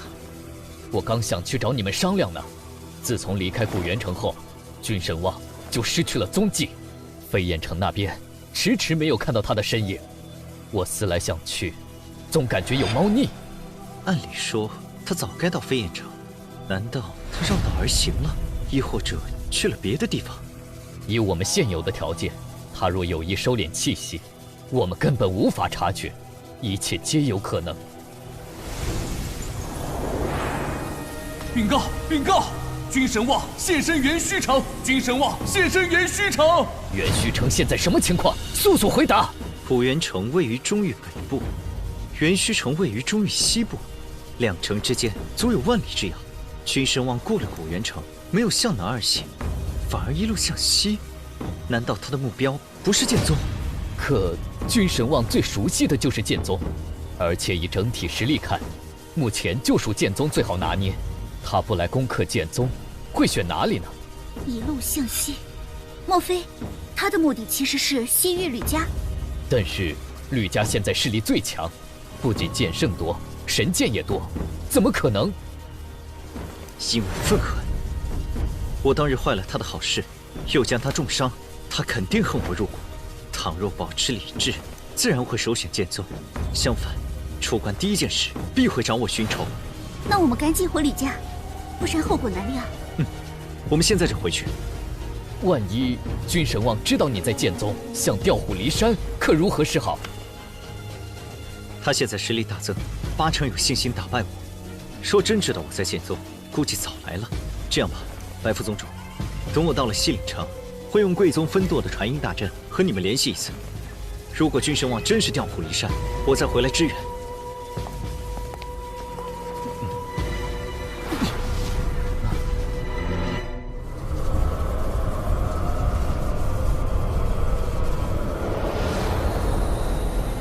吕阳，你不是拥有神级剑法秘器吗？为何如此龟缩，不敢现身与本座一战？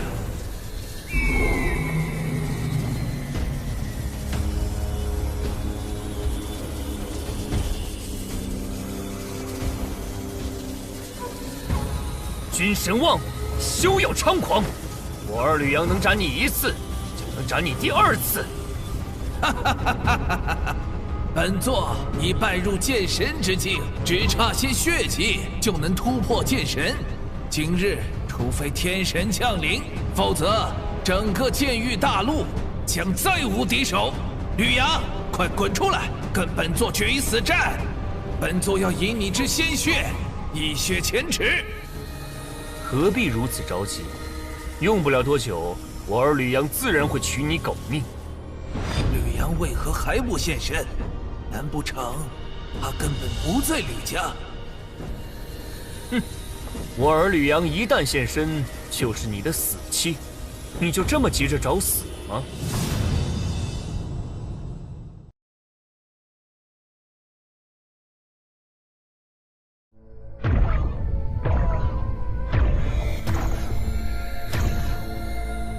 他在故意拖延时间，还是说吕阳练就了新的杀手锏？哼，少在这故弄玄虚！吕阳，你再不出来，本座就砸烂吕家的乌龟壳子！哎呀！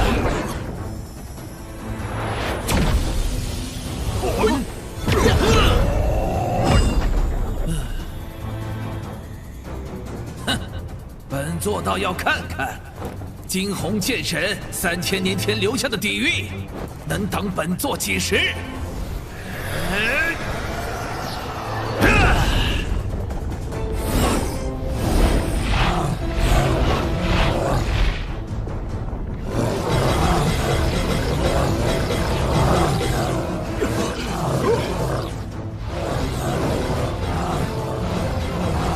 金光封天阵。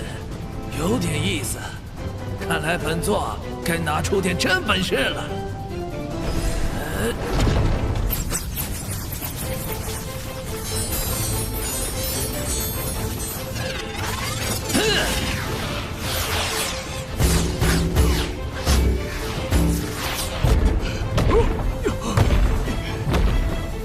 换人！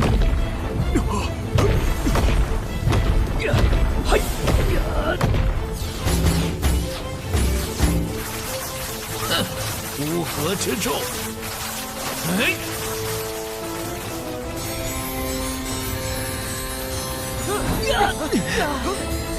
换人！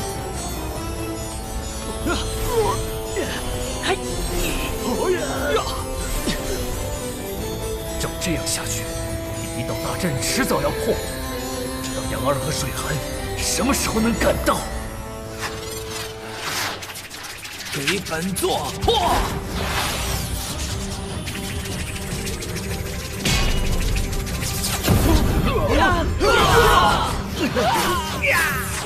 全部退入白虎4象剑阵！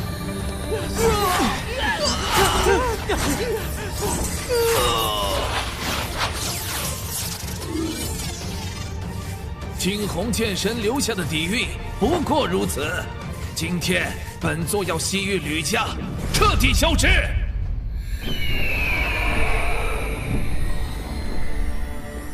耗费1个时辰，才破了外围1个小阵而已。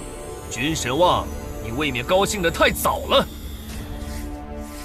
哼，本座能破1座，就能破第2座，除非惊鸿剑神降临，否则今日吕家必灭。用不着惊鸿剑神亲临，我儿吕阳足可斩你。是吗？那你倒是让他出来呀！这样藏头露尾，该不会是怕了吧？他很快就会出关，到那时就会命丧于此。说这么多废话，我看他根本就不在吕家。哎，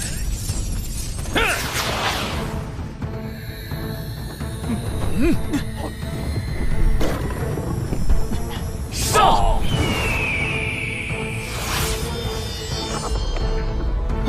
白虎4象剑阵果然厉害，咱们这下有救了。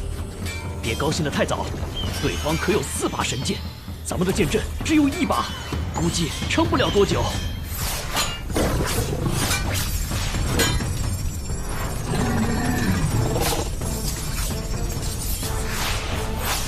啊！是神剑天虹。区区天虹也能奈何本座？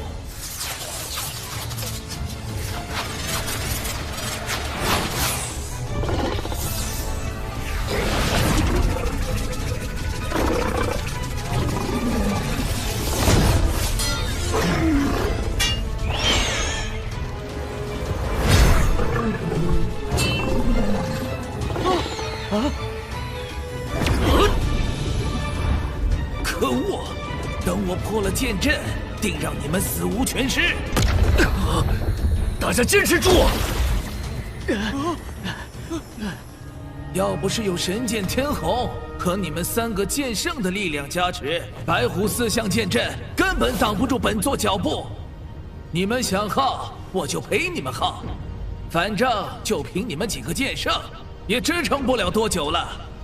一群蝼蚁罢了，早死晚死对于你们来说并无分别。难道这次吕家真要完了？啊，不可能！等杨戬公子回来，定能斩杀君神王。吕阳果然不在，本座正好可以用你们的血为他送上一份厚礼。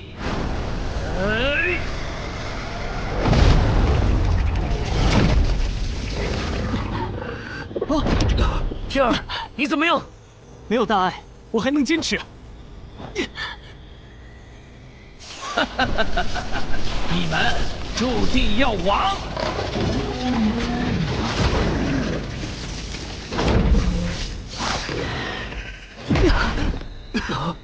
天儿，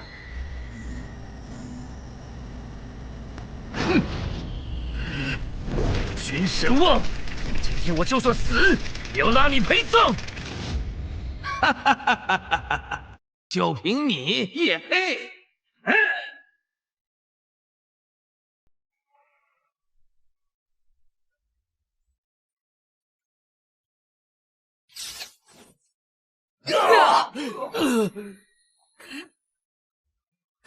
先从你开刀吧。哎，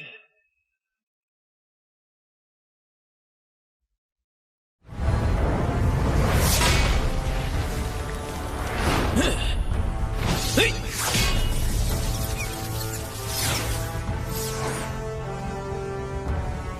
杨儿，你终于回来了！啊，是杨戬公子！杨戬公子来救我们了！请杨戬公子出手，斩杀君神王！吕阳，你总算现身了。哼！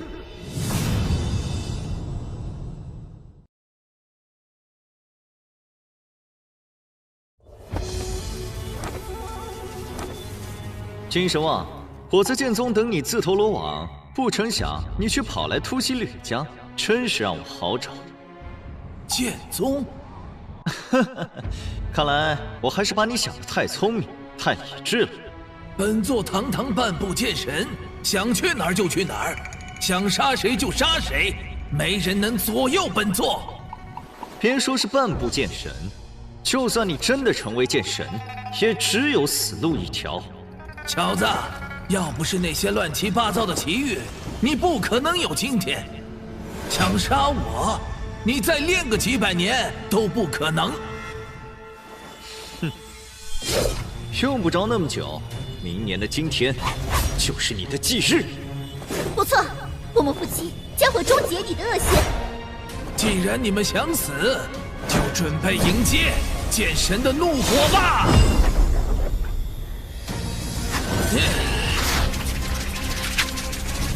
血光风雷斩！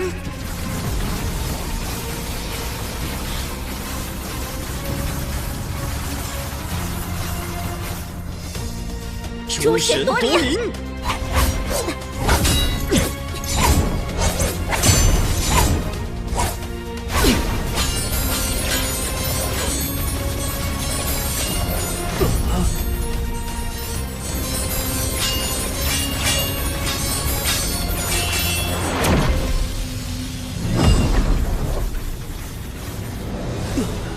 竟然是剑域，只有剑神才能拥有的剑域，这怎么可能？我迈入剑神境都无法形成剑域，你们怎么会有这种能力？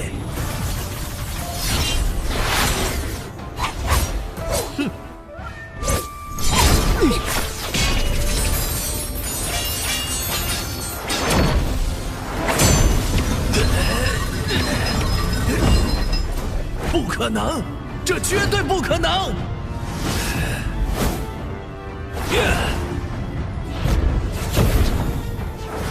哈哈哈哈！小小剑域也不过如此。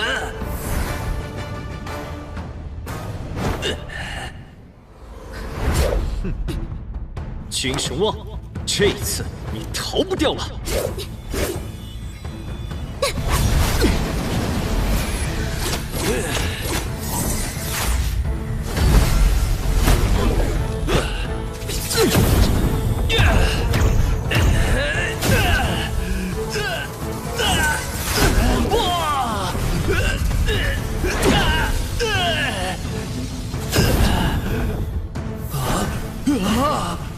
我的神魂！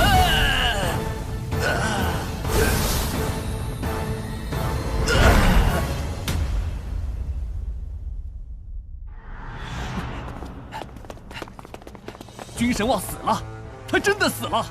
上天保佑！多亏了杨戬公子和韩剑仙子出手，为天下除害。杨戬公子！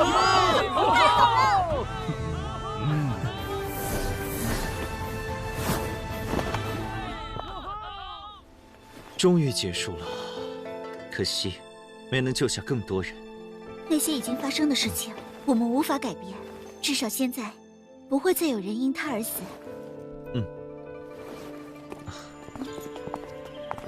杨二，你杀了君神望，为剑域大陆免去了一场大浩劫，是我们的大功臣。不得不说，君神望实力真的太过强大，如果不是你，我们根本无法战胜他。是啊，今天亲眼见你出手，才真正意识到自己有多么弱小，还有很长的路要走。这可不只是我一个人的功劳，如果没有水寒，我也没把握杀得了他。神剑是你找来的，剑技也是你教我的，我只是照你的话去努力罢了。这些功劳都是你的，我可不敢揽功。没有你，我一个人也搞不定啊。接下来我们还得好好努力才行。还要努力做什么？当然是尽快让咱爹咱妈抱上孙子。讨厌，这么多人呢！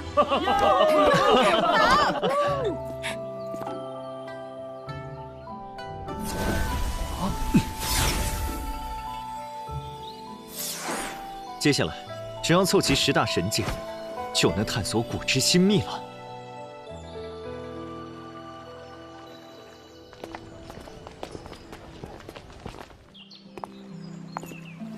杨哥，你不是说要收集10大神剑吗？怎么还不去楚家和华家？不急，先把修为提升上去再说。事关剑域大陆起源之秘，而且这件事和天剑有所牵连，也不知道10大神剑到手后是福还是祸。还会是祸吗？那别收集，直接进阶剑神就好了。反正古之剑神没有一个是携带神剑飞升天界。那是因为飞升天界时带不走神剑，冥冥之中都有人在掌控。其实，某些天界的至强神王一直被镇压在剑域大陆，他们曾是天界的大能者，就算被镇压，依然神通广大。我怀疑大陆发生所有事，他们都知道。也许，他们此刻正在关注着我。10大神剑收或不收，恐怕由不得我。如果他们真的这么厉害，万一要害你，岂不是连反抗的余地都没有？10大神剑本来就是他们的佩剑，随同他们一起被镇压在此，如今全部显示，必定耗费了他们不少心血。要真的想害我，也只是一个念头的事，就不会留下收集10大神剑就能解开古之秘文的传言。他们想要寻求合作，我没有拒绝的条件。难道只有顺从一条路可走吗？既然无法拒绝，只能选择顺从。但是为了以防万一，我必须先突破至剑道境巅峰，这样起码安心一些。小子，你很聪明，我们等着你。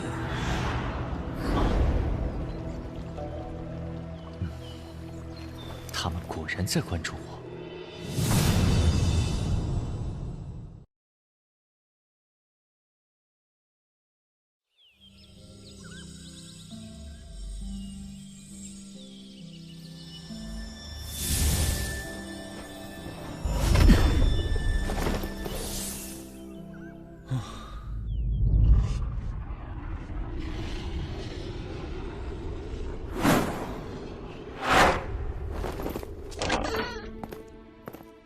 杨建公子大驾光临，我楚家真是蓬荜生辉啊！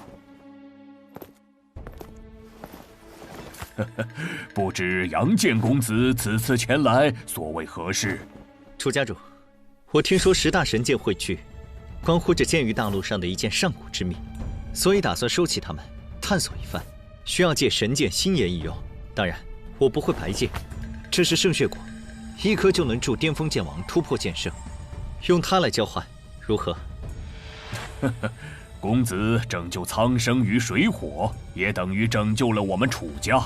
能将星岩借给公子，是楚家的荣幸。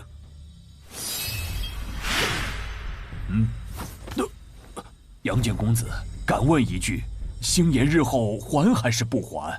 当然要还，不过上古之秘究竟是什么，我无法确定。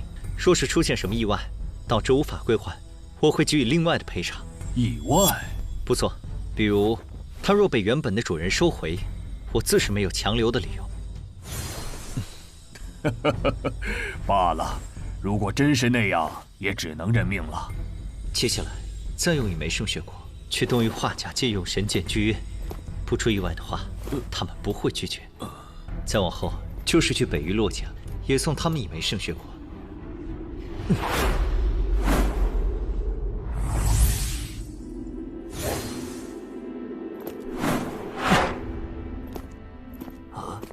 当年在世剑大会上，你已经得到了神剑水寒的认可，有权使用它。只要将水寒剑收入体内，就算凑齐了10把神剑，不知道会有怎样的结果。10大神剑从未一同出世过，吕阳，你能收集它们，就是天命之人。天命不天命的无所谓，我只求别是一桩祸事便好。此乃圣血果，有了这枚圣血果，洛家的剑声便不会断绝。你有心了，我相信你是鸿福之人，总能逢凶化吉。上古之秘一事，无需太过紧张。我明白，是福不是祸，是祸躲不过。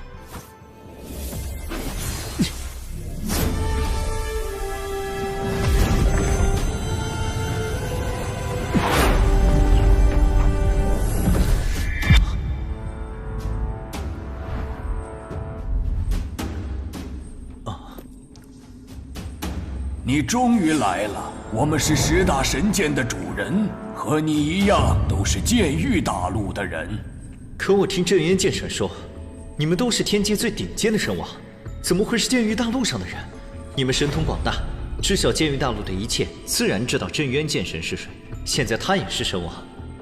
我们当然知道方振海那小子当年想带桃神离开剑域大陆，还是我传音让他留下此剑。他说的没错，我们的确是天界最顶尖的神王，但是他并不清楚我们的真正来历。其实我们都是从剑域大陆走出来的无上天骄。这怎么可能？我所知道，从剑域大陆走出的剑神中，最古老的就是镇渊剑神和飞临剑神。你们比他们还古老，难道那时候剑域大陆就已经有武者飞升天界了吗？方振渊和林飞星才不过2万余岁，怎能称得上古老2字？我们这些人中最年轻的也超过10万岁，最古老的2个都超过100万岁。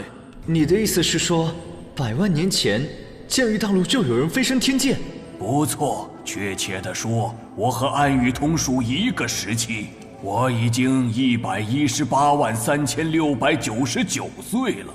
对，我也已经1065107岁了。你们都活了100万年，居然连年纪的零头都记得这么清楚。唉，命轮上有清晰的年轮记载，等你成了神王，也能知道自己究竟活了多少年。你们10个人，年纪最小的才10万岁。年纪最大的却已超过100万岁，也就是说，你们虽然都是从剑域大陆飞升天界，却不是一个时代的人。我们是不同纪元中最杰出的天骄，在进入天界到崛起成为至强神王，都摆脱不了被镇压的命运。因为这个世界本就是一个囚笼，所有人都只是囚笼中的奴隶。小子，你和我们都在囚笼之中，其实本质没有任何区别。囚笼世界，那飞升天界又算什么？他们是在蛊惑我，还是确有其事？不可能，我们不一样。被囚禁的只有你们，而我是自由的。小子，以你的资质，如果不出意外，定能飞升天界，然后再经历漫长岁月，打破神王6星战力的极限，成为横扫天下的至强者。但是，你的结果会和我们一样，一旦时间到了，这个世界的主人就会出现，把你和我们关押在一起，成为奴隶。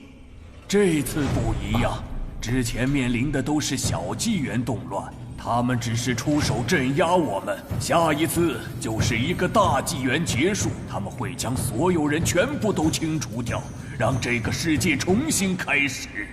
为什么这么说？你别忘了，我是这里活得最久的人，在我那个时代，这个世界的历史一片空白，却有着各种各样的武道传承，说明之前就有一个时代存在过。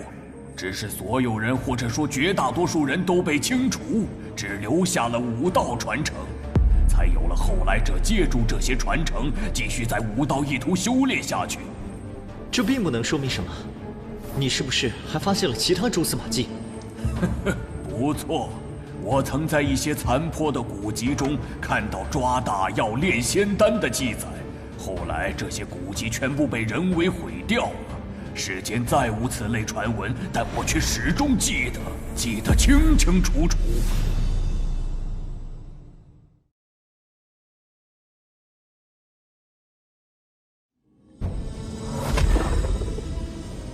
抓大药，所谓的抓大药，就是把神王当成活药抓去炼丹。我等都已度过3劫9难，只要不被人杀死，就享有无尽寿命。大纪元动乱前是最后的机会，成则永生，败则寂灭。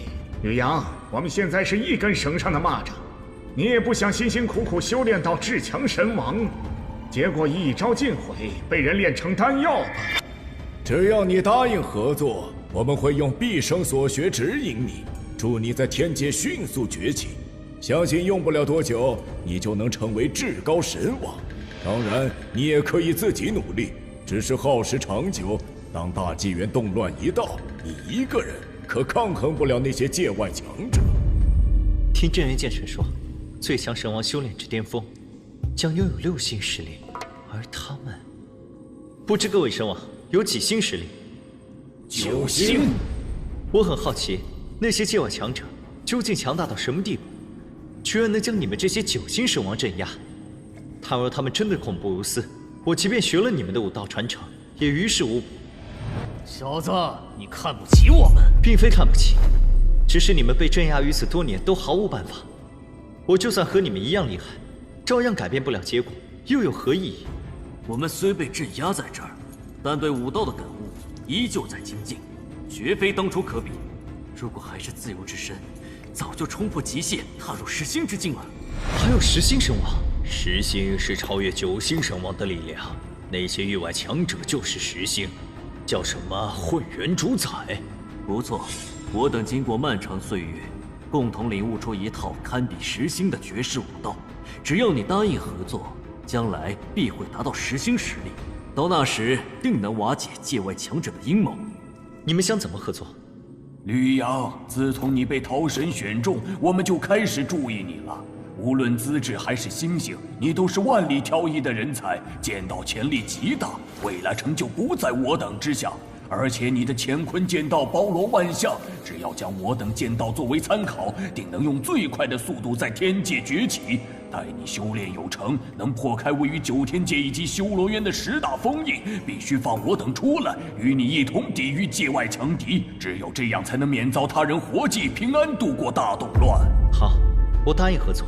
不过，既然要合作，你们也该让我清楚你们的身份。本座星木，桃神剑之主。本座金红，天虹剑之主。本座黑土，镇月剑之主。本座后水，水寒剑之主。本座天火，星火剑之主。本座暗雨，暗灵剑之主。本座西光，凝光剑之主。本座乘风，逐风剑之主。本座雷闪，雷祭剑之主。本座血离，血煞剑之主。他们自报家门的顺序应是按照右排列，星木最长，血离最小。可惜，无论存活多久，变得多强，还是被镇压于此，暗无天日。如果这个世界真是一个偌大的囚笼，那么我和我的家人绝不能成为笼中鸟，必须打破它。各位前辈放心，吕阳定不负所望，将你们解救出来，共同打破囚笼。你能有这样的觉悟很好，只要解开封印，我等恢复自由之身，便能组成十方无极剑阵，哪怕是界外的10星强者，亦可斩之。十方无极剑阵，不错。自从血离也被镇压于此，我们研究了数万年才创出的终极剑道，名曰十方阵图。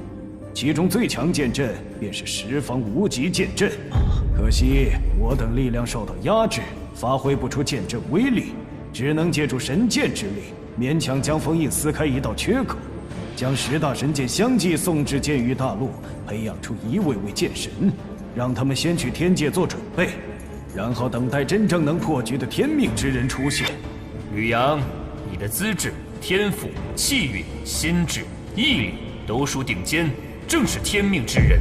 等你去了天界，那些从剑域大陆飞升天界的剑人，都将成为你的助力。严格来说，他们都是我们的弟子，会为你护道。血煞老祖是你的弟子？你是说钱罗？在本座面前，他可当不起老祖的称呼。他差点将整个剑域大陆都屠戮殆尽，不知造了多少杀孽。哼，杀就杀了，与我何干？钱罗是受了血渊之主和煞渊之主的蛊惑，真正的血煞剑道无需吸收炼化武者之血。钱罗的做法背离剑道之心，才会败在资质低于自己的方振海手中。直接吸收其他武者修炼出的能量，不管是血气修为还是精神能量，都会影响将来的神孽次数。吕阳，这一点你必须记住，强夺他人武道是邪路子，难成大器。血渊之主、煞渊之主，他们和魔渊之主可有关系？他们来自其他各渊，都曾问鼎天界，也是我等的手下败将。多个纪元以来，每个纪元的最强神王皆出自剑域大陆，你不觉得奇怪吗？是很奇怪。你们知道原因？就算是巧合，也不可能做到这么多次。我怀疑玉渊中还有我们不知道的秘密，或许是真正通天的剑道宝物，也或许是别的东西。等你解开封印，我们可以一同探索。相信背后的秘密不会让我们失望。宝物？他们跟我说这些，难不成是怕我临时反悔，拿宝物做诱饵？星木剑主放心，只要你们所言属实，我定会兑现承诺，解开封印。好，我们现在就把十方阵图传给你。你若能领悟，可凭一人之力施展多人合击的剑阵，修炼到极致，练成十方无极剑阵，就能斩杀界外强者。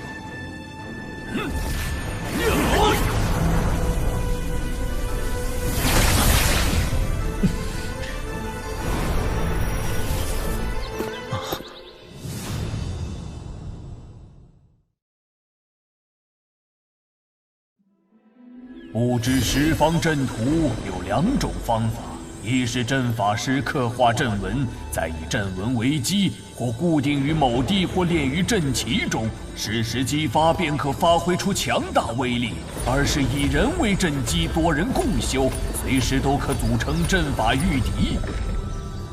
2种方法的区别在于，前者威力强弱取决于材料，后者则取决于组阵者的实力。十方阵图能强大武者神魂，练就分身之术，以单人之力修炼成剑阵之威。另外，它有10重境界，你必须牢记。第1重为1人分身术，修炼者必须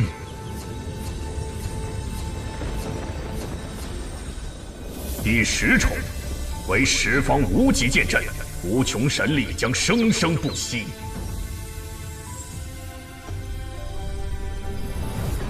妙，太妙了！真没想到，剑道与正道竟能配合得如此融洽。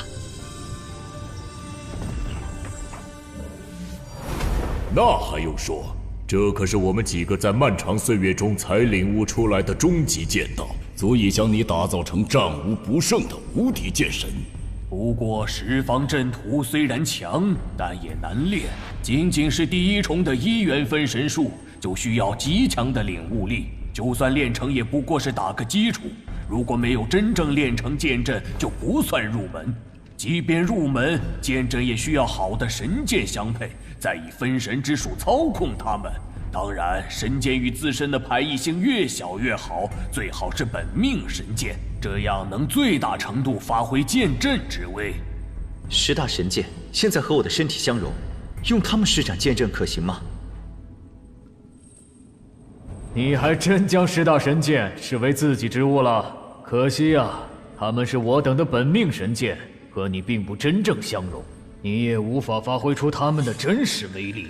不错，10大神剑现在还处于封印状态，若在天界动用，触动封印就会被镇守者察觉。在没有绝对实力之前，这么做无疑是自寻死路。别担心，我们现在不会取走神剑，反而会将它们封印在你体内，并留下一道神念指引你去天界。只有遇到生死危机，我们才会动用神剑的空间之力助你脱困。那镇守者是什么？这个世界被镇压的神王可不单是我们几个。界外强者要做大事，自然不会毫无防备。他们会在纪元动乱结束后留下强者坐镇10大封印，他们便是所谓的镇守者。当你拥有和他们一抗的实力，才能动用神剑打开封印，否则将功亏一篑。这些镇守者都是什么实力？相当于9星神王。镇守者和你们的实力相当？等你修成阵图第9重9宫万象剑阵，实力便在我等之上，定能与之抗衡。9星神王已是不易，倘若他们当中有10星存在，那还有希望吗？按照我们这么多年的经验来看，镇守者不会有10星神王的实力。虽然不知道具体原因，但我猜测这些界外强者受到了这个世界的某种压制。只有在纪元交汇时，10星强者才能进入这里，其余时间只能由9星神王镇守。我明白了，我不会让他们的阴谋得逞。这个世界，我们才是主人。对，这一次我们只能胜，不能败。只能胜，不能败。事不宜迟，你现在就开始修炼1元分神术。练成之后，自可离开这里。普通的剑道天骄没有上百年时间，根本练不成。不过你不一样，也许10几年就能练成，但7年后就是修罗道开启的时间。如果赶不上，只能等下一次。赶下一次也好，多在剑道境打牢根基，等到了天界修成第2重，会容易许多。倘若真的耗时这么久，水寒定会担心我。我尽力而为。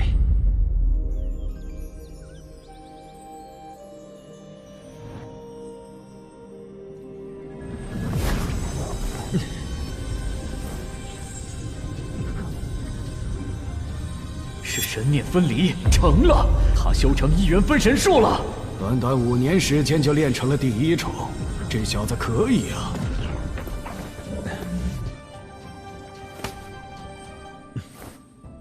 吕阳，你的确了不起，不过千万不要自满。你的元神必须更加强大，练成2仪阴阳剑阵才算真正入门。这一步要等你突破剑神之后才能走。这些年，多谢各位前辈耐心指导，没有你们，我也不会这么快成功。无需客套这么多，记得答应我们的事，努力上进，万不可懈怠就好。5年了。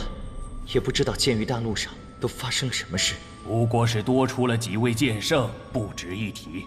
倒是你妻子很厉害，3年前便到达剑道境巅峰，今年更是领悟了冰魂剑道，自创剑道传承，一举突破剑神了。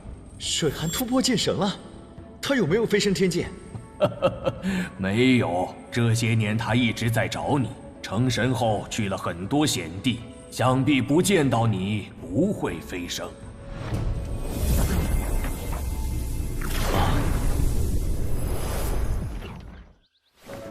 是水寒。杨哥，今生今世，我们还能再相见吗？当然的。杨哥，真的是你！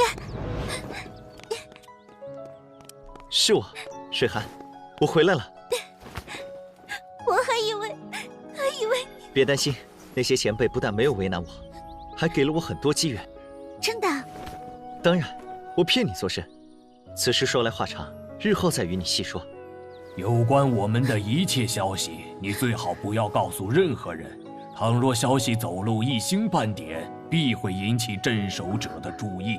至于10大神剑，你想个差不多的编排一下，不要引人怀疑。杨哥，杨哥。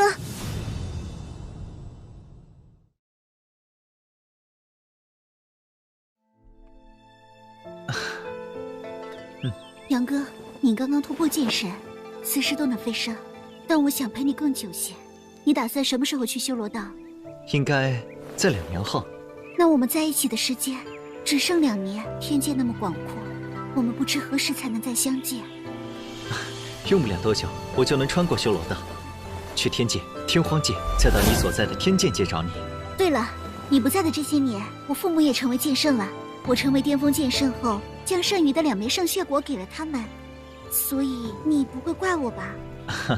圣血果既然给了你，就是你的，怎么支配你做主就好，我不会有意见。更何况能帮到岳父岳母是我的荣幸。杨哥，你真好，别在这傻站着了，咱们进屋说。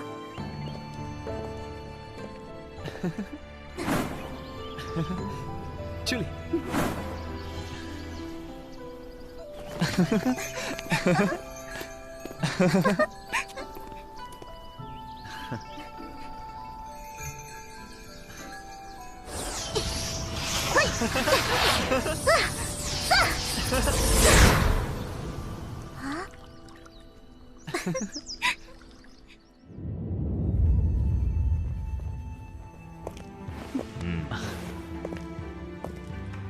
水寒，开始吧。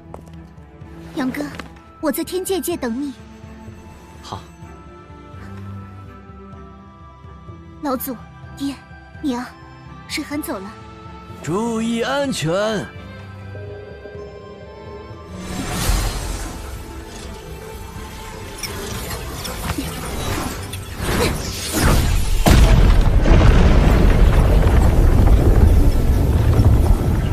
只存在于传说中的剑开天门，今天总算亲眼见到了。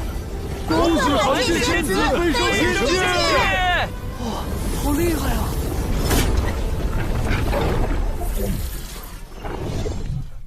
父亲，我也该启程了。杨儿，未来是一条凶险无比的道路，为父不能给予你任何帮助，只能祈祷你一路顺风，平平安安地闯过修罗道，到达天界。等到了天界，记得和水寒多多繁育子嗣，到时候在天界也建立一个吕家。大哥，你也要努力啊，赶紧找个媳妇儿，吕家的未来就靠你了。包在我身上。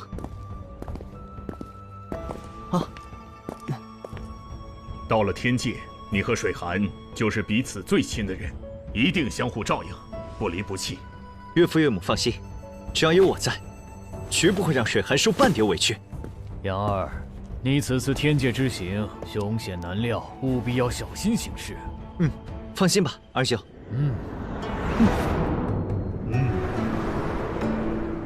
各位，吕阳走了，咱们后会有期。杨戬公子一路平安！你一定要保佑孩儿功成如愿。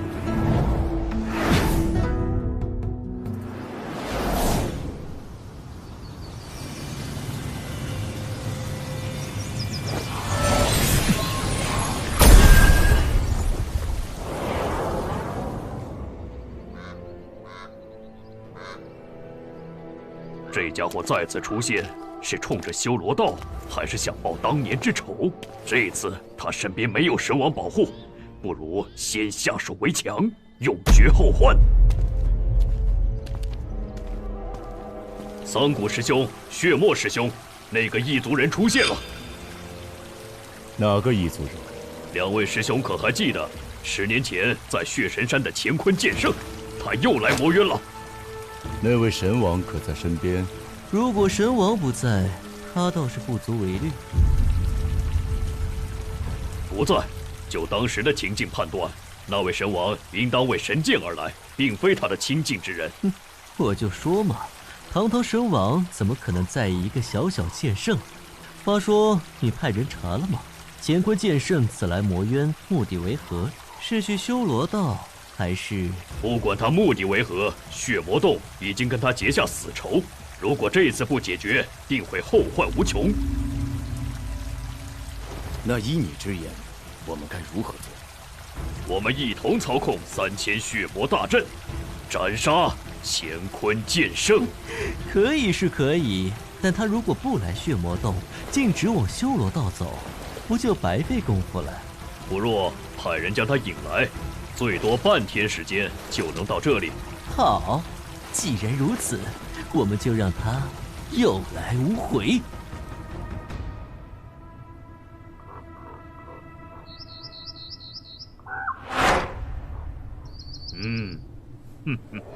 血魔洞主，你派人引我过来，所谓何事？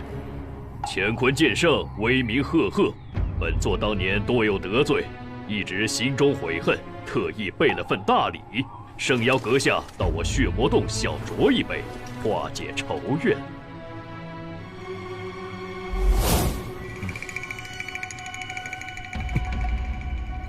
你若真想赔罪，大可带着礼物送到我面前，何须如此麻烦？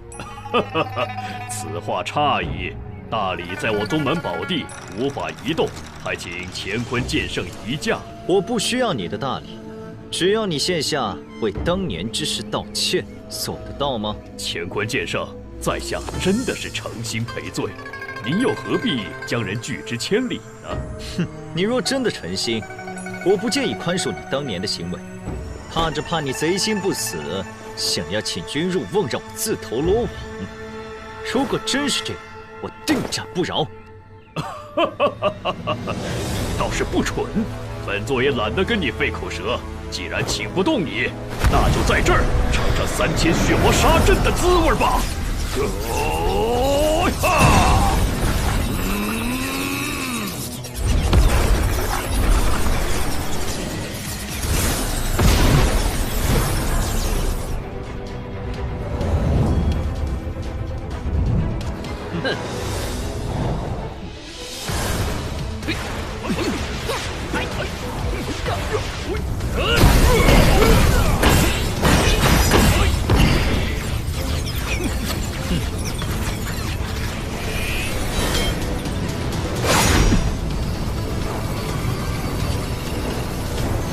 虚张声势，你们就这样能耐？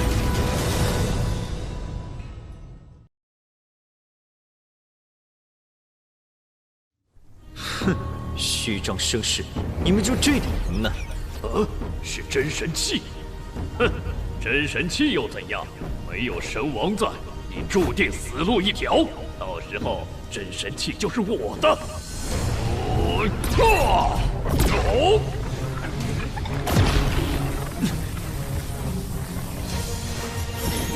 龙虎剑一绝！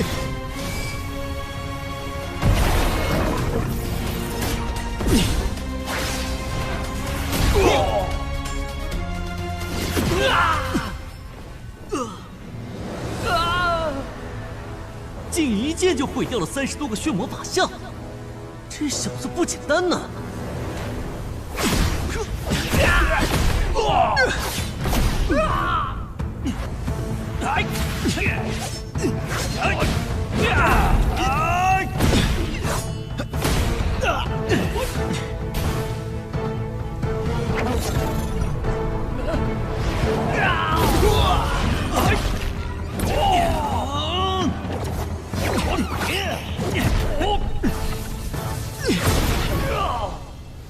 实力堪比新晋天神，不可能是巅峰圣者。哼，这家伙要是去了修罗道，绝对能够通过。哼，他又不是真天神，肯定是用了什么秘法，短暂提升了修为，坚持不了多久。大家休要长他人志气，灭自己威风。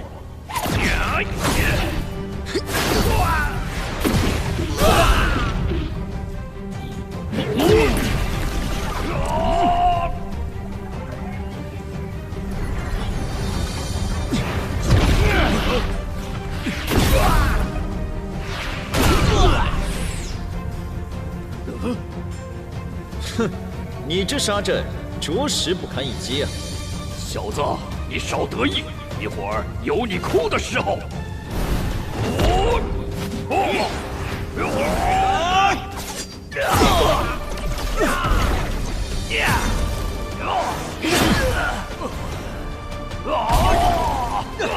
居然能生生不息，哼，有意思。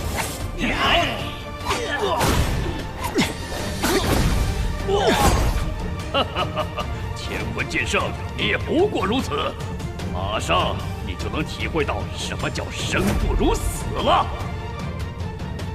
是吗？哼！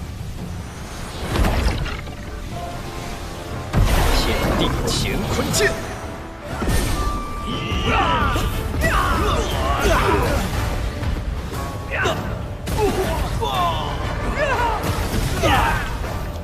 怎么可能？三谷之兄、血墨师兄，接下来就靠我们了。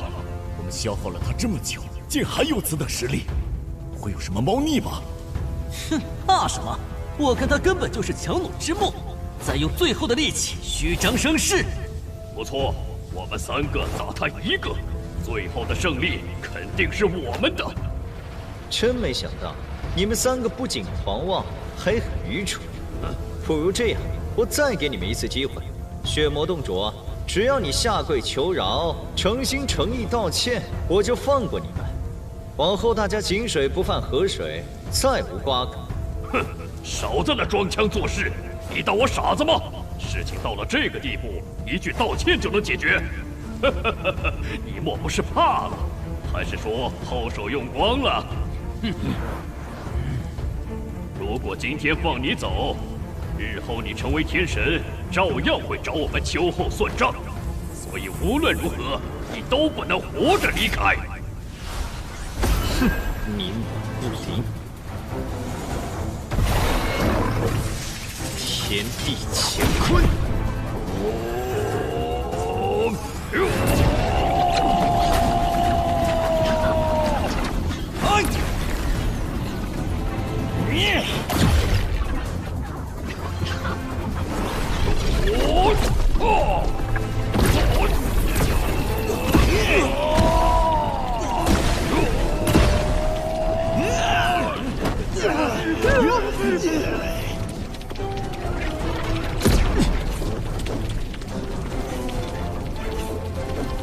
认错，或者死。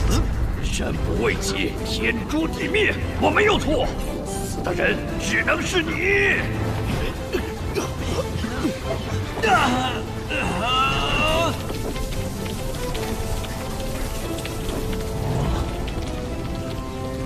乾坤剑圣，你的剑术的确很强，只可惜你我修炼时日差距甚远，底蕴摆在这里，你那点修为根本不够看，更何况我还有阵法之力加持，你压根儿奈何不了我。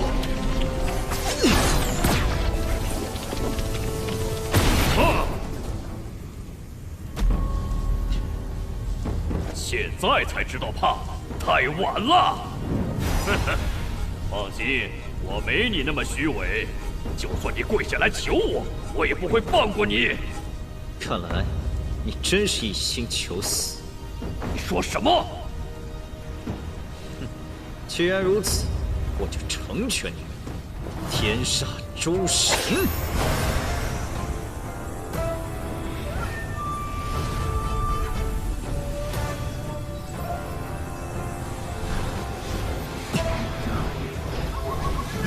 这什么功法？为何如此诡异？不好，快阻止他！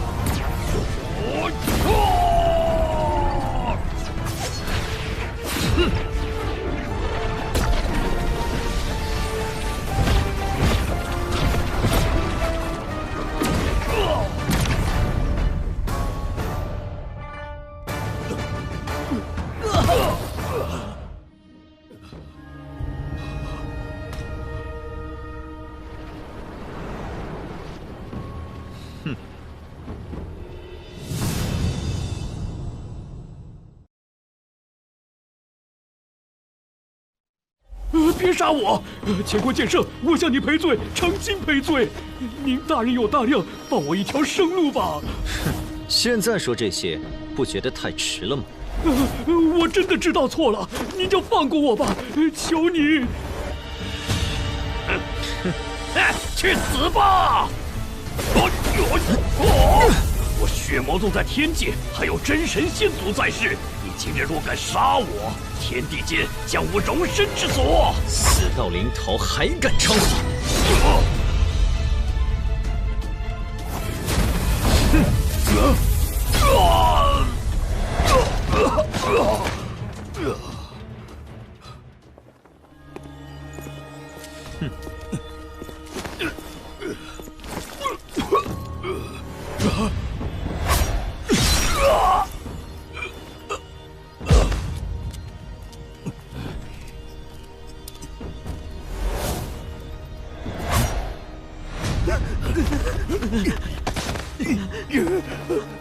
我与你们并无仇怨，不想枉造杀你。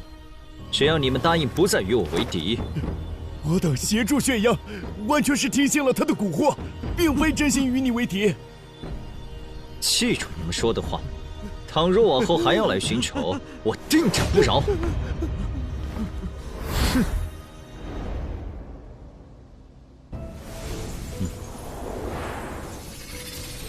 乾坤剑圣，请留步。原来是小魔仙，幸会。我刚才正好在附近办事，感应到战斗波动，便过来看看。没想到能亲眼目睹乾坤剑圣破除3000血魔杀阵，当真了得！你现在的实力恐怕已经堪比天神了吧？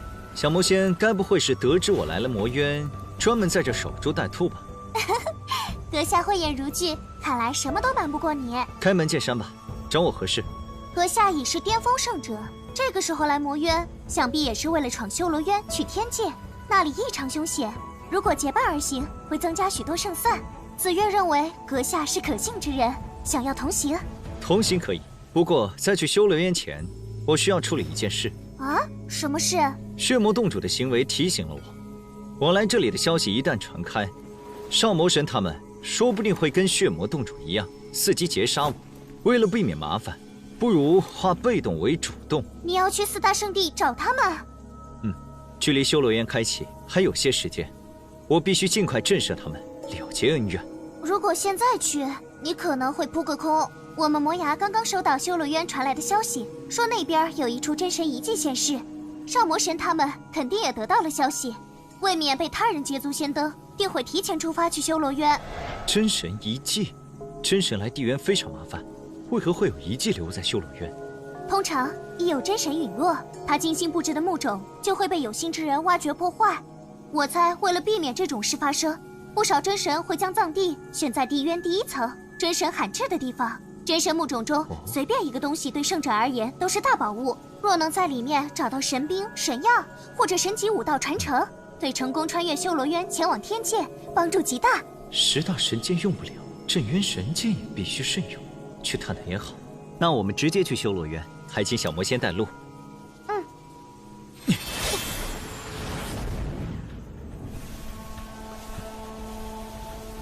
你杀了血魔洞主，等到了天界，日子恐怕不好过。你知道血魔洞在天界的实力？修罗渊100年开启1次，每次可通过5人，他们大多出自6大圣地。我所知道的消息是，有几位血魔洞武者在天界成了真神，不过目前还活着的只有2位。哼，难怪血魔洞主说会有真神先祖找我为他报仇。血魔洞的真神先祖是万年前到达天界的人物，对现在的虽说有些感情，但不至于为一个素未谋面的血妖特意找你复仇。说的也是。不过去了天界，谨慎点儿总归没错。血魔洞的真神先祖对学阳的确没有感情，但你破了他亲手加持过的3000血魔杀阵，多少会有怨念。如果哪个不长眼的追随者想找你出气，也是很有可能的。不怕，兵来将挡，水来土掩。吕阳，不到生死绝境，我们不会冒险激发10大神剑穿梭虚空。你身怀重任，必须低调行事，不要被琐碎之事牵绊。武道修炼才是第一要事。明白。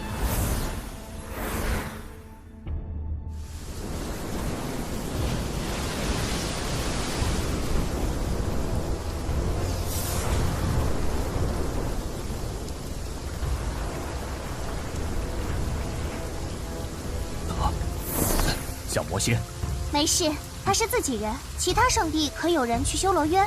魔神堡去了3位，圣魔宫去了2位。我们得加快脚步，去晚了什么宝贝都没了。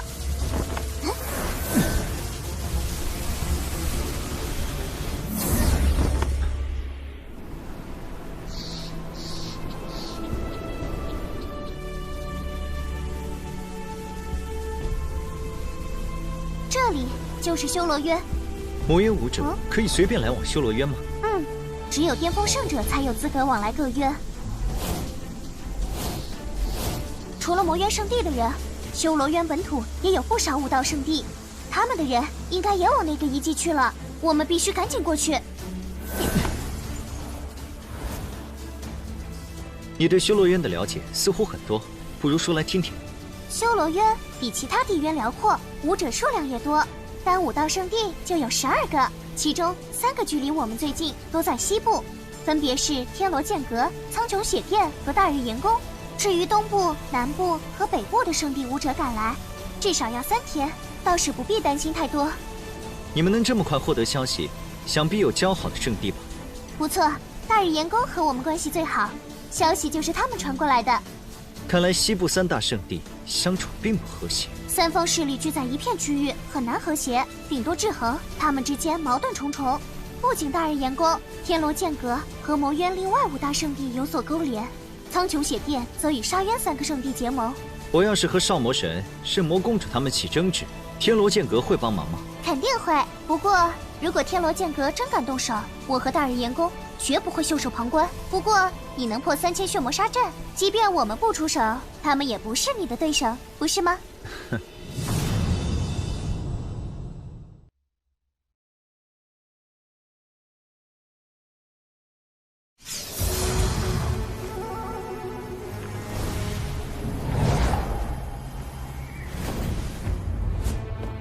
要不是前几日突发大地震，下面的真神墓冢恐怕很难被人发现。这遗迹倒是奇特，看着更像神府，完全没有墓冢的样子。真神强者向来风光无限，对自己的墓冢自然重视。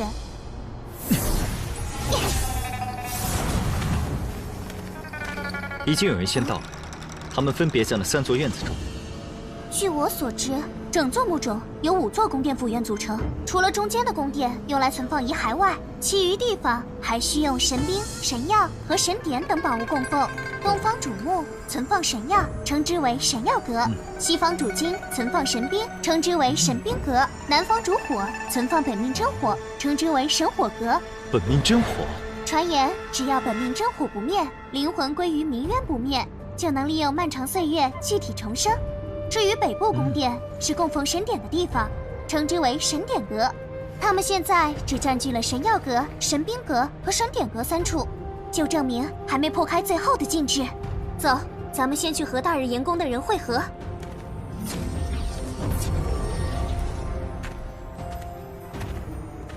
少魔神和圣魔公主都在神兵阁，看来天罗剑阁最在意的是这里的神兵。大日炎宫的人在神典阁，我们从东边的神药阁绕过去。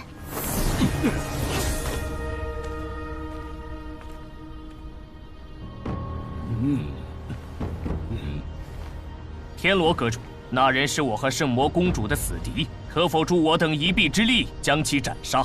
暂时以寻宝为重，等打开神兵阁，获得神兵宝藏，再找机会。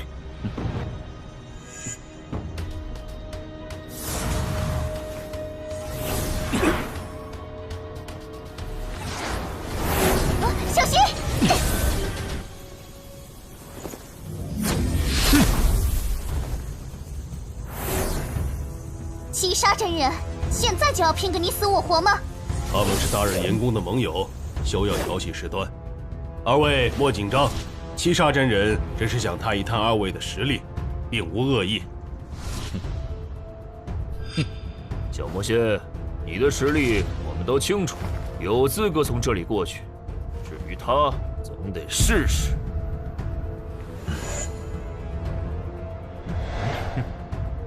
他是乾坤剑圣，实力强我10倍有余。你们无端出手，小心我而火自焚。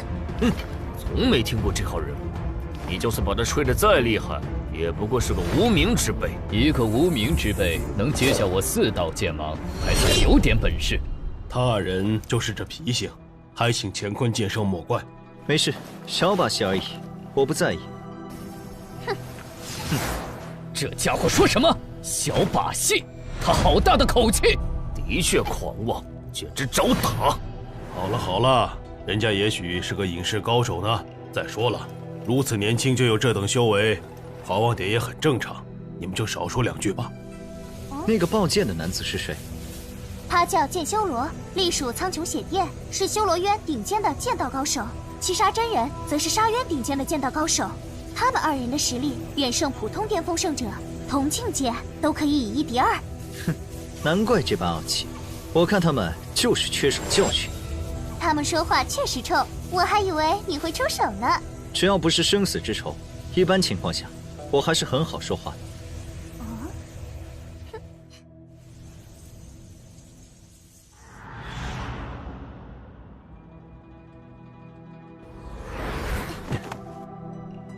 妍姬姐姐，好久不见。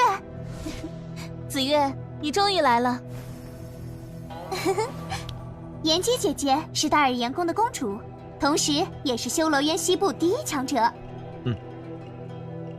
她是我的朋友乾坤剑圣，是一位很厉害的巅峰圣者。你这位朋友出自哪个圣地？我乃一介散修，得知有真神遗迹开启，便随小魔仙来帮忙，看看有什么收获。散修炼成巅峰圣者，困难不小，一定有过不小的机缘奇遇吧？难怪眼巴巴赶来，这是想在真神遗迹中多捞些好处啊！在座的各位，又有谁不是来找机缘拿好处的呢？乾坤剑圣虽然是散修，但实力远胜于我，对我们探索遗迹很有帮助。来帮忙可以，但里面的机缘属于我大日炎宫，你小魔仙分一杯羹没问题。看在你的面子上，可以给他一些奖励，可机缘嘛，想都别想。有乾坤剑圣在，我们破开禁制的速度至少能加快1倍，到时获得的好处也会大大增加。分成方面可以大日炎宫1半，我和乾坤剑圣得另1半，如何？不行，大日炎宫至少要占8成，剩下2成归你小魔仙。至于给他多少，随你。妍姬姐姐，你认为呢？我们3大圣地已经划分好了，大日炎宫只有这座神典阁，不会和另外2大圣地再起争夺。通知你们来，是想快点破开禁制，以免被其他区域的圣地出手抢夺。紫月，你来得早，可分2成。稍后万仞阁和杀生宗也会来，他们各分1成。实际上，我大日炎宫只能分得6成。你是我大日炎宫请来的，你的报酬自然由我大日炎宫给。而乾坤剑圣是你请来的，他的报酬由你决定。可是他的实力在我之上许多，就算把2成收获都给他，也不值得他出手。当初我与你不打不相识，我这个西部第1强者都是你的手下败将，可以说你已经是天神之下的至强者。你现在居然说他比你更强，这也太不可思议了。小魔仙，你这么吹嘘他的能力，无非是想多拿点好处。可是你的分成已经是万仞阁和杀生宗的总和，还不够多吗？你未免也太贪心了点。哼，既然连禁制都没破开，这里就是无主之地，就算有主，也应该是墓主的主人，而非大日炎宫。什么意思？难不成想跟我大日炎宫抢夺神典阁？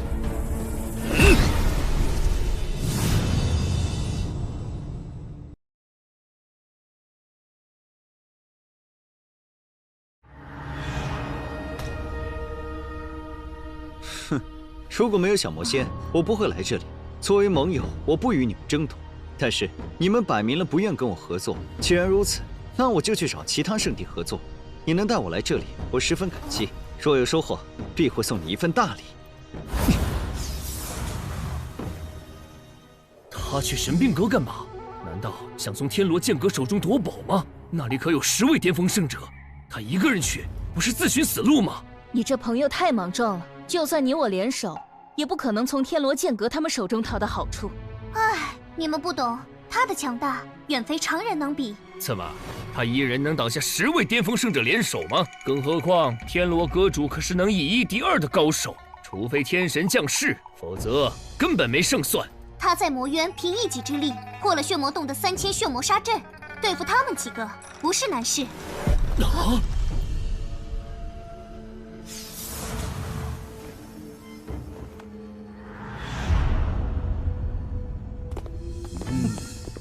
乾坤剑圣，好久不见。哼，你不好好在神典阁待着，来这作甚？阁下何意？直接开门见山吧。我来和天罗剑阁做笔交易。什么交易？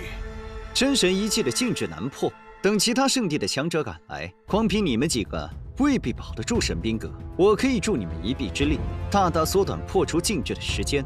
我们这有10位巅峰圣者，用不了多久，血魔洞、魔影宗和寂魔岭3大圣地的人也会赶过来，照样能缩短时间，要何用？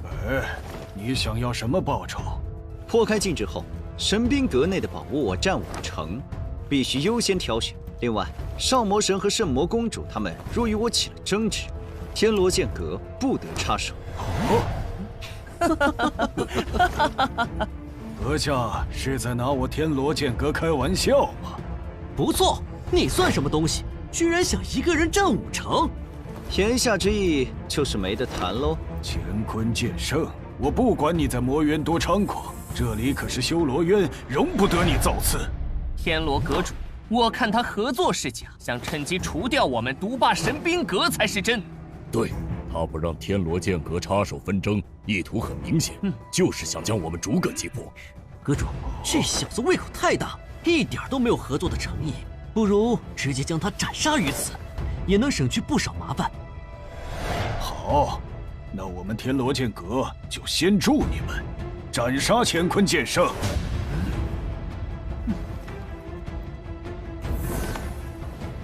天罗阁主，寂魔岭前来相助，魔影宗前来相助。乾坤剑圣，现在我们又多了4位巅峰圣者，你就等着死无葬身之地吧。哼，人多就能赢吗？要比多，你们比得过3000血魔杀阵？你，哼，多说无益，大家一起出手，尽快斩杀他。这。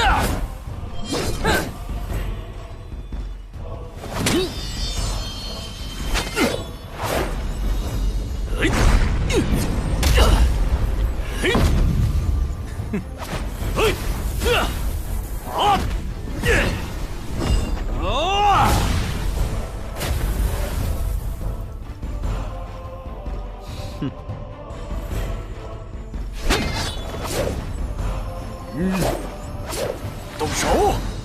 天罗神剑诀，大力魔神戟，圣魔13剑，寂魔震天，火影神拳，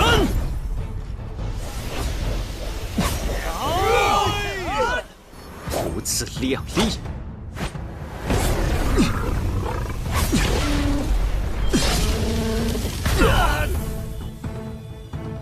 怎么可能？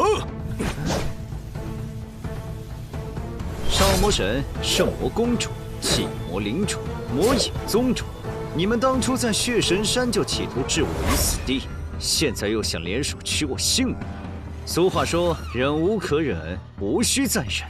你们着实该死。我和他们4个的仇，今天必会做个了断。至于其他人，胆敢插手，我一诛之。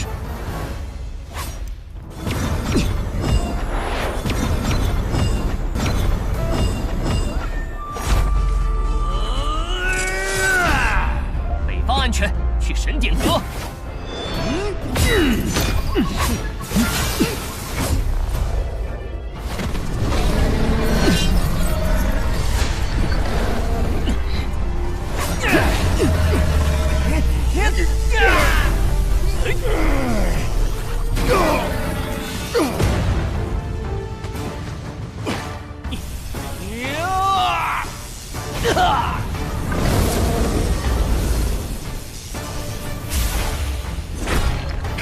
哼！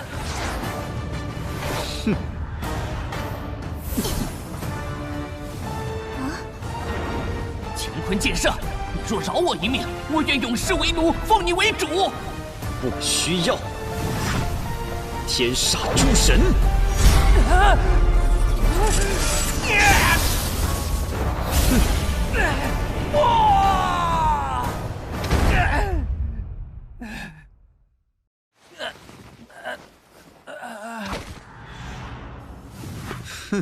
早知今日，何必当初？这家伙的实力也太恐怖了，连中品天神气魔神戟都能斩断，就算手握真神器，普通新晋天神也很难做到。难道他的实力已经超过新晋天神？只要他愿意，整座真神墓冢都是囊中之物。如果之前我们没有逼走他，神兵阁和神药阁的收获定会有我大日炎宫一份。要不现在去赔个罪，再谈合作？赔罪可以，合作就别提了，我们还不够资格。我倒是觉得你们多虑了。其实乾坤剑圣很好相处，不会为难你们。哼。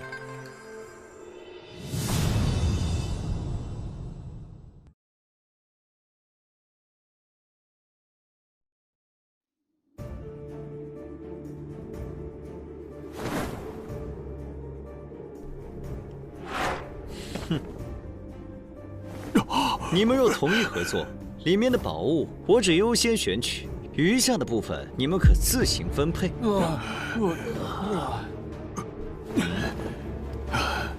同意，自然同意。既是合作，就要有诚意。谁若敢偷懒被我发现，那里面的宝物就没你的份。开始吧。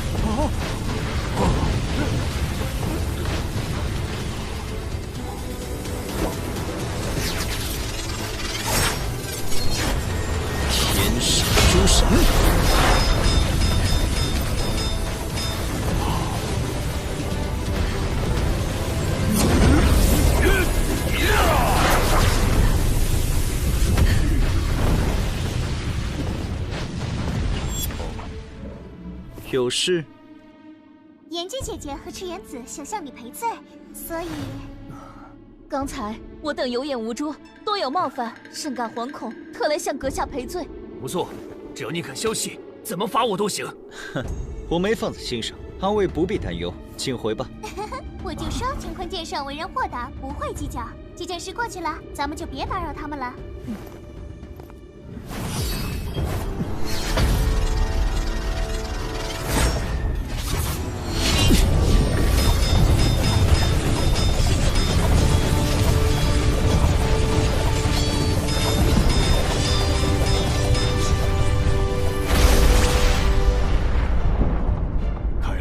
终于开了。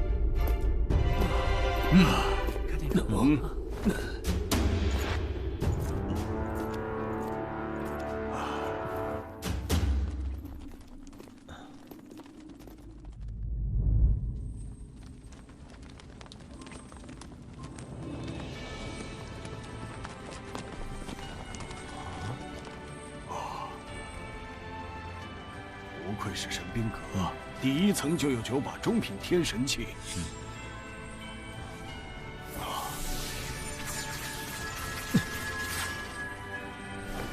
上2楼看看。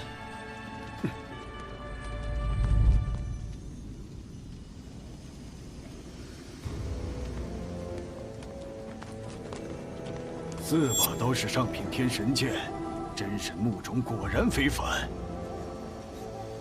这些神剑单凭一把就能在地渊各处横着走了。谁说不是呢？也不知道乾坤剑圣会怎么分。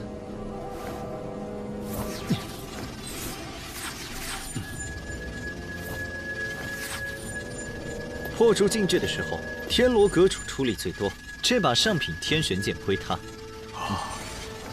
其余9把中品天神剑，你们一人一把，自行分配。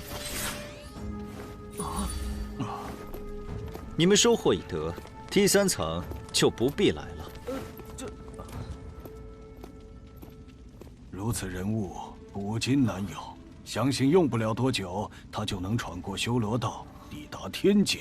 好在他不是什么嗜杀之人，处事也算公正，不然我们全得遭殃。话虽如此，但他和魔神堡他们结下死仇，以乾坤剑圣的潜力，将来必是天界的大人物。你们现在皆是靠着他，才能各自收获一把中品天神剑。若还想复仇，绝对不会有好结果。等东部那几个疯子来了，光凭我们几个可拿不了这么多好处。该怎么做，你们最好想清楚。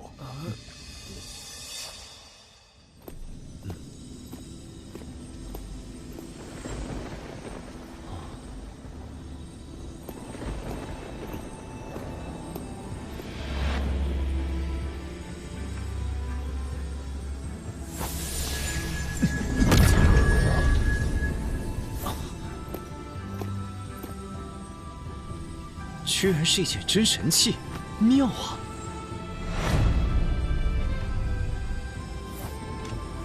是万里无踪符，好东西啊！啊，有多好？万里无踪符通常由精通空间法则的神王所炼制，可令人在天界瞬间穿梭虚空至万里之外，逃跑保命的好东西，十分罕见，对于真神而言都非常贵重。有他在，就相当于你在天界多了条命，也能让我们少动用一次神剑之力，降低被镇守者发现的风险。天界的规则不同于这里，只有神王拥有穿梭虚空的能力，而且距离非常有限。我当年还是真神时，曾被一名神王追杀，要不是机缘巧合拿到了万里无踪符，我早就死了，更别说再后来成就神王了。没想到一张小小的符篆，竟如此厉害。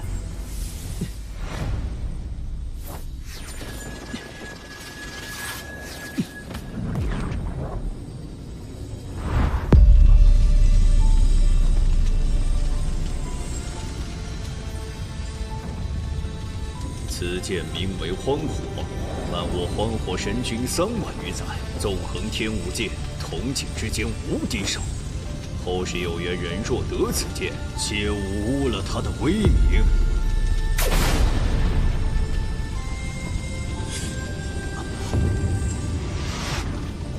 荒火神剑，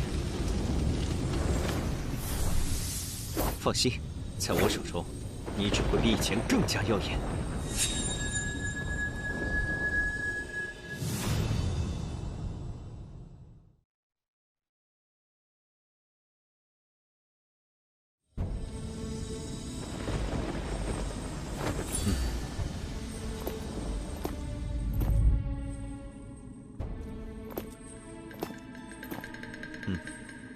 第3层可有大收获？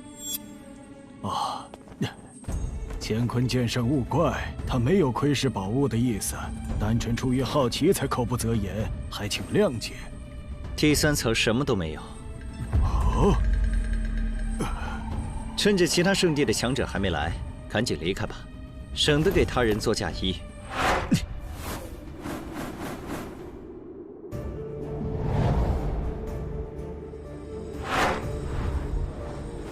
这么多人破解一个禁制就如此费劲，看来在那些圣者来之前，神药阁和神典阁禁制解开的可能性几近为零。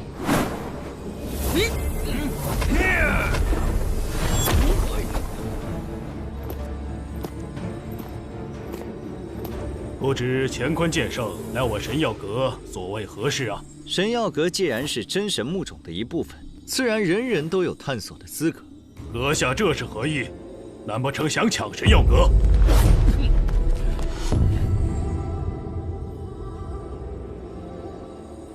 抢谈不上，我是来找你们合作的。以你们现在的速度，等解开禁制，其他圣地的强者也该到了。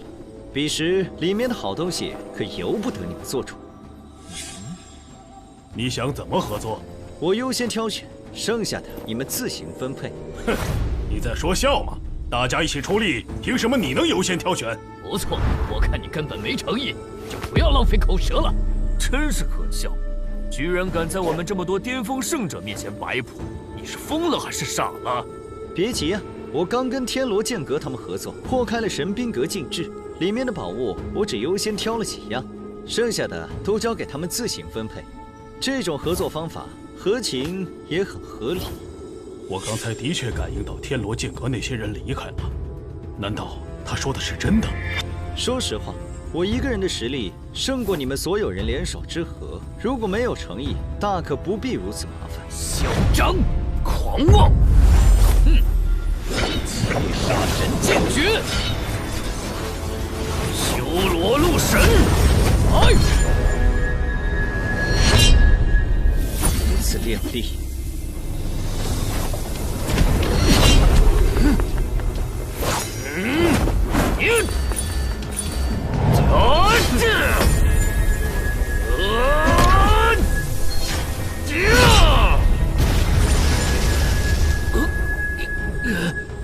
怎么可能？剑修罗可是西部第2强者，实力仅次于炎姬。这……你太弱了，在我面前还不配出剑。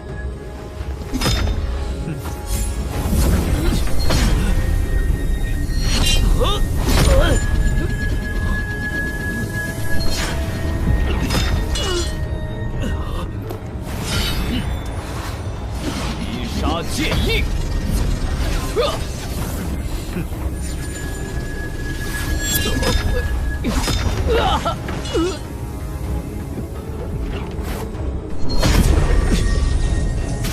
我若真想独占好处，是轻而易举的事。你们现在可愿合作？啊，愿意，当然愿意。乾坤剑圣肯与我等合作，是我等的荣幸。好好说话不听，非要逼人动手。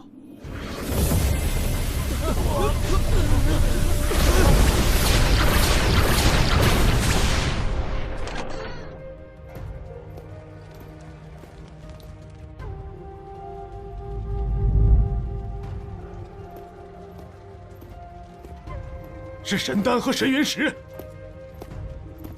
神丹好理解，神原石是什么？啊，神原石和神丹都是天界的宝物，可助天神在短时间内吸纳大量灵气，补全缺损。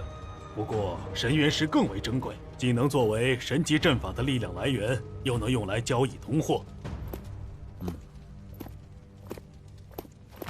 是中品神丹，1颗可供4重天神的神体1日消耗，2颗可供5重天神1日消耗，3颗可供6重天神1日消耗。每瓶都有100克，10瓶就是1000克，好大的手笔！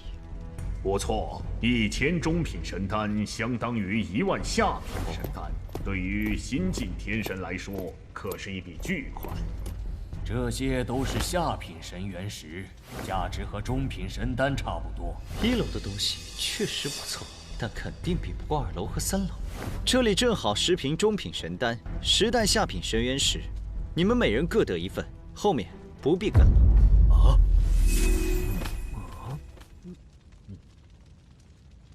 1楼就有这么多好处，往上走肯定有更贵重的宝物。再贵重也跟咱们无关。不错，要不是乾坤剑圣，咱们没那么快进来。就算进来了，万一赶上那3个疯子现身，可就惨喽。修罗3兄的确可怕，除了大日公主，恐怕没人能和他们较量1、2。修罗3兄是谁？很厉害吗？哎，是东部森罗殿殿主，南部神隐谷谷主，还有北部寒龙阁阁主。他们3个的实力在巅峰圣者中实属无敌，而且脾气暴躁，为人霸道。我们西部只有大日炎宫的炎姬公主能与之抗衡，只是炎姬公主性情温和，所以没有和他们并列称兄。除他们之外，血渊的血神子、冥渊的幽冥子、邪渊的小邪神、煞渊的煞天和魅渊的魅影修罗也是绝顶强者，他们和三兄是一个级别。既如此，你们速速离开吧。哎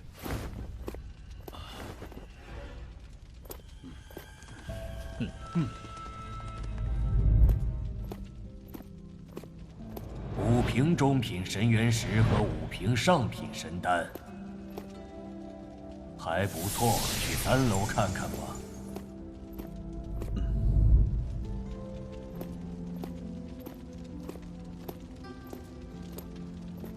药匣，难不成里面装的是神药？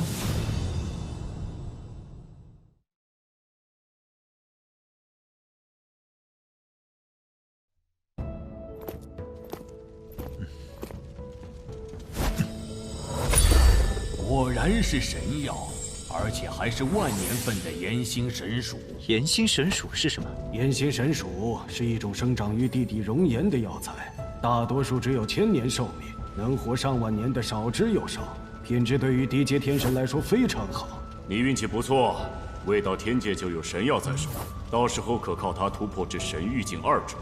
不错，有了炎星神属，能大大缩短你在低阶天神阶段的时间，10年定能突破。如果没有神药，想要突破至神域境2种，需要多久？在天界，哪怕全天无休的修炼，资质普通者一辈子大多只能到2重。这难度也太大了。资质越好的，单纯吸收天地灵气，能在1000年内突破1重修为，就算不错。有没有别的修炼方式能加快速度？当然有，收集足够的神元石，或可100年突破1重，1000年可成真神。唉，还是太慢了。若是运气好，能不断获得神药，200年内就能突破真神。但是神药可遇不可求，每一株都要成长上万年，天神最多能活1万年。话虽如此，不过我还是想知道，有没有比服用神药更快的办法？小家伙，你这是想走捷径啊？像神元乳液和天地灵石这种灵气品质更精纯澎湃的宝物，可助你快速提升。这些东西世间罕见，你就不要想了，还是收回心思，认真修炼吧。不错，能遇上就好好把握，遇不上也不要气馁。我们几个一路走来，可没那么多奇遇，都是靠自己努力，一步一步成为如今的至强者。唉，罢了，这些事还很遥远，我先调息一下，恢复些精力。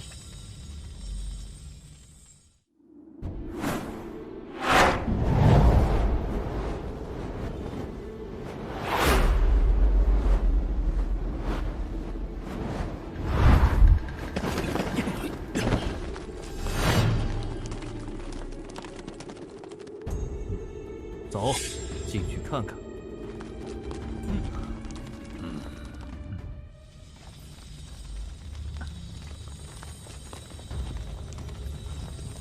阁下眼生的很，不知是哪一渊的贵客到我修罗渊夺宝。在下乾坤剑圣，阁下莫非是神岩谷主？正是本座。我请问你，神药阁的宝藏是不是在你身上？哼。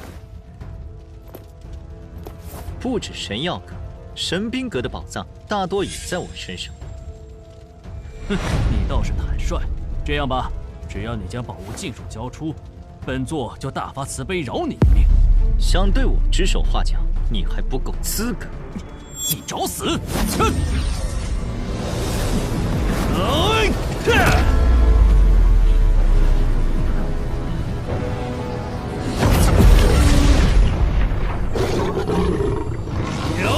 杀！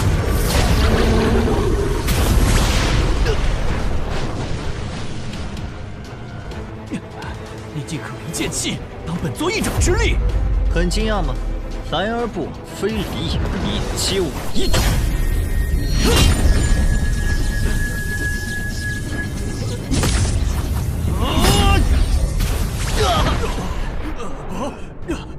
不知死活的东西，杀了他！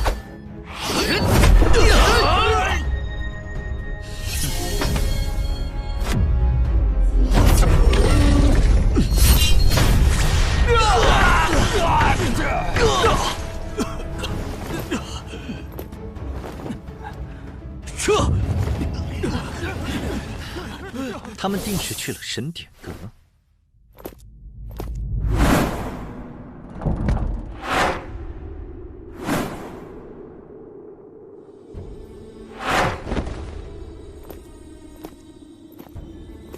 神典阁的宝物对我作用不大，只要他们不为难小魔仙，没必要强插一手。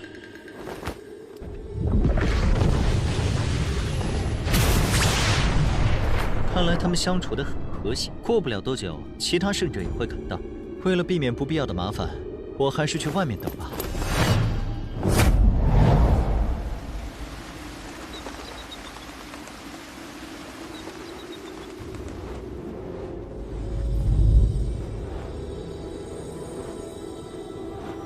他们出来了。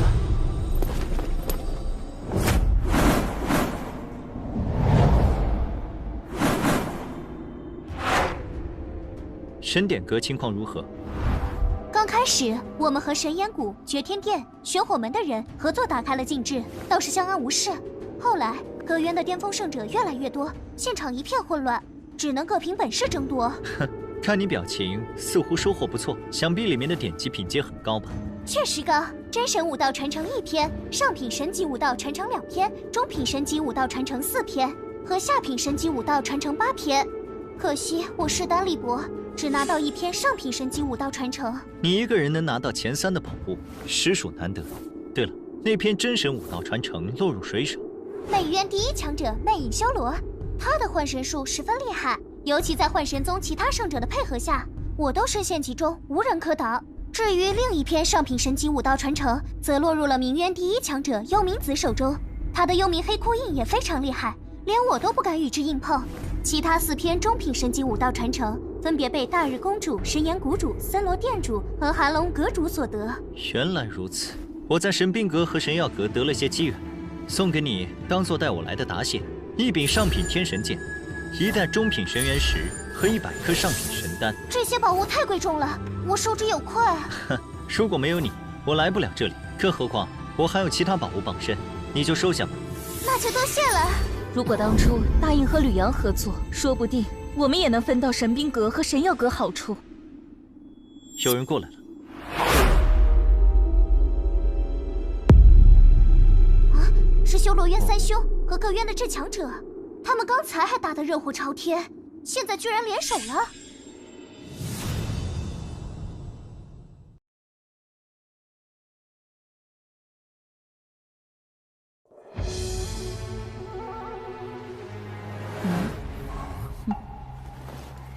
那个神岩谷主我见过，其他几个带头人是谁？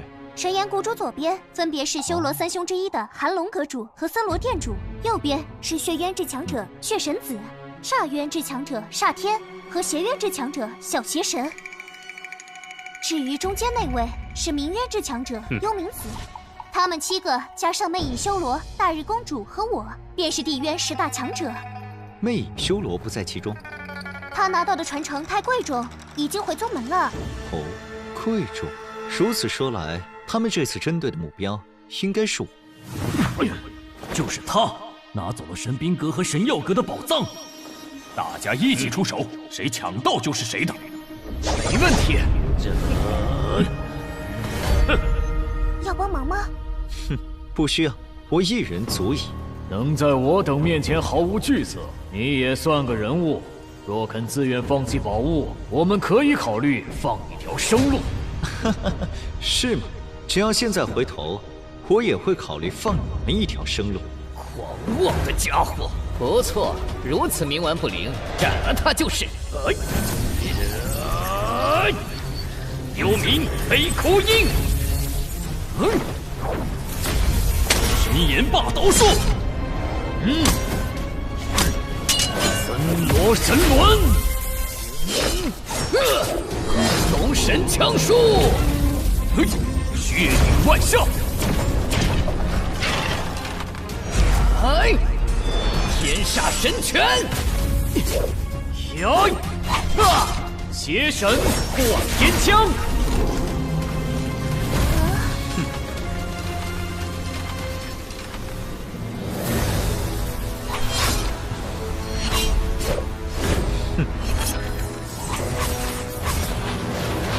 龙虎化天地，一剑破乾坤。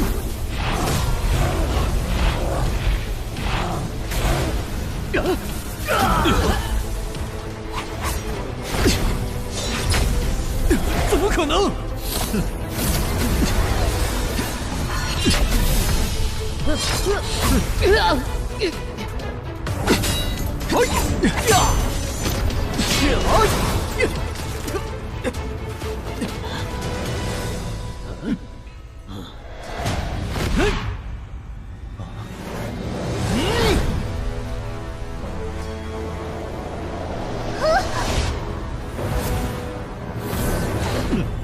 你先前那次冒犯，我并未追究，如今还想对我朋友下手，当真得寸进尺。得寸进尺又如何？我们这么多人打你一个，你根本毫无胜算。除了神岩谷主，我与各位无仇无怨，没必要生死相向。当然，如果你们非要找死和我为难，我也不介意教训你们一顿。神岩谷主，你撺掇他们来，无非是想为自己找回场子。不如这样，我只出一剑，你若能接住，我可以不计较诸多冒犯行径；如果接不住，那你就自求多福吧。这是我跟他的恩怨，你们若要阻拦或者图谋不轨，绝不轻饶。你们，我等久闻乾坤剑圣大名，故而心生试探。如今切磋已毕，自然不便参与个人纷争。神岩谷主，请吧。天煞诸神，大刀锋天！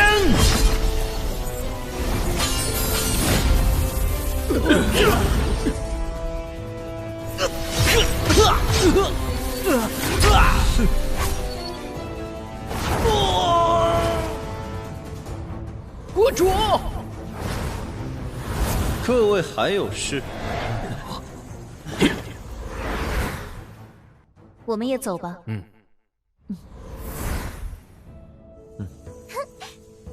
这下你算是彻底出名了，是当之无愧的地渊第一人。地渊第一毫无意义，去了天界，还不是得从底部爬起。的确，新晋天神不过是神域境1重，如果没有强大势力做靠山，会举步维艰。对了，你到了天荒界可有去处？有，镇渊剑宗。你呢？我魔牙和大日炎宫的前辈到达天荒界都会加入炎荒殿，我也不例外。据我所知，炎荒殿属于3大神王势力之一，其他2个则是真魔殿和死亡沙海。其实镇渊剑宗也不错，是仅次于3大神王势力的10大宗门之一。不过修罗道的出口位于血神宗范围，如果没人接应你，想去镇渊剑宗可不容易。走一步看一步吧，无论遇到什么麻烦，总会有办法解决。若有足够的神岩石，你可以去府城中找大型传送阵，能快速到达镇渊剑宗范围。只是血魔洞的先祖都在血神宗，如果绕道而行，就进不去府城了。确实是个麻烦，好在我有万里无踪符，逃遁应该没问题。不说这些了，我们直接去修罗道入口吧。入口在修罗城，跟我来。咱们认识了这么久，还不知道你的真名？我叫吕阳，你呢？子月。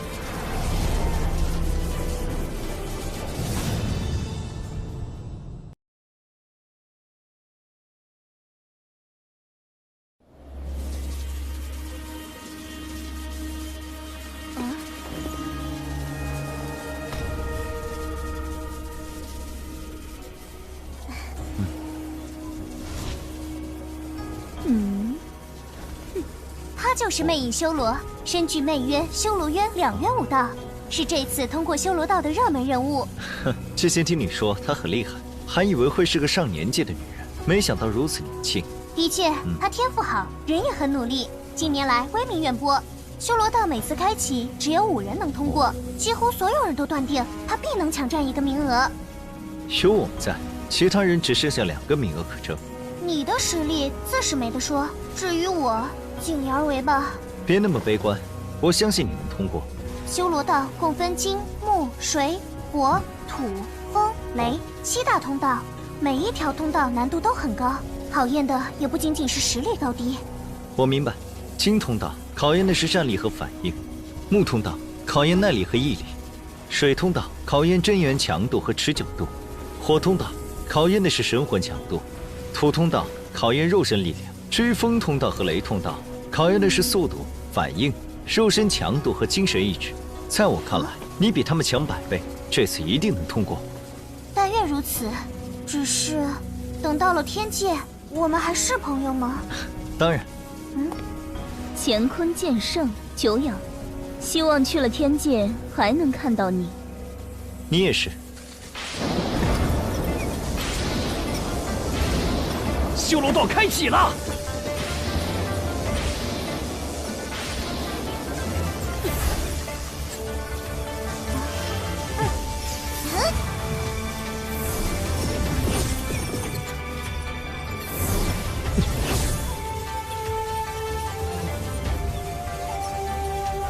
果然是独立空间。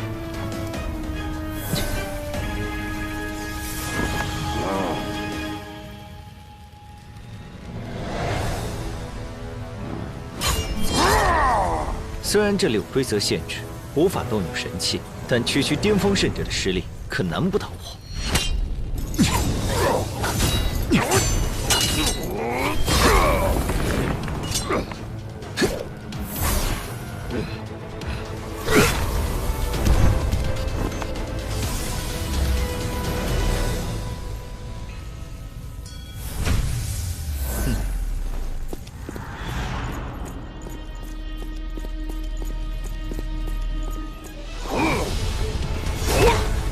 就这点能耐吗？不够看呐！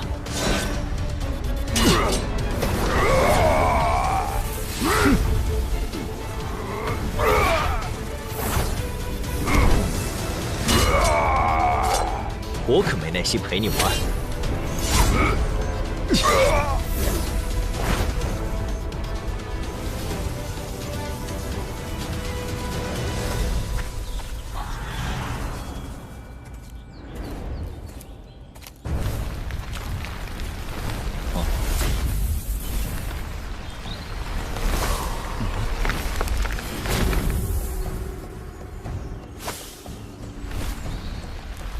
这关的藤丸攻击性极弱，但附带着一定的麻醉效果，果然难缠。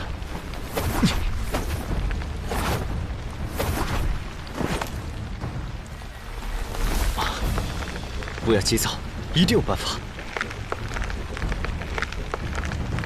就是现在！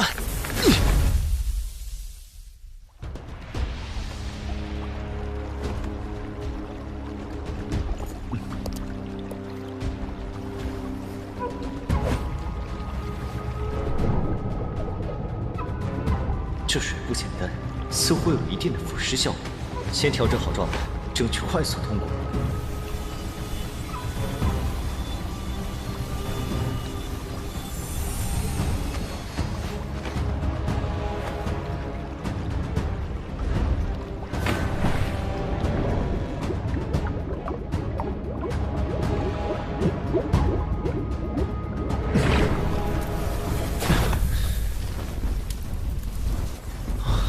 这里应该就是火通道。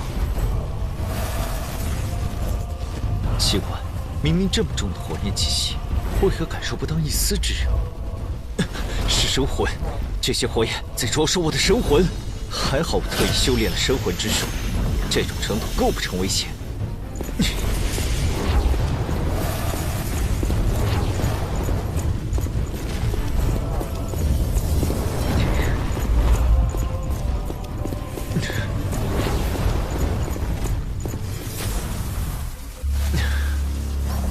有意思，金光不灭，寒破玄冰，想困住我，做梦！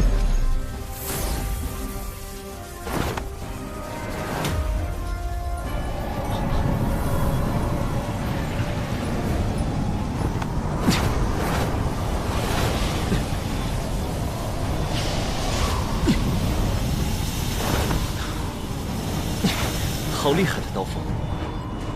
天地乾坤，只要掌握进攻规律，顺应风之道，谁也别想阻我！凤凰旋疾！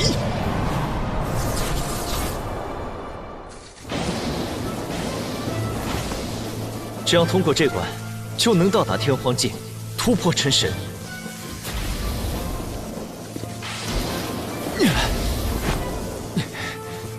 水寒还在等我，我绝不能止步于此。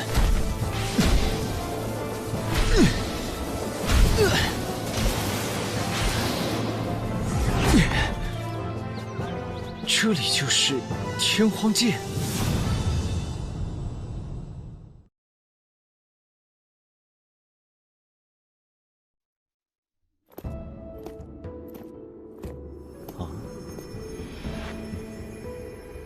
即使到了天荒界，那股无形的场域之力仍在。按照规则，只有突破神域境，才能不受其所扰。不错，不成天神，便无法腾空飞行。这里是天荒界一处禁地，趁其他人还没来，你先突破剑神，再离开渊罗山。雷闪前辈似乎对天荒界很熟悉。我当初就是在天荒界得道，自然熟悉。不过时间久远，也有很多不知道的事情。我之前曾将水火两种本源神石藏在西南区域的秘境中，等你有了一定实力，可去那里拿到它们，炼成本命神剑。你居然有2种本源神石？是啊，本源神石何等罕见，我们一生大多都只能遇到1块。我修的是雷道，那2种神石对我作用不大，所以一直收着，现在才想起来。也不知过了这么久，那个秘境有没有被人探索过？除非我本体亲临，否则很难彻底打开。你现在本体受制，那秘境岂不是将永久封尘？不会，我布置了循环阵法，每隔129年6个月会有虚弱周期，届时天神便可通过禁制漏洞进入其中。那真神呢？禁制漏洞很小，真神无法通过。放心，神石在中心位置，一般人拿不到。你赶紧突破剑神，离开这里再说。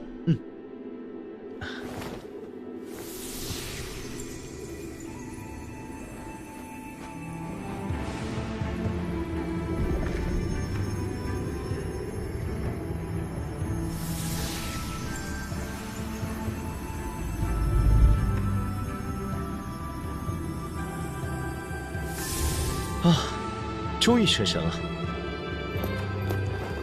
接下来还有很长的路要走，任何人都休想阻我。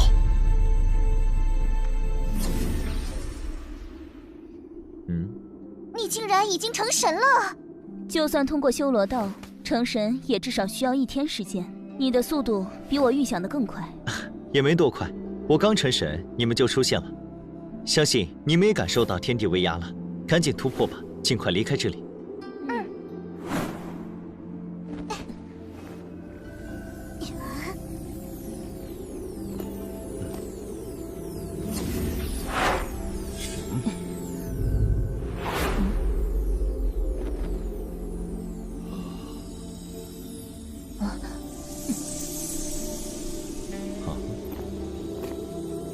现在5人一满，不会再有其他人出现。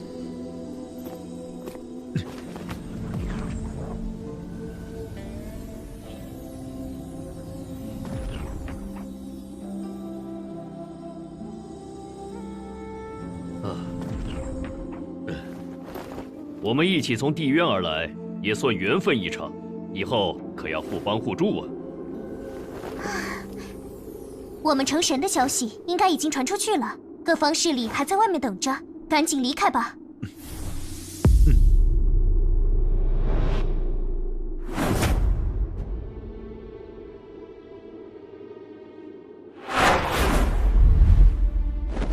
这些天神中，修为最低的都是神域境2种，那几个修为高的更是深不可测。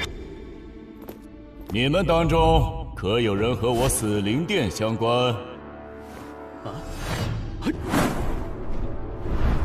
在下幽冥子，来自冥渊玄冥宫，愿入死灵殿。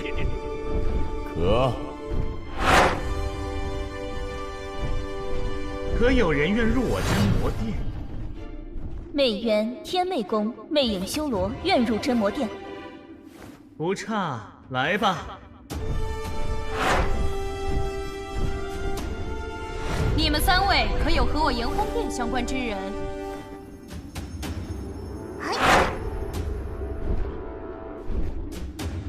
魔渊、魔雅、小魔仙，修罗渊大日炎宫炎姬，愿入炎荒殿。过来吧。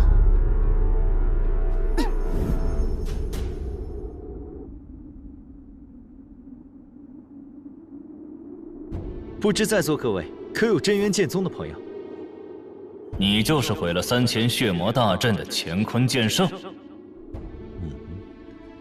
我正是乾坤剑圣，阁下是？本座乃血神宗执事，通元府府主欧龙岩。3000血魔大阵由护法血翼真神所创，你既然到了天界，就必须向他当面请罪。抱歉，在下有事在身，要先去镇渊剑宗一趟，还请府主大人转告血翼真神，等我办完事，定会去血神宗向他请罪。小子，血翼真神让你去，你就得马上去，可别敬酒不吃吃罚酒。在下与镇渊剑宗有大渊源，谁护送我去那里，便能获得上品天神器一件。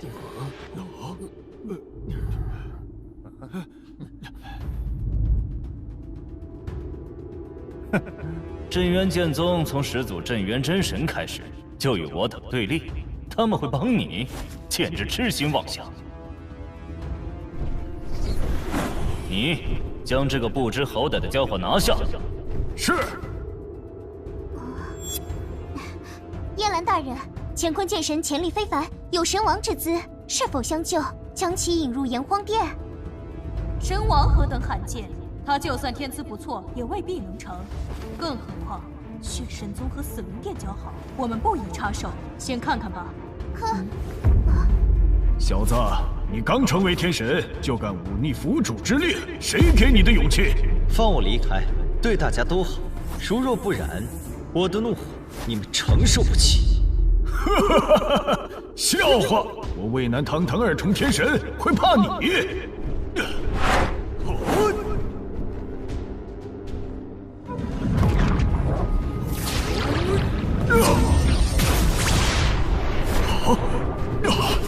给我拜！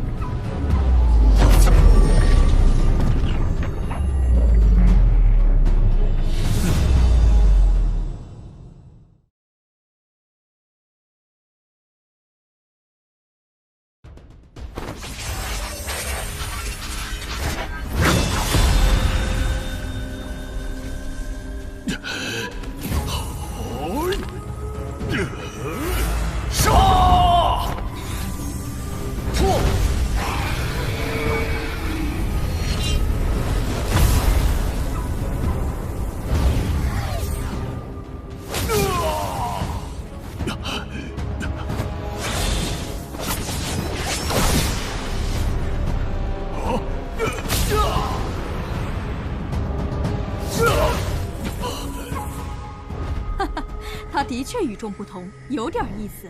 要出手保他吗？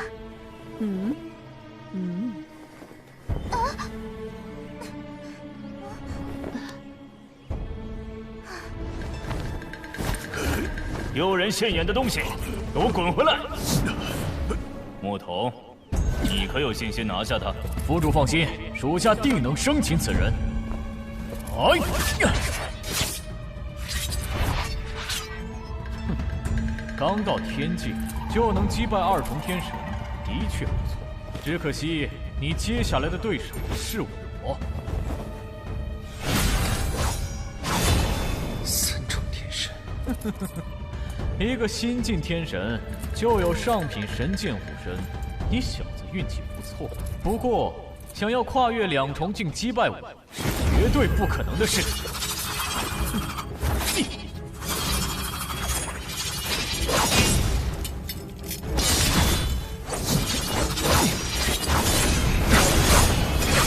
血光梭可是下品神器，你躲不掉它。血如光。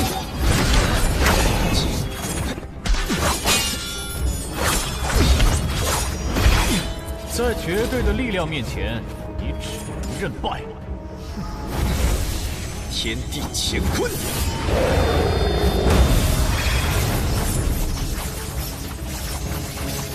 三重天神的攻击也不过如此。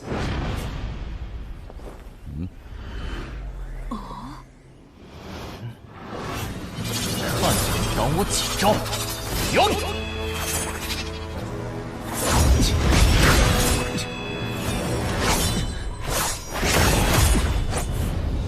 结束了。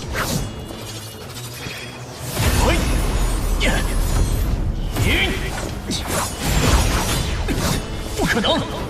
血光魔影！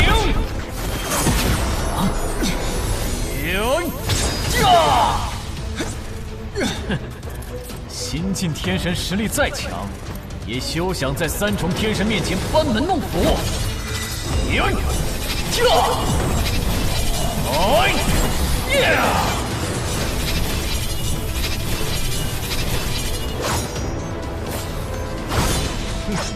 天煞诸神！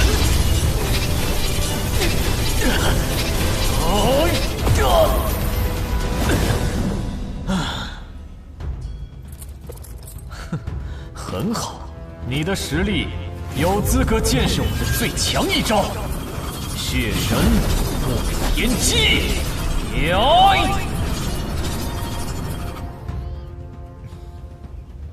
燕兰大人，乾坤剑神还不值得你出手一宝吗？唉，如果没有这段恩怨，我会将他引入炎荒殿。可惜他得罪的是真神强者。我们炎荒殿不是神王势力吗？难道还怕血神宗的真神？炎荒殿是神王势力，但不代表我有神王撑腰，更没必要为了他大动干戈。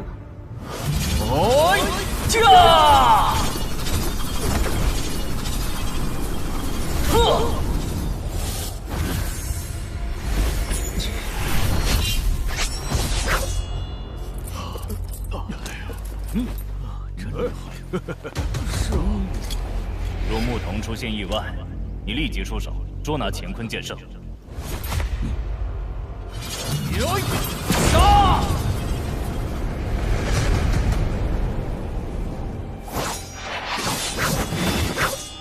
众神夺灵！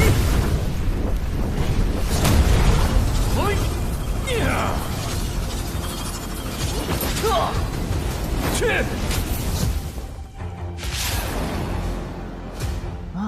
此子当真惊艳。燕兰大人，他绝对有神王之姿，若能招来，有利无害。或许你说的对，他值得。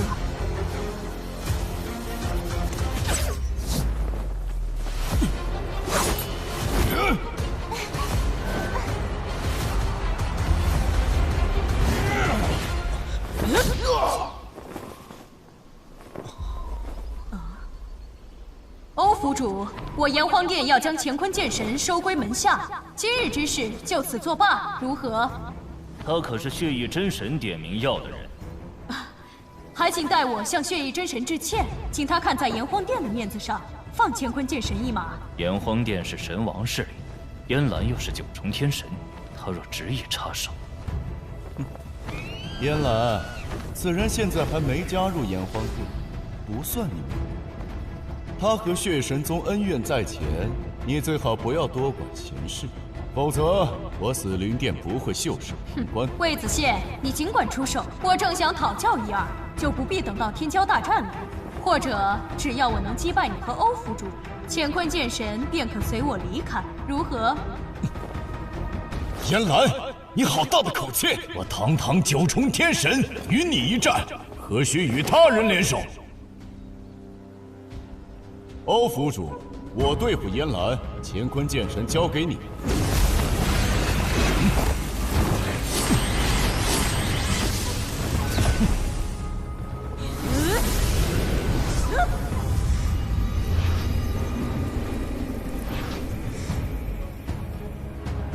今日便瞧瞧，是你的火羽灵厉害，还是我的黑灵幡更强？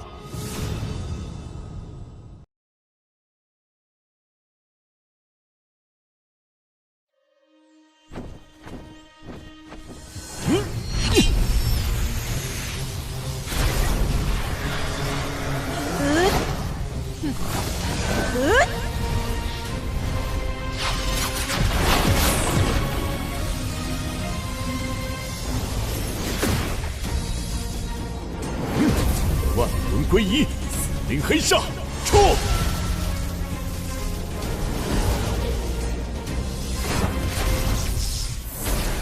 你太注重法器纪律，反而忽视了自身力量。天骄榜上恐怕难有你的名字了。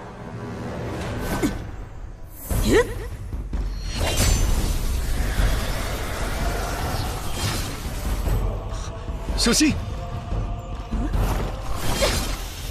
高原，你堂堂九重天神，居然搞偷袭，卑鄙！如此资质出众之人，可不能便宜了炎黄殿。要入，也该入我真魔殿。小子，只要你答应加入真魔殿，我便护你离开，怎么样？若真想护你，大可光明正大站出来，何必玩阴的？我看他根本另有所图。仙子姐姐说的是，如此卑劣之人，我休于与之为伍。既然你这么不识抬举，就不必去炎黄殿了，还是乖乖去血神宗走一遭吧。烟兰，你要对付魏子宪，又要防备欧龙岩，我倒要看看你还怎么一心二用。真魔斩魂！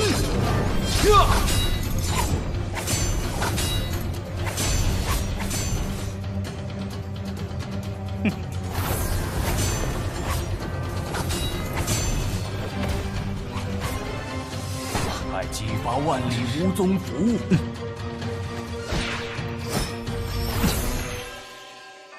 消失了？怎么可能？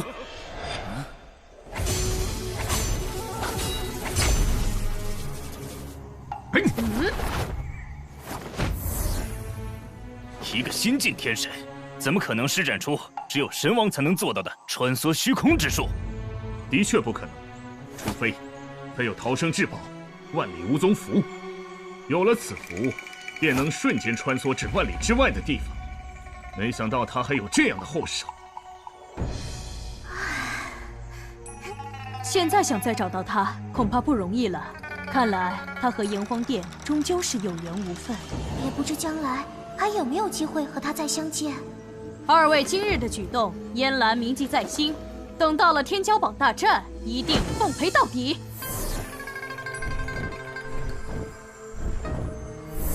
哼！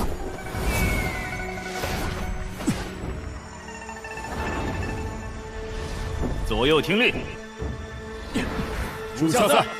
绘制乾坤剑上的画像，通知通元府境内所有城镇，全力通缉，要活的。是。杨凡，过会儿本府写几封亲笔信，你选人送去东元府、南风府、雷元府、西阳府、江元府和辽元府6位府主手中，顺便将乾坤剑上的画像带上，让他们一起行动。明白。就算出了通元府，你也休想逃出本府的手掌心。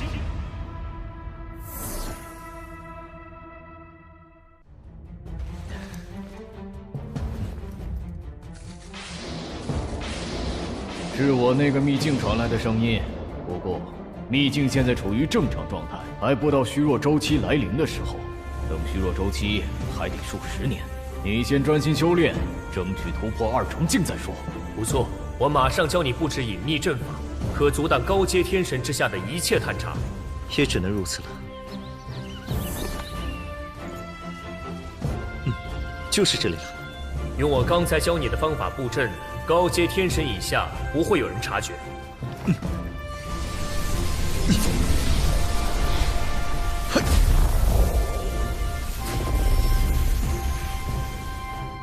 接下来，服用炎星神术，专心修行，争取尽快突破。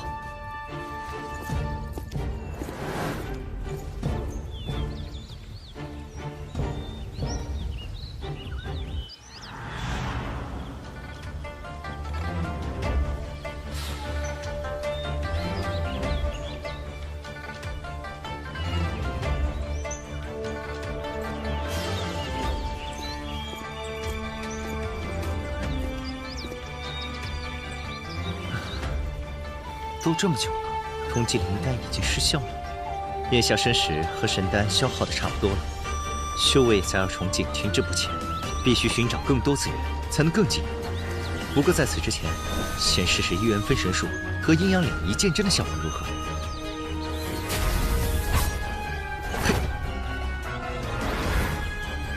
？1元分神术。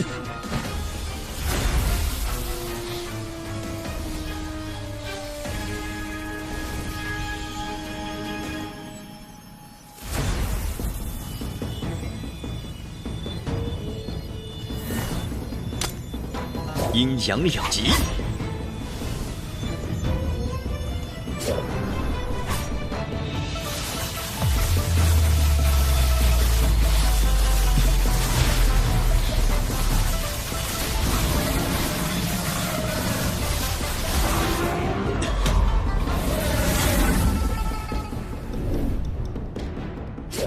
阴阳两仪剑阵大功告成。如果使用本命神剑施展剑阵，威力会更强。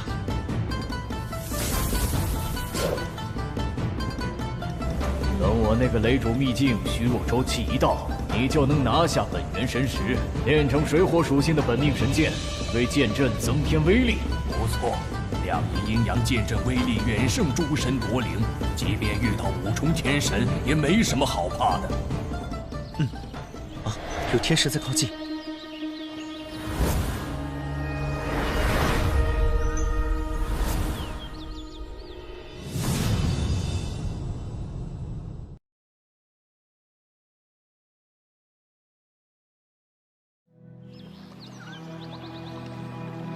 刚才感应到这边有强烈的剑意喷发，莫非是你所为？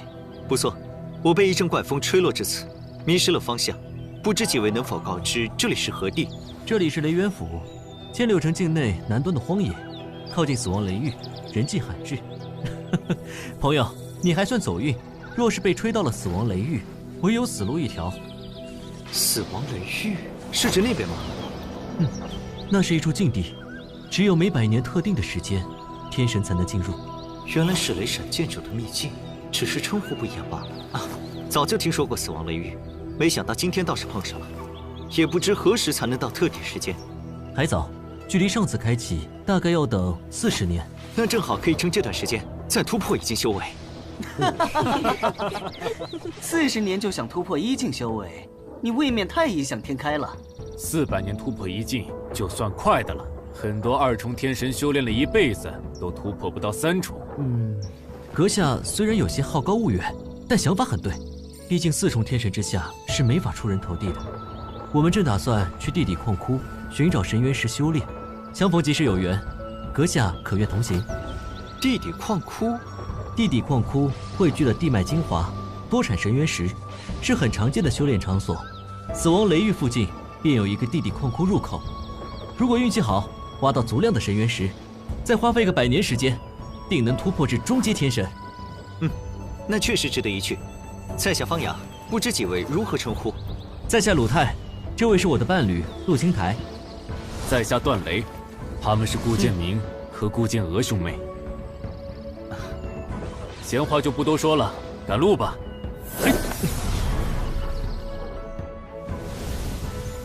方阳老弟，你竟然有上品神剑，该不会是哪个顶尖世家的子弟吧？非也，这是在下从一处古迹中机缘巧合获得的神剑，运气而已。方兄当真好运气，着实令人羡慕。一个2重天神用上品神剑飞行，太招摇了。我没有其他飞剑，只有这柄。顾兄说的没错，要是被中阶天神眼红，会有不少麻烦。我还有一柄，送你了。等进入地底矿窟，你多挖几块神元石给我就行。多谢。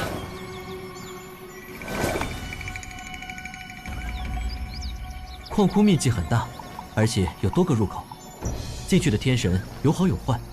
你的上品神剑太贵重，不到万不得已，最好别拿出来。凡事要以安全为重。受教了。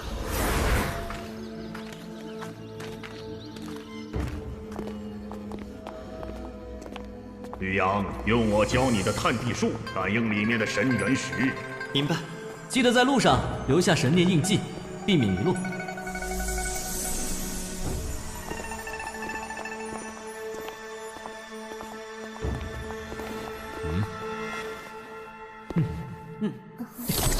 哦，这是何物？探元珠，可以探测元气波动，找到神元石。倒是挺实用。能产生元气波动的不止神元石，这东西准头不行，不像探地术能精准感应。黑土前辈说的是，毕竟探地术是神器，绝非探元珠能比。那里有神元石。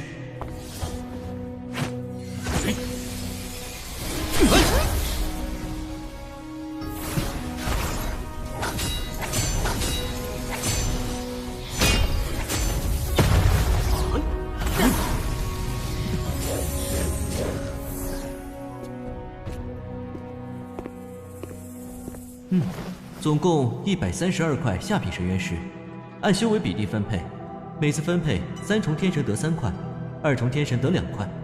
我们眼下有3位3重天神，3位2重天神，一次分配需要15块，132块神元石可分配8次整数，剩余12块放入下次分配。这种分配方式是我们5人之前商量好的，但不包括方阳。更何况，神元石是我们用探元珠找到的。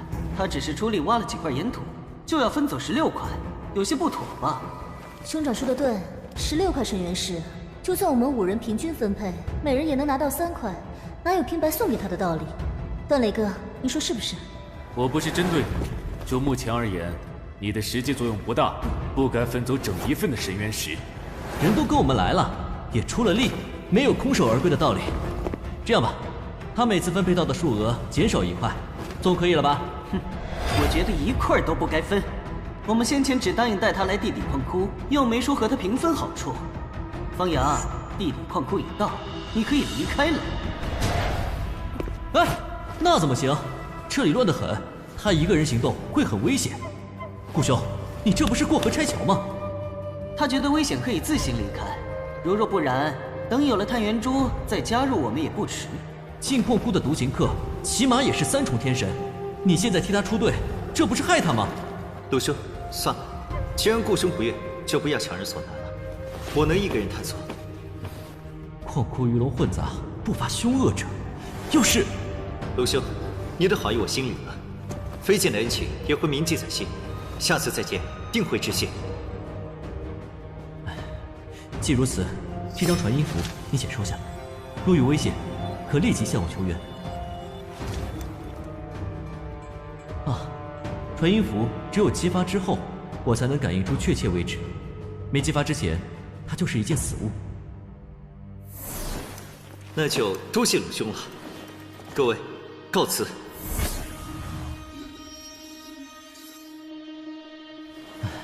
但愿方兄能逢凶化吉。鲁兄还是少操点心吧，他身上可有上品神剑，岂会是普通的2重天神？不错，他身上的剑意强度堪比3重天神，没必要担心。你身上被人留下了神念印记。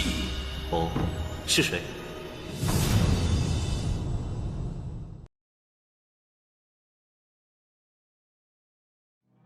用不了多久，他就会主动找你。一个人正好，你可以放心使用探地术，保证能找到用不完的神元石。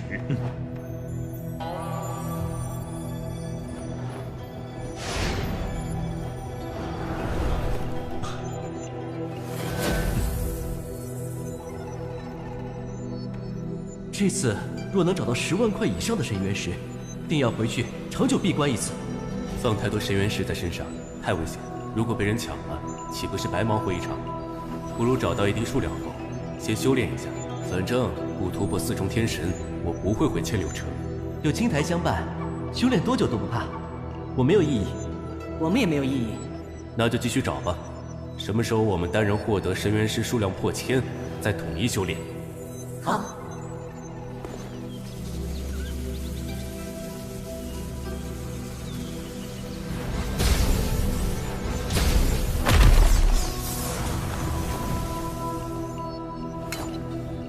我打算在此修炼，你们找其他地方，记得别离太远，彼此也好有个照应。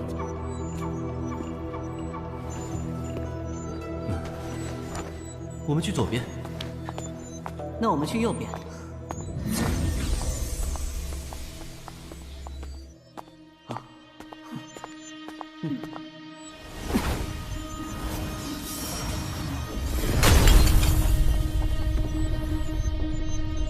1000多块，比我之前1天发现的总数都多，真幸运。他们来了。我们又见面了。方阳公子，别来无恙啊。方阳，你的运气当真逆天啊！兄长说错了，现在运气逆天的是我们。原来是你下的神念印记，你察觉到了？你我并无仇怨，仅有一面之缘。下印记的目的只有一种可能，那就是上品神剑。哼，区区2重天神，怎配得上如此神兵？不错，匹夫无罪，怀璧其罪。我们兄妹不过顺势而为罢了。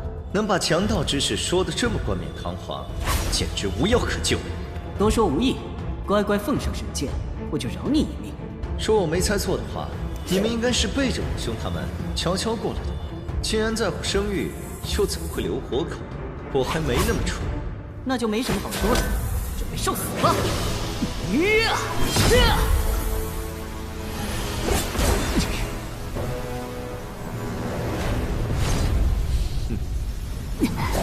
你的剑道造诣的确不弱，只可惜在我面前还不够看。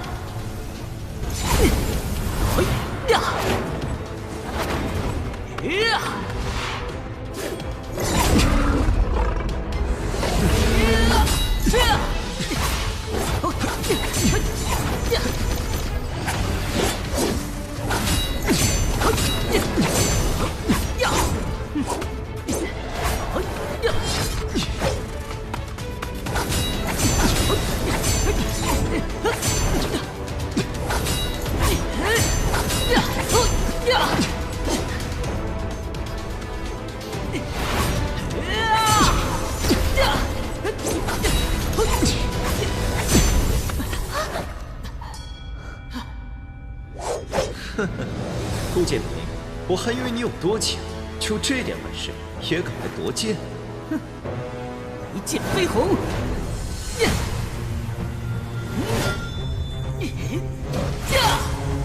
天地乾坤！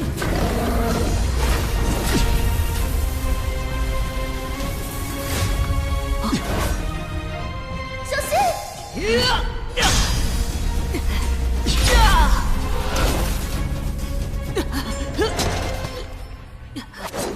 你太弱了，根本没资格从我手中夺剑。现在离开，我可以既往不咎。受轻敌了。你刚才那一剑的威力堪比4重天神，但是仍然没有胜算。我们顾家是千柳城的大族，拥有合击剑技。只要我和兄长联手，4重天神也只有死路一条。我再说最后一次，马上离开，你们都能活。少在这虚张声势，我们才不会中你的圈套。哥，别废话，让他尝尝雷火剑灵的厉害。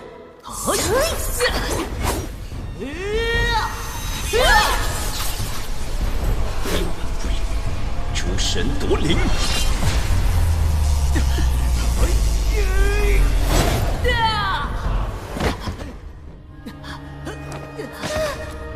这招式，你是东元府主通缉的乾坤剑神？怎么可能？我花了1000余年时间才修炼至2重，他居然只用了20年。我们的确不是你的对手，但外面想杀你的人有很多，你没几天好日子了。哼，你们走得了吗？哼，别白费力气了，你就等着被通元府主追杀吧。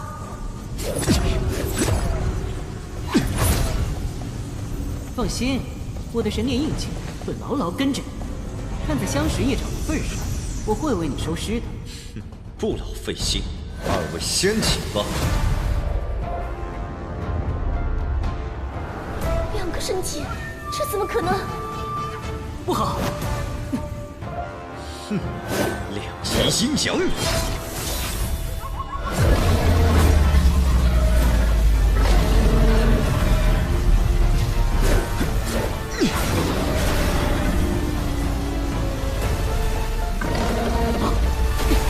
快来救我！方阳是前。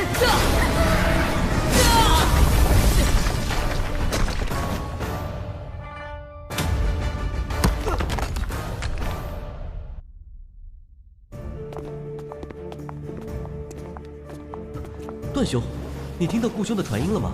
我已经去他们所在的通道看过了，没人。我能感应到他们在很远的地方。不是说好一起在附近修炼？他们俩怎么会跑这么远？去看看。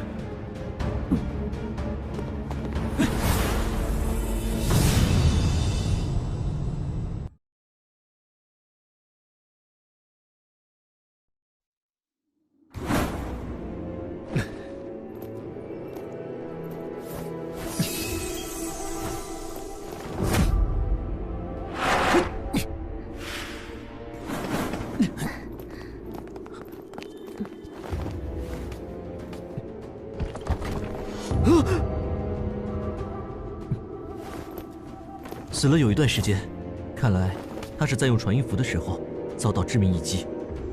有防御阵盘在，还能落得如此下场，可见对方至少是顶尖四重天神的实力。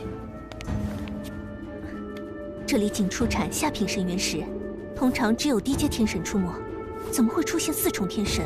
世事无常啊。不过传音符中提到了方阳，或许他知道些什么。先前顾兄极力排斥方阳，后来又单独跑来找他，好生奇怪。而且路途遥远，他们是如何精准找到方阳的？会不会太巧了些？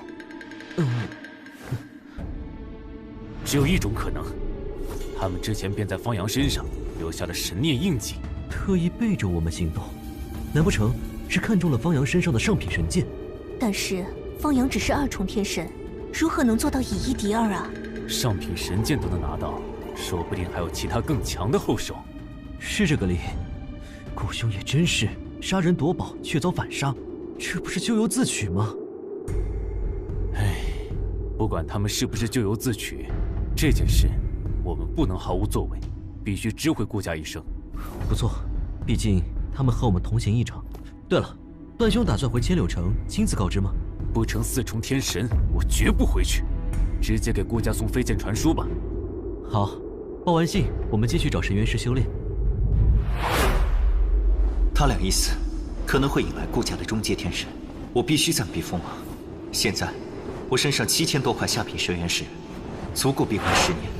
地底矿窟绵延数千里，通道众多，他们肯定想不到我还敢继续留在这儿。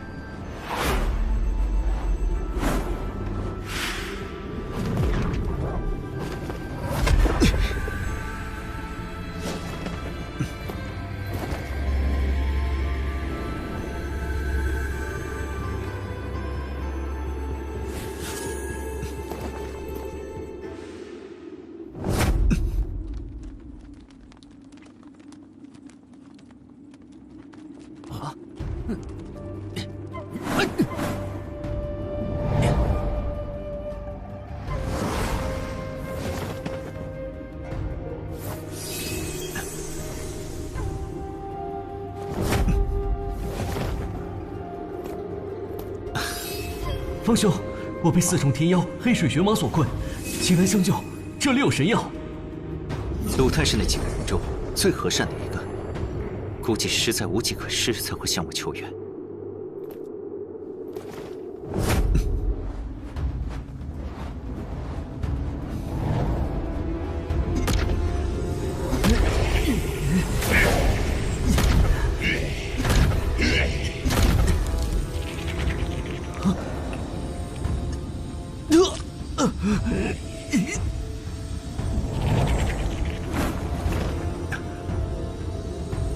接近2万岁的地元星莲，好东西呀！此物能助人破境吗？1万年份的神药可助低阶天神破境，2万年以上的可助中阶天神破境。这条玄蟒已达4重天妖圆满，它守在这里，肯定是为了等地元星莲彻底成熟后再吃，好一举突破5重天妖。方兄，这厮甚是厉害，当心啊！区2重天神也敢来本座洞府，还不快滚！离开可以，先放了我朋友。这天高地厚的小子，你没资格和本座谈条件。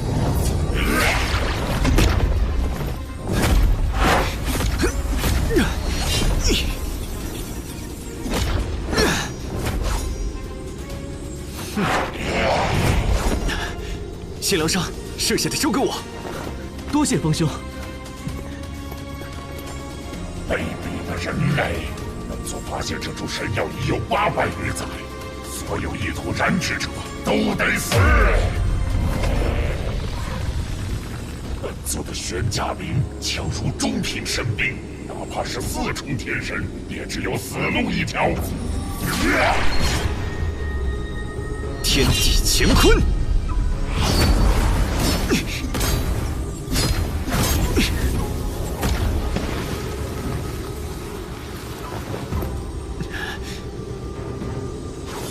小贼，你实力不差，但还是太虚。本座倒要看看你能坚持多久。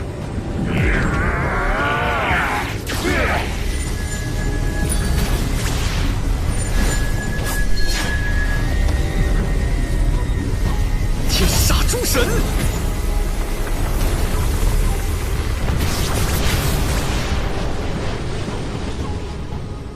没想到方兄的实力竟如此强劲，难怪能以1敌2，打败顾氏兄妹。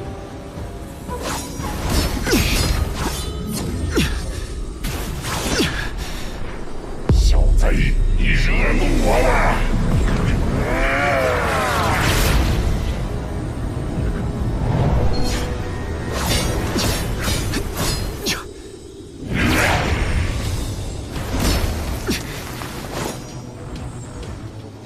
久战对我不利，必须速战速决。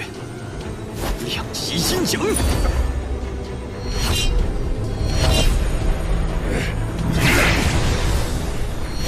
诸神夺灵，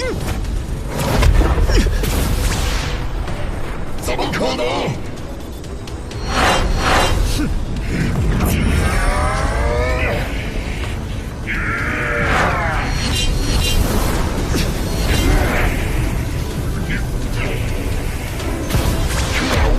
可恶！该死的人类，我记住你了。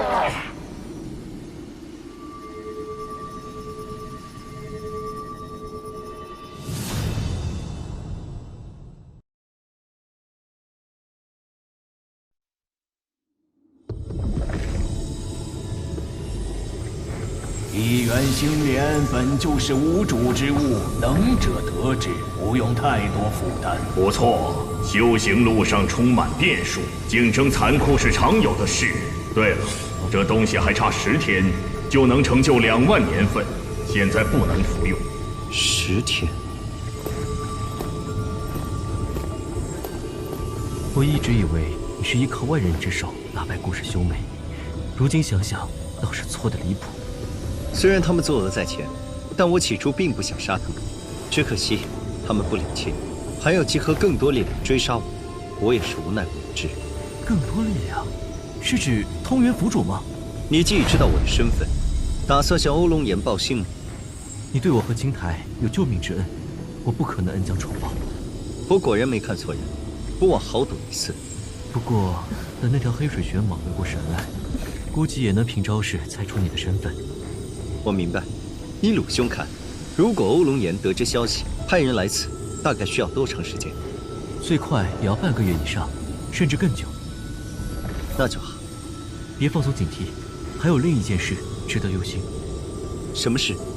千柳城离这很近，你抢神药一事，一旦传出去，周围大城的中阶天神很可能都会过来争夺。他们来这里，只需要3、4天时间。4重、5重天神，还能用2阴阳剑阵等等。万一碰到6重天神，根本没胜算。看来得想个办法，把地元星莲藏起来。对了，段雷兄没跟你们一起吗？我们一起来的，只是段兄过于兴奋轻敌了，被突然杀出的黑水玄蟒一口吞了。唉，想当初我们5人何等意气风发，如今却只剩下我们2个。如果不是你出手相救，恐怕我们俩也要一命呜呼。修行之路本就是逆天而行，达到常人无法企及的高度。2位不必感伤，未来的路很长，打起精神向前看才是。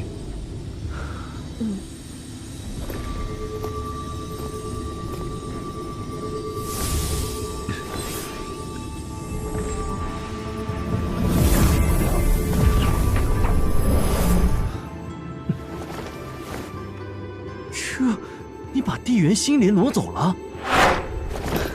非也，藏匿而已。如此一来，就不用担心有人争抢了。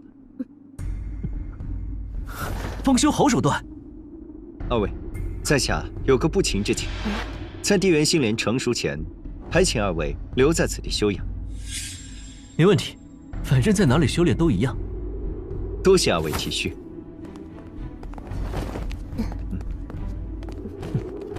陆兄，你可知镇元剑宗？哦，自然知道。天荒界的大势力分为3殿10宫，3殿就是死灵殿、真魔殿和炎荒殿，他们都是神王势力，在天荒界至高无上。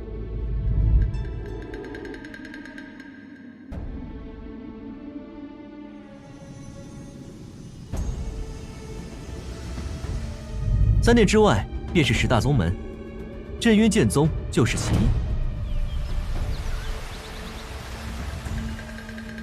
那镇渊剑宗实力如何？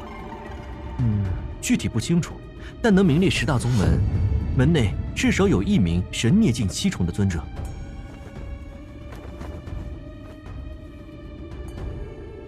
听说镇渊剑宗在南部的镇剑域，不知离此地有多远？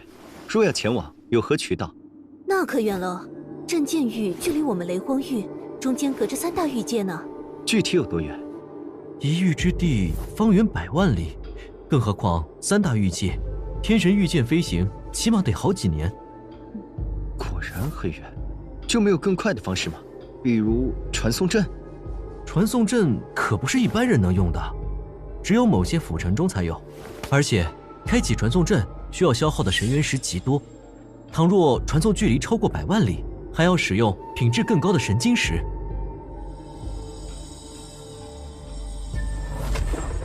神晶石，我可一块都没有。眼下也只能好好修炼，尽快突破3重境。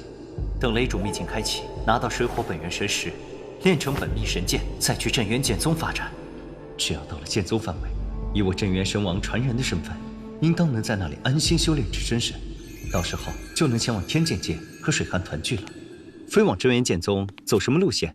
都要经过哪些界域？首先从雷荒域一路向东，进入百山域后，再继续向东，穿过百穴岩域抵玄剑域，在玄剑域内转东北方向一直走，就能到镇渊剑宗所在的镇剑域。中途经过多少府城城池，就不得而知了。原来如此。话说血神宗的势力范围包括哪些？雷荒域、百山域、血岩域是南3域，还有上3域和中4域，共10域。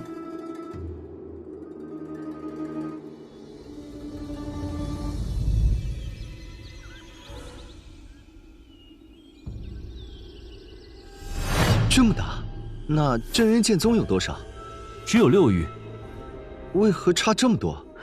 本来镇渊剑宗在第1任宗主成就神王后，实力堪比3大殿，但那位神王鲜少露面，久而久之，剑宗的势力就逐渐没落了。不过，只要那位神王不陨落，剑宗始终能保证一定的威慑力。要飞往镇渊剑宗，必会经过血神宗的势力。欧龙岩还好，如果那位血翼真神亲自追踪，恐怕……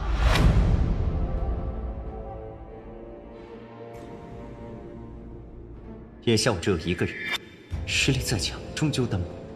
不如再了解下传送阵，看看别的路子。陆兄，距离最近的府城中哪里有传送阵？通元府。啊。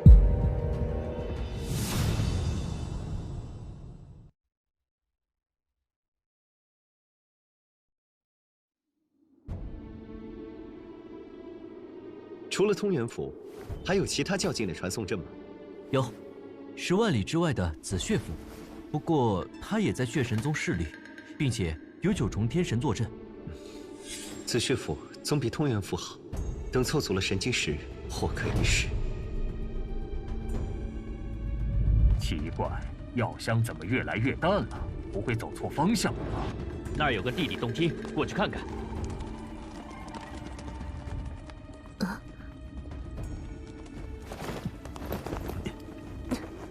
鲁汉，你怎么在这儿？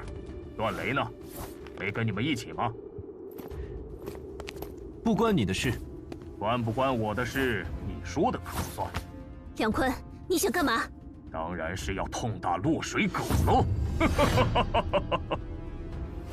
哼，是他，那个二重天神。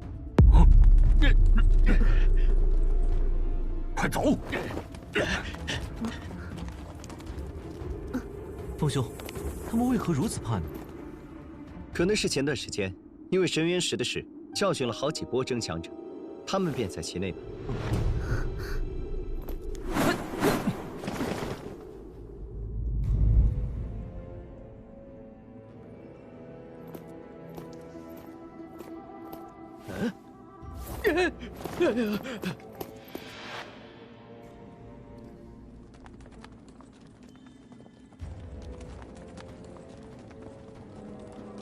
怎么了？是熟人？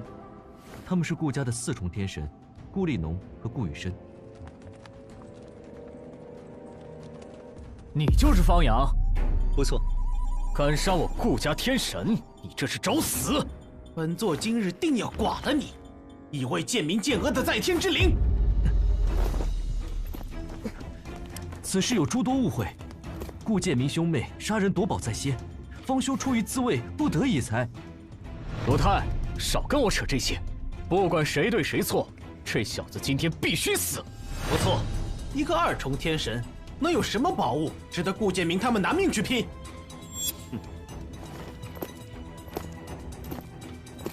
都是一丘之貉，说不通就不要浪费口舌了。如果你们非要走顾建明和顾建娥的老路，我不介意陪你们玩玩。如此神兵，在你身上只会暴殄天物。顾建明做得对，你的确没资格拥有此剑。给你们最后一次机会，赶紧离开，别在这碍我的眼。敢在4重天神面前嚣张，真是不知死活！废话少说，杀了他！哼！暴雷，烈焰，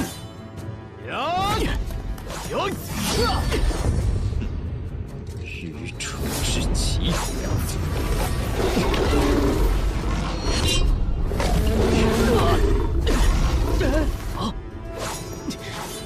二位能有此等修为，何其不易！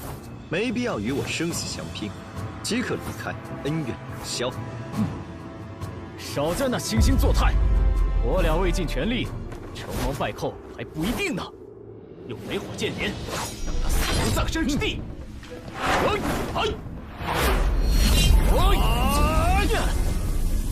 他们声势虽大，真实实力却和黑水玄蟒相当，不必冒险多人见证。诸神夺灵！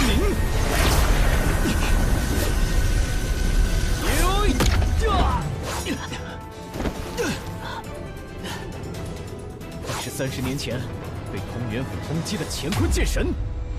啊！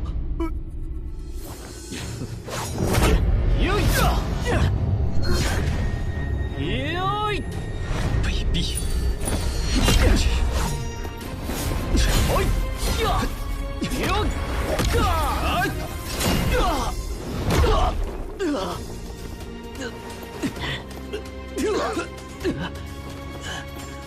什么4重天神，也不过如此嘛。就是啊，连一个2重天神都打不过，还大家族呢。该死的方阳，今天不杀你，誓不为人！哎呦！不好，他们要用禁术。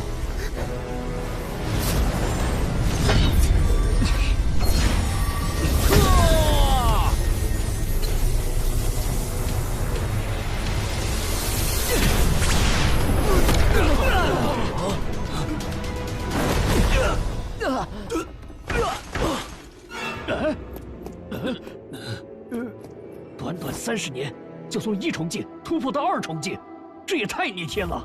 而且仅凭2重修为，就能越级斩杀2个4重天神，将来定能成为天骄榜第1。他得罪了血翼真神，能不能活到那时候还另说呢。方兄，我与顾家有些交情，可否为2人收尸？请便。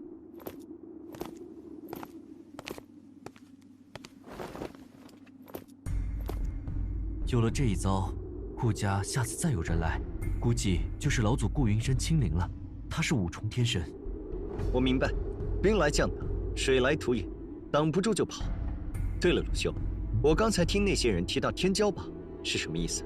天界每隔100年就会举办一场1000岁之下天骄都能参与的大战，决定实力排名。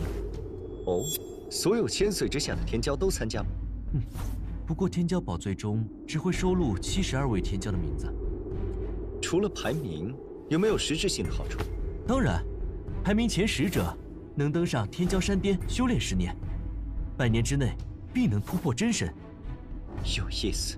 若能夺得第1，还能进入天骄领域修炼，将来至少都是真神3重的神君强者。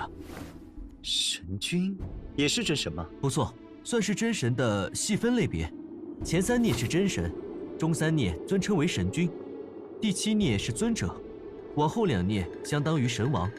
天骄山是本源山，天骄领域就是本源之地。我曾在那里拿到了血之本源神石，我的火之本源神石也出自那里。其他建筑亦是。原来如此，看来这个天骄榜很有必要参加一下。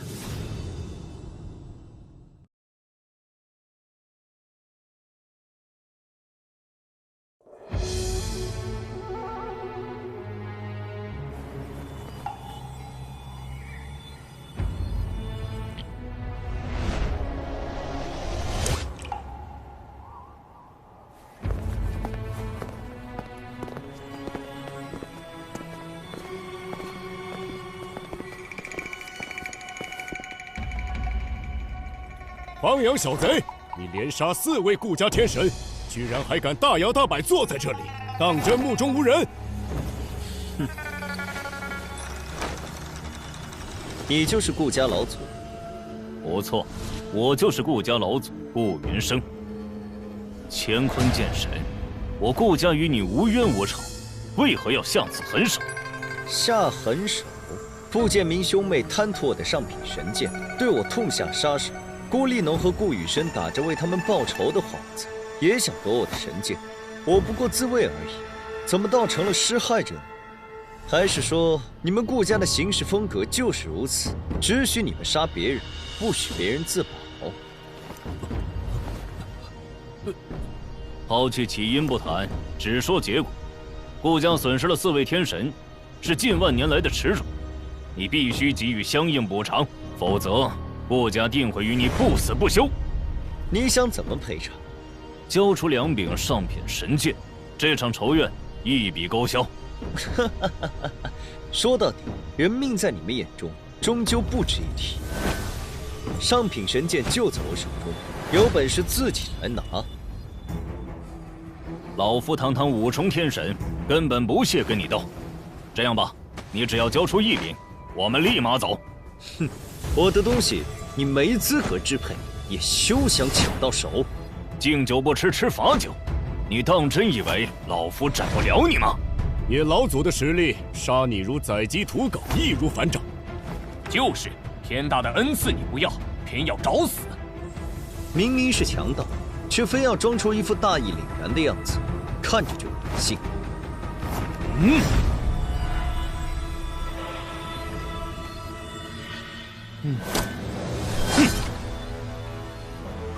是中品神剑吞雷，方兄小心！小贼，你太不识抬举了！今天老夫定会用吞雷取你项上人头！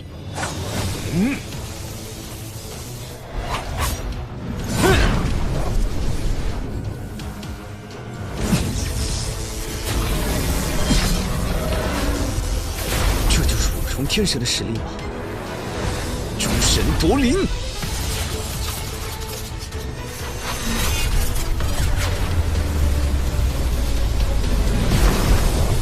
好可怕的合击剑技，居然丝毫不逊于5重天神的剑域威压！暴雷天惊！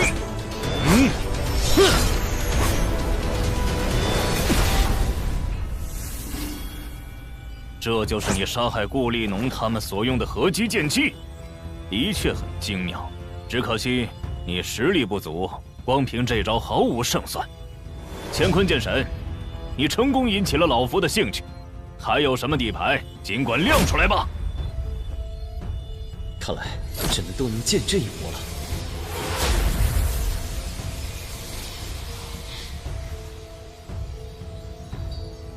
2个方阳，这怎么可能？这是你的元神，元神离体，肉身便会失去生命之本。他疯了吗？倘若在战斗中毁去肉身，就只有形神俱灭一个下场。他这是在自杀。不错，这就是我的元神。不是想看我的底牌吗？马上就能如你所愿。元神离体，肉身竟然还有意识，你是如何做到的？哼，大千世界无奇不有，你看不出，只能怪自己见识太短。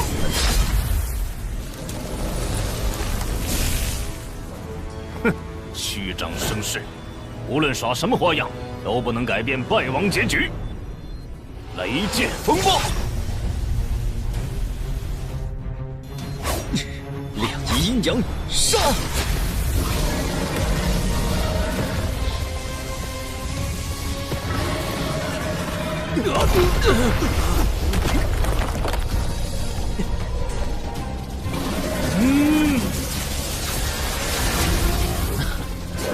雷剑风暴。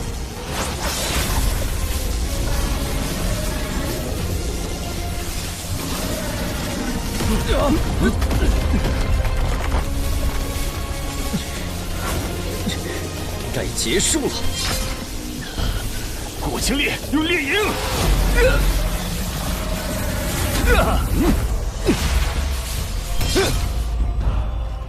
火之剑莲，雷之剑莲。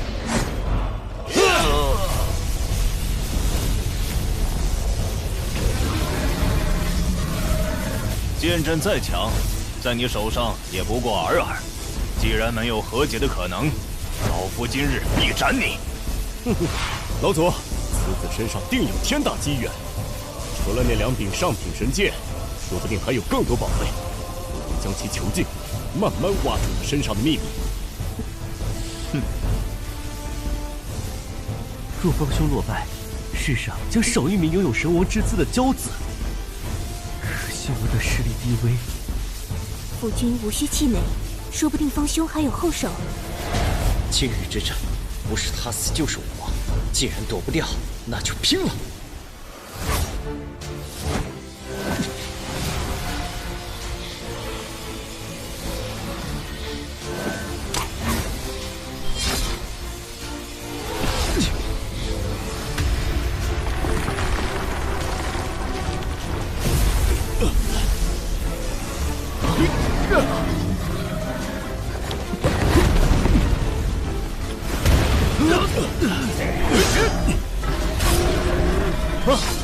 这是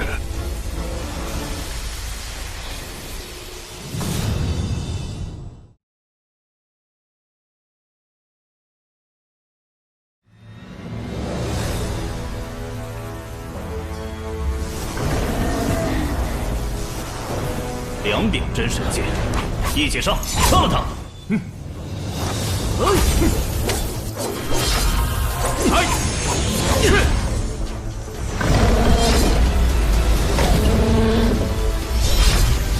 两仪阴阳，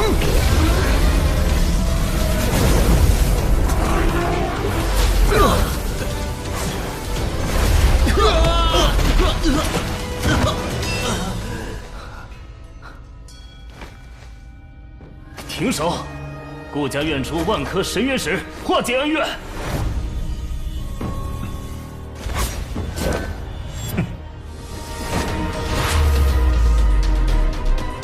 去死吧！你们无药可救！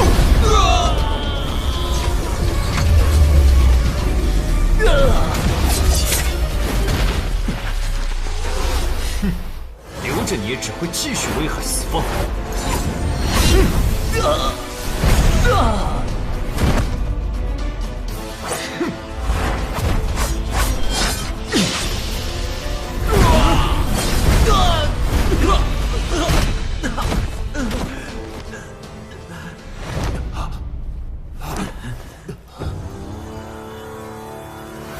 招惹你们，非要赶着送死，管不得任何人。谁也不许走！在我离开之前，谁都不能出去传递消息。违者，杀无赦！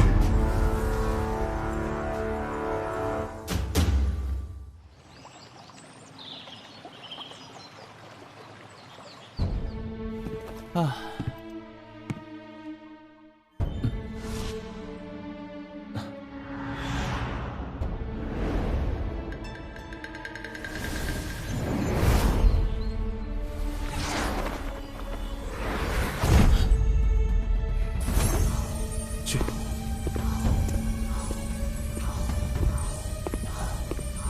就是这里。诸位，可曾见过顾家老主顾云生？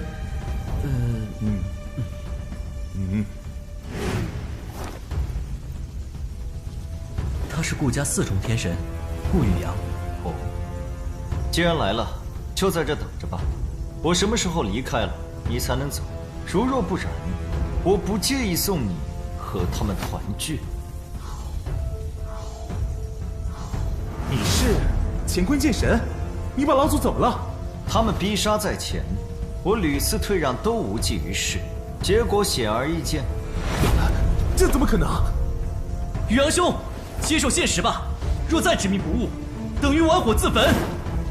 区区2重天神，如何难？难不成他有什么了不得的底牌？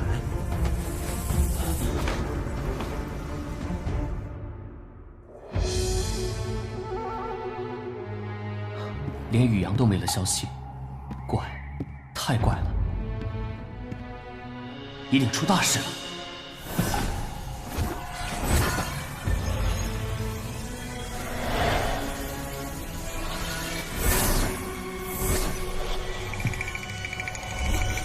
去。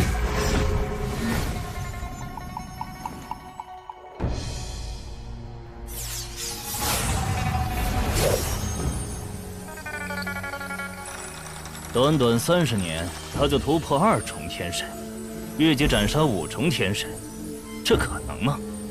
想来乾坤剑神失踪的这几年，得了不少机缘。不管他如何厉害，在小神手中依旧翻不了天。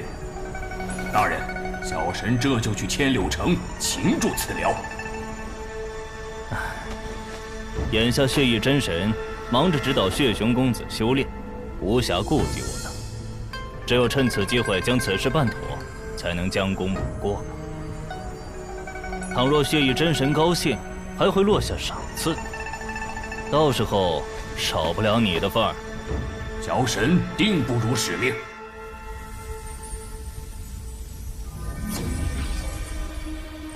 2万年份的神药。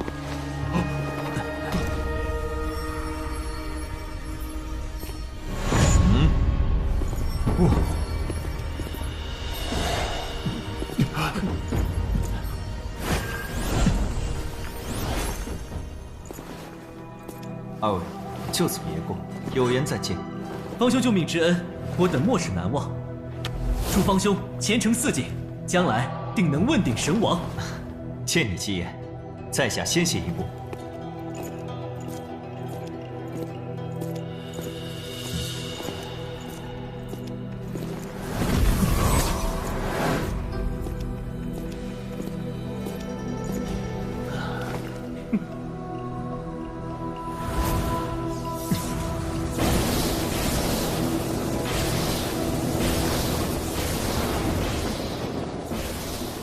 距离虚弱收气还有30年时间，正好适合闭关。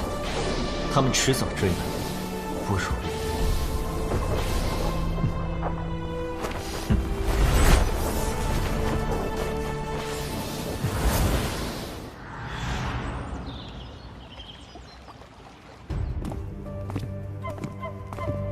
目前得到的消息便是如此。前段时间见顾云生还神采奕奕，却不想他会栽在一个2重天神手中。你确定乾坤剑神只有2重修为，没有任何隐藏？我问过在场其余天神，确定他只有2重修为。他拿到了2万年份的地元心灵，恐怕过不了多久，就能晋升3重天神。大人放心，我在他身上留下了神念印记，行踪尽在掌握。地元心莲，如果情况属实，乾坤剑神手中还有2柄真神剑，只要抓住他，这些宝物都是本座的囊中物。如此甚好，出发。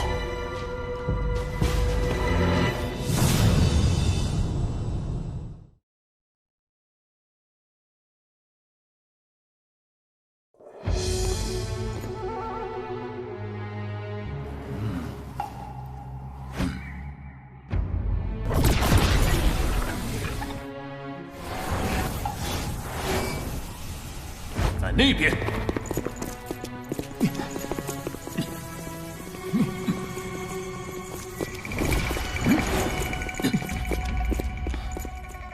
消失了。那是禁地，死亡雷域。现在不到开启的时候，神王都进不去。本座去外围瞧瞧，你先回顾家调派人手，以地底矿窟为中心搜寻，有消息第一时间通知我。是。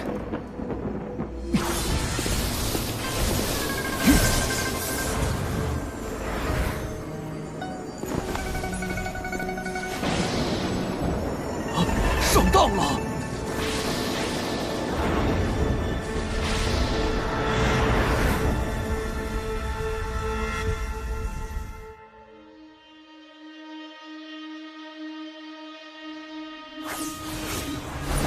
！2柄真神剑，外加2万年份的神药，必须尽早铲除此子，永绝后患。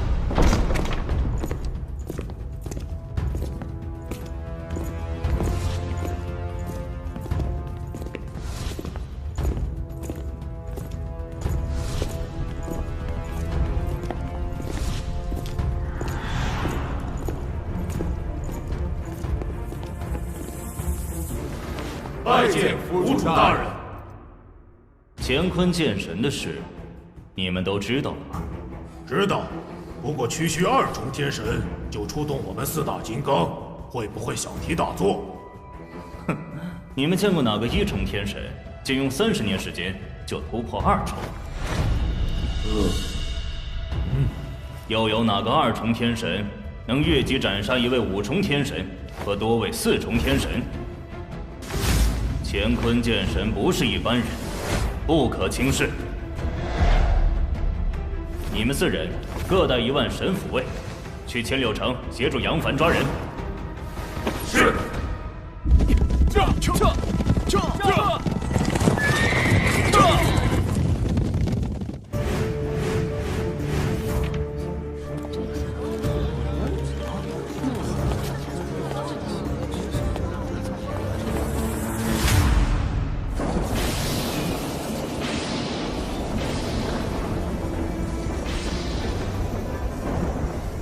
眼下，我虽已突破至3重后期，但中品神元石却所剩无几。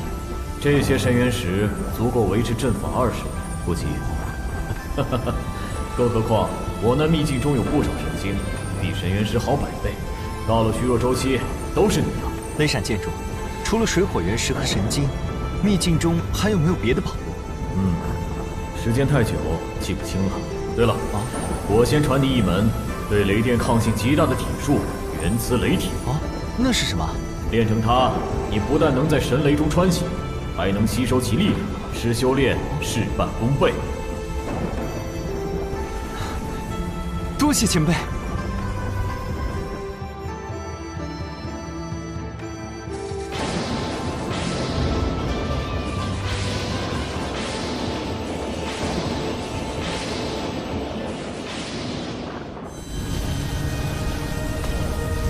等下血熊上山来了，都给我机灵点！谁若敢冲撞，休怪我辣手无情！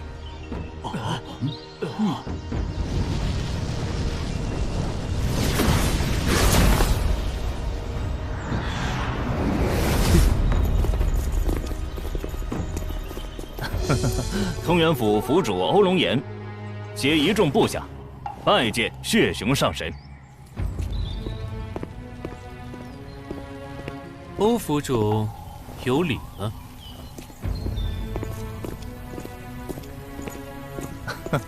恭贺血熊上神夺得天骄榜16，要我血神宗天威。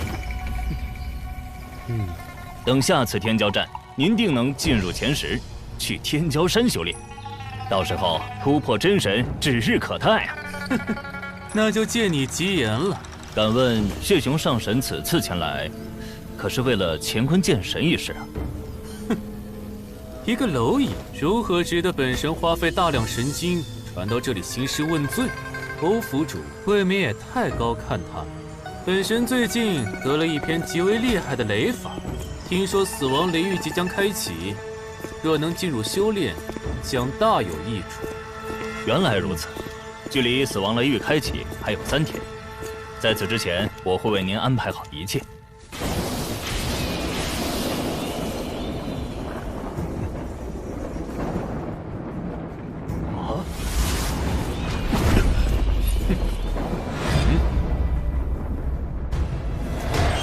天神，别紧张，他发现不了你。恭迎府主大人、巡抚使大人。这位是血翼真神之子，天骄榜排名16的血熊上神。拜见血熊上神。本座不喜打扰，东元府的人跟着进去就行了，其他人禁止入内。血熊上神放心，小神定会守好入口，不让任何人进去。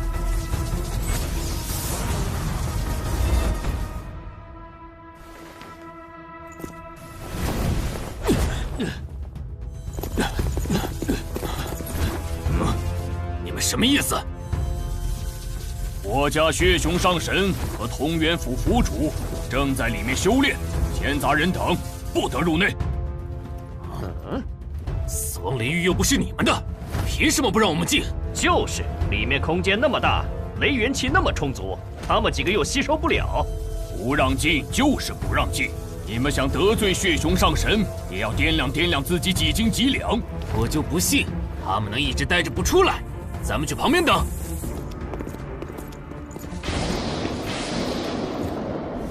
算算时间，他们应该走远了。坐以待毙只会错失良机，不如搏一把。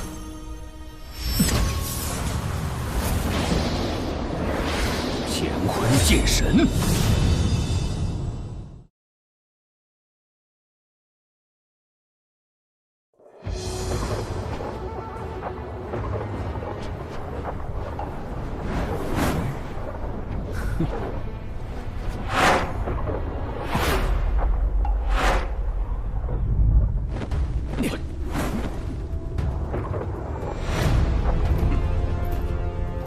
本座找了你30年都不见踪影，今天居然主动送上门了。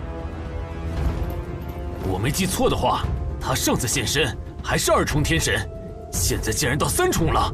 在这个节骨眼儿，只怕来者不善呢。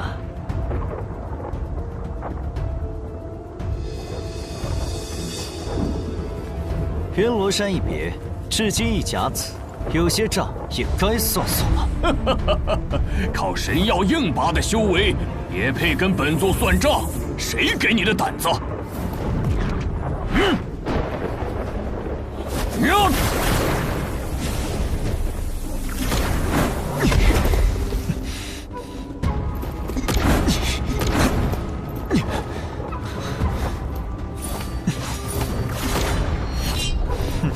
多年不见，你似乎没什么成绩。少逞口舌之快，一起上！你，回去啊！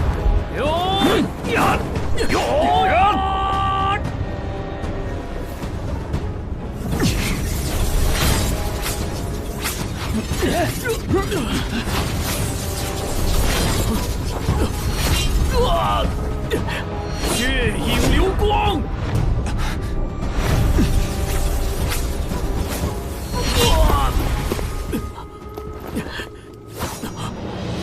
血光魔影！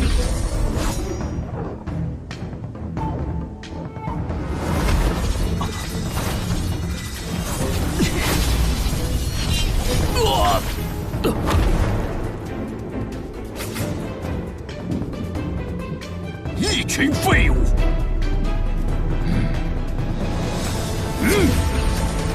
通天血手，诸神夺灵！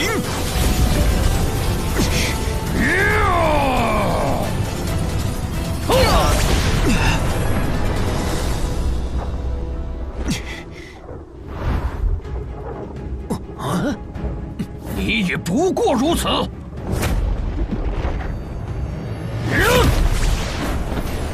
一元分神，哼，故弄玄虚。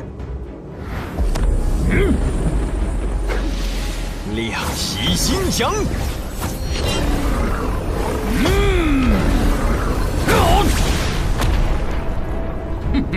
若是普通六重天神，还真难挡住你这一击。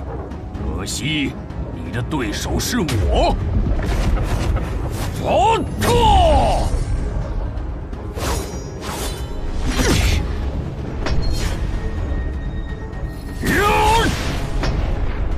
区3重，能扛这么久已是不易。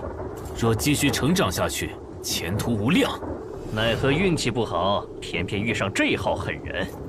唉，好事越久越不利。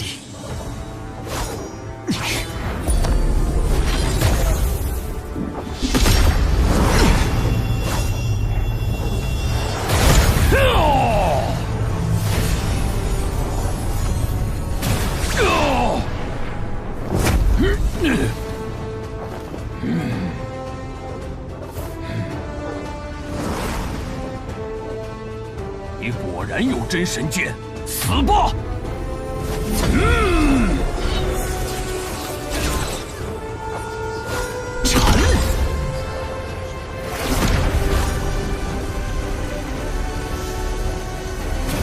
怎么可能？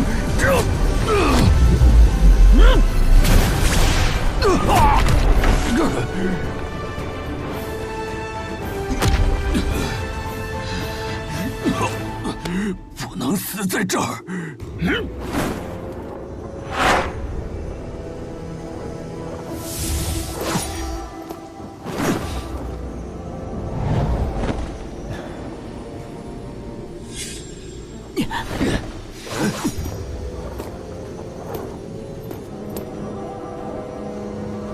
就这么放他进去，会不会？哼，杨凡大人都打不过，你我能难住吗？血熊上神和府主大人都在里面，任他再厉害，也只有死路一条。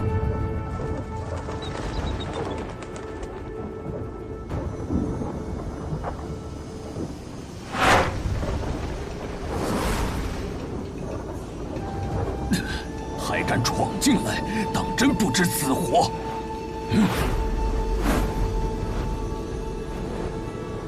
哼，跑得挺快。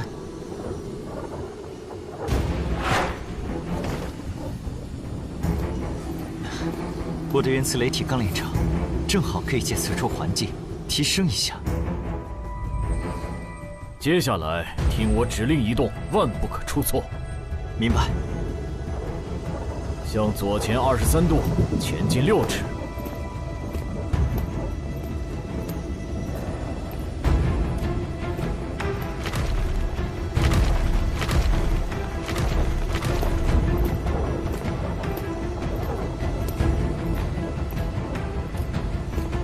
安心修炼，等你的原磁雷体提升一个层次，才有把握进入核心区。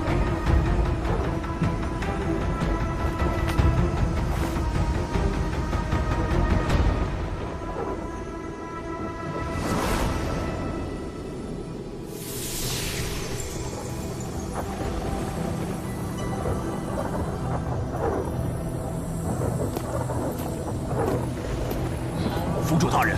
乾坤剑神现身，已经杀进死亡雷域了。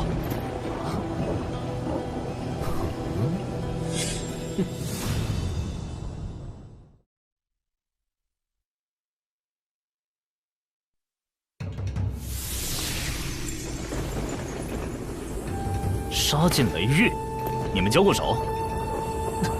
我不敌他，所以逃进来了。没想到他穷追不舍。可见根本没把府主您放在眼里啊！好一个乾坤剑神，本座倒要瞧瞧他究竟有多狂。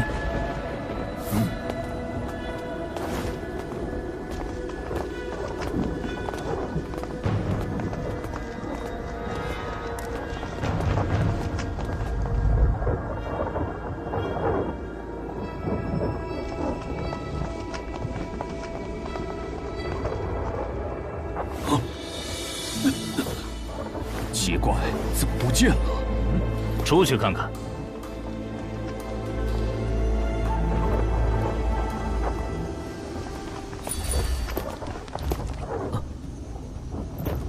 乾坤剑神可曾离开？啊，回禀府主大人，他跟随杨凡大人进去后，再没出来过。怎么可能？安全区域有限，四周都是禁地，他总不能凭空消失吧？很可能躲在某个小通道里。所有人给我仔细的查，就算掘地3尺，也要把他挖出来。是。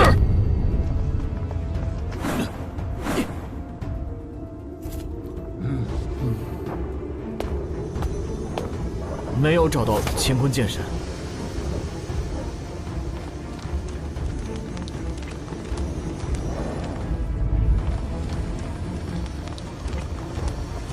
解决了。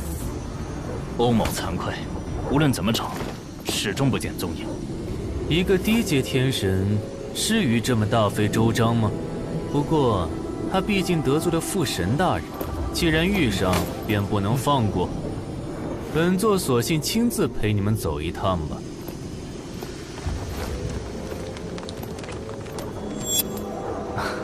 有血雄上神亲自出马，那厮定能手到擒来。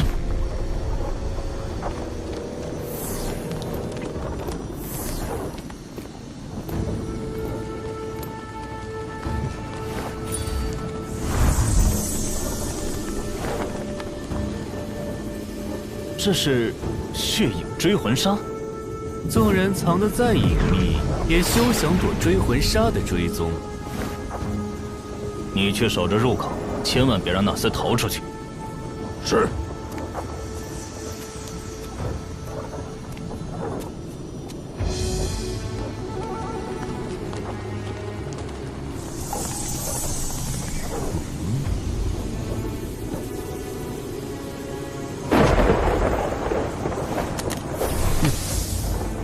不可能吧？乾坤剑神在雷霆区域。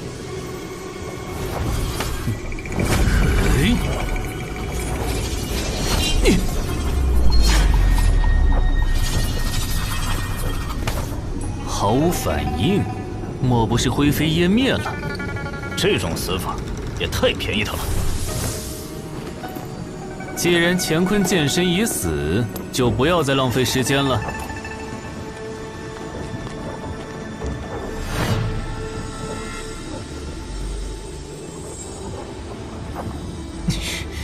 只有他好技术，才能练成雷渊万磁剑体、狂雷神剑经和劲雷剑法。坚持住！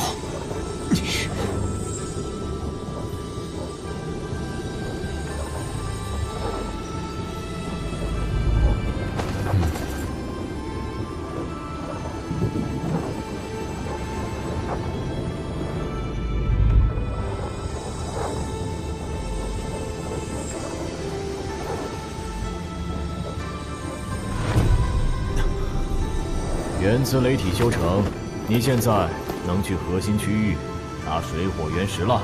不过，你需要从安全区域尽头的入口走，穿越那里便能直接抵达雷海。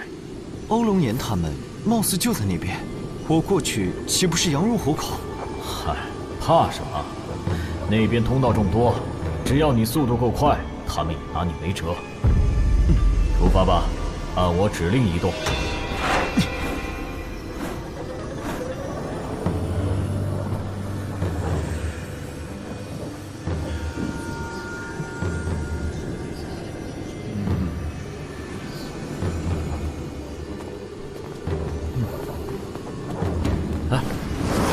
乾坤剑神，是乾坤剑神！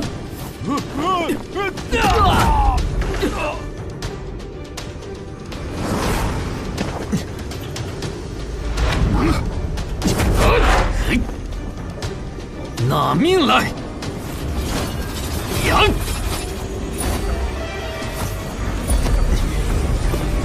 阳极阴阳。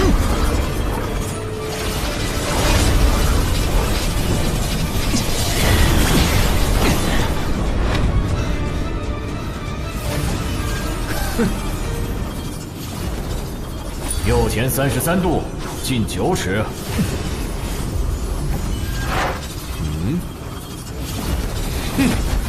右前24度，进7尺。他竟然能在里面穿梭无阻，怎么可能？原来他知晓雷击规律，难怪之前找不到。看来他身上有大秘。接下来怎么办？雷域总有关闭之时，我们只要守住入口，他就插翅难逃。你们所有人都去入口待着。若让乾坤剑神跑了，本座绝不轻饶。是。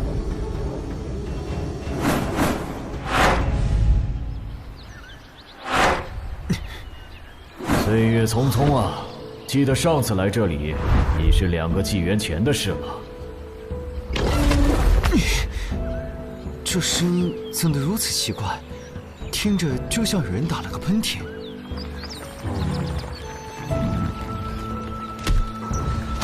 老王八，别睡，有人来了。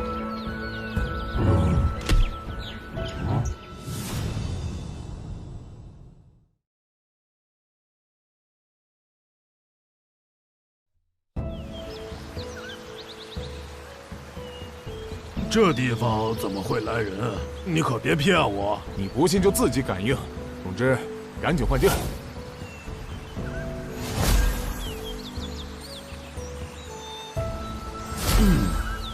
去左前方最高的山峰，那里有我开辟的洞府。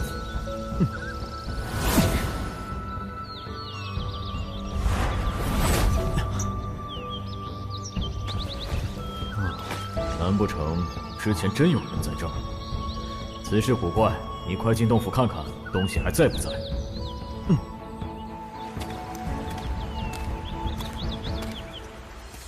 运转原子雷体。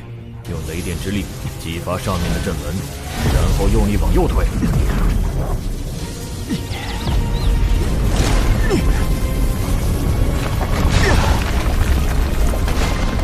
是神元乳液。你可真走运啊！神元乳液是可遇不可求的宝物。不错，神元乳液的数量比神药都少，而且需要在灵气充沛之地。常年累月积攒才可能出现。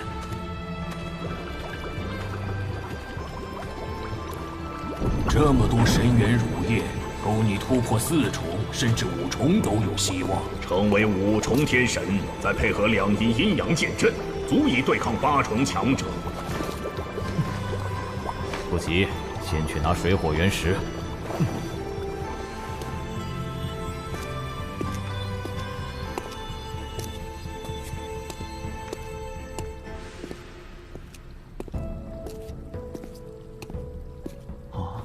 这是神元界，水火原石和神经全在里面。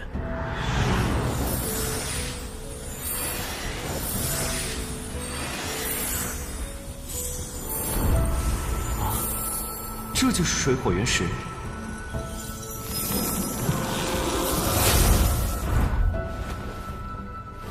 好强的力量，我的神念竟无法触及。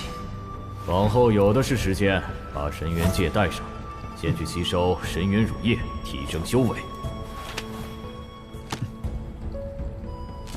这是神雷禁符，能释放类似雷霆区域的雷击。当年随手放的，差点忘了它。千万别用雷元气激发，若是轰到自己，必将灰飞烟灭。肖像符纸居然如此厉害，再厉害也得击中了才有用。多谢前辈馈赠，有了这些宝物。传送至镇元剑宗一事指日可待，玄寒，我一定会尽快与你相见的。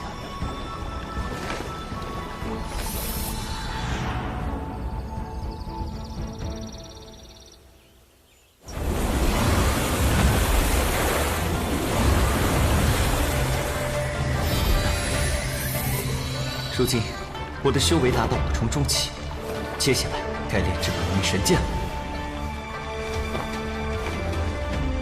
用我教你的火属性功法——天炎真火剑体，先炼化火原石。好。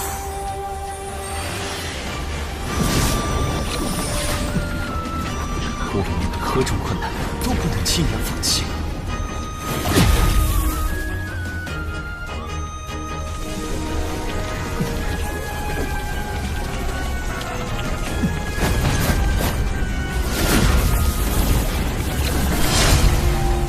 不错，能用这么短时间炼制出2柄本命神剑，你很有天赋。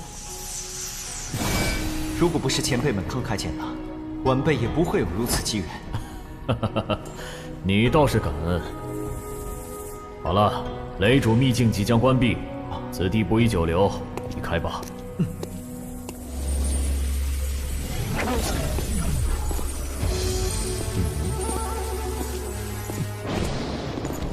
谢兄上神，乾坤剑神可有出来？入口马上就要关了，我就不信他还能住里面。上神放心，我们这么多人布下天罗地网，只要他敢现身，绝对逃不了。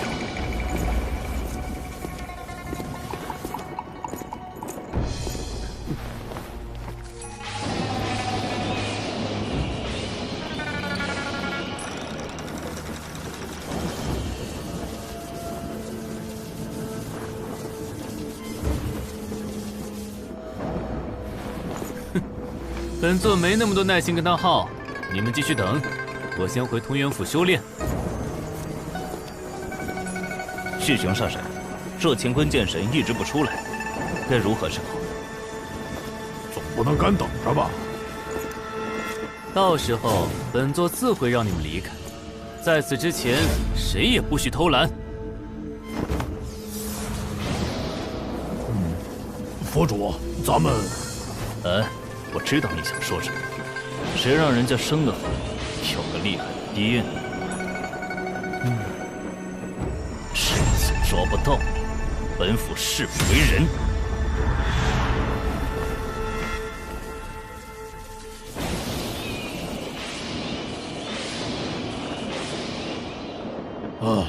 也不知什么时候是个头啊！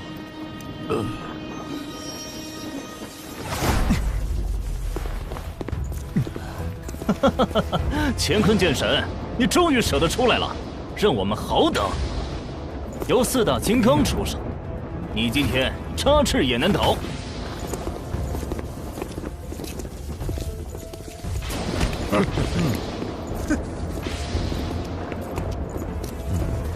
血雄不在，哼，我为何要逃？我们素不相识，无冤无仇，但你屡次刁难于我。这是何故？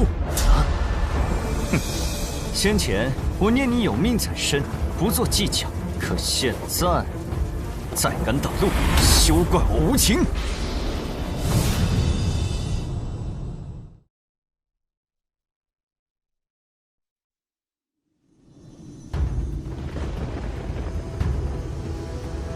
乾坤剑神，你太猖狂了！难不成他还有一张万里无踪符？不可能，万里无踪符可遇不可求，哪有这么好的事？无需废话，拿下他再说。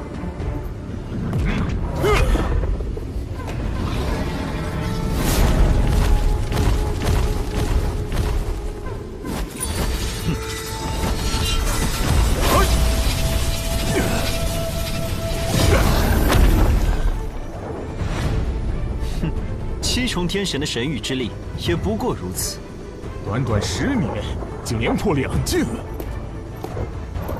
你在死亡雷域究竟得了什么机缘？一些神元乳液而已。知道怕就赶紧退，否则只会得不偿失。刚才是我大意了，这一次你必败。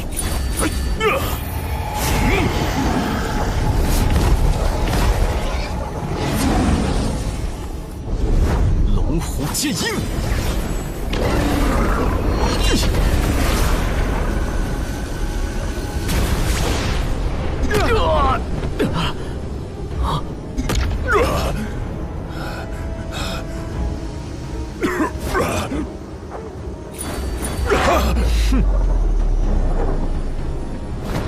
无巨龙盘。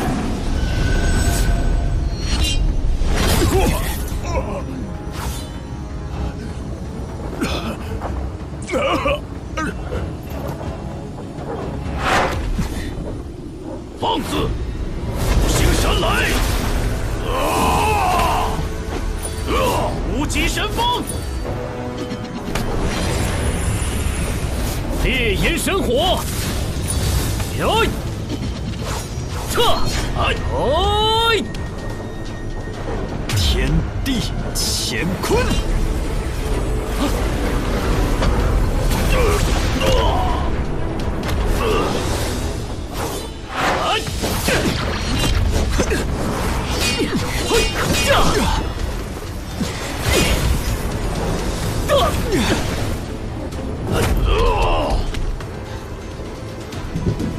再这样下去，太浪费时间。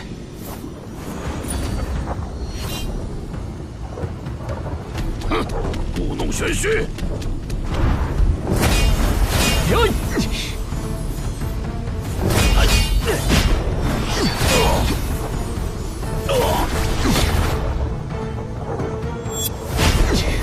别再留手了，都拿出杀手锏！泉水神雷，离火神雷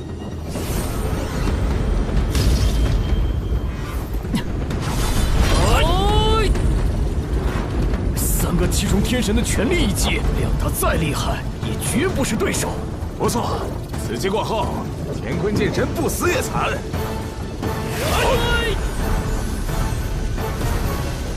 两仪阴阳。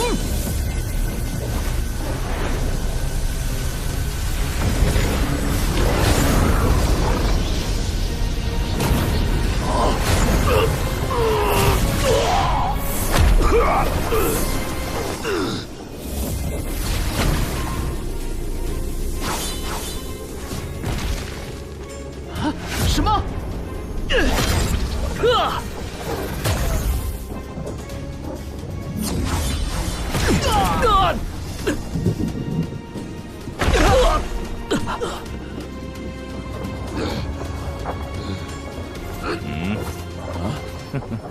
难怪你在3重时就能力战6重巅峰的杨凡，可惜啊，你这阵法虽强，但不够精妙。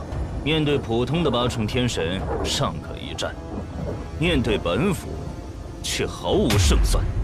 你怎么知我没有其他底牌？你想赌吗？或者说你敢赌吗？你我并无交集，没必要生死相逼。最后一次机会，只要你肯将通元府的传送阵借我，过往种种一笔勾销，如何？他真有底牌，还是故意诈我？若放他离开，不仅无法向血翼真神交代，还会颜面尽失。单凭几句话就想从本府手中逃脱，未免痴心妄想。血神雷罡手，那可怪不得我了。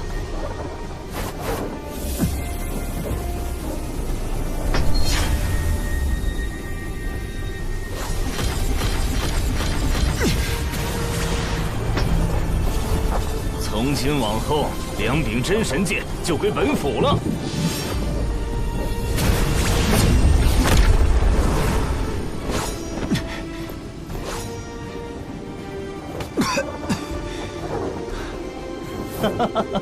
乾坤剑神，你果然在虚张声势。是时候动用本命神剑了。用真神剑都打不过本府，换上2柄中品神剑有用吗？哈哈哈，这厮分明傻了。府主大人，快让他清醒清醒吧！愚蠢至极。2仪阴阳。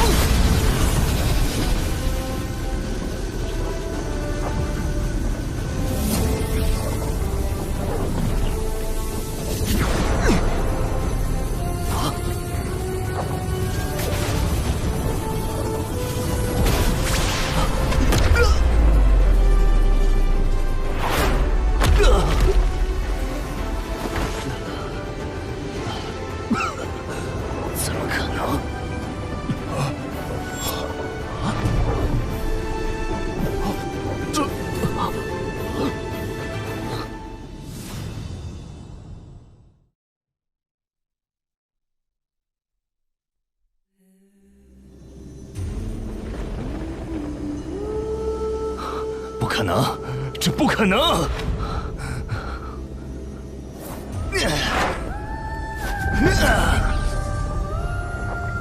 哼，冥顽不灵。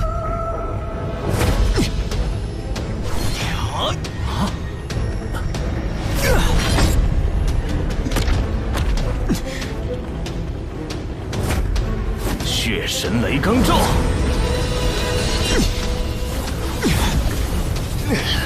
都愣着干嘛？快上啊！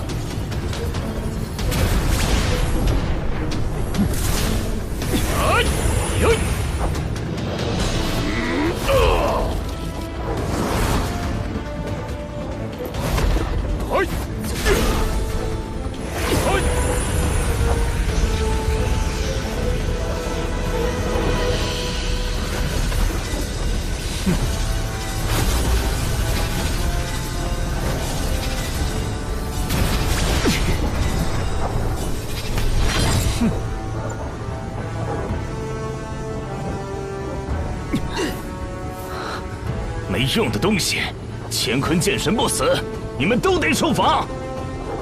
敢违逆本府，想造反吗？哼，对待手下尚且如此，可见偏玉有多仗势欺人。你无药可救！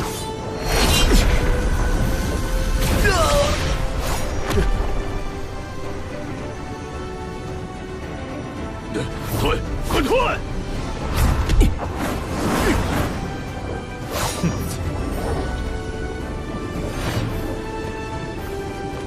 早知如此，何必当初？别急着走，把他怀里的空间袋拿来。果然有不少宝物，好好收着，就当屡次追杀你的补偿了。有足够的神界，是时候去通元府的传送大阵了。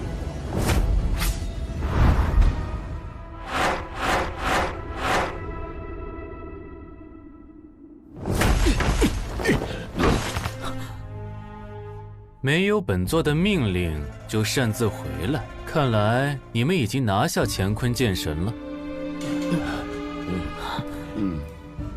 我等有罪，求上神宽恕。怎么，又让他跑了？我们不敌乾坤剑神，甚至连府主大人也命丧他手。什么？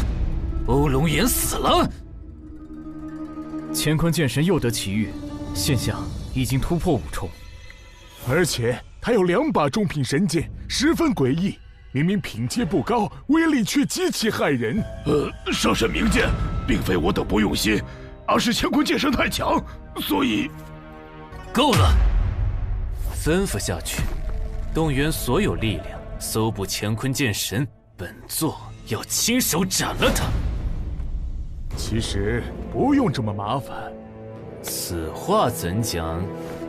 乾坤剑神曾向府主借传送阵一用，但府主没答应，可见他一定会来。既然如此，本座倒要好好准备送他一程。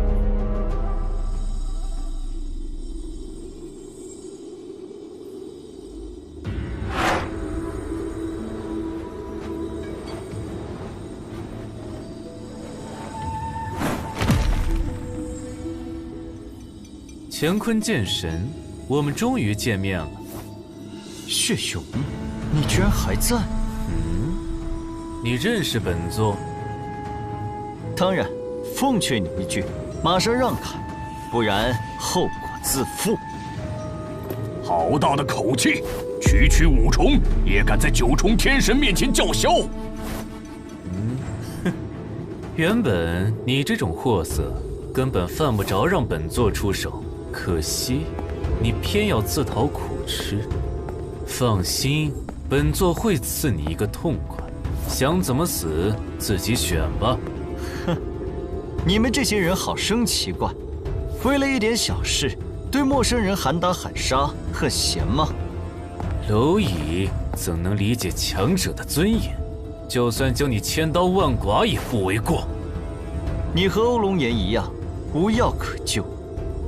2仪阴阳剑阵目前挡不住9重天神，未经之计，只能动用净符。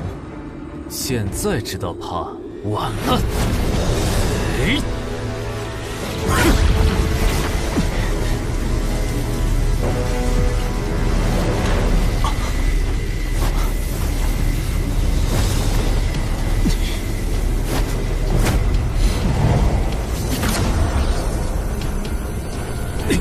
什么东西？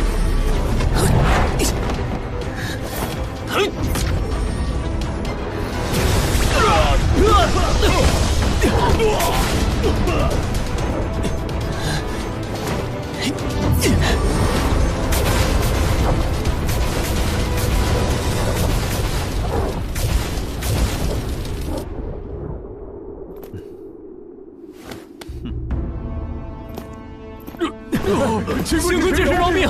幸亏这是饶命！想活命就赶紧滚！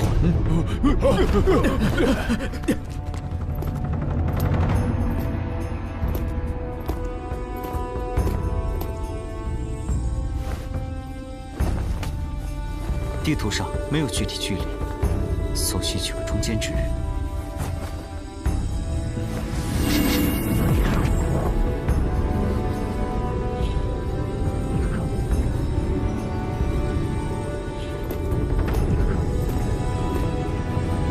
镇渊剑宗，我来了！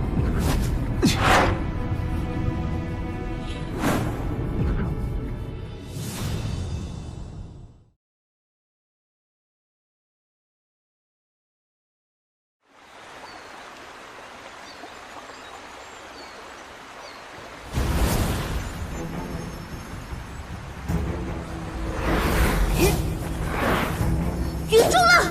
你毁了那么多师姐师妹的清白，这一次我必斩你！子非鱼，安知鱼之乐？他们在我飞天神浪怀里，别提有多快了。死到临头还敢猖狂！你。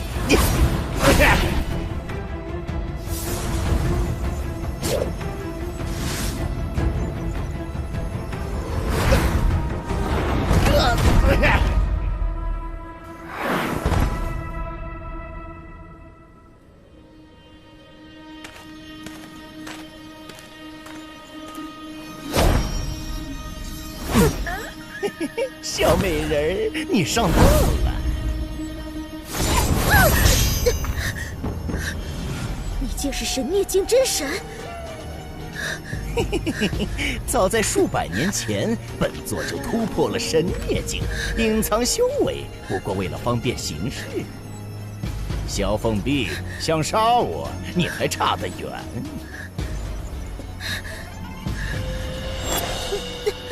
我真是做了什么？自然是撒了点儿让人快活到死的东西。卑鄙！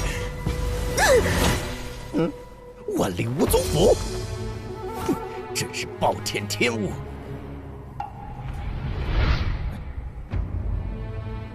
人呢？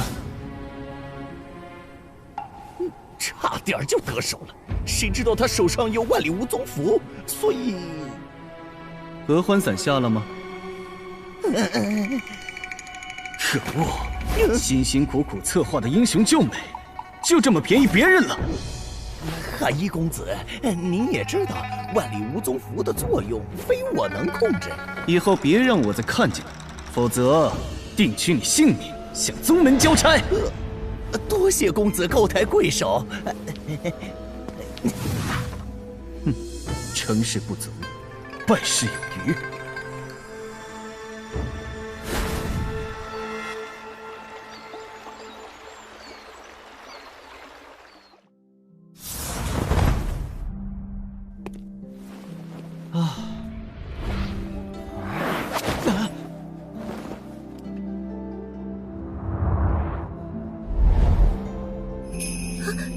别碰我，不然杀了你！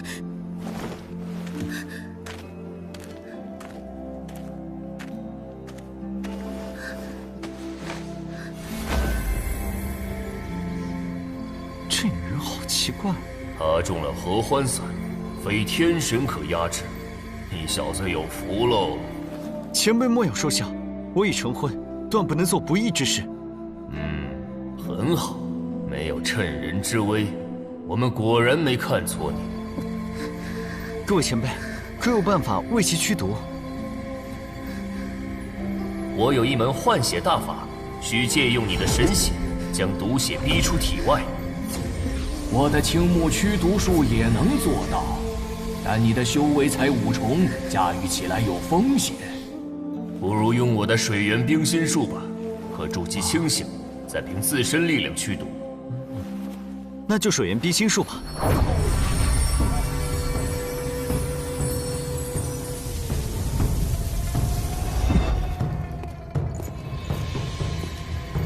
不管你是谁，离我远点儿！我帮你冷却心火。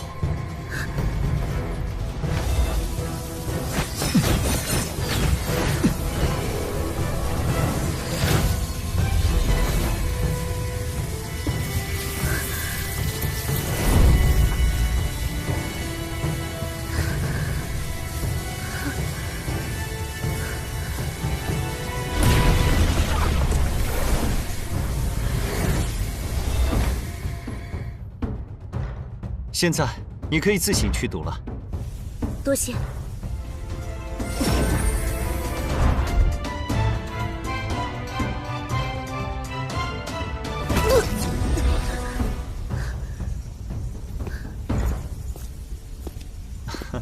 姑娘年纪轻轻，便是9重天神，想必出自大宗门。实不相瞒，我是镇渊剑宗内门大弟子萧凤碧。不知公子如何称呼？在下吕阳，来自剑域大陆，正要前往镇渊剑宗。剑域大陆，那里似乎是祖师的老家。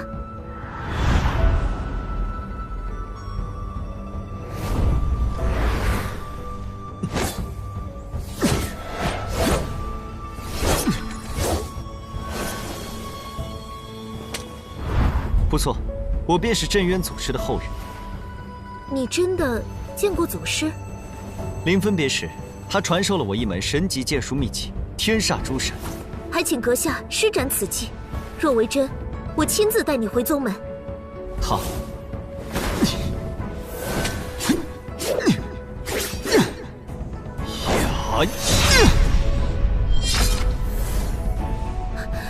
当真是天煞诸神。既然都是剑宗弟子，你便随我回去吧。多谢萧姑娘。算起来，你应该叫我师姐。多谢萧师姐。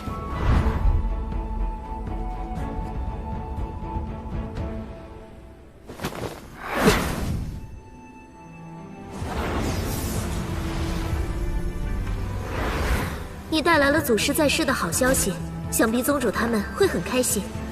祖师曾说，现任宗主和副宗主都是他的弟子，一个叫韩世成，一个叫厉飞仙。不过7000年前，厉宗主踏入神尊境，已经升任宗主，韩宗主现在是副宗主。